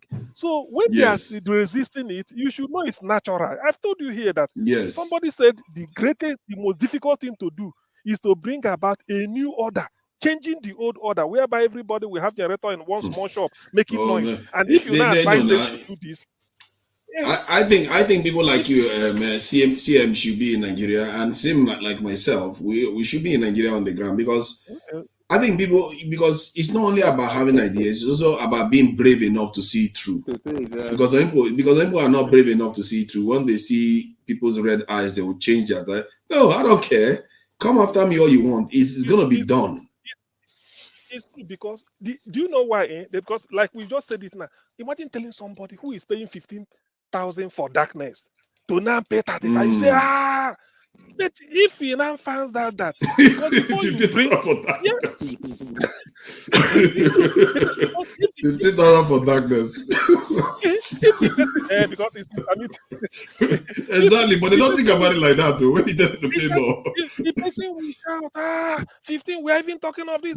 Take your order. You just force, you put it. And the thing is that they now see 24 hours. They will say, hey, are you sure? He says, since there is. So they will now come because they need it. Because that person paying for Yes.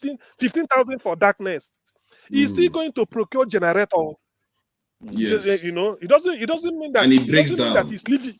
It doesn't mean that that person is living in the dark. It's not living in the dark. It's just that the darkness is caused by the the power system, Federal NEPA system. supplier. But you will still have to go and buy rechargeable lantern, all those things, to still provide that power that the darkness Yeah.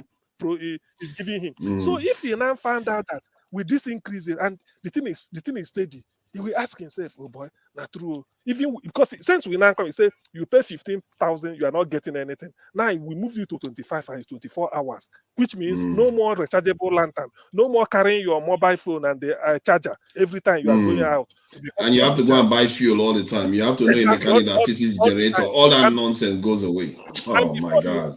exactly, and before you know it, the impact this thing will have, petrol station less queue. Gradually, you Yeah. just see petrol station less queue. Generally, Yeah. you won't be seeing this thing because people will not say, Yes, because they are not going to petrol station to yes, buy fuel people anymore will say, for and then before generators. you, if people work with statistics, you find out that all this type of petrol explosion in houses will stop because people are no longer storing petrol in their houses. No need. Yeah, that's if even for only that one, that's a hazard. People buying petrol everywhere. It's just crazy. Okay. Do you know that? Do you know that? Do you know that? There was a time in the UK here. I was going to buy fuel for my car. I saw somebody taking a hose. I said, "Where is this man going? Is that not the hose?" He was going to the booth because he put a generator and a jerry can. So when he was buying it, I said, "Why?" He said they are using it for his tractor in the farm. All these things. He can't drive it to the you know. Yeah. So I said, "Ha!" I said, "But this is what Nigerians do." Because Every there's a day. shock I have. I said, I say in the It UK. reminded you of home now. Exactly. What they do all the Yes, time. that's what we do. So because I saw him going, I have to ask him, "Hey, what are you trying to do?" He said jerry can. So I wanted to say, did they announce that there will be scarcity so that let me know whether to store mine? Because I thought he's storing fuel. Until Pure he now scarcity in told me, the exactly. He now told me, no, he said it's for UK. my tractor in the farm. So I said, okay, not electricity. He said, no, it's fuel. So he Yeah. paid for it and then drove.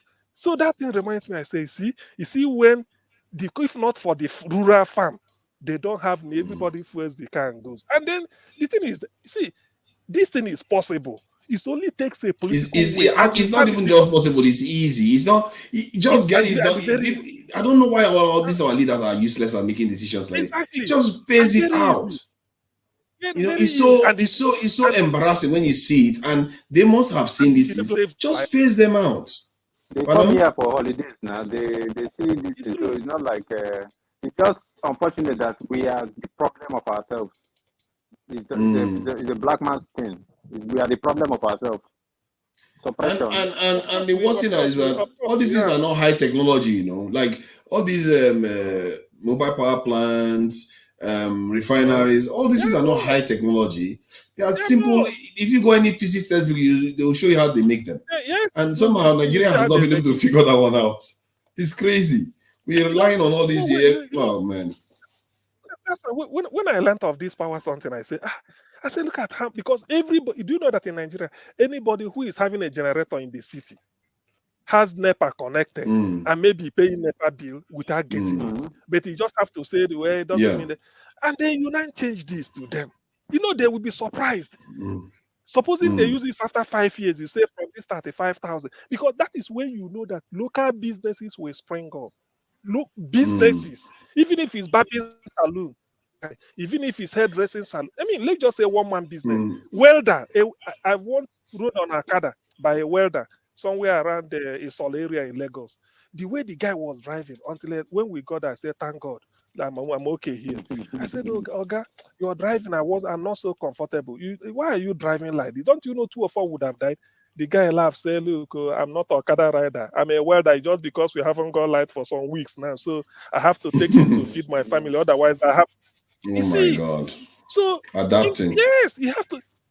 He told me, he said, I'm not an Okada rider. This one will just, because 2 weeks now, there's no light. So the job people gave me, I weld gate. He said, look at that gate there. It was me that welded it for that man. Burglary proof. This is what I do. I'm a welder, but there's no light.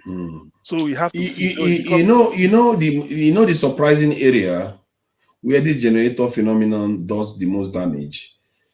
Me, I was really surprised because I was looking at the data for Lagos. It turns out that it's the fuel. The amount we use for these generators, if we're using it for the national grid, we are wasting trillions of naira on just fuel alone. It's so inefficient. That's how inefficient it is. And how the health hazard. This is where the conspiracy may come in, because if you block that way, a lot of people are going to lose a lot of money for that fuel purchase that people are buying now to power their generators, because all that money, trillions of naira, is not going to be going to those hands anymore. It's going to be going to the major and it's going to be less, because we are talking about the inefficiency is in trillions of naira. The public good trumps up everything. Public sector, public interest cancels everything.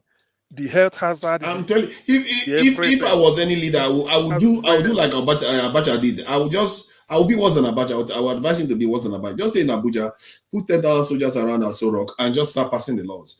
And let all of them, they will cry for 6 months, but by the time it's done, they will settle. Everything will settle. And then things will start moving forward.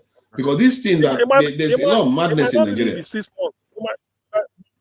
By the time, so maybe as from 3-4 months, they will start seeing changes until that 6 months. Because I know, because for somebody to say managing, it's a course, a module, managing change. I say, what is change? Managing it. When you read it, you now found out that really it's natural, it's psychology. People will resist everything because one, the way they do it in the UK, you know how they do it in the UK now. The UK is incremental. They do it incrementally in the UK. Yeah, you can do it like that, and you can give them, like you said it, you can give them alternative paths to lubricate the path. So for the change. Or you could go brute force. In Nigeria, they tend to go brute force, so I can see why it's not always good. Yeah. So, but you can go through, giving people other alternatives. But in terms of the estate ones, the market, any large institution, if you have a size to it, if you are so and so size, no individual generators, forget it. You have to have one communal generator for everybody because it's more efficient before the national grid kicks in. Yeah, because this noise pollution and risk to lives and all the rest has to go away. It has to go It away. has to go It's true, away. and because when you say it like this, people will give you all sorts of names, say anything, but because you know exactly what you want to achieve, and this is forget about that. Let them say the name within some person. When they start seeing the change, they will not know. And it may take you doing it in one sector. It may take you doing it in one sector. Do you know what Nigerians say? Do you know what Nigerians say most whenever you tell them that they need to pay more for electricity? What do they tell you most? Can I hazard a guess? Some may say, okay, well, some may normally, some may say, you must pay. know them before now. What did they tell you? Okay, so some will say, I don't even need the electricity. You come, I give myself electricity, or maybe something like, some might say, look, some might say, come and take. I don't even need it. You know what they tell me? They will say, I want to see the 24/7 first before I'll pay for it. And I'm like, but if you don't pay for it, you're not going to see it. You need to pay for it. So maybe you can phase it in like they do here in the West. You can phase it in. Yeah. You can say, okay, yes, I'll keep increasing the price of electricity every month, but you're going to be getting 24/7. So I'll be increasing the price every month until it gets to the stable price that it's going to be. So you can phase it in so that they can see example of 24/7 power supply. When they start seeing it, they can keep increasing it. Yes, and maybe that's a good way without breaking the no riot on your back. Exactly. Yeah, at least so that they can see. And maybe you start with an area that when you know that people here can pay, maybe all those, if you give them 24, say this is 24, what they are paying is coming to this. People will say, okay, there's even a place says since 2 months, not even a single minute, 24 every day. You say, is it possible? You say it's coming to your area next month. It's true because the thing is that people resist change, sometimes out of ignorance, sometimes mostly because of selfish interest for the people that are gaining from it. Otherwise, I don't see why electricity should be a problem. It's really embarrassing. Even in our federal capital territory, there is power outage everywhere. Like, especially in the outskirts. Sorry, exactly. Go ahead. As we are even talking, it cannot be one formula fits all. There is solar in the north. If that is sunshine that is like a desert burning, you use the solar for them. You come to Lagos or Bayelsa, or this, you use hydro, you use water. You go to Enugu, you say, what are going to implement this Enugu Benue area is coal. That's all. Before you know it, we have it all. You see, our problem is not because we don't have it. We don't have the brain. Somehow, something is getting in the way. We can't even run 4 refineries. Refinery is not an advanced technology. The first time they created the refinery was 1901. That refinery is still functional today.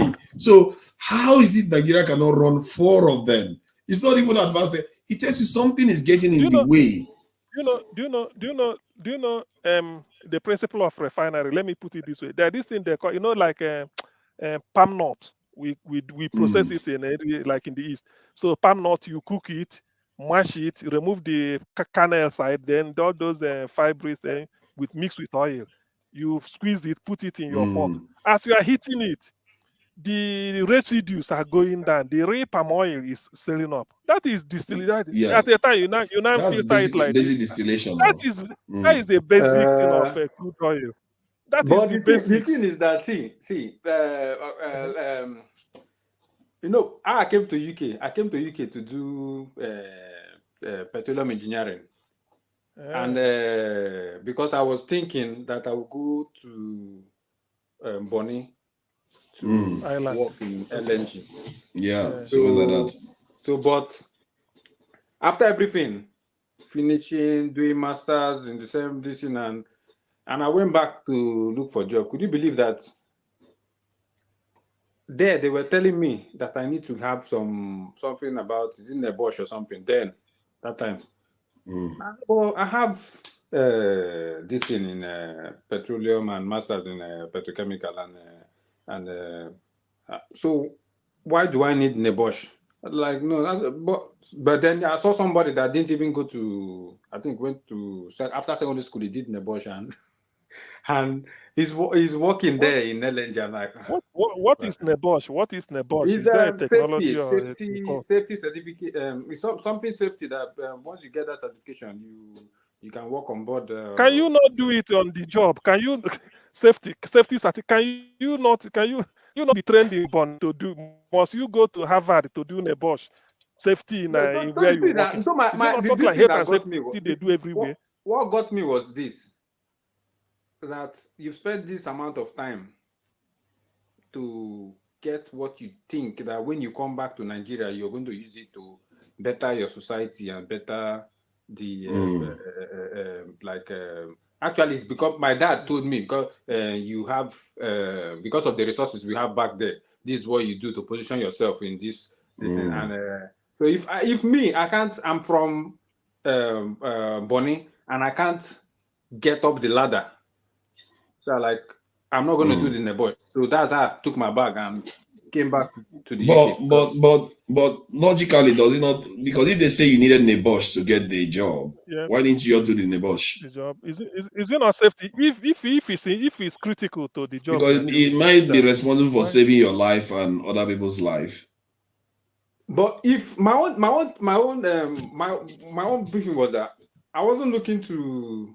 There are people without that you get trained in the job, you know, that you get trained in that. So if I was going to be a roastabout, like you know, like when you call deckhands, I don't know if you know this is like deckhands. They're the people that work on the this thing. So me, I didn't do that oil rig. I didn't do that this thing. So me, I'm like I work on the computer system and all that. Office. And so I wasn't thinking of doing that. And even the job I had in Aberdeen then in North Sea, I didn't have to get Nebosh. So when it comes into Nigeria and seeing this, okay, so maybe they must have used that Nebosh to use it to block you, screen you away, to block you. So I was like, Nebosh is been the what they call it, accreditation is in the UK.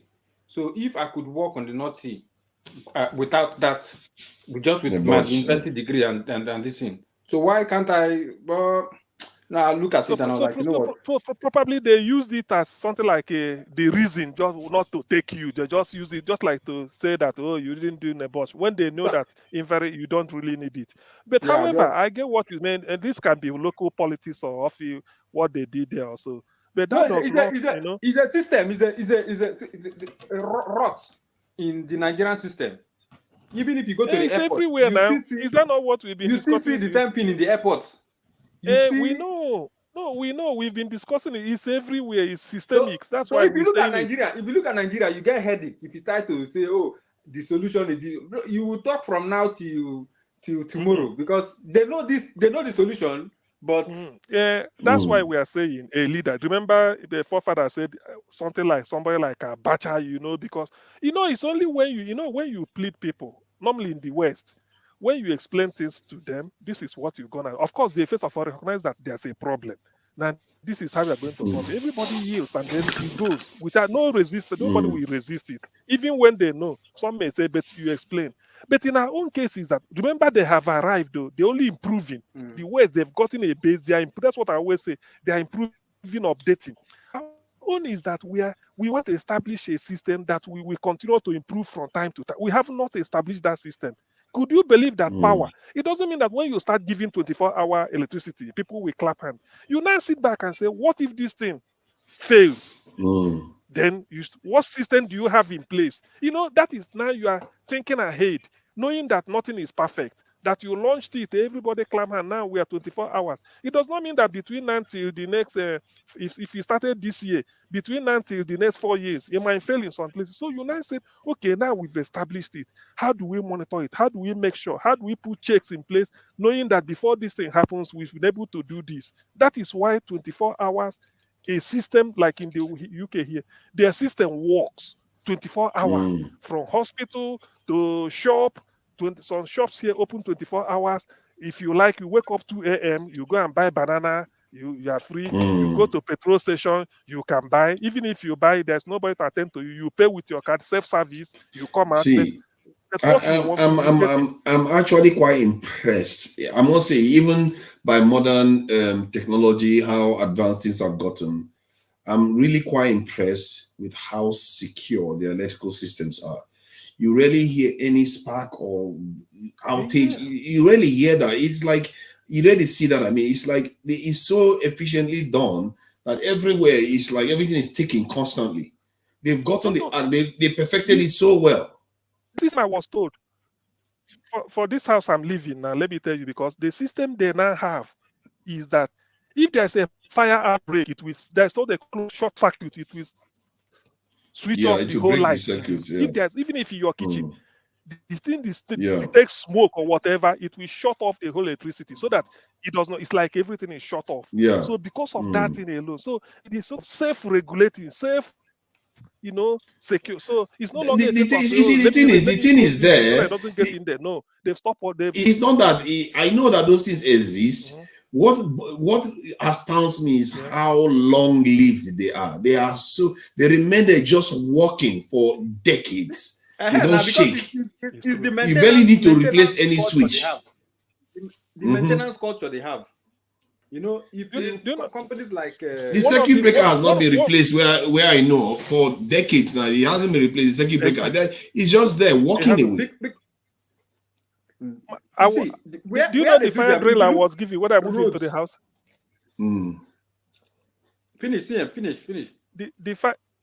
The fire drill I was giving when I moved into the house. The guy said every month, just choose any day of the month. It might be the last Saturday, last Sunday, or the last day of the month. You switch off from the main, switch off all the light for about 20 to 30 minutes. You switch them on again. That's all. That's what he told me. He said every month, if you want, just by your own case, you just switch off from the mains so that your flat or your house is in darkness for 20, 30 minutes. You come back and switch it on. He said it improves the lives of the thing. You see it. He said, I said, what of if? He said, no, he said it won't spark. He said, the moment there's a short spark, it does. So you see the way they're increasing safety in everything. Safety. That is improvement. So when we say 24-hour electricity, that is not the end in itself. Now we've gotten to that, we've started. We can now be. This brings me to a point about our Aba brothers. Where do they get all those leather that they use to make those belts and shoes they make in Nigeria? Why not just use the real leather? Because it looks like a lot of trouble to go through to make those fake belts and fake shoes. Some of them are from Sokoto. No, it's from Sokoto. I think some of because them you will see the belts, they will look original. I was like, I'm not going to be tempted. This is fake. I think I'm not going to be tempted. The one I buy it, some of them, the best. Some of them are from Sokoto. I think well, don't blame Sokoto for this. Where did they get those leathers from? No, you see, that's where the leather is there. But maybe in treating the leather, when you can say height and skin, you get it this thing. But maybe there's a way you have to process it and treat it so that it's as if it's like the way the Italians. But why have they not perfected it till now? They've been doing it for probably. You see, that is it. Maximizing profit. Probably this is manually done, and they are tired. This is a problem. I agree with. Doing this. I agree with you. Probably. Do you know? Like hold on now. Let me say this. No. I went to Ikeja. I was looking at this belt. Very, very pretty. I said, this is fake. There's no way. I'm like, this quality of the fake is so good. I have to test it out.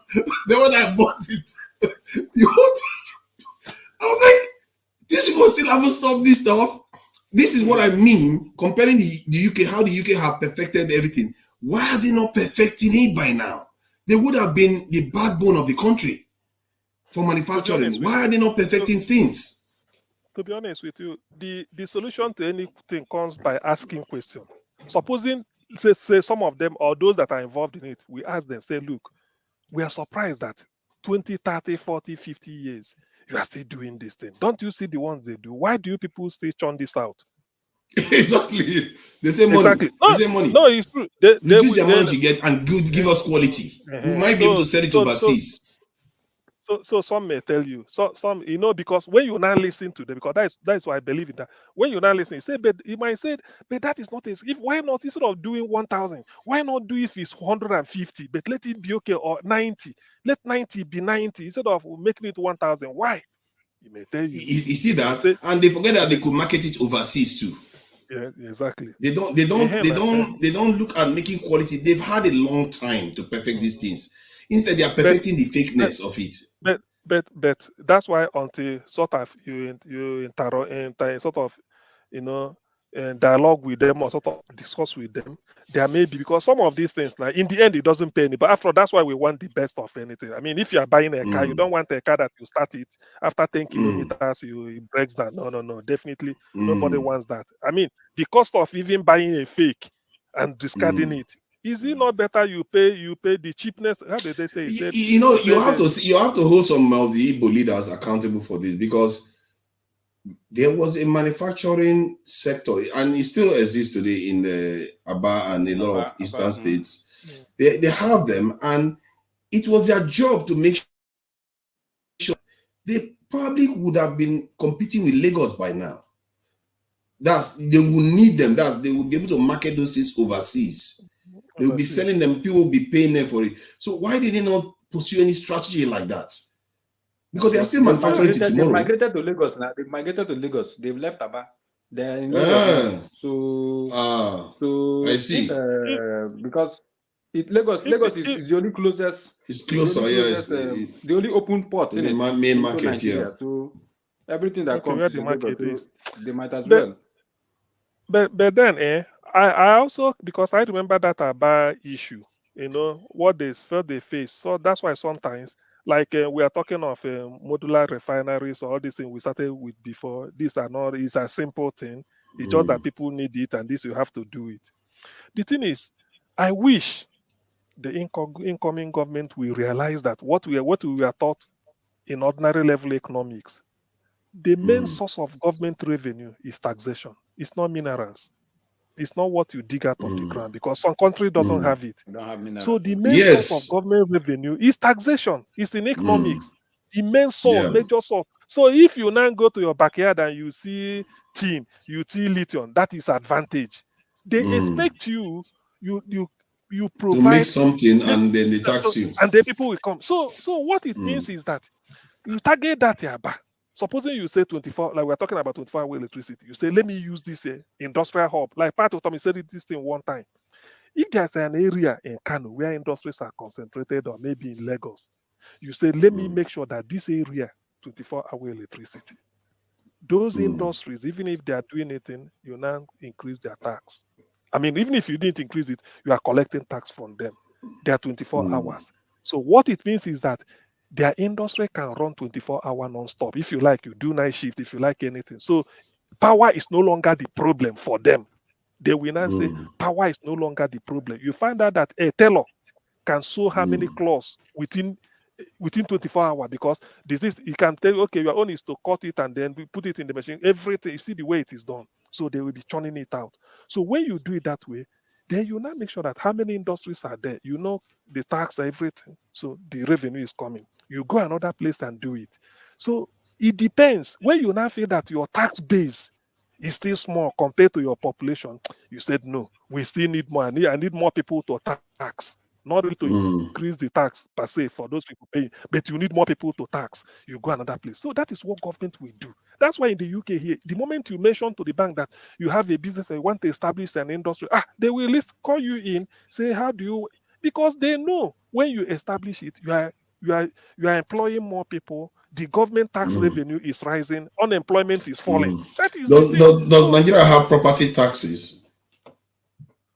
Well, even if they have, maybe only one or two will be paying. So that is another thing. No. That's the problem now. It's easy to make sure everybody pays because you know the numbers. The houses, you know the numbers. They are not running anywhere. That's why I can't. I'm not absolute about it, because these are because they should have that, because there's a lot of properties in Nigeria. Government is to take tax from the people, and who are you taking tax from? Those that are working. Because if somebody is not working, you pay the person benefit. So you are losing. So it's in your own interest to make sure everybody out of 100 people, 99 are working. Hey, you feel happy. Yeah, you take your tax from them. That is how it pays itself. Because the money Yeah. you spent to provide those things, you will get it back. Yeah. Immediately you get so government cannot lose. But in our own case is that I don't think they reason this way. Otherwise, all these things are there are a lot of it because you will be happy. Oh, thank God there's now 24-hour power. You will be happy. But the money you are making, your productivity will increase, the tax base, the more your profit rises, therefore the But tax you're going but to pay to the see government see see increases. all this is common sense. They know these things. The other day, the Nigerians were being deported from India, or the other one was being deported. Some of them were being deported from Dubai. Everywhere they are being kicked Imagine. out. When we know what to be done, these things are not rocket science. You can Indians tax deport monks. properties. You can India is deporting Nigerians. Yes, that's how sad it is. And some of the things we do as a people, it really calls us to. You wonder why some people just say these people something is wrong with them. What is It's wrong? They true. can't figure simple things out. And I think where this stuff is coming from is partly because of interference, and secondly because of our leaders are scared. They are not ready to do the right thing by the people. Because most of all these things Exactly. are easy. They are They're they are easy. really easy. They are not Yeah, hard. only maybe something must have be taking it. Because I remember my governor Soludo saying the other time. He was giving them an example. He said, look at Onisha, look at Yasaba. Only the Yeah. river that divides you. He said 3-story building at Onisha, 4-story building. How much? They say asking price may be 40, 50 million. They said, but go to Asaba, 1-story building, 80 million, 102. Soludo said, do you know why? Because at Onisha, maybe you don't have the road, the everything is bad. Then you don't just put up a building and expect people to come and pay. Better at Asaba, the security could be there, the roads are good. I mean, the street road they are tired, and then where the building is, before you know, it shuts up. Then maybe there could be water also. Soludo said, but don't worry.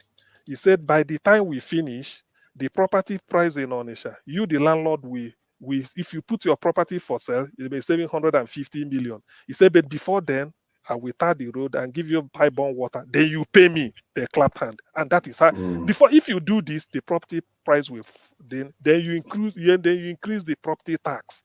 But all these things take, like we said, the leaders sometimes, even if they know, because I think it's just a case of, now let me take my own. I don't want to bother myself. 4 years I give them, I've taken. But if you would really want to do it, when you are doing, because it's the outcome. I know people, the moment people see the result of the outcome you are doing, they can't query you again. Because this is what you tell them, say, look, this is what it is.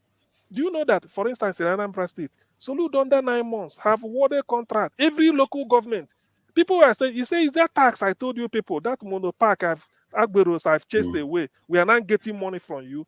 NMPC is not remitting money, no more federal. I think you must have known that. People know that since February or March, they've not remitted money for normal to come and share. So Soludo said, those Agbero I removed and now put on if you're operating keke, if you're operating a bus, you pay so thousand every month, and then you operate anywhere 24 hours non-stop. It's you until you're tired. So just pay it for the month.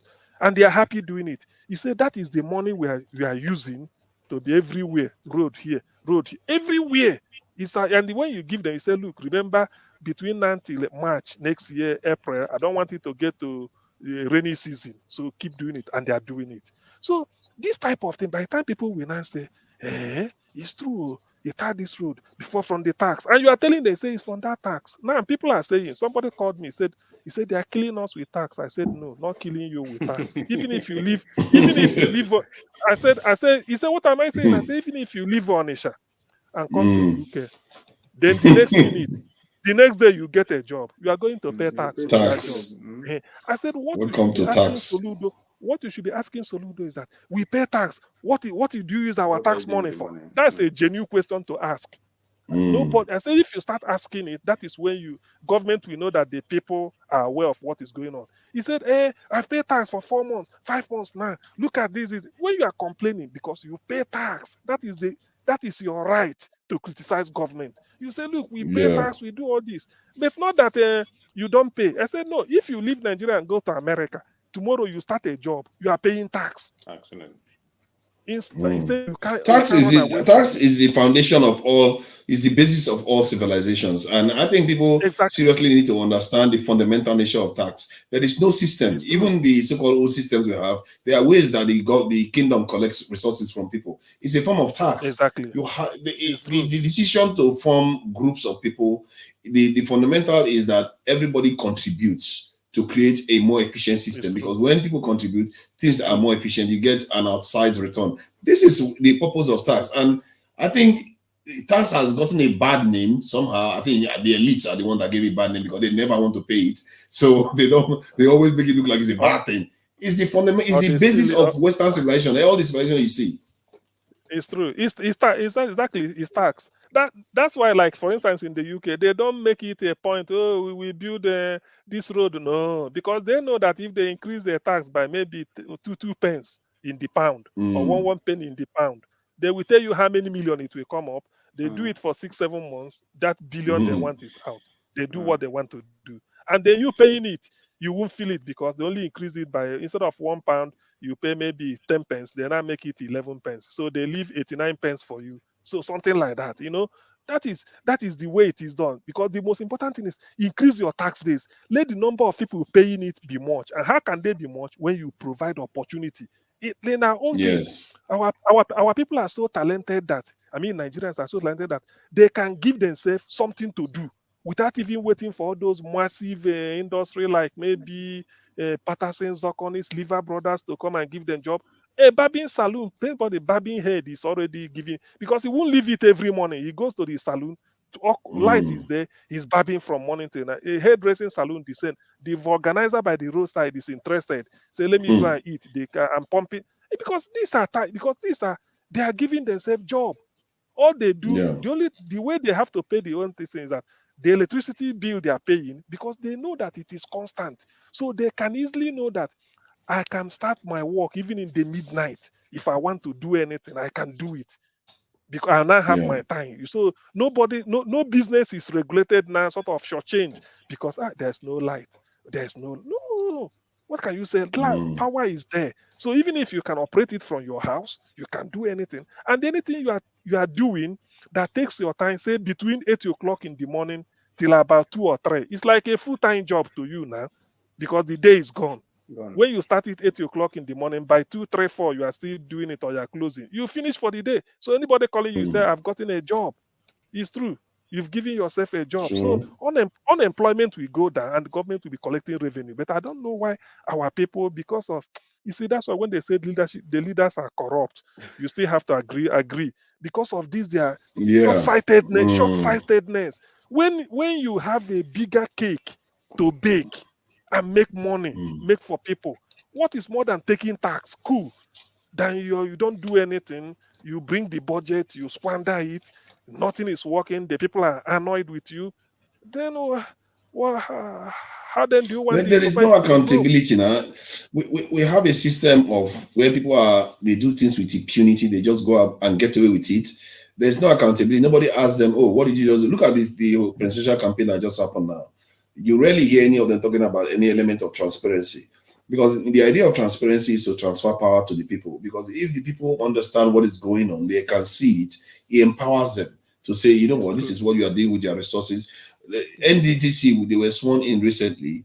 And that organization, if any organization deserves 100% transparency, is that organization. They are not doing anything so sensitive. Yes. They need to be able to make all the accounts public so that people will see what they are using their money for. Because that amount is very, very critical. This is why many southern states that are getting all this allocation from the north, from the center, are not seeing proper development because the money is being squandered. And that is where transparency is key. And I think those are the kind of areas they want to start it from. Every single transaction should be made. Maybe if you don't want to make it available to the general public, make it available to the EFCC, the police headquarters, defense headquarters, NS headquarters, all of them. Because all the major institutions are monitoring it. It's harder to track. It's harder to bribe people because there are too many people to bribe. The EFCC you just mentioned, was it not the EFCC that they said the head? But yes. Corrupt the other day. No, not that he was corrupt. They said he didn't release something that he seized. This is not even this one. You know, Magu was before this one. Okay, yeah, the one that came before this one, yeah, that one, yeah, I heard it was corrupt, yeah. A big thing to answer. So he just. But that's part of the problem now. That's why I say it's not only EFCC, all of them monitoring each other. Exactly. You can't just shut down EFCC because the head is corrupt. You remove the head and still. When we had Partygate in the UK, was it not the head that the head Boris Johnson? So but that's a good question you just asked. That was how the government came down. That was But look at the solution to this is why I mentioned this is why I didn't say just keep it to EFCC. If EFCC head is corrupt, maybe the police head is not going to be corrupt. If the police head is corrupt, maybe the defense headquarters head is not going to be corrupt. It does not so mean, NSA head, so it's true. Everybody knows where the money is going. They're not going to be able to cheat. It's going to be harder. But our system is not like that, isn't it? Our system, but you make it now. That is part of the improvement. Then you expand it. If you have to expand it to academics in terms of major institutions like ASU, or expand it so that you make sure it's hard to steal. So that if they try to steal, you can even make it so that like a civil servant headquarters, they have access to it too. Let me tell you one thing. Why should NDC be getting away with our money? Exactly. One of my friends, I think in the UK here, he want to buy land. He was saying that I said the best way, because if you tell your brother I want to buy land or this, and they can eat your money or do all this. He said the way to do it is that when you tell that to your brother, you tell your maternal uncle, tell your paternal uncle, tell about 15 or 20 of them, let them unite. He said it will be difficult for them to unite to cheat you. He said you exactly. Somebody told me because the more people in the chain, all you have to do is one of them turning, and the system will be blown. True. He said, but you do not first mention it to your brother that you want to involve everybody. Just so he's agreeing that you want to buy. You get your maternal uncle who must have forgotten. He said, please, I want you to liaise with my brother. I have to buy, so I want you to be involved in it.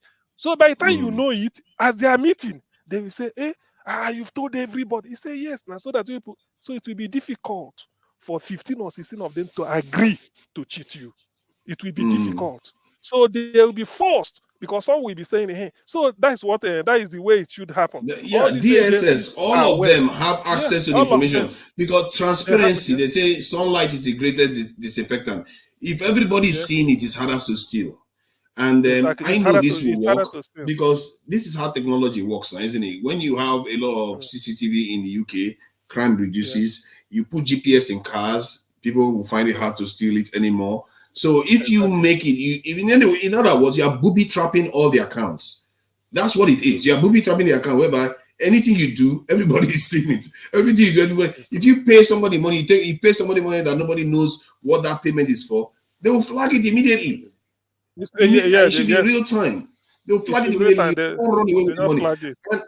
I don't even know. I wanted to ask this question yesterday to somebody. Is there any organization that recommends top organization in different sectors for projects in Nigeria? Like if you wanted to construct road, you have top 10 or top 20 companies that are good at constructing roads that you can select from. You see, those type of things, you want to be able to do that. Yeah. There is this I think I had it from Pato Tommy. There's a company in Australia, say they tar the roads in US. Their job is to tar road any part of the world. If you contact them, all those. But what I'm saying is that is there a company in Nigeria? In Nigeria. The reason why I'm saying that is like the NDDC now, when they want to award contracts, one of the ways you can do it is that they will select from that list of top people, because when you give them discretion, they can just choose political appointees. They can choose all kind. Wike was warning about it recently. He said they should not give it to the political appointees. There may be, but we may not know.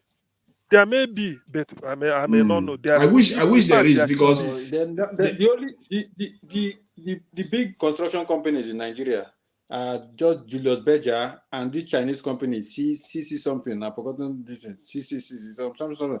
Wow. So outside that one, what are Strabag? Strabag is a big company now. Strabag has been. When they say big, because they are big in one state doesn't mean that they are big in but Julius Berger. No, Strabag. No, Strabag has been long in Nigeria. Even what is the Fujiro, Bojis, all those ones. Unless maybe they are no more. Mothercat used to be big back then, but Mothercat is no more. Mothercat that back then it used to be big. In fact, the entire Transamadi, Mothercat made the entire that Transamadi zone from end to end when all those this thing. When Transamadi was Maybe one retired politician on the board has crippled. Nigerian politicians. Maybe politicians now. if you check, Politicians are the people that will run it down. Yeah, but that's what I'm saying now. There should be an organization that maybe at the heart of government that collates this data about the top companies around the world that are good at building things and in Nigeria. So that when you give apportion resources to any sector in Nigeria, then they can select from that list the best people. And you can rate them according to their ability to deliver. And because all these things is going to be based on in short processes, whereby if they fail, you still get your money and you still get to build that thing. So because here in the UK, when you are building stuff, most of the stuff they do is insured anyway. And if anything fails, so everybody will get their money back, and the government, most of the time, the government have to shoulder the cost anyway. But you have to have an element of accountability in these processes. And personally, God help me, if I was helping people write the rules, nobody will be able to steal money. Is going to be hard, and things are going to actually work because we have the technology to do all these things. Why should NDC be able to just give contract without people knowing where the money is going to? I can't believe Nigerians don't even know. Even the project, even knowing because do you know that NDDC? NDDC should have been the poster boy for high performance because their remit has a specific area to cover. First. Yeah, it's very focused. Just build. You have a specific area. It's not the entire country. It's not the entire anywhere. You have a specific area to cover, and your mandate is just to infrastructure mainly of this area. So why can't you? So it's their mandate is even narrow. So why can't? How do they even select what to develop? How do they? Who chooses? You see, there's no process that I know of that is going on. No, is it the people that choose? Who is choosing what to develop? They just say, "Oh yeah, we need to dig a big hole and cover the hole again." The revelation that came out when what's his name, Akpabio. That when that scandal during that Akpabio time, they said this thing was made. When NDC list comes out, it's all made by senators in Abuja, innit? So because if you want to probe it, senators are bringing their cronies to come. Those contracts ends up with them. Either that is their company, they are fronting for them. They come and get in. You see what I mean? This is what I mean by that. Knowing the company that these things are being awarded to, and tracking the funds. Because if you track that, you take the power away from the senators and whatever. And it belongs to the people now. The people can see where their money is going. Exactly. And that system is badly needed in Nigeria because the level of patronage that these leaders, because with that man that they make the leader of NDDC now, it's like a god now. Yeah, I control all the pulse. I control all the money. I think it's Loretta Onochie. Is a woman? I think it's Loretta Onochie. Is a woman. Oh, it's a guy. It's a lady. Yeah, I think actually I read that. One thing, because sometimes like we said, we all know, if not that an average person knows that even if you're getting all this, they know what the right thing to do, but it's just because of their selfish interest. I remember Peter B answering the question, telling one man, he said, "Look, you're an industrialist.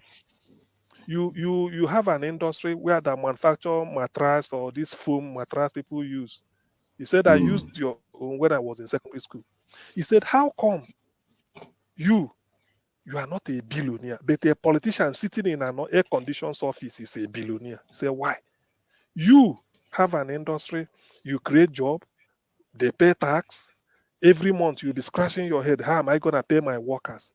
You won't have time to go and be buying houses all over the world. But a politician sitting in an air-conditioned office in Abuja is be a billionaire more than you. P2B said, that's what I'm going to change.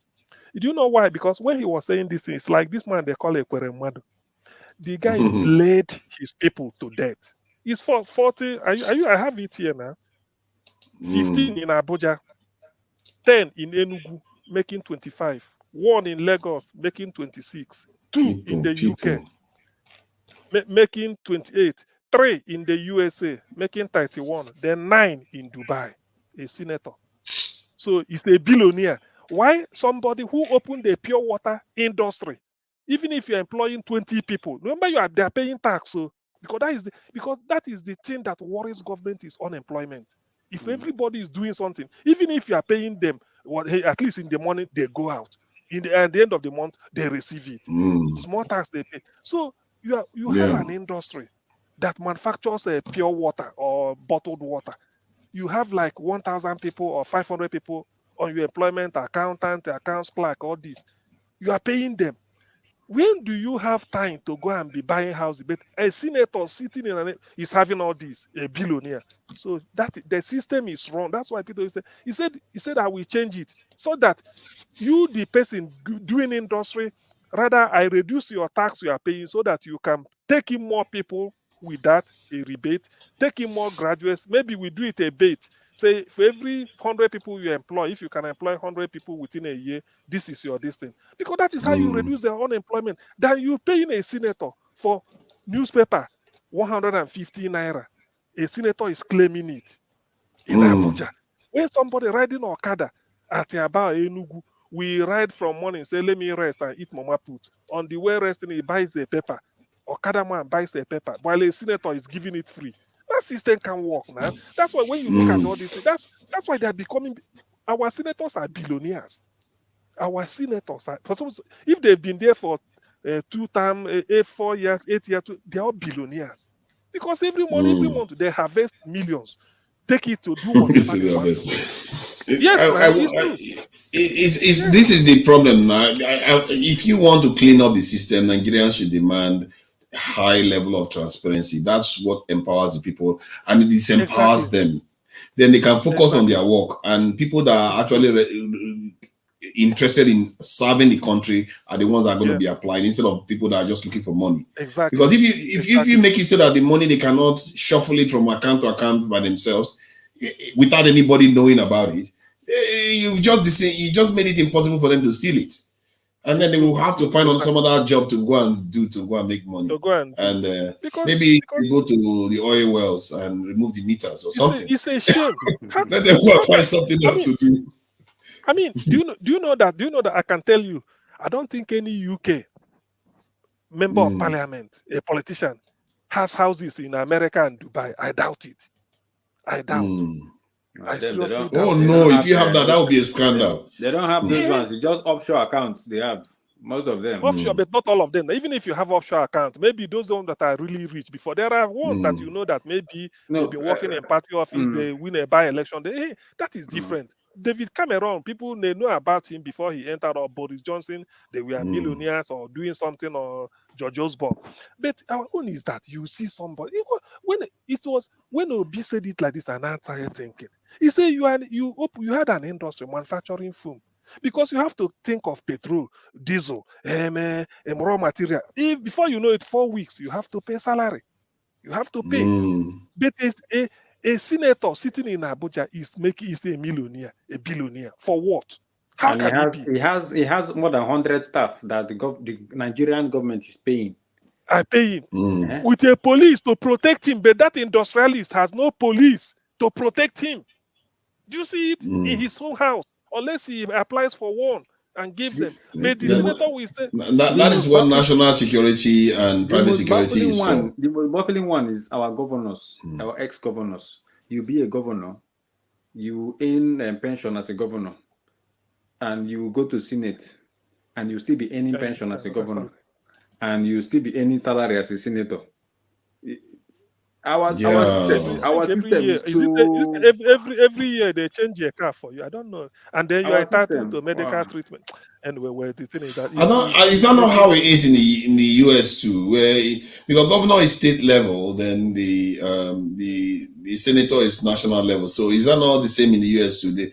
Because you can argue that the person who was an ex-governor is not just a senator, so his level of risk may be higher. You can argue that. Yeah. So exposure, because when you rule, you are exposed.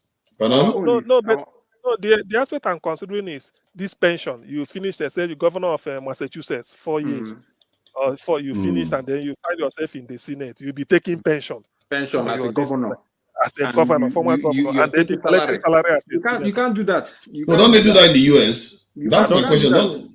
I don't. It cannot be possible because you are still. Okay, How can you? How can Mr. you? Scribe. Yes, I don't. Making salary as a No, governor. the reason why is And because if you are working in collecting. the private sector, no, the reason why if you're working in the private sector Yeah. and you're a pensioner, just because you are getting your pension, then you become a senator, you lose your private pension. So No, but if the thing this, is, you're working. You're still working for the government. You're You still cannot taxing the get pension government. after You're 4 taxing the years government now. 4 years. twice. 4 years. pardon, after 4 years you don't get your pensions. No, if you're What? still working for the government, No, it's just under like 4 years. No, you are working for a different government. The state government, You serve the state for 4 years. a governor is a state Okay. governor, but while the national senator is a national stage, so it's slightly different. And even if it's the same, if you're okay, let's say you were once a soldier and you're getting your pensions. Just because you become a CIA agent tomorrow doesn't mean you shouldn't get out the pensions again. But Nigerian system is not like that. Nigerian system is one central government. It's not. Remember as a it's good soldier. for the West. Remember as a soldier. Remember as a soldier, you are not a politician. You didn't campaign. You just served your country. That is just like serving your country. Even governor, they can serve your country. Under 4 years, they elected you to a political office. It's a political office with a time frame. Then you finish and you come out. You become a senator, another political office. You are taking pension from here, and then you are taking salary from their side. In the same under government. See, you can argue that. See, I think it's in a way it will be certainly you are discouraging people from serving in any other position. I'm not sure that is where we should be going because if it works for private sector and you say for the public sector it shouldn't work, then you are discouraging the best people from working in the public sector because it's a bit strange that somebody did their job to the highest level in one field and you are penalizing them because of that to move to another field. You see what I mean? No, but that's how you see in the UK, probably they stop your pension until you finish your senatorial assignment. So they stop the pension of stop your pension as governor, former governor, until you finish. Yes, now they because it's still. But they don't do it in the West now. What are you? Do you think Boris Johnson is nothing back his money to people now? Even if I think he's still an MP or he's not an MP anymore. So he's not going to give back the money. He's going to be taking his prime minister's pension. Even the one that served for how many months? 2 months or so. That one is getting her money now.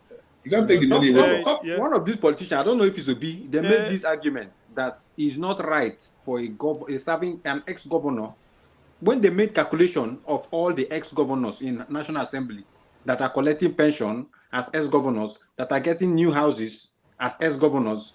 So what is Nigeria producing that will be catering for all these people? You're giving them pension, you're still paying them as senator. What are we producing? That is true. That is true. I think our leaders, they are being paid exorbitantly, quite a lot, compared to what the masses are earning. But if you convert the money they are paying them to what Western people are earning, the gap is not as big as we think. And for me, anyway, my focus is keep them safe, not necessarily make sure their children go to the right schools and all the rest of it. Anything else is all okay. Let's put it this way. I think the money that is being given to them, it may be for their offices that they run, which is the same for the West here. The offices they run, they run an office where they have to have staff and all the rest of it. So the question is, are they using it for that purpose or there's no office? Father, what is the office of the first lady or the governor's wife? What is the office of that will have 100 staff? I don't know now. I think I heard that they cleared some bushes with billions of naira the other day, and so see, we know there are a lot of mediocrity in the system there. Look at the one that we're talking about, Kilishi, and this is somebody that has been working for how many years on research in Nigerian, I think technology department or something like that. They told him what he invented. He said we found a way to make Kilishi. It's like Mr. Scribe, let somebody in. Okay. Oh yeah. Imagine No, he has left. He just left. Okay, sorry. Other people are talking about hypersonic missiles and submarines and rockets. Our research technology department is coming out to tell us that after decades of work, is Kilishi came to show us. He wasn't even ashamed. He was saying it openly. I was like, who gave that guy that job? The thing, who gave him the job? You are asking. Say disgrace. Who gave him the job? It's not who gave him the job. You should have said how many people has he employed, even with him, that's using his office to useless bring job. Useless job. That is the thing. So you see, when you look at, that's why sometimes when you think all these things through, what you tend to ask yourself is really, are we really serious at all? What really are we? What really is happening? Are we really serious at all? Do you know? Do you know something that surprises me? A local government chairman at the local level had a wardrobe allowance. Local government wardrobe allowance for what? Say you should have a wardrobe. Local government chairman. If that one surprised you, when PA in Nigeria, PA to a local government chairman is having a PA. Okay, a personal assistant to a personal assistant. Yeah.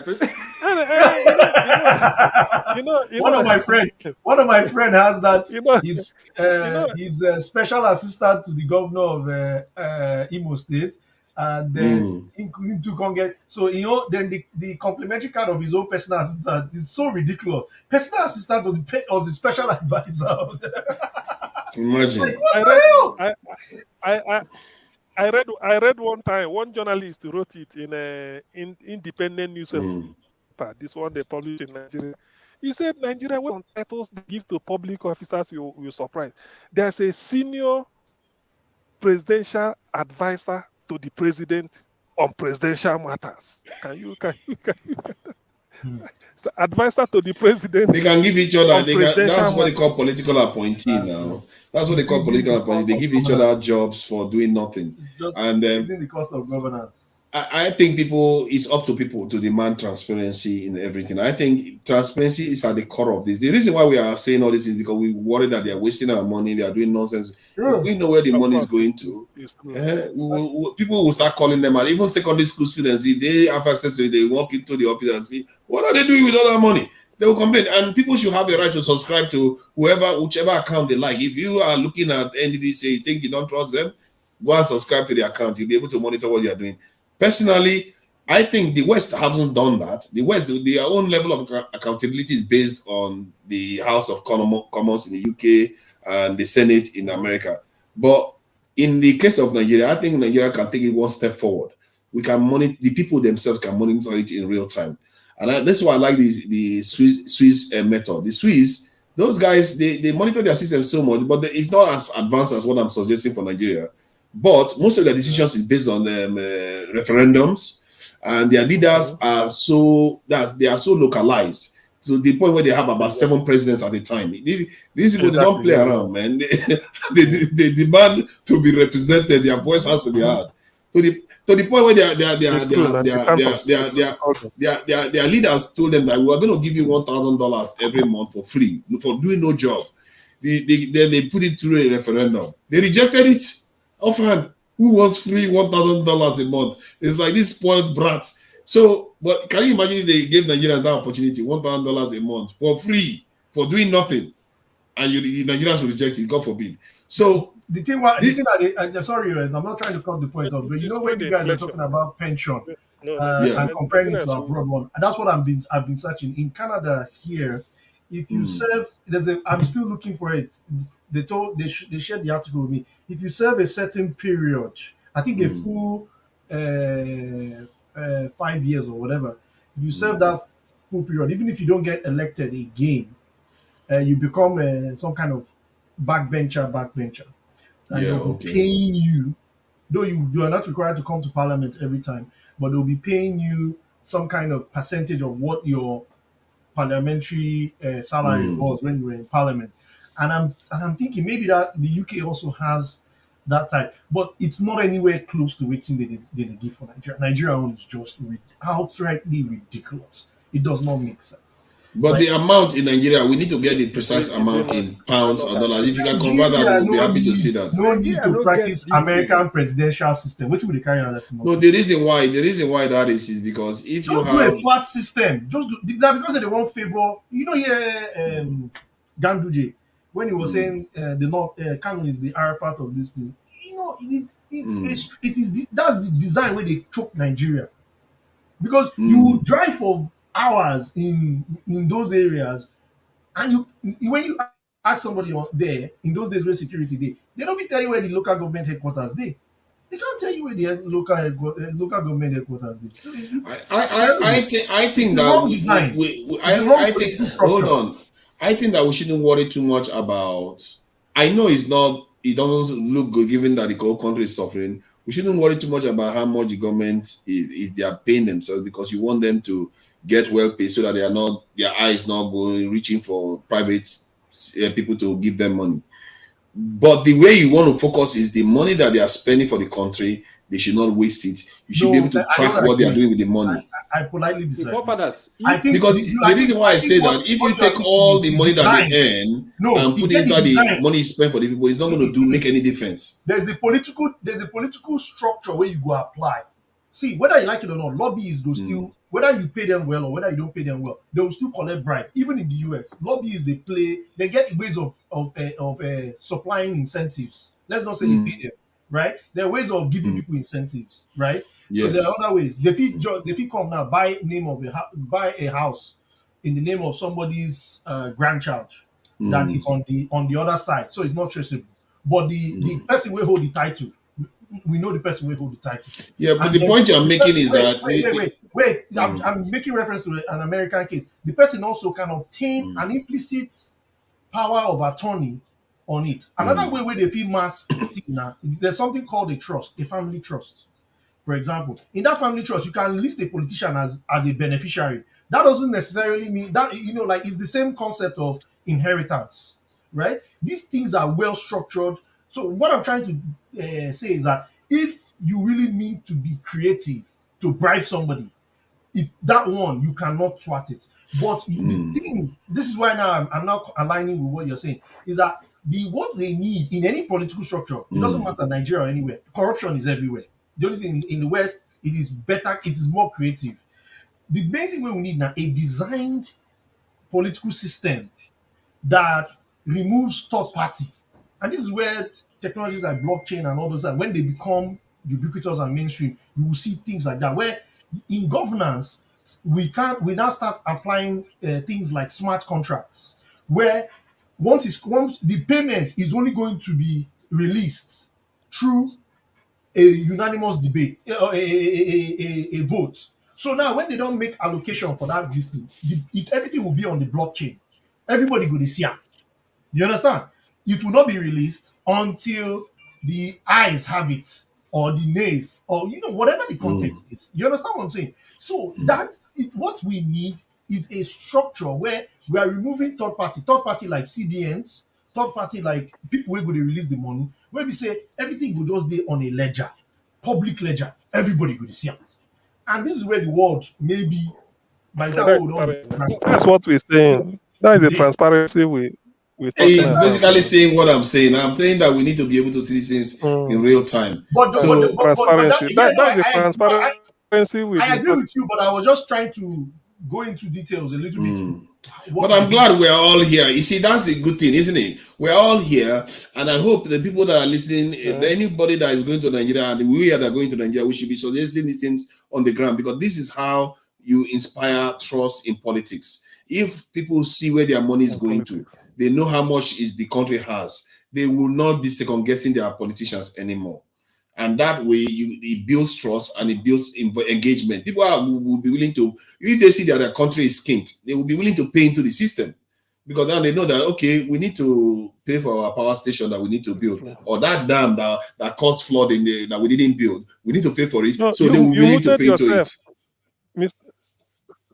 Yeah, I muted myself. You muted yourself. Okay. Yeah, but what I was saying is that I don't still see a way that you can thwart corruption, because remember, the ruling party, if the ruling party mean to go against the will of the people, or they become controlled one way or the other by someone who has interest, and they get incentivized and they vote. That system too can be manipulated. The money will be released. The only advantage is that you at least know where that money is going. You at least know. And if the money is being released to the wrong parties, you will know. You will know. You will know where the money. The people will know immediately. Not 5 years, not 3 months. They will know immediately where the money is going. And that would disincentivize them from doing it. A lot of issues. So, transparency will address a lot of issues if it's transparent. A lot. They will be scared now. They know that the Nigerian youths are crazy. If they see that they just use the money to give to people, Nigerians will lose it. Can you imagine when Nigerians see that they need to build a dam to prevent the flooding? They go and pay money to the dam, and they see that one minister is paying the money to some shady people. Nigerians are going to lose it. First, you are wasting their money. Secondly, the country is going to flood again, and they're going to come on, man. People are going to lose it. Yeah, exactly. So that's going. It's true. It's true. Messing about with their money. They will come after you. Yes, I agree. Majorly, the people do not understand the way the government runs, because they are not involved. The transparency is not there. They can't really make a head or tail of what is going on, because particularly in terms of expenditure, nobody knows. So all these things is just woolly. You don't see it. They do whatever they like, mismanage the money, then you bear the effect of bad leadership. I feel, well, maybe, who knows? Who knows where there's it? Because I don't think Nigeria can go below this far. Below, you'd be surprised. You'd be surprised. We've not finished. We've not at the rock bottom yet. We are still digging. We are still deliberately trying to find it. Listen. I'm not sure we are there yet. I will disagree with you. Don't worry. No, don't worry. Then Nigerians are hell bent, man. They have not seen it. They are searching for that thing they call rock bottom. Nigerians are still searching for it. They have not found it yet. They are still digging into the ground. Nigerians are trying to find it. The professor. I can see everybody now. He said the professor told him that what Nigerians, the way they run their country, very corrupt. They are bringing their country down, but he trusts them. By the time they get to a level that they can't go below again, they will rise up, because Nigerians have intelligent people. That's what he told him. Yes. Probably this is because I don't think if this, do you know that it can never be worse than this. Not really. I fear the security situation has to get worse before it gets better. Before it gets better. So, did you know? I think we should model ourselves towards like. I think the more I study Switzerland. Oh yeah, go ahead now. Oh, sorry. Okay, I've been listening briefly. I've been busy, so I didn't join the talk. Okay. So concerning how our people and their attitude towards the situation we find ourselves, I get feelers back home. I'm in US here, but I get feelers back home from some of my people. I lived and worked in Abuja for a couple of years, 15 years before moving down this way. They are saying that our people still, particularly the largely unenlightened ones, they still dance towards this ethnic and religious leaning. The politicians that, oh, this to it, they would look for one small excuse, say, oh, they are even using COVID as excuse now. Like if you watch some of the ruling party spokesmen, when they talk, they use COVID as excuse why things were bad, and people still believe them, and their life keeps going down. But they still go to their rallies, or they invite them for meetings, and they still tell them the same thing, and the people expect them to make a better change when if they happen to come back to power. So, and largely why they believe them is that, oh, he's from an ethnic group, or he's from a religion, or we attend the same church, or we worship in the same mosque. They will do so. They know that when they come with all this talk, people will still listen to them. But the few who have seen through all that is happening, who are telling them, no, this set of people, not just the presidential candidates, but even the lawmakers, that they cannot do better than they are doing now. The people will not listen to them. There are some lawmakers in some various states who have been there for several years. at the National Assembly, even at the State Assembly. Okay, CM just mentioned Ekweremadu now. When I was back home, I used to go back to my state in Imo State. Sometimes I travel through Enugu. I used to pass one place near Night Mile towards as you come into Enugu proper. More house there. The top and bottom is Ekwuremadu's, so to say, in quote, state office. If you look at this, you will laugh. If you say somebody who is at that level at the Senate, that is where is his state office. I don't know much about him, what he has done for his people. So probably he has found a way to get them to win their love over. That is why he keeps winning.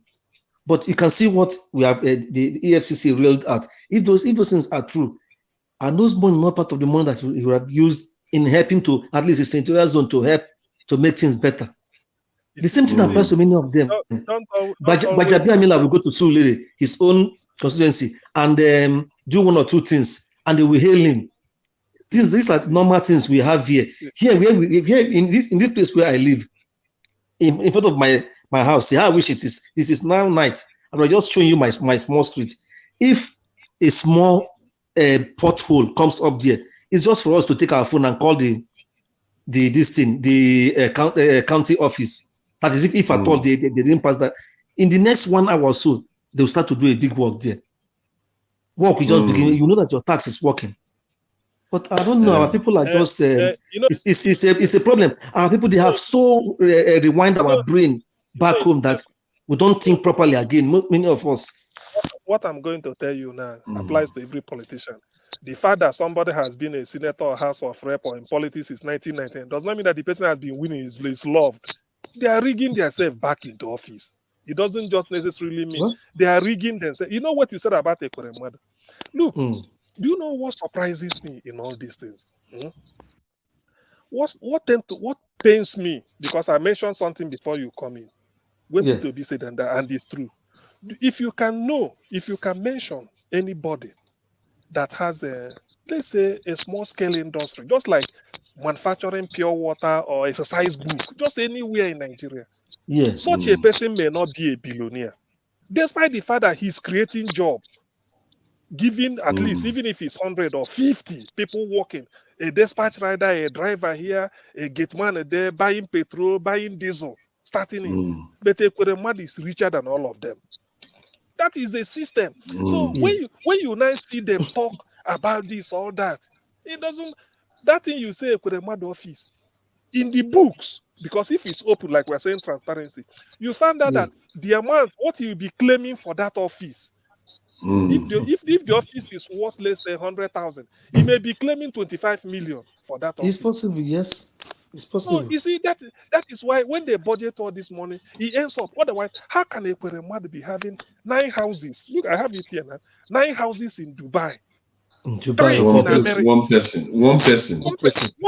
In Dubai, of all places. He's 40. 15 in Abuja, 10 in Enugu, making 25. Imagine Enugu having 10 houses, 15 in Abuja, and the Abuja cannot be kitchen line. No, it cannot be kitchen line. No. It cannot be. The most modern houses you can find. One in Lagos making 26, 2 in the UK here, and UK cannot be my area now. It must be the best place in London. Then 3 in the USA. It cannot be that place we are living. You should know. Yes, it might be a bigger place. Then 9 in Dubai, totaling 40. To be forfeited. Those EFCC have been able to find out. There may be more. There may be more. They couldn't account for. That Enugu state, again, let me tell you, as at 1999, there is no part of Enugu called Ebano Estate. Nowhere. Chimaro Kenamani entered 1999 May and left May 2007 after 8 years. He created a place called Ebano Estate. He's having more than 25 duplexes over there. His own. How do we get to forfeited to EAC? Built a university. Renaissance. FM, Cosmos FM, doing all this type of radio station. So radio station, all these things, they weren't there before. And you came in, you created them. Now, as a public officer, when you become a public officer, you don't have any more business concern except that your office. when you finish serving the people, you can go back to your private office. So are you telling me that you're a governor and you are running another business, building houses, a Bano estate in your name? The thing has been forfeited. So when you now worry why Enugu hasn't gotten an amenity or this or that, this is the money now. If you check the cost of these 40 houses, I'm telling you, this can provide a very good infrastructure for his senatorial zone. Powerful one. This 9 in Dubai alone. So already the man is a billionaire. He's a billionaire. It's ridiculous. It's ridiculous how they have all this money and nobody what annoys me now, when is the Nigerian government going to see that money from the assets? It's going to take ages. That is the thing. Because they have to transfer it. So the thing is annoying. So you now look, you see, that's why Peter Obi was saying, okay, that's why you say let me say somebody who has a furniture company. Let's forget about furniture manufacturer, just a carpentry manufacturing bed and this thing, displaying it in his system. The guy can never be a billionaire. But if a man sitting in an office is a billionaire, having houses all over the world, how can such a system? That is the thing we are saying. Such a system makes how do you think they get the money? Because nobody can track where the money is going. They can pay each other money. Oh, the whole thing stinks. They budget it needs to stop. and they take it back. They will budget. So this is how much to spend in my constituency. This. At the end, it ends in their pocket. Tell me, there is nowhere. Do you know that this point we are making is quite powerful because it affects everything. If you are able to monitor where the money is going every time, to heal so many sectors in Nigerian society, because from education, healthcare, everywhere is infested with all this money that they are all stealing from corner to corner. No, you see, what is that sound? I'm hearing a sound. It shouldn't be this time. It should be from your side. He's playing games. You see the air, man. What are you playing? Are you playing? He has put it. What are you playing? He's playing the game. Why this thing is surprising is because you find out that Ekweremadu is now a billionaire. No industry. No, he doesn't nothing. Just by sitting in an office, a condition, you become a billionaire. The house you live in Abuja is with police, whether you are there or not. In your own village, police is there guarding it, even when you are not there. In Enugu, police is guarding another house. Probably in Lagos, police is guarding it because of people breaking it. I mean, how can this type of thing be happening? You become a billionaire just like that. Why somebody who has an industry, who is who do you blame? labor? Is it not Nigerians that are letting them get away with it? Our people are. That's why I always say that if this kind of stuff, you do it to them, they will bury that leader. If you screw around with them, you're going to pay for it. They will make you pay for it. And it cannot work. It cannot work. You don't even dream it at all. You can't even think of doing if you try it and look at the Prime Minister right now, is basically apologizing for being rich. They ask you whether he uses NHS. My father was a GP, and this is just say you are rich. You don't have to use the NHS. Move on. I'm rich. I'm a billionaire. I don't have to use the NHS. After all, I don't want to clog the way. If I start using the NHS, as rich as I am, then I'm just one more person for NHS people to treat. And NHS doesn't need to do that. But yet he fumbled it because he was worried that people are going to judge him for not being so a recipient of the NHS service. So it's like if you have to control the NHS and you don't use it, it means that somehow you are compromised. Exactly. Yeah. Exactly. Yes. I can agree with that. You don't use. I think you see, this is why people here they do you know this one that I'm even saying? We don't even need to take it far. Remember Tony Blair's time. Tony Blair, the son want to take either A level. His own son, he decided to employ a private teacher with his own salary. Employ a private teacher to come into Downing Street and help to prepare his child. The moment the thing leaked to the press, they say, you see, he lost confidence in the public school. That's why he employed. Yes. And us BBC, they went to Council Estate. I don't know where they went to start. No, that's where you see They will government. drag you now. They will drag you all over the place. Blair How came dare to you? government. When Blair came to government, they're not accusing him of spending or stealing money on it. It's his salary, hard-earned money. They say, but as prime minister, so you doing it now. What of those people in the diseases? He came to then address the House of Commons, apologized, and then sacked the teacher. Case closed.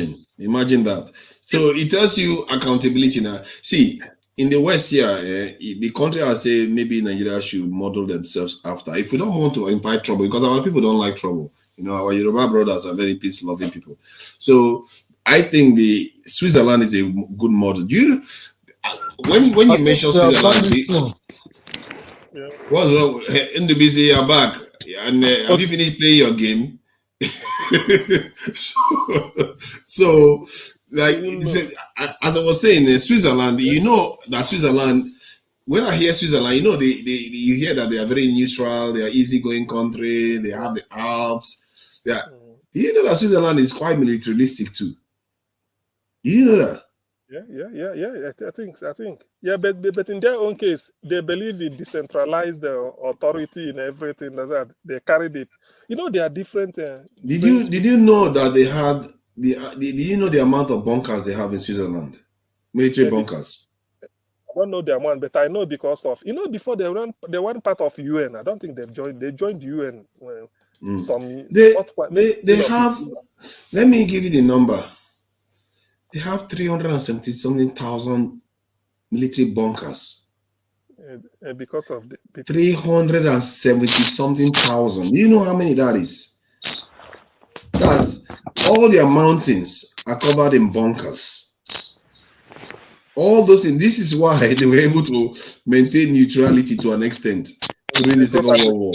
Yeah, if you come and mess with them, you have trouble on your hands now. It's a NBC. What happened? See what happened. The thing keeps going off in terms of volume. So sometimes I can't hear, but it's from my phone. I'm using my phone. So I just came up. I just came up to the bedroom now to see if I can use the computer, the laptop. Okay. That's what I want to do now. But let's keep talking. I will listen to you guys. Let me be listening to you while you speak. Yeah, it sounded like you're playing table tennis on your game pad. No. I was trying to log out and log in again. Let me see if I can use the laptop. It will work. I'm in the bedroom.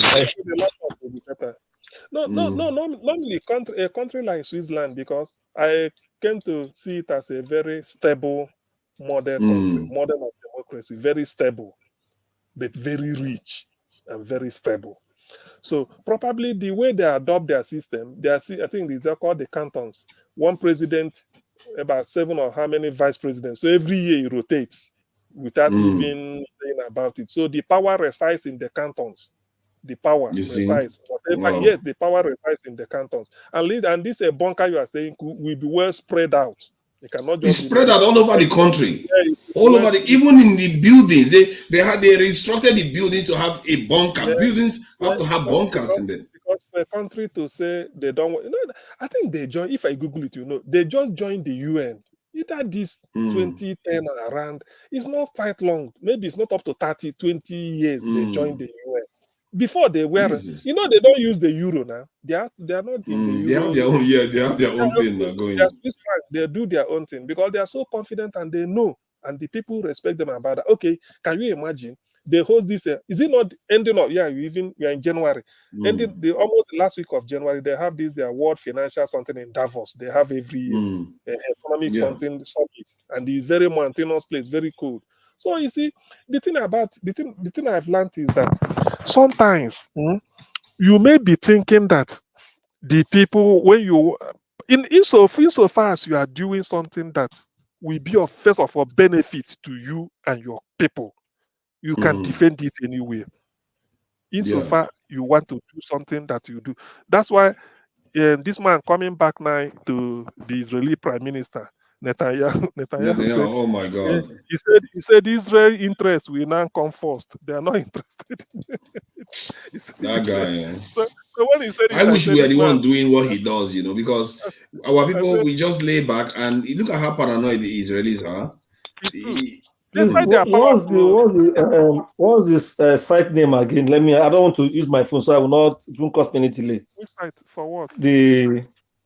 To join from with my computer with my laptop. Is it Stream? I know it's StreamYard, but what other? I need to write the link again. Okay. Well, let me send the link. Can you be able to? Okay, you can read. This is what I have here. Maybe when I can copy read. it. Okay, since you can read it, let me copy and paste it here if you can. Probably it will help. Stream. I know many guys have gone to bed already. Oh yeah, forefathers have always said was StreamYard this, yes. So if you use that to think. So I found out that that's what they call national interest. Every country has it. Military interest, economic interest. So far, it will first of all benefit your country, and you rally your people around it. There is really more letting any other country can, because that regard. Our own is that our leaders, maybe their interest is outside the country. I don't know. Otherwise, I don't see why you should put your foot down. You want to do this to better your country. I don't think any country can challenge you on that. I doubt. I really doubt if a country can come and be challenged, because what you are trying to do is you want to better your country, and you are seeing it, and your people are with you doing it. So for Netanyahu to say this, I said this man had something in mind. He said, henceforth, Israeli interest comes first in anything. I said, of course. As if he hasn't always come first. It has always come first. They don't play around, man. Israel don't play around. When they signed the Kyoto Accord, or George Bush was there, George Bush said, I can never sign any agreement that will put Americans out of job. He said, way. He doesn't care climate change or nothing. The man made me laugh in then. He said, I can never sign any agreement that will put Americans out of job. It's as simple as that. It's only our leader that keeps signing us away and signing years agreements that they don't read properly. Interest should be like your own skin. If somebody touches you, say, no. This cannot favor Nigeria. I can't do that. It can't favor us. It cannot favor Nigeria. So I can't do it. But because they're interested in looting money and putting in, that's why they compromise. Because like a Kuremadu now, with all these houses, he has compromised now, because he should face all these things. Because if he misbehaves, he's going to know that they're going to seize it from him. So he has to behave. Even expose you and do all these things. So you are more like you are not. But when you do it like this, they will not fight. That's why when they look at you, they check. Said, okay, after in the end, you are answerable only to your people first. It should be that way. That's how it's supposed to be. That is when you are answerable to. So any other thing, go to foreign meeting or do this or this, you remain in your country and be doing the thing. And let me tell you, if you are even doing it and your people are happy, you even earn respect. Yes. You even they respect you more. They respect you more overseas when you can command support at home. At home, yes. When you can, because you are useful to them. Then you are useless when they can control you. They don't need you then. Exactly. You are useless, and they feel that the way you are useless, you might not really be a party to do business with, because they will just use you as a resource area. That's all. No way. Why should they respect you? If I won't respect anybody that cannot even protect their own people, it's true. What is the use? Because what it means to be able to protect your own people is that you are willing to live with your own people. How can somebody that is willing to do that respect anybody that cannot do that? It's hard to do that, because it's like you are a coward. Why should I respect you? You can't even stand up for your people. Why should I respect you? So we are the ones doing these things to ourselves, and I hope that these are our new set of leaders that are coming in, do differently. This is why I really want someone like Peter Obi to win, because I think he's the most likely to start changing the direction of the country. It's not because the other leaders don't have ambition too. They have their own ambition. It's just that he seems to be the one that is more likely to do it and do it faster. Exactly. So, and even if at least to stop the rot, because all this stealing, it makes it's even okay. No, if this thing we're saying about Ekweremadu, all the senators are like this. So forget about it's not because this one had a problem. If not that his problem, we wouldn't have known. They are like this because they're in cahoots. This is what they do. So when you now do it this way, you continue impoverishing your people. Every year we remain underdeveloped. 60 years we're still talking of electricity. 60 years. We are still talking of electricity after 60 years. How can we still be talking? Not even improving on it. We are still talking of refinery, refine a crude oil. When countries that doesn't have crude oil have 3, 4, 5, 10, 15 refineries, even refining for people to come and take, we are still talking of refinery, basic chemistry and physics. That's what we are still talking about. I mean, that is a shame. Our leaders, they really need to be paying attention because there are things that they are beginning to do recently where they banned the export of this in lithium. I think in Nigeria they banned it, Zimbabwe they banned it because they want things to be refined in Africa now. I think there's a pattern of African countries doing it, like that thing that they went to in America, that summit they went to in America. What African leaders should have done was they have a meeting in the African Union and have an agenda and just send the African Union representatives, they vote on the agenda, send the African Union representative to this thing to go and represent you. Because this thing where we go there and they will negotiate with this one, they take everybody apart. It's a shameful episode. It's a shameful episode.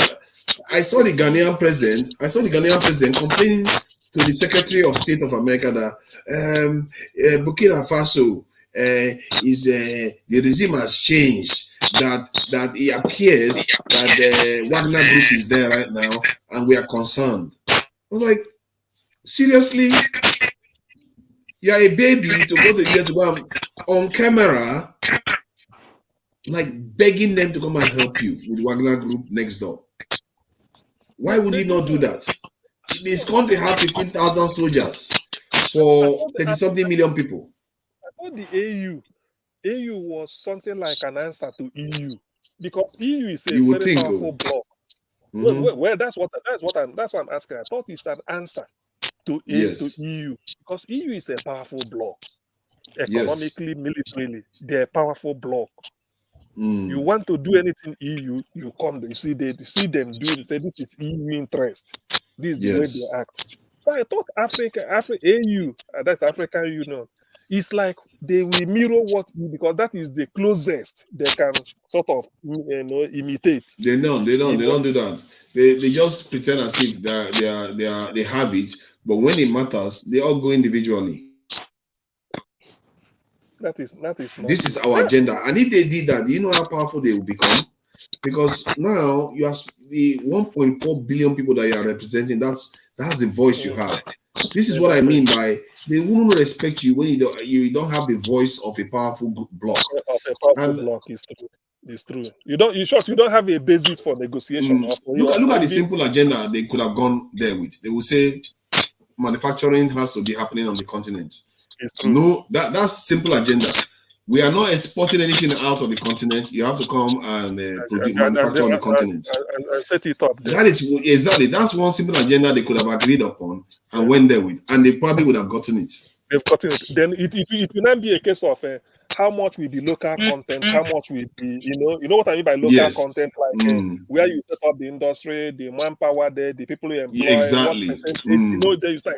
So, but in the end, you've gotten what everything has to be manufactured on the ground and by the people there. You have to train them up eventually. So if they had agreed that and went overseas, they would have had a big impact on the continent's development, big time.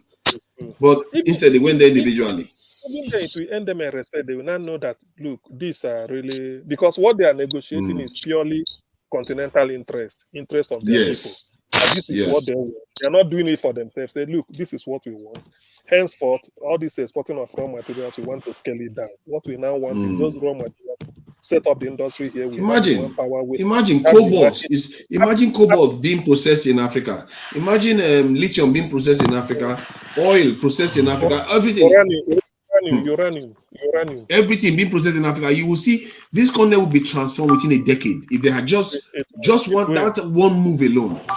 If they had just done it. And I don't think is it a project of the world? I don't think the people, the Western world, will say no to it in terms of saying because they can't. They don't have a choice because the whole continent is on the same page. They don't have a choice.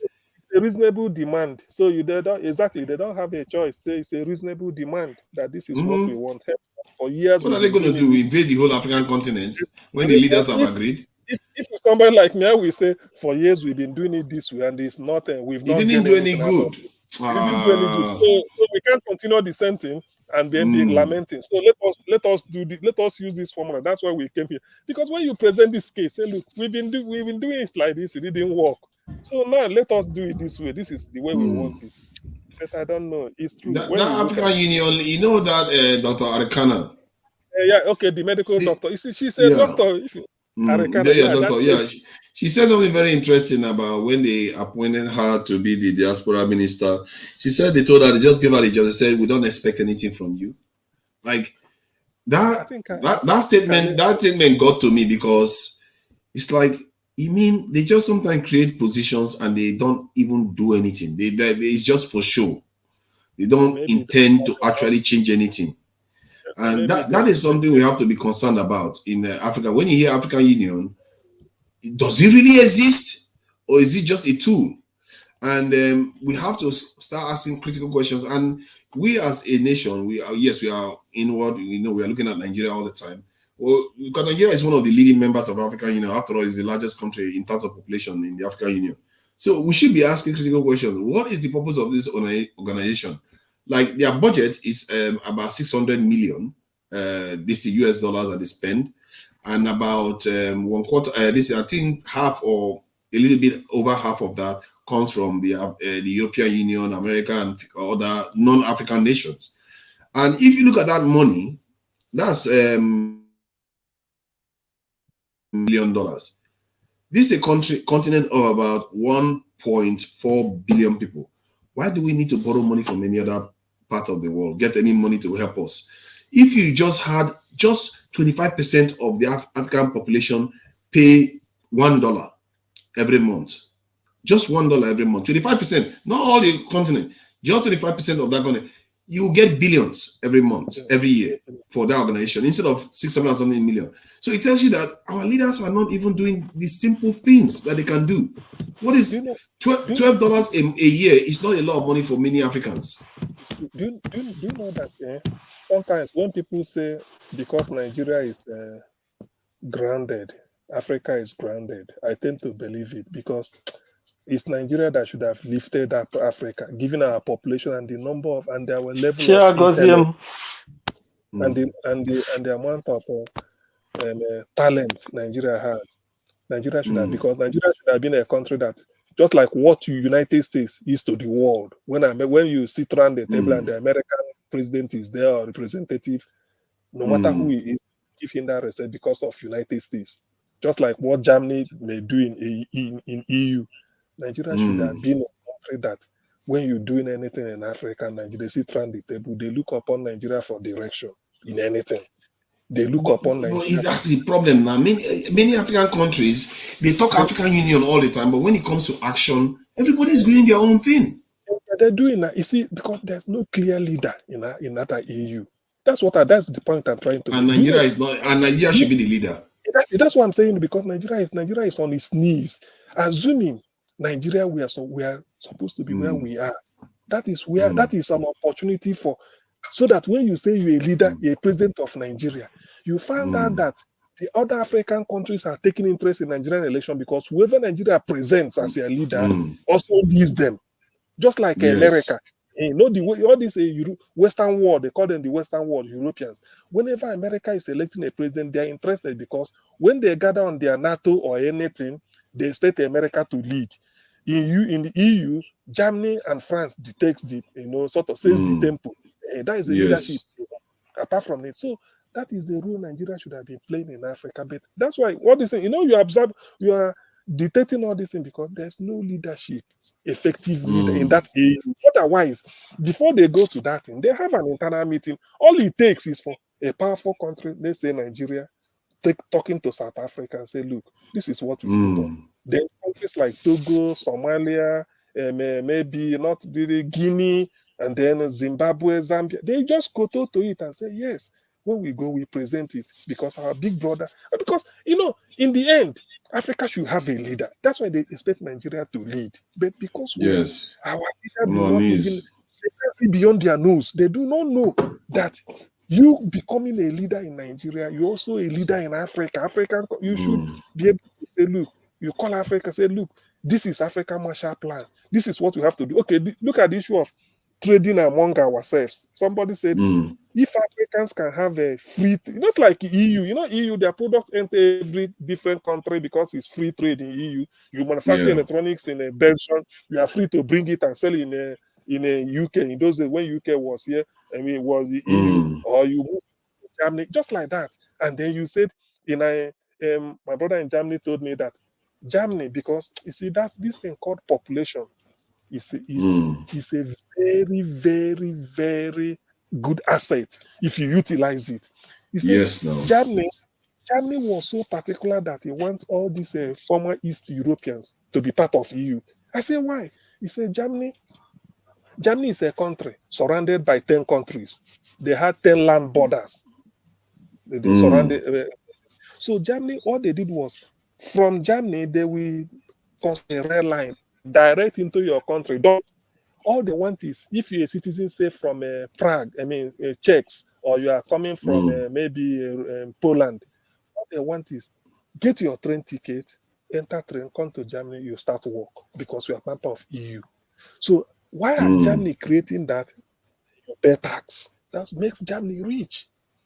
Then you come in and work and pay tax. So you cannot say, oh, I have trade, because the rail trade. Imagine Nigeria constructing rail from Nigeria even up to South Africa through Cameroon, all this in down to Angola. You see, to go and Angolan comes into Lagos or Calabar to go and look for work, paying tax heavy. He said the tax revenue of tax base of Germany. He was telling me, say it's so much.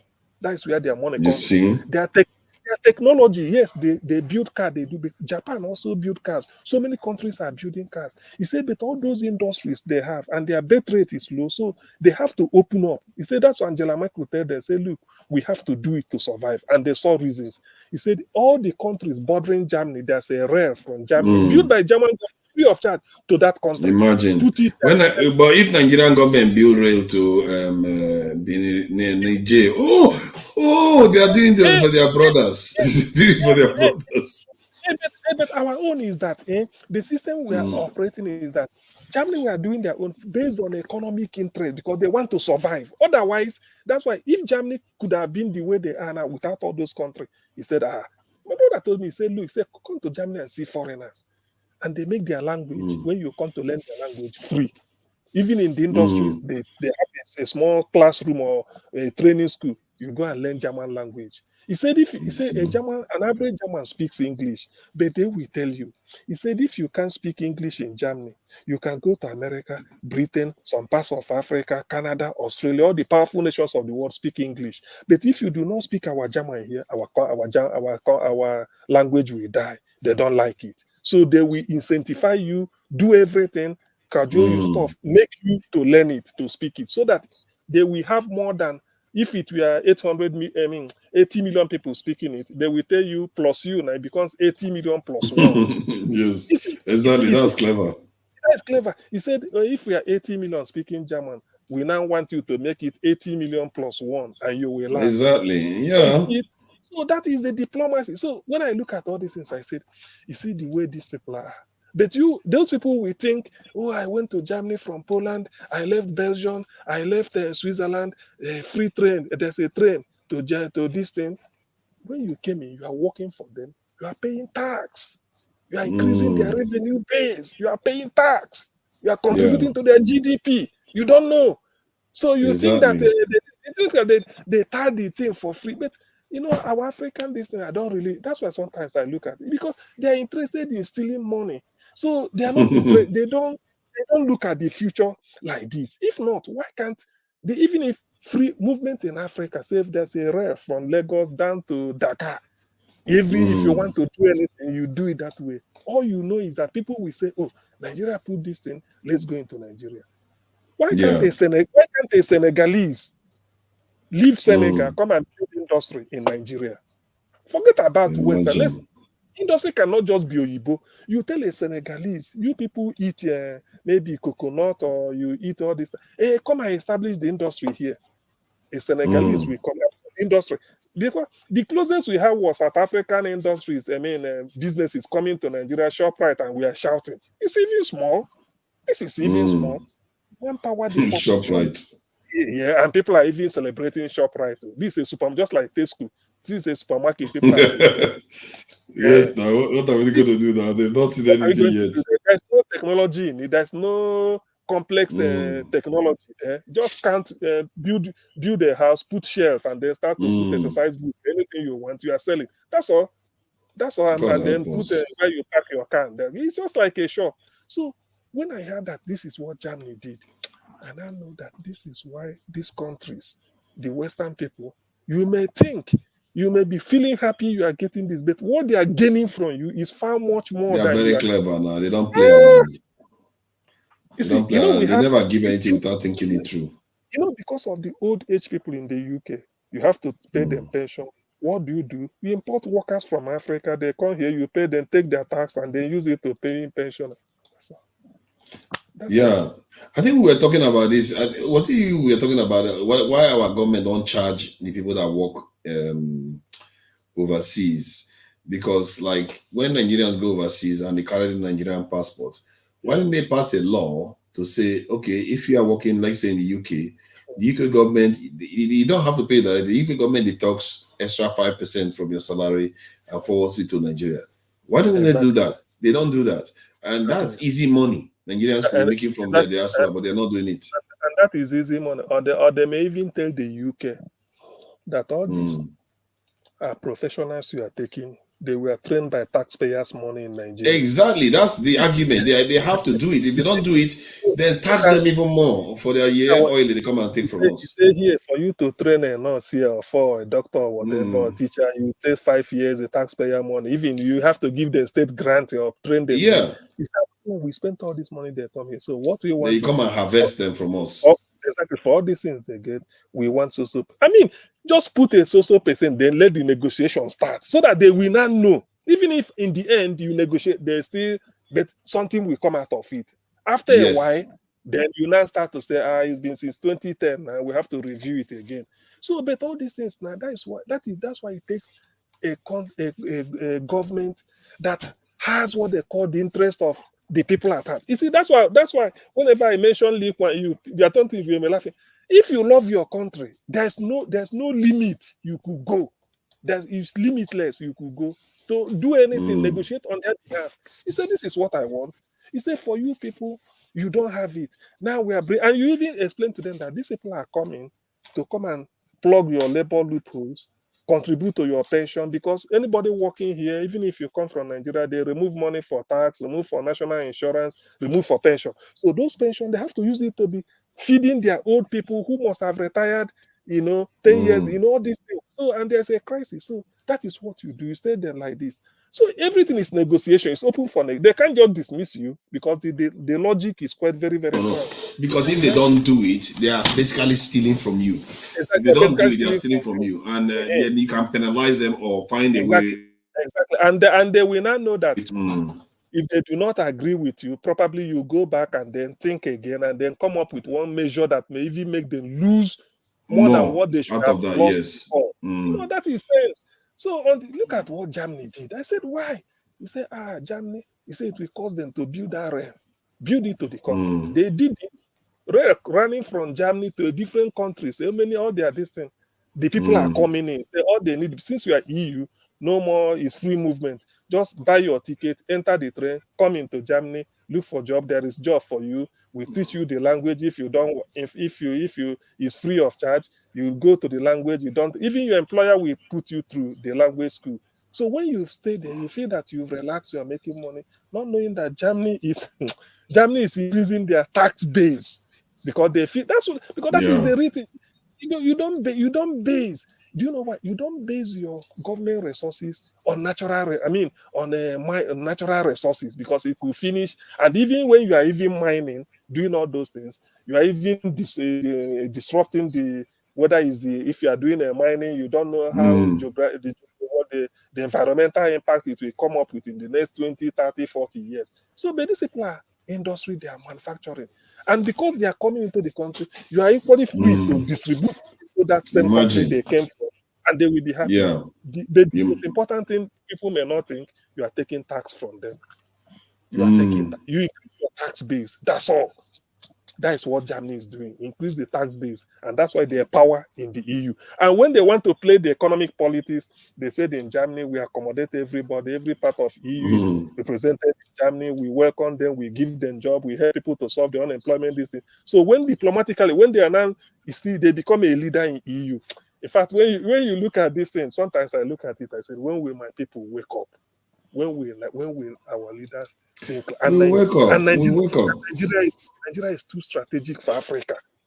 Let's forget about white man. Let us concentrate on Africa. Nigeria is too strategic. Just Africa alone is more than enough. Africa We have a at lot of least enough, resources to at least for this enjoy. generation. Let the future generation worry themselves. But for this generation, Nigeria is too strategic for Africa. And the Africans will look upon Nigeria because we have the talent. Look at our music. Look at our art. Look at our film in Africa. Don't forget about the world in Africa. Then you now imagine the resources we have, how we can help. Say Africa. Okay, do you know that if we have this solar or this thing we are talking about, one might just say, okay, to do it, let us go into an African country and say, because they are poor, let us help them develop their solar this thing in respect for this. Most of this advantage the Western world are gaining, we will be the people gaining it. You can't even start imagining, and that's what we Nigerians don't understand now. That if we just get our act together, the rewards are big. Because we are right in the middle of one of the richest continents in the world, in Africa, and Jesus Christ, we will reap a lot of rewards from it. They are finding golds everywhere, diamonds, platinum, cobalt. We have it on the continent. Jeez, it's true. Because do you know what?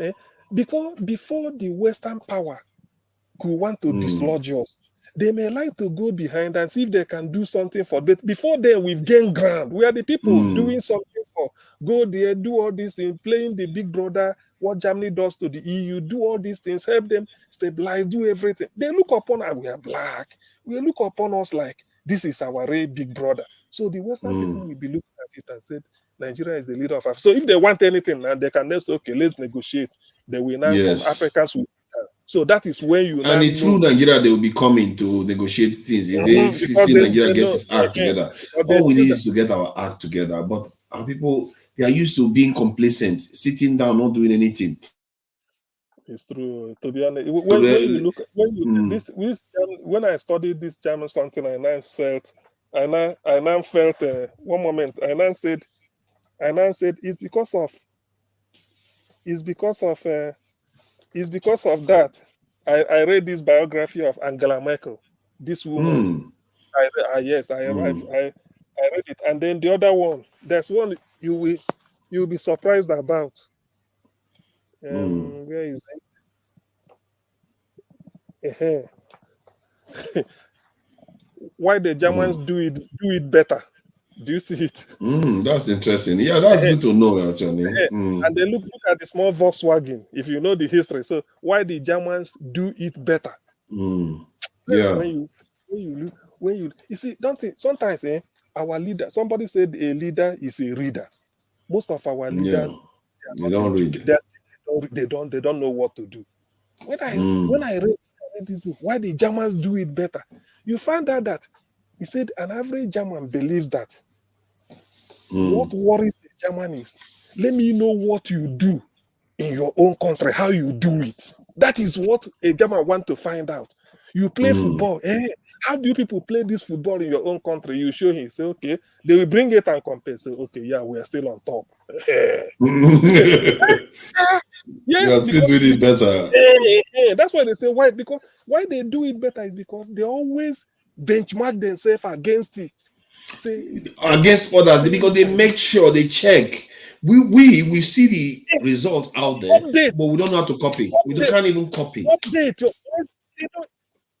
They say the German will all, just like the Jew. We say a Jew Israeli doesn't want to hear impossible. No. Even they say in Jewish culture, you are the boss and he's the below you does not mean he will be count. People go to argue despite he's the below. Say that is their culture. You'll be arguing with your boss. It's welcome. Yes. But the Germans, so why they do it better is because Germans are always interested in what others are doing that they are doing. Let them know whether to improve, to better you. I'd say, oh yeah, we're already on top of Namibia. Okay, we're already on top of Brazil. Okay, we already. This is their life. So when they say, yeah, why? That's why they do it better. When you say, how do you do it in your own country? Say, oh yeah, we do it this way. Say, is that so? That's good. But doing it like this now, look at no, our own is still good. If not, or they take a little bit of your own, integrate. That's why they were able to build rail. Say, let those people come in, and when they come in, that their idea, that is what they are using. That's why Germany will continue to be great as long. You see, that's why they're happy that UK let them go, so that they will now, if they agree with France because they are richer than France. Okay, they are far richer than France. Economically, they are richer than France. It's militarily that the French are superior. Military, yes, militarily the French are superior. So they now balance the force. Two of them agree on something, then that's all. Italy is not that economically weak. Spain, no, those ones, they can carry them on board. Holland, the one that should have come up to be another this thing was Switzerland. Switzerland is more interested. They are more like nobody should bother Switzerland. You go try them, they'll give you trouble. So when I started all this, I say, so this is exactly this thing. But Nigeria is well blessed, but I don't know why. Look Germany. That's why till tomorrow. Do you know that Volkswagen of Nigeria? I mean, not Volkswagen. Volkswagen is the richest German company anyway. Volkswagen. See, how do you tell a man that your forefathers were just enslaved, colonized, and yet you are not still paranoid? But yet, Switzerland, that has not been conquered by anybody, has 377,000. Not 370 something, no, 370 something thousand bunkers. Why are they more paranoid than us? It's crazy. I can't remember where I read it. They say the first principle of international something is that to always think that the world will invade you. That is the thinking. They have more bunkers than we have soldiers. He said how is that possible? The principle of international this thing is that for you to preparedness or something, he said always have the feeling that these people will invade me. I'm not prepared, so you prepare. So that is the first. It's really sad. It's really sad. Let me check the population of Switzerland again before this gets really painful. Let me see. Let me see how people. They're just 8 million in population. 8 million people. They have more bunkers. They have more bunkers than we have soldiers. Like if you take Nigerian soldiers and put them in each of the bunkers, we will not have enough soldiers to fill the bunkers. Just one each. That's crazy. 8.7 million, and that will include migrants. So not that they're all indigenous. These are even including migrants. They have a boundary with Germany, and Germany will do all this, but they know. Those guys, they just remind me like, are they like ants or rats or something? Just digging into mountains, bunkers everywhere. I've learned that for you to really be a leader of the people, don't push them away. That's why Germany, in fact, let me tell you, if it's possible, Germany would have accommodated the whole EU. You think that you are coming into, they want you to come in because they feel that with you being part of them, you can rally turn against them. But when you are isolated, you're on your own. That is when they start to wonder. So Switzerland being on their own, I think it was from there, they always operate on this principle that the world will attack them. So let them be ready. Yes. They prepared for Germany big time, man. The whole mountain passes is full of bunkers. Exactly. You will see a building. The building will look beautiful from the outside. When you go closer and go and check the building, it's solid block, and like there's nothing inside it at all. The only thing you see is a tiny hole with a big gun. Like these people are paranoid like hell. So that they say that is the principle of international diplomacy. Always have because until you have that principle, you can prepare. Do you see it? Because if you feel that you are afraid, nothing will happen. Then you lose your guard. But when you feel that it's like this. But why are we like this though? Why are we like this? Given our history, why are we not paranoid? The thing is that a black man, by our nature, we like enjoyment. We rarely think. We only believe that.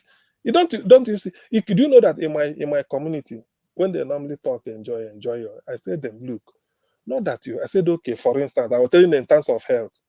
I said, you people feel that to enjoy, the moment you have where you drink your pepper soup, eat point and kill, eat your good fish, drink your beer, feel happy, maybe breeze blows you or you have light, you feel that you're enjoying life. I said, don't you know that part of enjoying life is having a good healthcare facility nearby? I told one of them, I said, you are eating your pepper soup, everything. All of a sudden, the bony fish cross your throat. You cough, you get cough.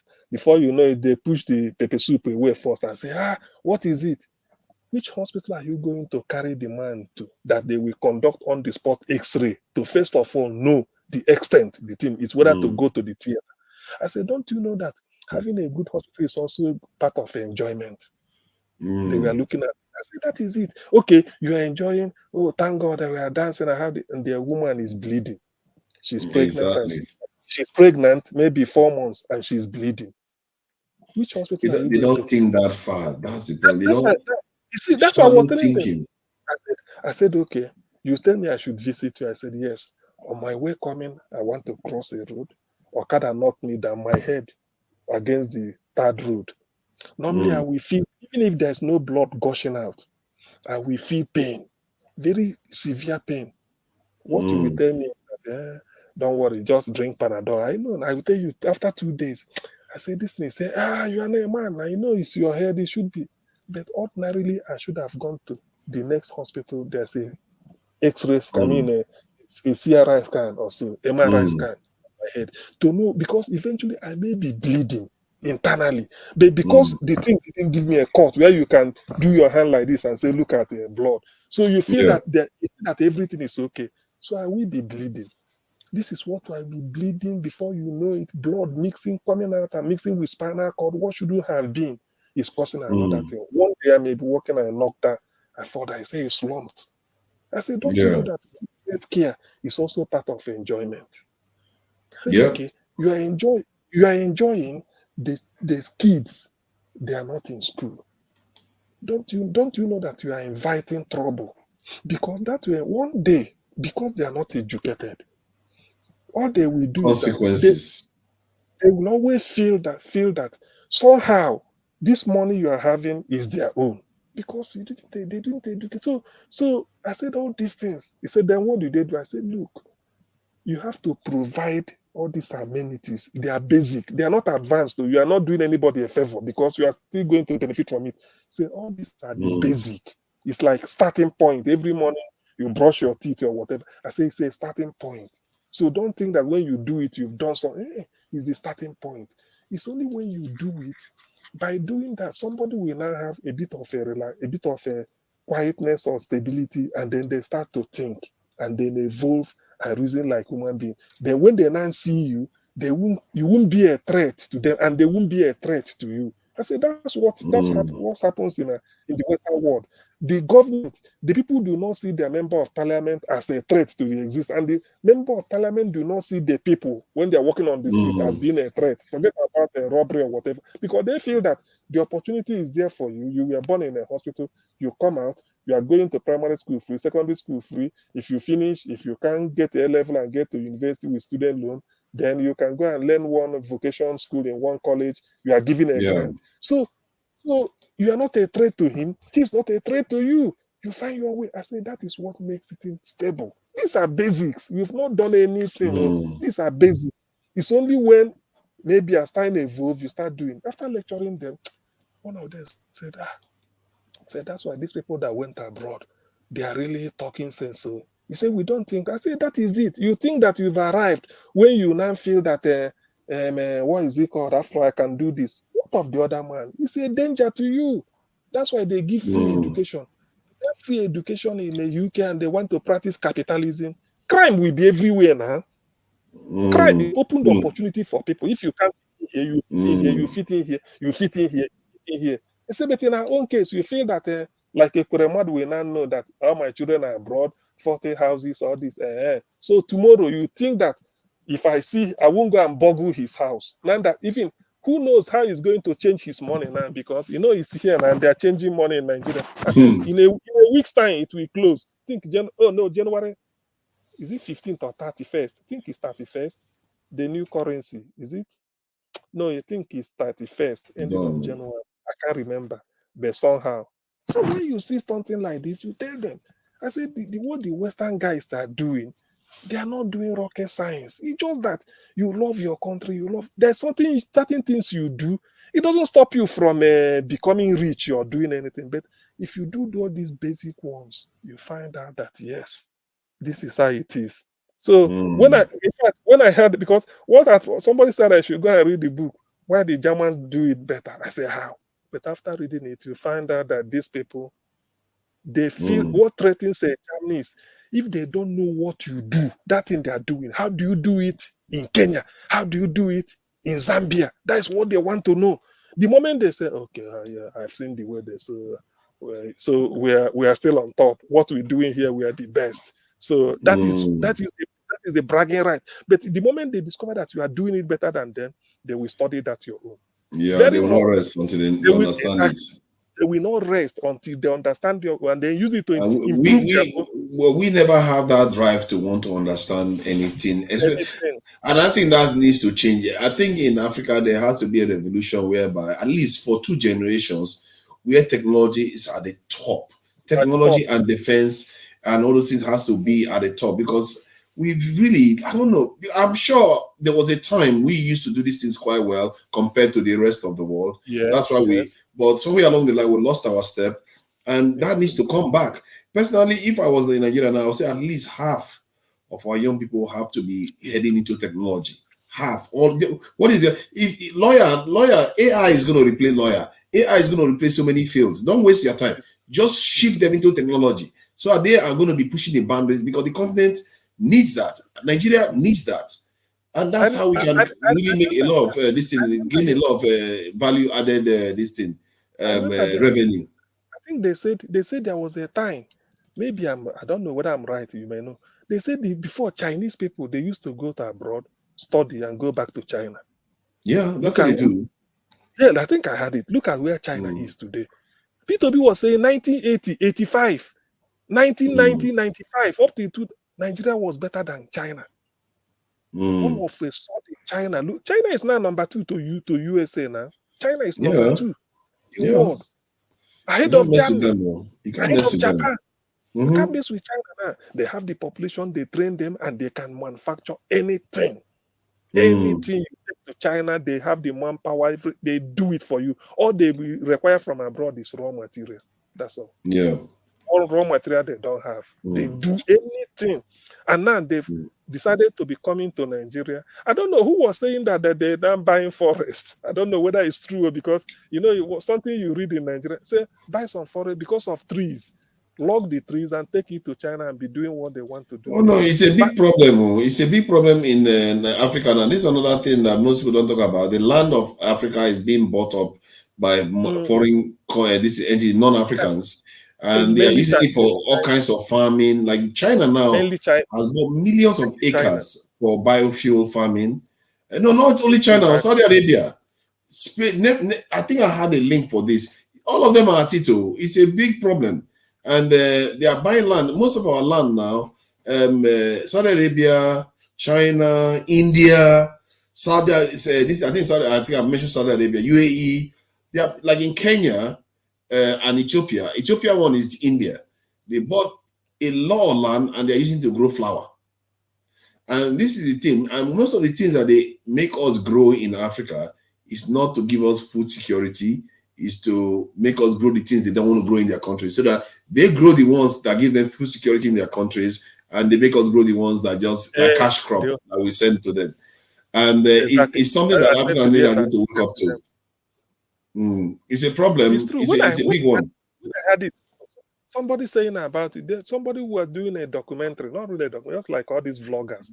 He said in Enugu, we went to where they are doing furniture. Some was saying, "You carve this." Say, yeah, it's expensive now. I say because most of the log, the wood, the log, this thing we used to do it now is becoming expensive. China are buying up the forest, and I say our forest. He say yes. Now I say China are buying the forest. So when they buy it, the trees there, they decide to log it. So instead of them now buying the wood and the logs, when you bring them to them, they now want to go and do it, and they say this, I buy it with everything that is there. Pay you. You think that you are. Listen, you see, everything I believe, everything rises and falls with the leadership. If you don't have any, because Africa as a continent, we don't have, let me say, committed leaders that can bring us together and everything. The West. Let me read this now. Let me read this now. In China, in Democratic Republic of Congo, China, 7 million acres acquired to produce biofuel. 7 million acres in Democratic Republic of Congo. And in Mozambique, they invested $800 million investment to quintuple rice production. Okay, that one is rice production, which is good because it's in listen. But obviously, they're going to take it somewhere else. I guess as long as it's in Africa, it's a good thing, isn't it? Rice. Yes, you want to grow it in Nigeria. And Tanzania too, they acquired 741 acres to secure for rice. They secured it for rice. They've not started growing it, but they say they secured. See, they've not started growing, but they said they secured it for rice. And the Zambia is 4.9 million acres requested for biofuel. But this thing, is it really outright selling or in lease? Because that is the question. The question is, what is the agreement they had with the host government? That's what I'm saying. Is it lease? And our leaders being very gullible, they will sell out their country. Yeah, that's the problem. Now, many African leaders, if they sell it, is a big problem because that's this in colonization. Even the African US summit they held last month or so, part of why US called us as our land was they were worried about China's inroad into Africa. Exactly. And they are looking for a way to get the African leaders to be on their side. So, and all these things, unfortunately, just like both of you have been saying, we don't have. If we have people like Thomas Sankara or people like Rollins still in their countries, so these things going on in Africa won't be going on. They'll find it because they have read. Look at the US now. Some don't read. These people like these two men I've mentioned, they have radical ideas. They have read. They know what these people want to do. I was looking through one thing I saw on YouTube. It's Africa. They call it African Geographic. One guy used to tell us the history. Let me put the link here so that CM can see it. Look at the US one. The US one says the United States has firms with lands in Sudan, 1 million acre acquired. 1 million acre, United States acquired it. Whether they bought it or just rent. I think when they say acquired, I don't know whether that is lease. What made US maybe to be doing this was maybe something like, let's say, European countries like France and UK mainly. Their foothold in Africa was because of colonialism. That is understandable. That was how they came in. Probably America came through Liberia, all these things. But in the end, they were interested in this. But because China has no history of colonialism in Africa, so China is coming purely as an invasion for business. So it's like it's opening up the eyes of America to what they should have done or Britain should have done maybe during post-independence. Immediately they start acquiring this. But China now came in and buying all these things. Probably America getting that one in Sudan might not really be that they need it for anything, but because of just to compete with China. Or to checkmate China.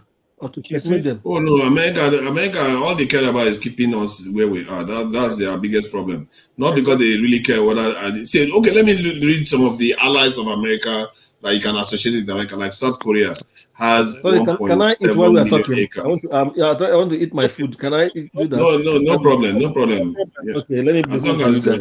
yeah, it's muted. And like South Korea has 1.7 million acres of wheat field. Not bad. In Sudan, again, that same country that America bought 1 million this acre. Let me see. That's South Korea. Saudi Arabia, 2.27 billion. Oh my God, billion acres leased. Okay, you see now this is interesting. They specified when it was leased and when it is acquired. Oh my God. Yes. So all these ones when we are hearing acquired, they are buying the lands.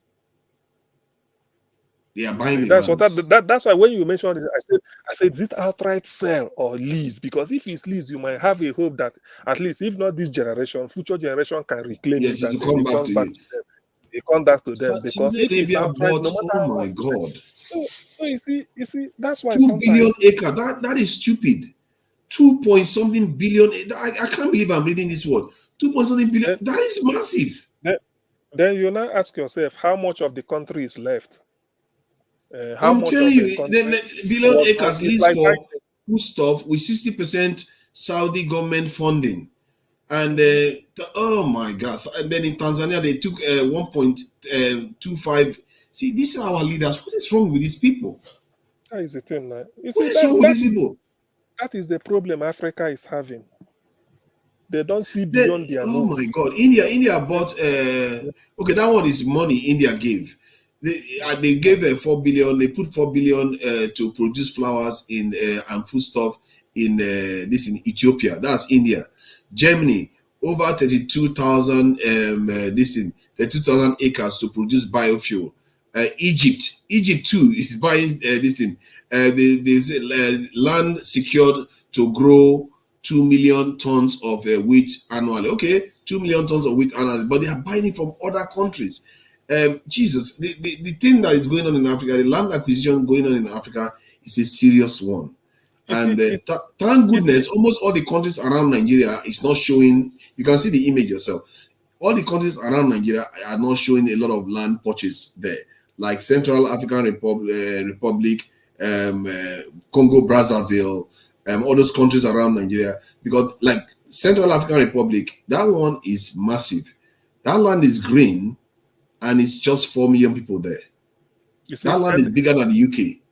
You see, yes. You see, one thing I used to believe it, but I think in real I don't need to. It is not the Western countries that are sort of sitting on our neck so that we can't think properly and then do whatever we want to do.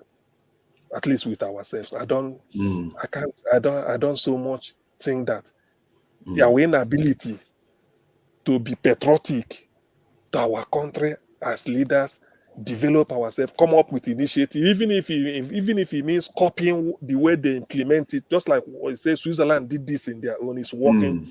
They don't stop us from copying them and copying them very well. And so far that we love our country, we do what we want. It's our own failing. We don't do it. So when they now start doing all this, and somebody might be saying this, what stops you from asking them, why should I sell land to you? Why must I sell it to you? When we can lease it and agreement that we want to establish something, okay, come and establish it here. Don't lease land. Stop leasing even land. Just let them rent it. You know, just rent it for a short period, very, very short. Pay annually. We can decide not to rent to you next year. Maybe we'll give you 10 years guarantee or something. So the simple logic is that this is I'm the leader today. It's for the future generation. Jesus Christ. CM, this is alarming. Look at that image. Sudan is basically sold because so many countries have land in Sudan. And we're talking about some of them. Sudan, they literally sold the entire country. Either Sudan or Algeria is the largest country in Africa in terms of land mass, I think. Sudan is one of the largest. No, Algeria is mainly desert, so one can see why. Okay, yeah, one can see. It depends on where they buy the land. If they are buying it for farming, they are looking to irrigate it, whatever they are going to do. And if they are buying the whole area is the Sahara, because when they are buying billions, you know why they are selling it? Because they just think that place cannot be made green, and they were probably selling it for cheap But do you know whether there's a very important mineral in those areas? They don't know. You see, these Mumu people, they will not know. Because And once, you'll be oh my wondering why they God. are buying maybe a barren tract of land. Because I know Sudan is not in the rainforest zone, so it might be one type of semi-arid or this. What are they coming there to do?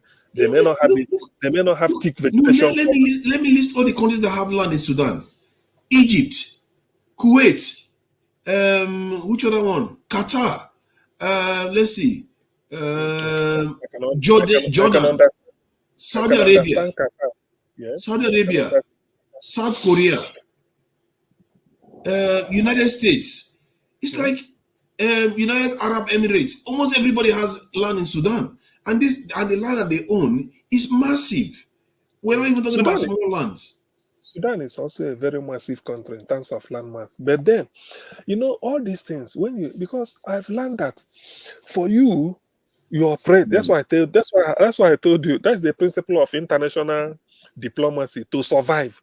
You always operate from the premise that the world is against you. The world want to attack me. So that gives you the chance to always Africans, think. in short, I wouldn't say Africans. If you look at that map that I sent you, North African countries are behaving to an extent like that. It's only us. Just if you look at Egypt, Algeria, Tunisia, Morocco, they are behaving like that. If you look at their countries, they are very, very okay. You would say they are not the best, but given the resources they have, they are doing their best to defend themselves. But the moment you come down, oh God, you start seeing all the disgraceful bunch that keep selling their land. If you notice that map, the ones at the top are not selling their land. Is the ones where we are, all the dark people. You they don't just flog all their land. the title. The titles gave it away. The 21st century Africa land rush. Is it not rush? You see, not land back. It's a land rush. 21st century Africa land rush. So that tells you 150. They said up to 115 million acres of farmland are leased to foreign investors, and the bulk of that is in Africa. Food security and the push to produce biofuel drive the land rush. The map shows a sampling of. You see, why do they keep blaming biofuel? I don't buy this biofuel. This thing. If you start plant biofuel in your country, don't come into Africa to come and plant it, because in reality they are taking over land, and you don't know what's under the ground. See, listen. If Africa really understand diplomacy, because in diplomacy, like I've been saying, in diplomacy you play according to the others. You play to your own strength, according to the other partner facing you. George Bush, when they are talking of, America is the greatest polluter. When they saw this thing, they tell them to a Kyoto Accord. George Bush said it. Say, I can never sign any agreement that will put Americans out of job. Simple. Wow. That ended it. That's why America moved out of Kyoto. I think Obama bring them back and started playing. George Bush said he will move out. Why? He said if I sign it, it's going to affect our domestic industry, all this. But when we implement, he said no, I don't want America to lose job. In other words, he's being purely patriotic. That's just what is driving him. The welfare of America.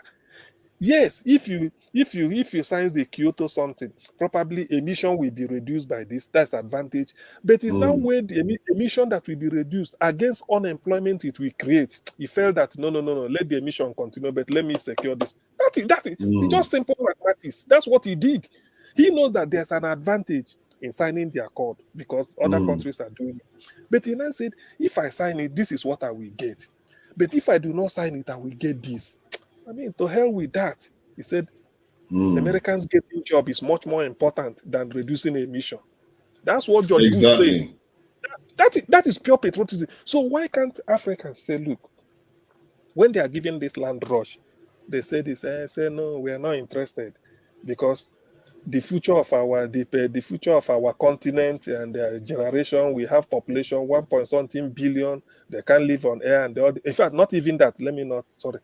This when they come this fossil fuel, he said, look, as far as I know, if it's the firewood you are using and you are using it to generate employment for your people, you will say, look, if I should sign this fossil fuel something, I'm going to put these easy people out of job. So I can never do anything that will make Africans unemployed. See, that is pure.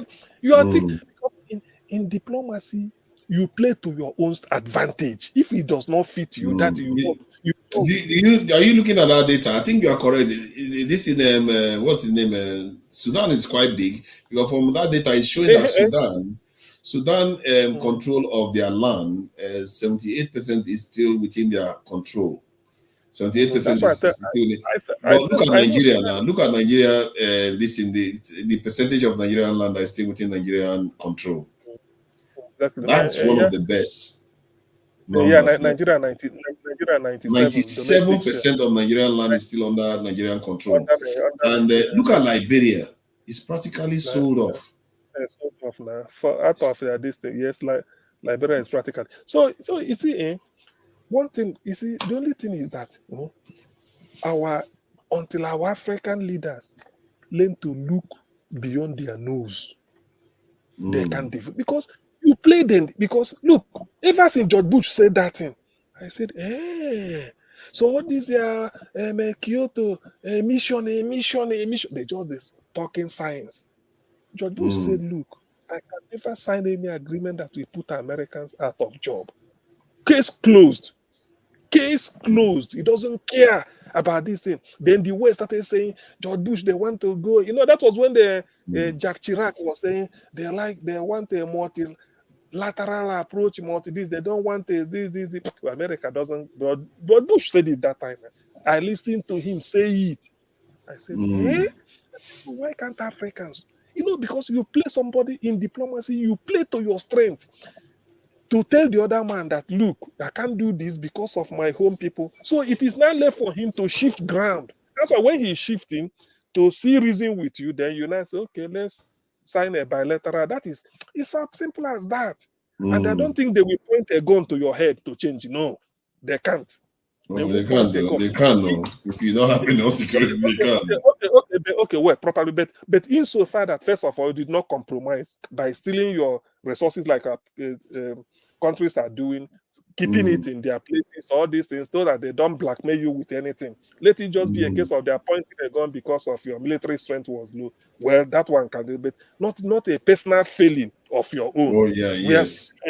That's what I'm not a personal failing. It's because of your corrupt this thing, and they can scandalize you, do all these things. Even that will even put you against your people internally. So it's not. So our people do not yet understand. But I must say when you see, this is the thing about Nigeria. Sometimes Nigerians don't see from the outside, and this is why many African countries look at Nigeria and they have hope. Because can you imagine some African Sudan 17 it's true. Let me in control. Sudan 78%. Okay, domestic share. Liberia domestic share of the land use is 7%. Ethiopia, even Ethiopia, that everybody says 49% that is they are controlling. Just I say half, just less than half. But Nigeria 97%. Have our own. It's true. You know, probably. That's why sometimes, okay, you know, based on these figures now, say Sudan, Mozambique, Liberia, and I don't think there's any other country that may have close to 97 like Nigeria. Don't you think, based on this figure 97, that has placed Nigeria in the leadership of Africa? That is why the people look up to them, because when they look at Nigeria, they feel like this is the only black nation most people haven't taken over. Many of these countries have foreign military bases in them. Nigeria doesn't. So based on that 97, it has placed unequivocally to us, without doubt, it has placed the leadership mantle on Nigeria. So you now show the light to tell other Africans, look, we are 97, we still have 97 control of this. This is why we have it. This is it. In fact, I believe, and I'm still saying it. When you are negotiating, when you're on the international diplomacy table, whatever you want for your country is what you are going to insist on. You insist, no matter, even if your country is a country of 3 million. The power you bring, that is when the world will know that, yes, this man is really a leader. They know why they choose him. And not that you can be a big country. When you go there, you kowtow to them, you don't say anything. obviously they will know that you are not even a partner safe. You can't really, because if you can't defend the interest of your country, you have no reason being a leader. You have no reason being a leader. If you can't defend the interests of your country, particularly in the international community, you have an arena where you can stand up and say, look, this thing they are doing, our country is this. When you talk, they will say, okay, it is his country, not your own. In America, that's why sometimes I wonder, I said, can somebody ever extract anything from America without America getting more than that from the? That's what sometimes I wonder. It's not possible now. No way. You want to negotiate with America, hard bargain. They must find out why they must do this for you. What do they gain in return? Okay, even if they gain this in return, what we are gaining from them will it later be a threat to them in future? Because there's a way they reason. So, but our own, we are interested in materialism, all these things. We don't reason all these things. Everything goes, and then very palace, the leader, you can't defend your Before they country. sign any agreement, here in the West, they go through their think tanks, they do a lot of research, they gather data, and then they select the most optimal, they make the most optimal decisions. Most of the decisions is not, people think that when they make a decision, it's only targeting one thing. They make their decision because it's linked to everything else. That's how they calculate it very well. And I really wish our people start thinking like that, because it's going to make a big difference. The think tank they go to is a specially think tank on that country, not think tank. They don't say on that. If you say, let's say Chatham House for their think tank, say they want to say the section or that deals with South America, that deals only with Brazil. These are the people that they involve. So they specialize that every region of the world, everything they want, they know where to press the button. You come and they examine it very well and find out that on these terms, will it be okay, or can it be subject to review after a year and 6 months or so? They have that. In other ways, they have the interest of their country at heart. We don't have it. We don't have it. These think tanks, how do they make their income even? What is how do they like charge governments to use their information or something? I think the government sets it up, and then probably they set it up, and then I think they can be making money. Like Chatham House now, is it by the government? Chatham House. It's Royal Institute of Chatham. It's called Royal Institute of International Affairs. Chatham House is just like the name of the building.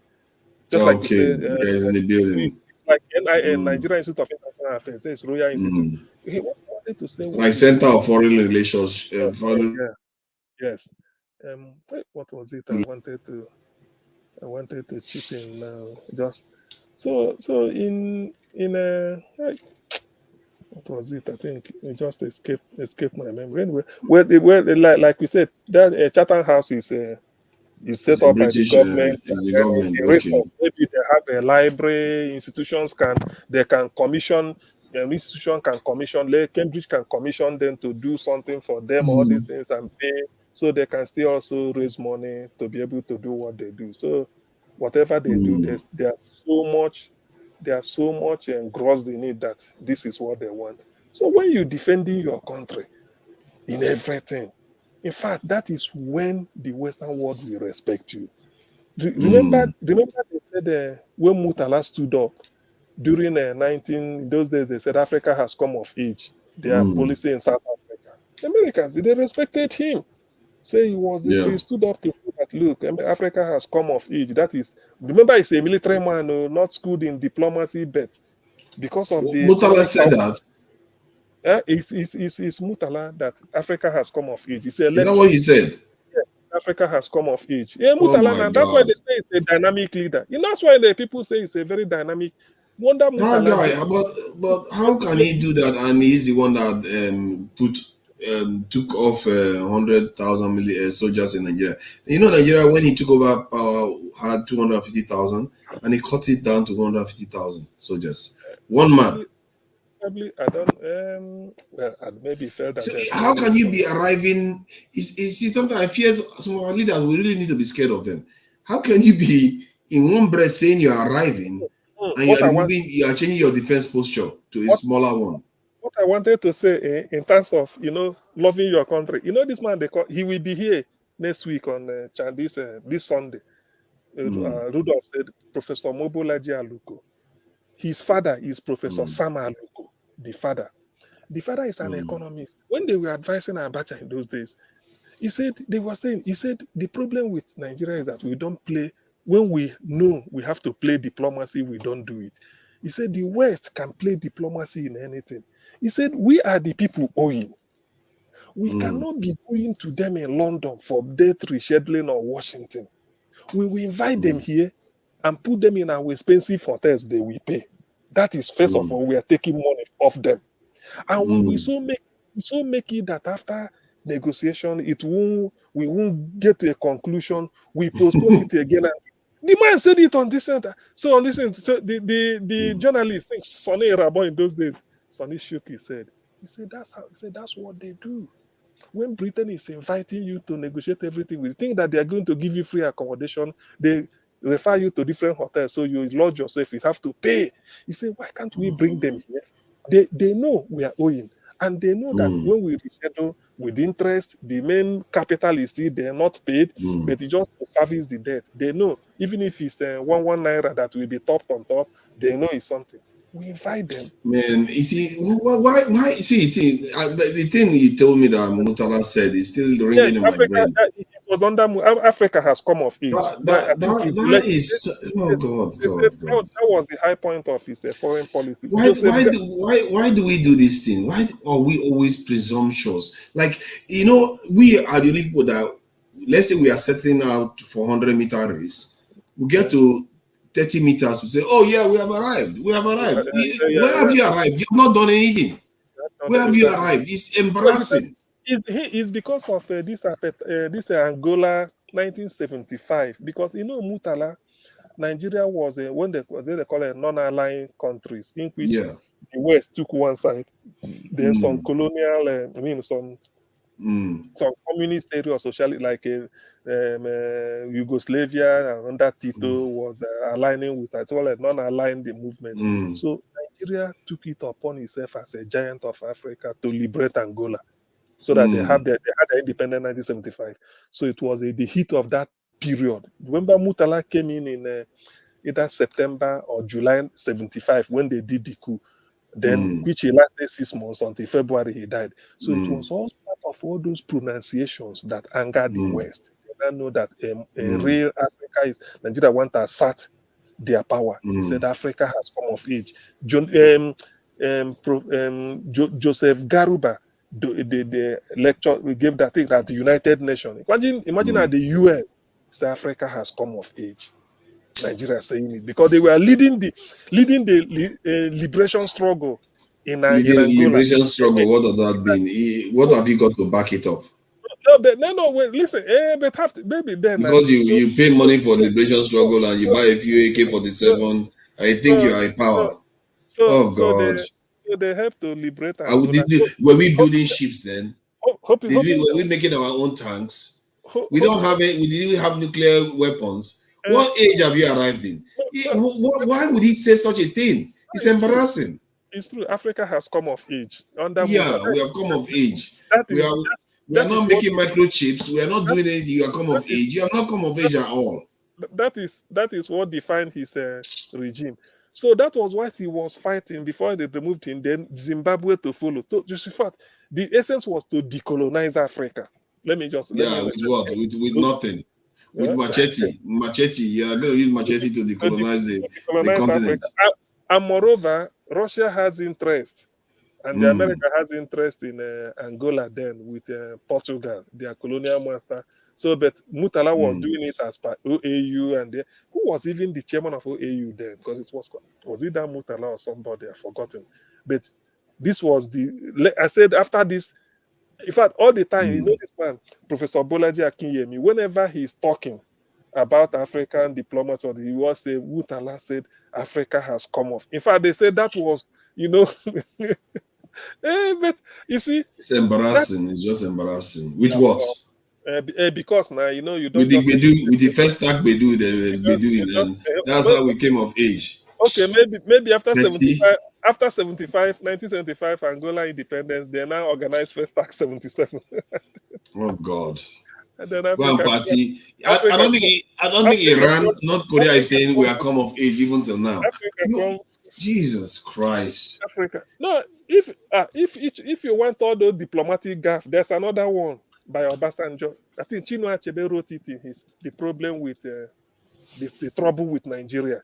He said in September 1978 or thereabout, Germany was saying that they don't have the intention of being a power or in anything, a regional or this thing in the world. Chinua Achebe managed to say at that time, Obasanjo addressed that Africa want to be either one type of power.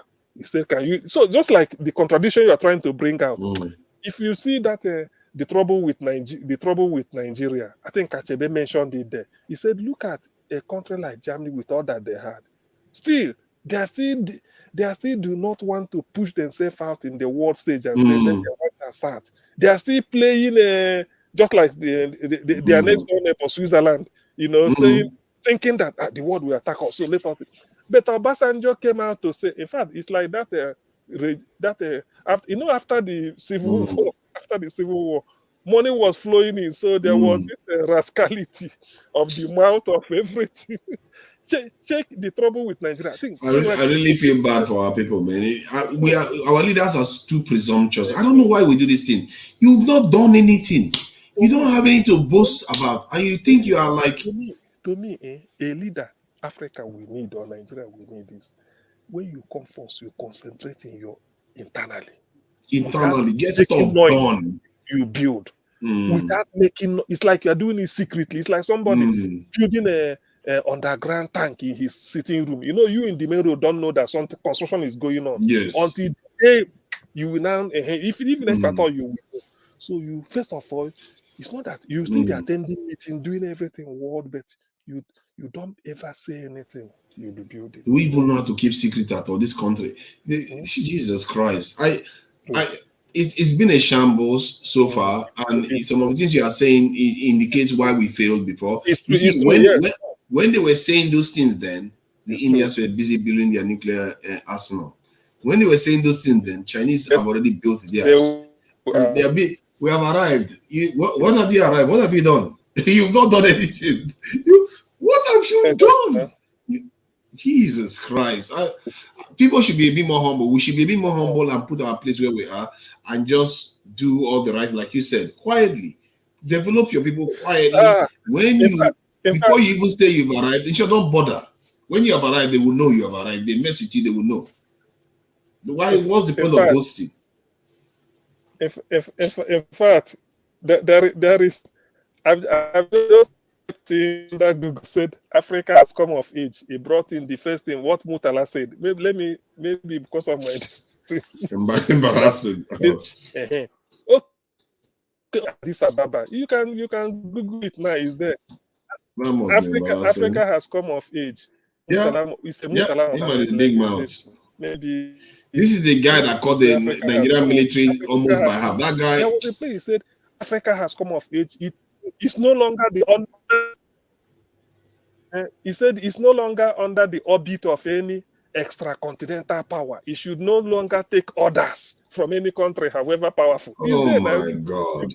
You will go and read it. Oh my God! Africa has come of age.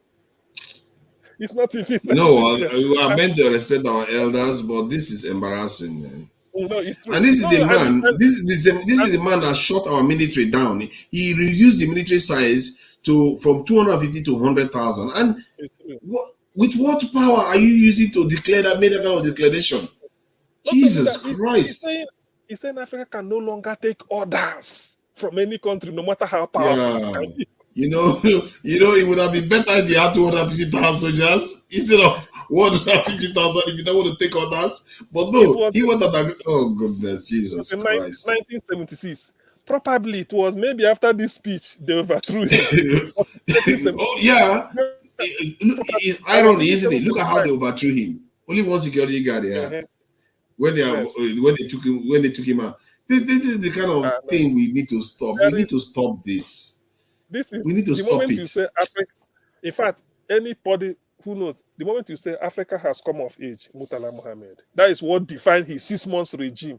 Okay, he said it in a Ethiopian AU meeting in Ethiopia. So he said, no, Africa, it's not saying Nigeria. He said Africa can no longer take orders. Can you imagine? That's a bushman, man. It's annoying. It's annoying to me because what is the point of saying it? You know, before you can say such a thing, you have to have a million standing army to say this type of stuff, and you have to have a massive industrial base building you this in a lot of technology and weapons.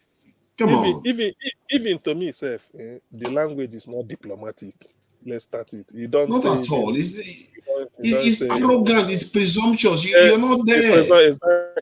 Even when you're there, you don't even say it. Like Samsung, you don't need to. If you're powerful, nobody. You don't need to tell anybody. My late uncle told me, any country that is trading with Japan must run a trade deficit. I say, why? He said Japan are willing to build the best of anything and sell to you, but to buy from you, they will look in worse. Instead of buying from you, they say, supposing I dismantle this bed now and convert it to this, won't I be enough? Instead of buying from you, they will look in worse. That's why they said there's what is it called? They were telling, Temple, there's a university they call Temple University in Philadelphia. They have a branch in Japan. That was the first time they did it. So they were trying to study American industrial secret and all this their technology.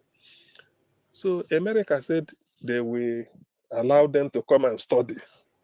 Japan said let them come and establish a branch of their university in Japan. You see the difference?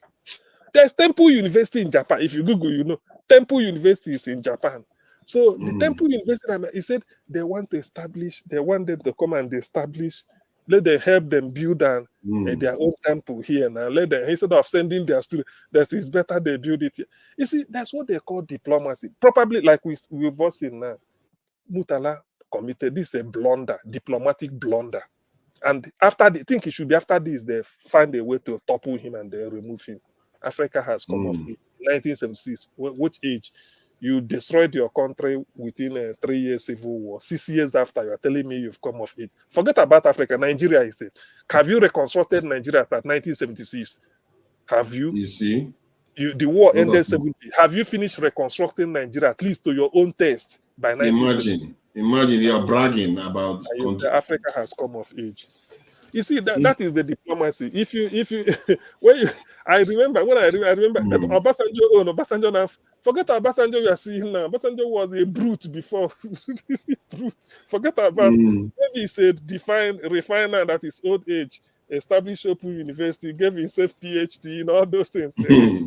Feeling that, writing letters, anyhow, writing letters. And write Obasanjo PhD. Obasanjo said then, he said, the guy, he said, look at Germany. September 78. He said, Germany is saying that they don't have intention of asserting all these power. Germany is there. But Obasanjo replied almost the same month. Obasanjo was addressing, said that Nigeria is now, all these things. I think there was a time they were talking of, oh God. There are things, I believe. There are so many things we did that is just so wrong. I don't know whether it's deliberately done to undermine us, to make us feel. See, because I feel like this is. Hold on. Let me just say this. I think it appears like a psyop, really, because how can this guy be saying these things, and he knows full well he's downgrading the defense posture of the country? You can't, in one breath, be saying that we are the strongest. You can't tell us what to do. And the other breath, you're sacking. So it's like you are taunting people that are going to come and attack your house while you're sacking your security guards. Or maybe just on the aftermath of Angola being independent, he felt that he has arrived. Independence is nothing. They are still nuclear powers. The people he is talking about, we are already nuclear powers, and he's thinking he's already above them. He came in 75. Jesus Christ! Probably within some few weeks, then he was part of let me say Gowon's regime. that we are fighting for liberation of Angola. The thing happened 75. He came in. He felt that he has achieved what nobody had done before, and there's a plan in place to decolonize Africa. Africa has come of age. Africa can never take orders. You go and read it. Just type it. Cannot take orders. This is the kind of stuff that give me trust issues. Yeah, and all of them, they say this thing. Look at the Ghanaian president did the same thing again. It's almost like the pattern repeats itself. They will, in one breath, say, "Oh, we shouldn't be going hand, cap in hand." That's what the Ghanaian president said. Go and beg Western people for money. Then the next minute, you're going to beg money. You're going to cry to the Secretary of State that Burkina Faso has got a Wagner group there. These people are speaking with folk tongues, and I feel like they are psyops. They are there to deceive us. They don't really mean proper change. Because if they mean proper change, they will be doing real work on the ground to develop their country strongly. Not like, if you look at the way the Chinese did it, look at the way the Indians did it, look at it, even the Iranians, they are still humble today. Iranians are not coming out and saying, "We have arrived." And yet they have nuclear facility. They are not saying we have arrived though. Exactly. Iranian, when they came to inspect nuclear facility, they put them in whether in an aircraft or something and be moving around the country so that you don't know where the site is. That is why they deceive inspectors now. Maybe so if they have if they feel that this is they move it, go and hide it somewhere underground. You won't even know. They say, come and see the site. Is it not near this? They come and check nothing. But they know. I ask myself, does Nigeria even have bunkers? They say, yeah, we have some for ammunition. It's like, are we even preparing for anything? Like, there is something I will leave you with because I've seen good. When a leader is interested in acquiring wealth for himself and his family, he can't be thinking of bunker. You can't serve God and woman. Let me guess. When a leader is interested in having this house in Dubai, having this, thinking of all those things, a choice of this, choice of that, you are now reasoning like another Okada rider who is hoping that he make money, buy small land, build house. So it's the same class now you are, because you are thinking of material thing that will benefit you and your children when they finish from this school, they inherit this. You can't be thinking of bunk anymore. You can't. Just go and note it. If they remove all these things, it is good for individuals in the country, private business, private people like me and you can think of how to go and build a one mansion in one island. It's okay. But the moment you become a leader, all those things should erase. What you now be thinking is, how do you secure your country, provide for their welfare? Therefore, if they are talking of the best bunker, somebody is telling you there's a hotel up for sale in Dubai, can you buy? The person is mad. That is so. You cannot, if you have this at the back of your mind, you can never be thinking of this and thinking that. You can't. Sankara Thomas Sankara thinking of how to go and build a house in France or all these things. It was past his country before he died. Even Lee Kuan Yew. So it shows when you are thinking of materialism, you can't be patriotic to your country as a leader. All our leaders that were killed, and the ones that failed, including Sankara, one of their biggest failing is their defense posture. They always forget that one. I don't understand it. Even Abacha forgot it. Mustafa, you saw, I don't know, you were not there then. When he went to Libya, he didn't even think that, okay, how did Libyan president survive this long? It's not only economic, it's his defense policy. He's got a massive military that will protect him. Abacha, yes, he had a Nigerian military, but it wasn't large enough in a large country like this to really deter. I mean, when we say military, we're also talking about intelligence services. They need to be really wide and broad enough to be able to prevent all these things from this thing happening to the country. It's almost as if we're just, that generation, they were just not ready. They were just not ready. They were not just ready for power, and then for not only that, they didn't understand even the. They really didn't understand the concept fully. Libya. Probably when Libya was able to build was when he withdrew, then because the war they didn't know when they were building all these things and developing that. It wasn't Libya. I don't think they were Gaddafi since 1969 that he became the president of Libya, leader of Libya.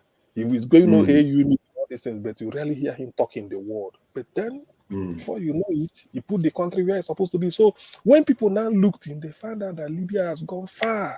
But you see, even then, in life, you can't go far if you feel that anything you are doing is on the pages of newspaper. You can't go far. You can't. Somehow, and Libya paid the price now. The moment they changed out their posture and started becoming friendly with the West, they died. You can't. All the examples I've seen in history suggest that you can't take your foot off that pedal, and you can't. There's no need to brag too much. And this is another mistake. Libyan president, he talks too much. Just do your thing. Look at the Eritrean president. Eritrean president, that one is like ruthless. It's like he doesn't make too much noise. So don't bother me. I'm not going to bother you. Okay. Afriki, Isaiah Afriki. Yeah, Afriki. Yeah. Don't bother me. I'm not bothering you. That guy is ruthless, so but you won't know. So the thing is, it still comes down to that principle that in international business, always think that the world is against you. So you should be prepared every moment, and you'll be doing it.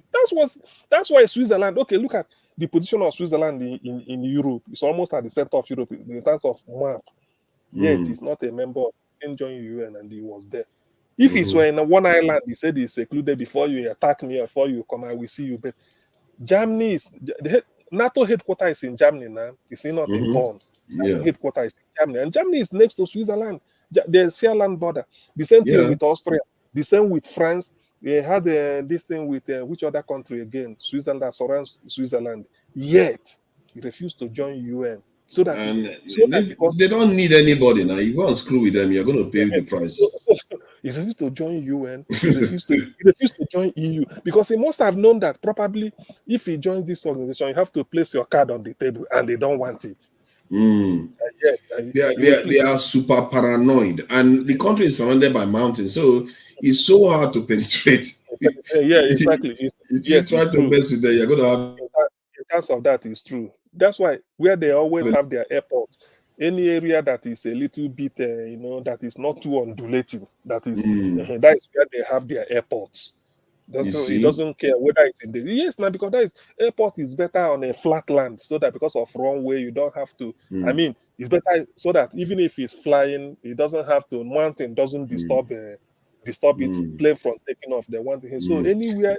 All right. Anyway, let's carry on some other time. And before I get myself into trouble, I know you two are about to go, so we'll carry on some other time. I think we've covered a lot of ground here, and I hope. I hope that Rudolph knows the good work we have been doing here for him. read this. Africa has come of age. Just type it. I will read it, man. It's embarrassing. It's really embarrassing. Thank you. Later. Thank you. Yeah, good night.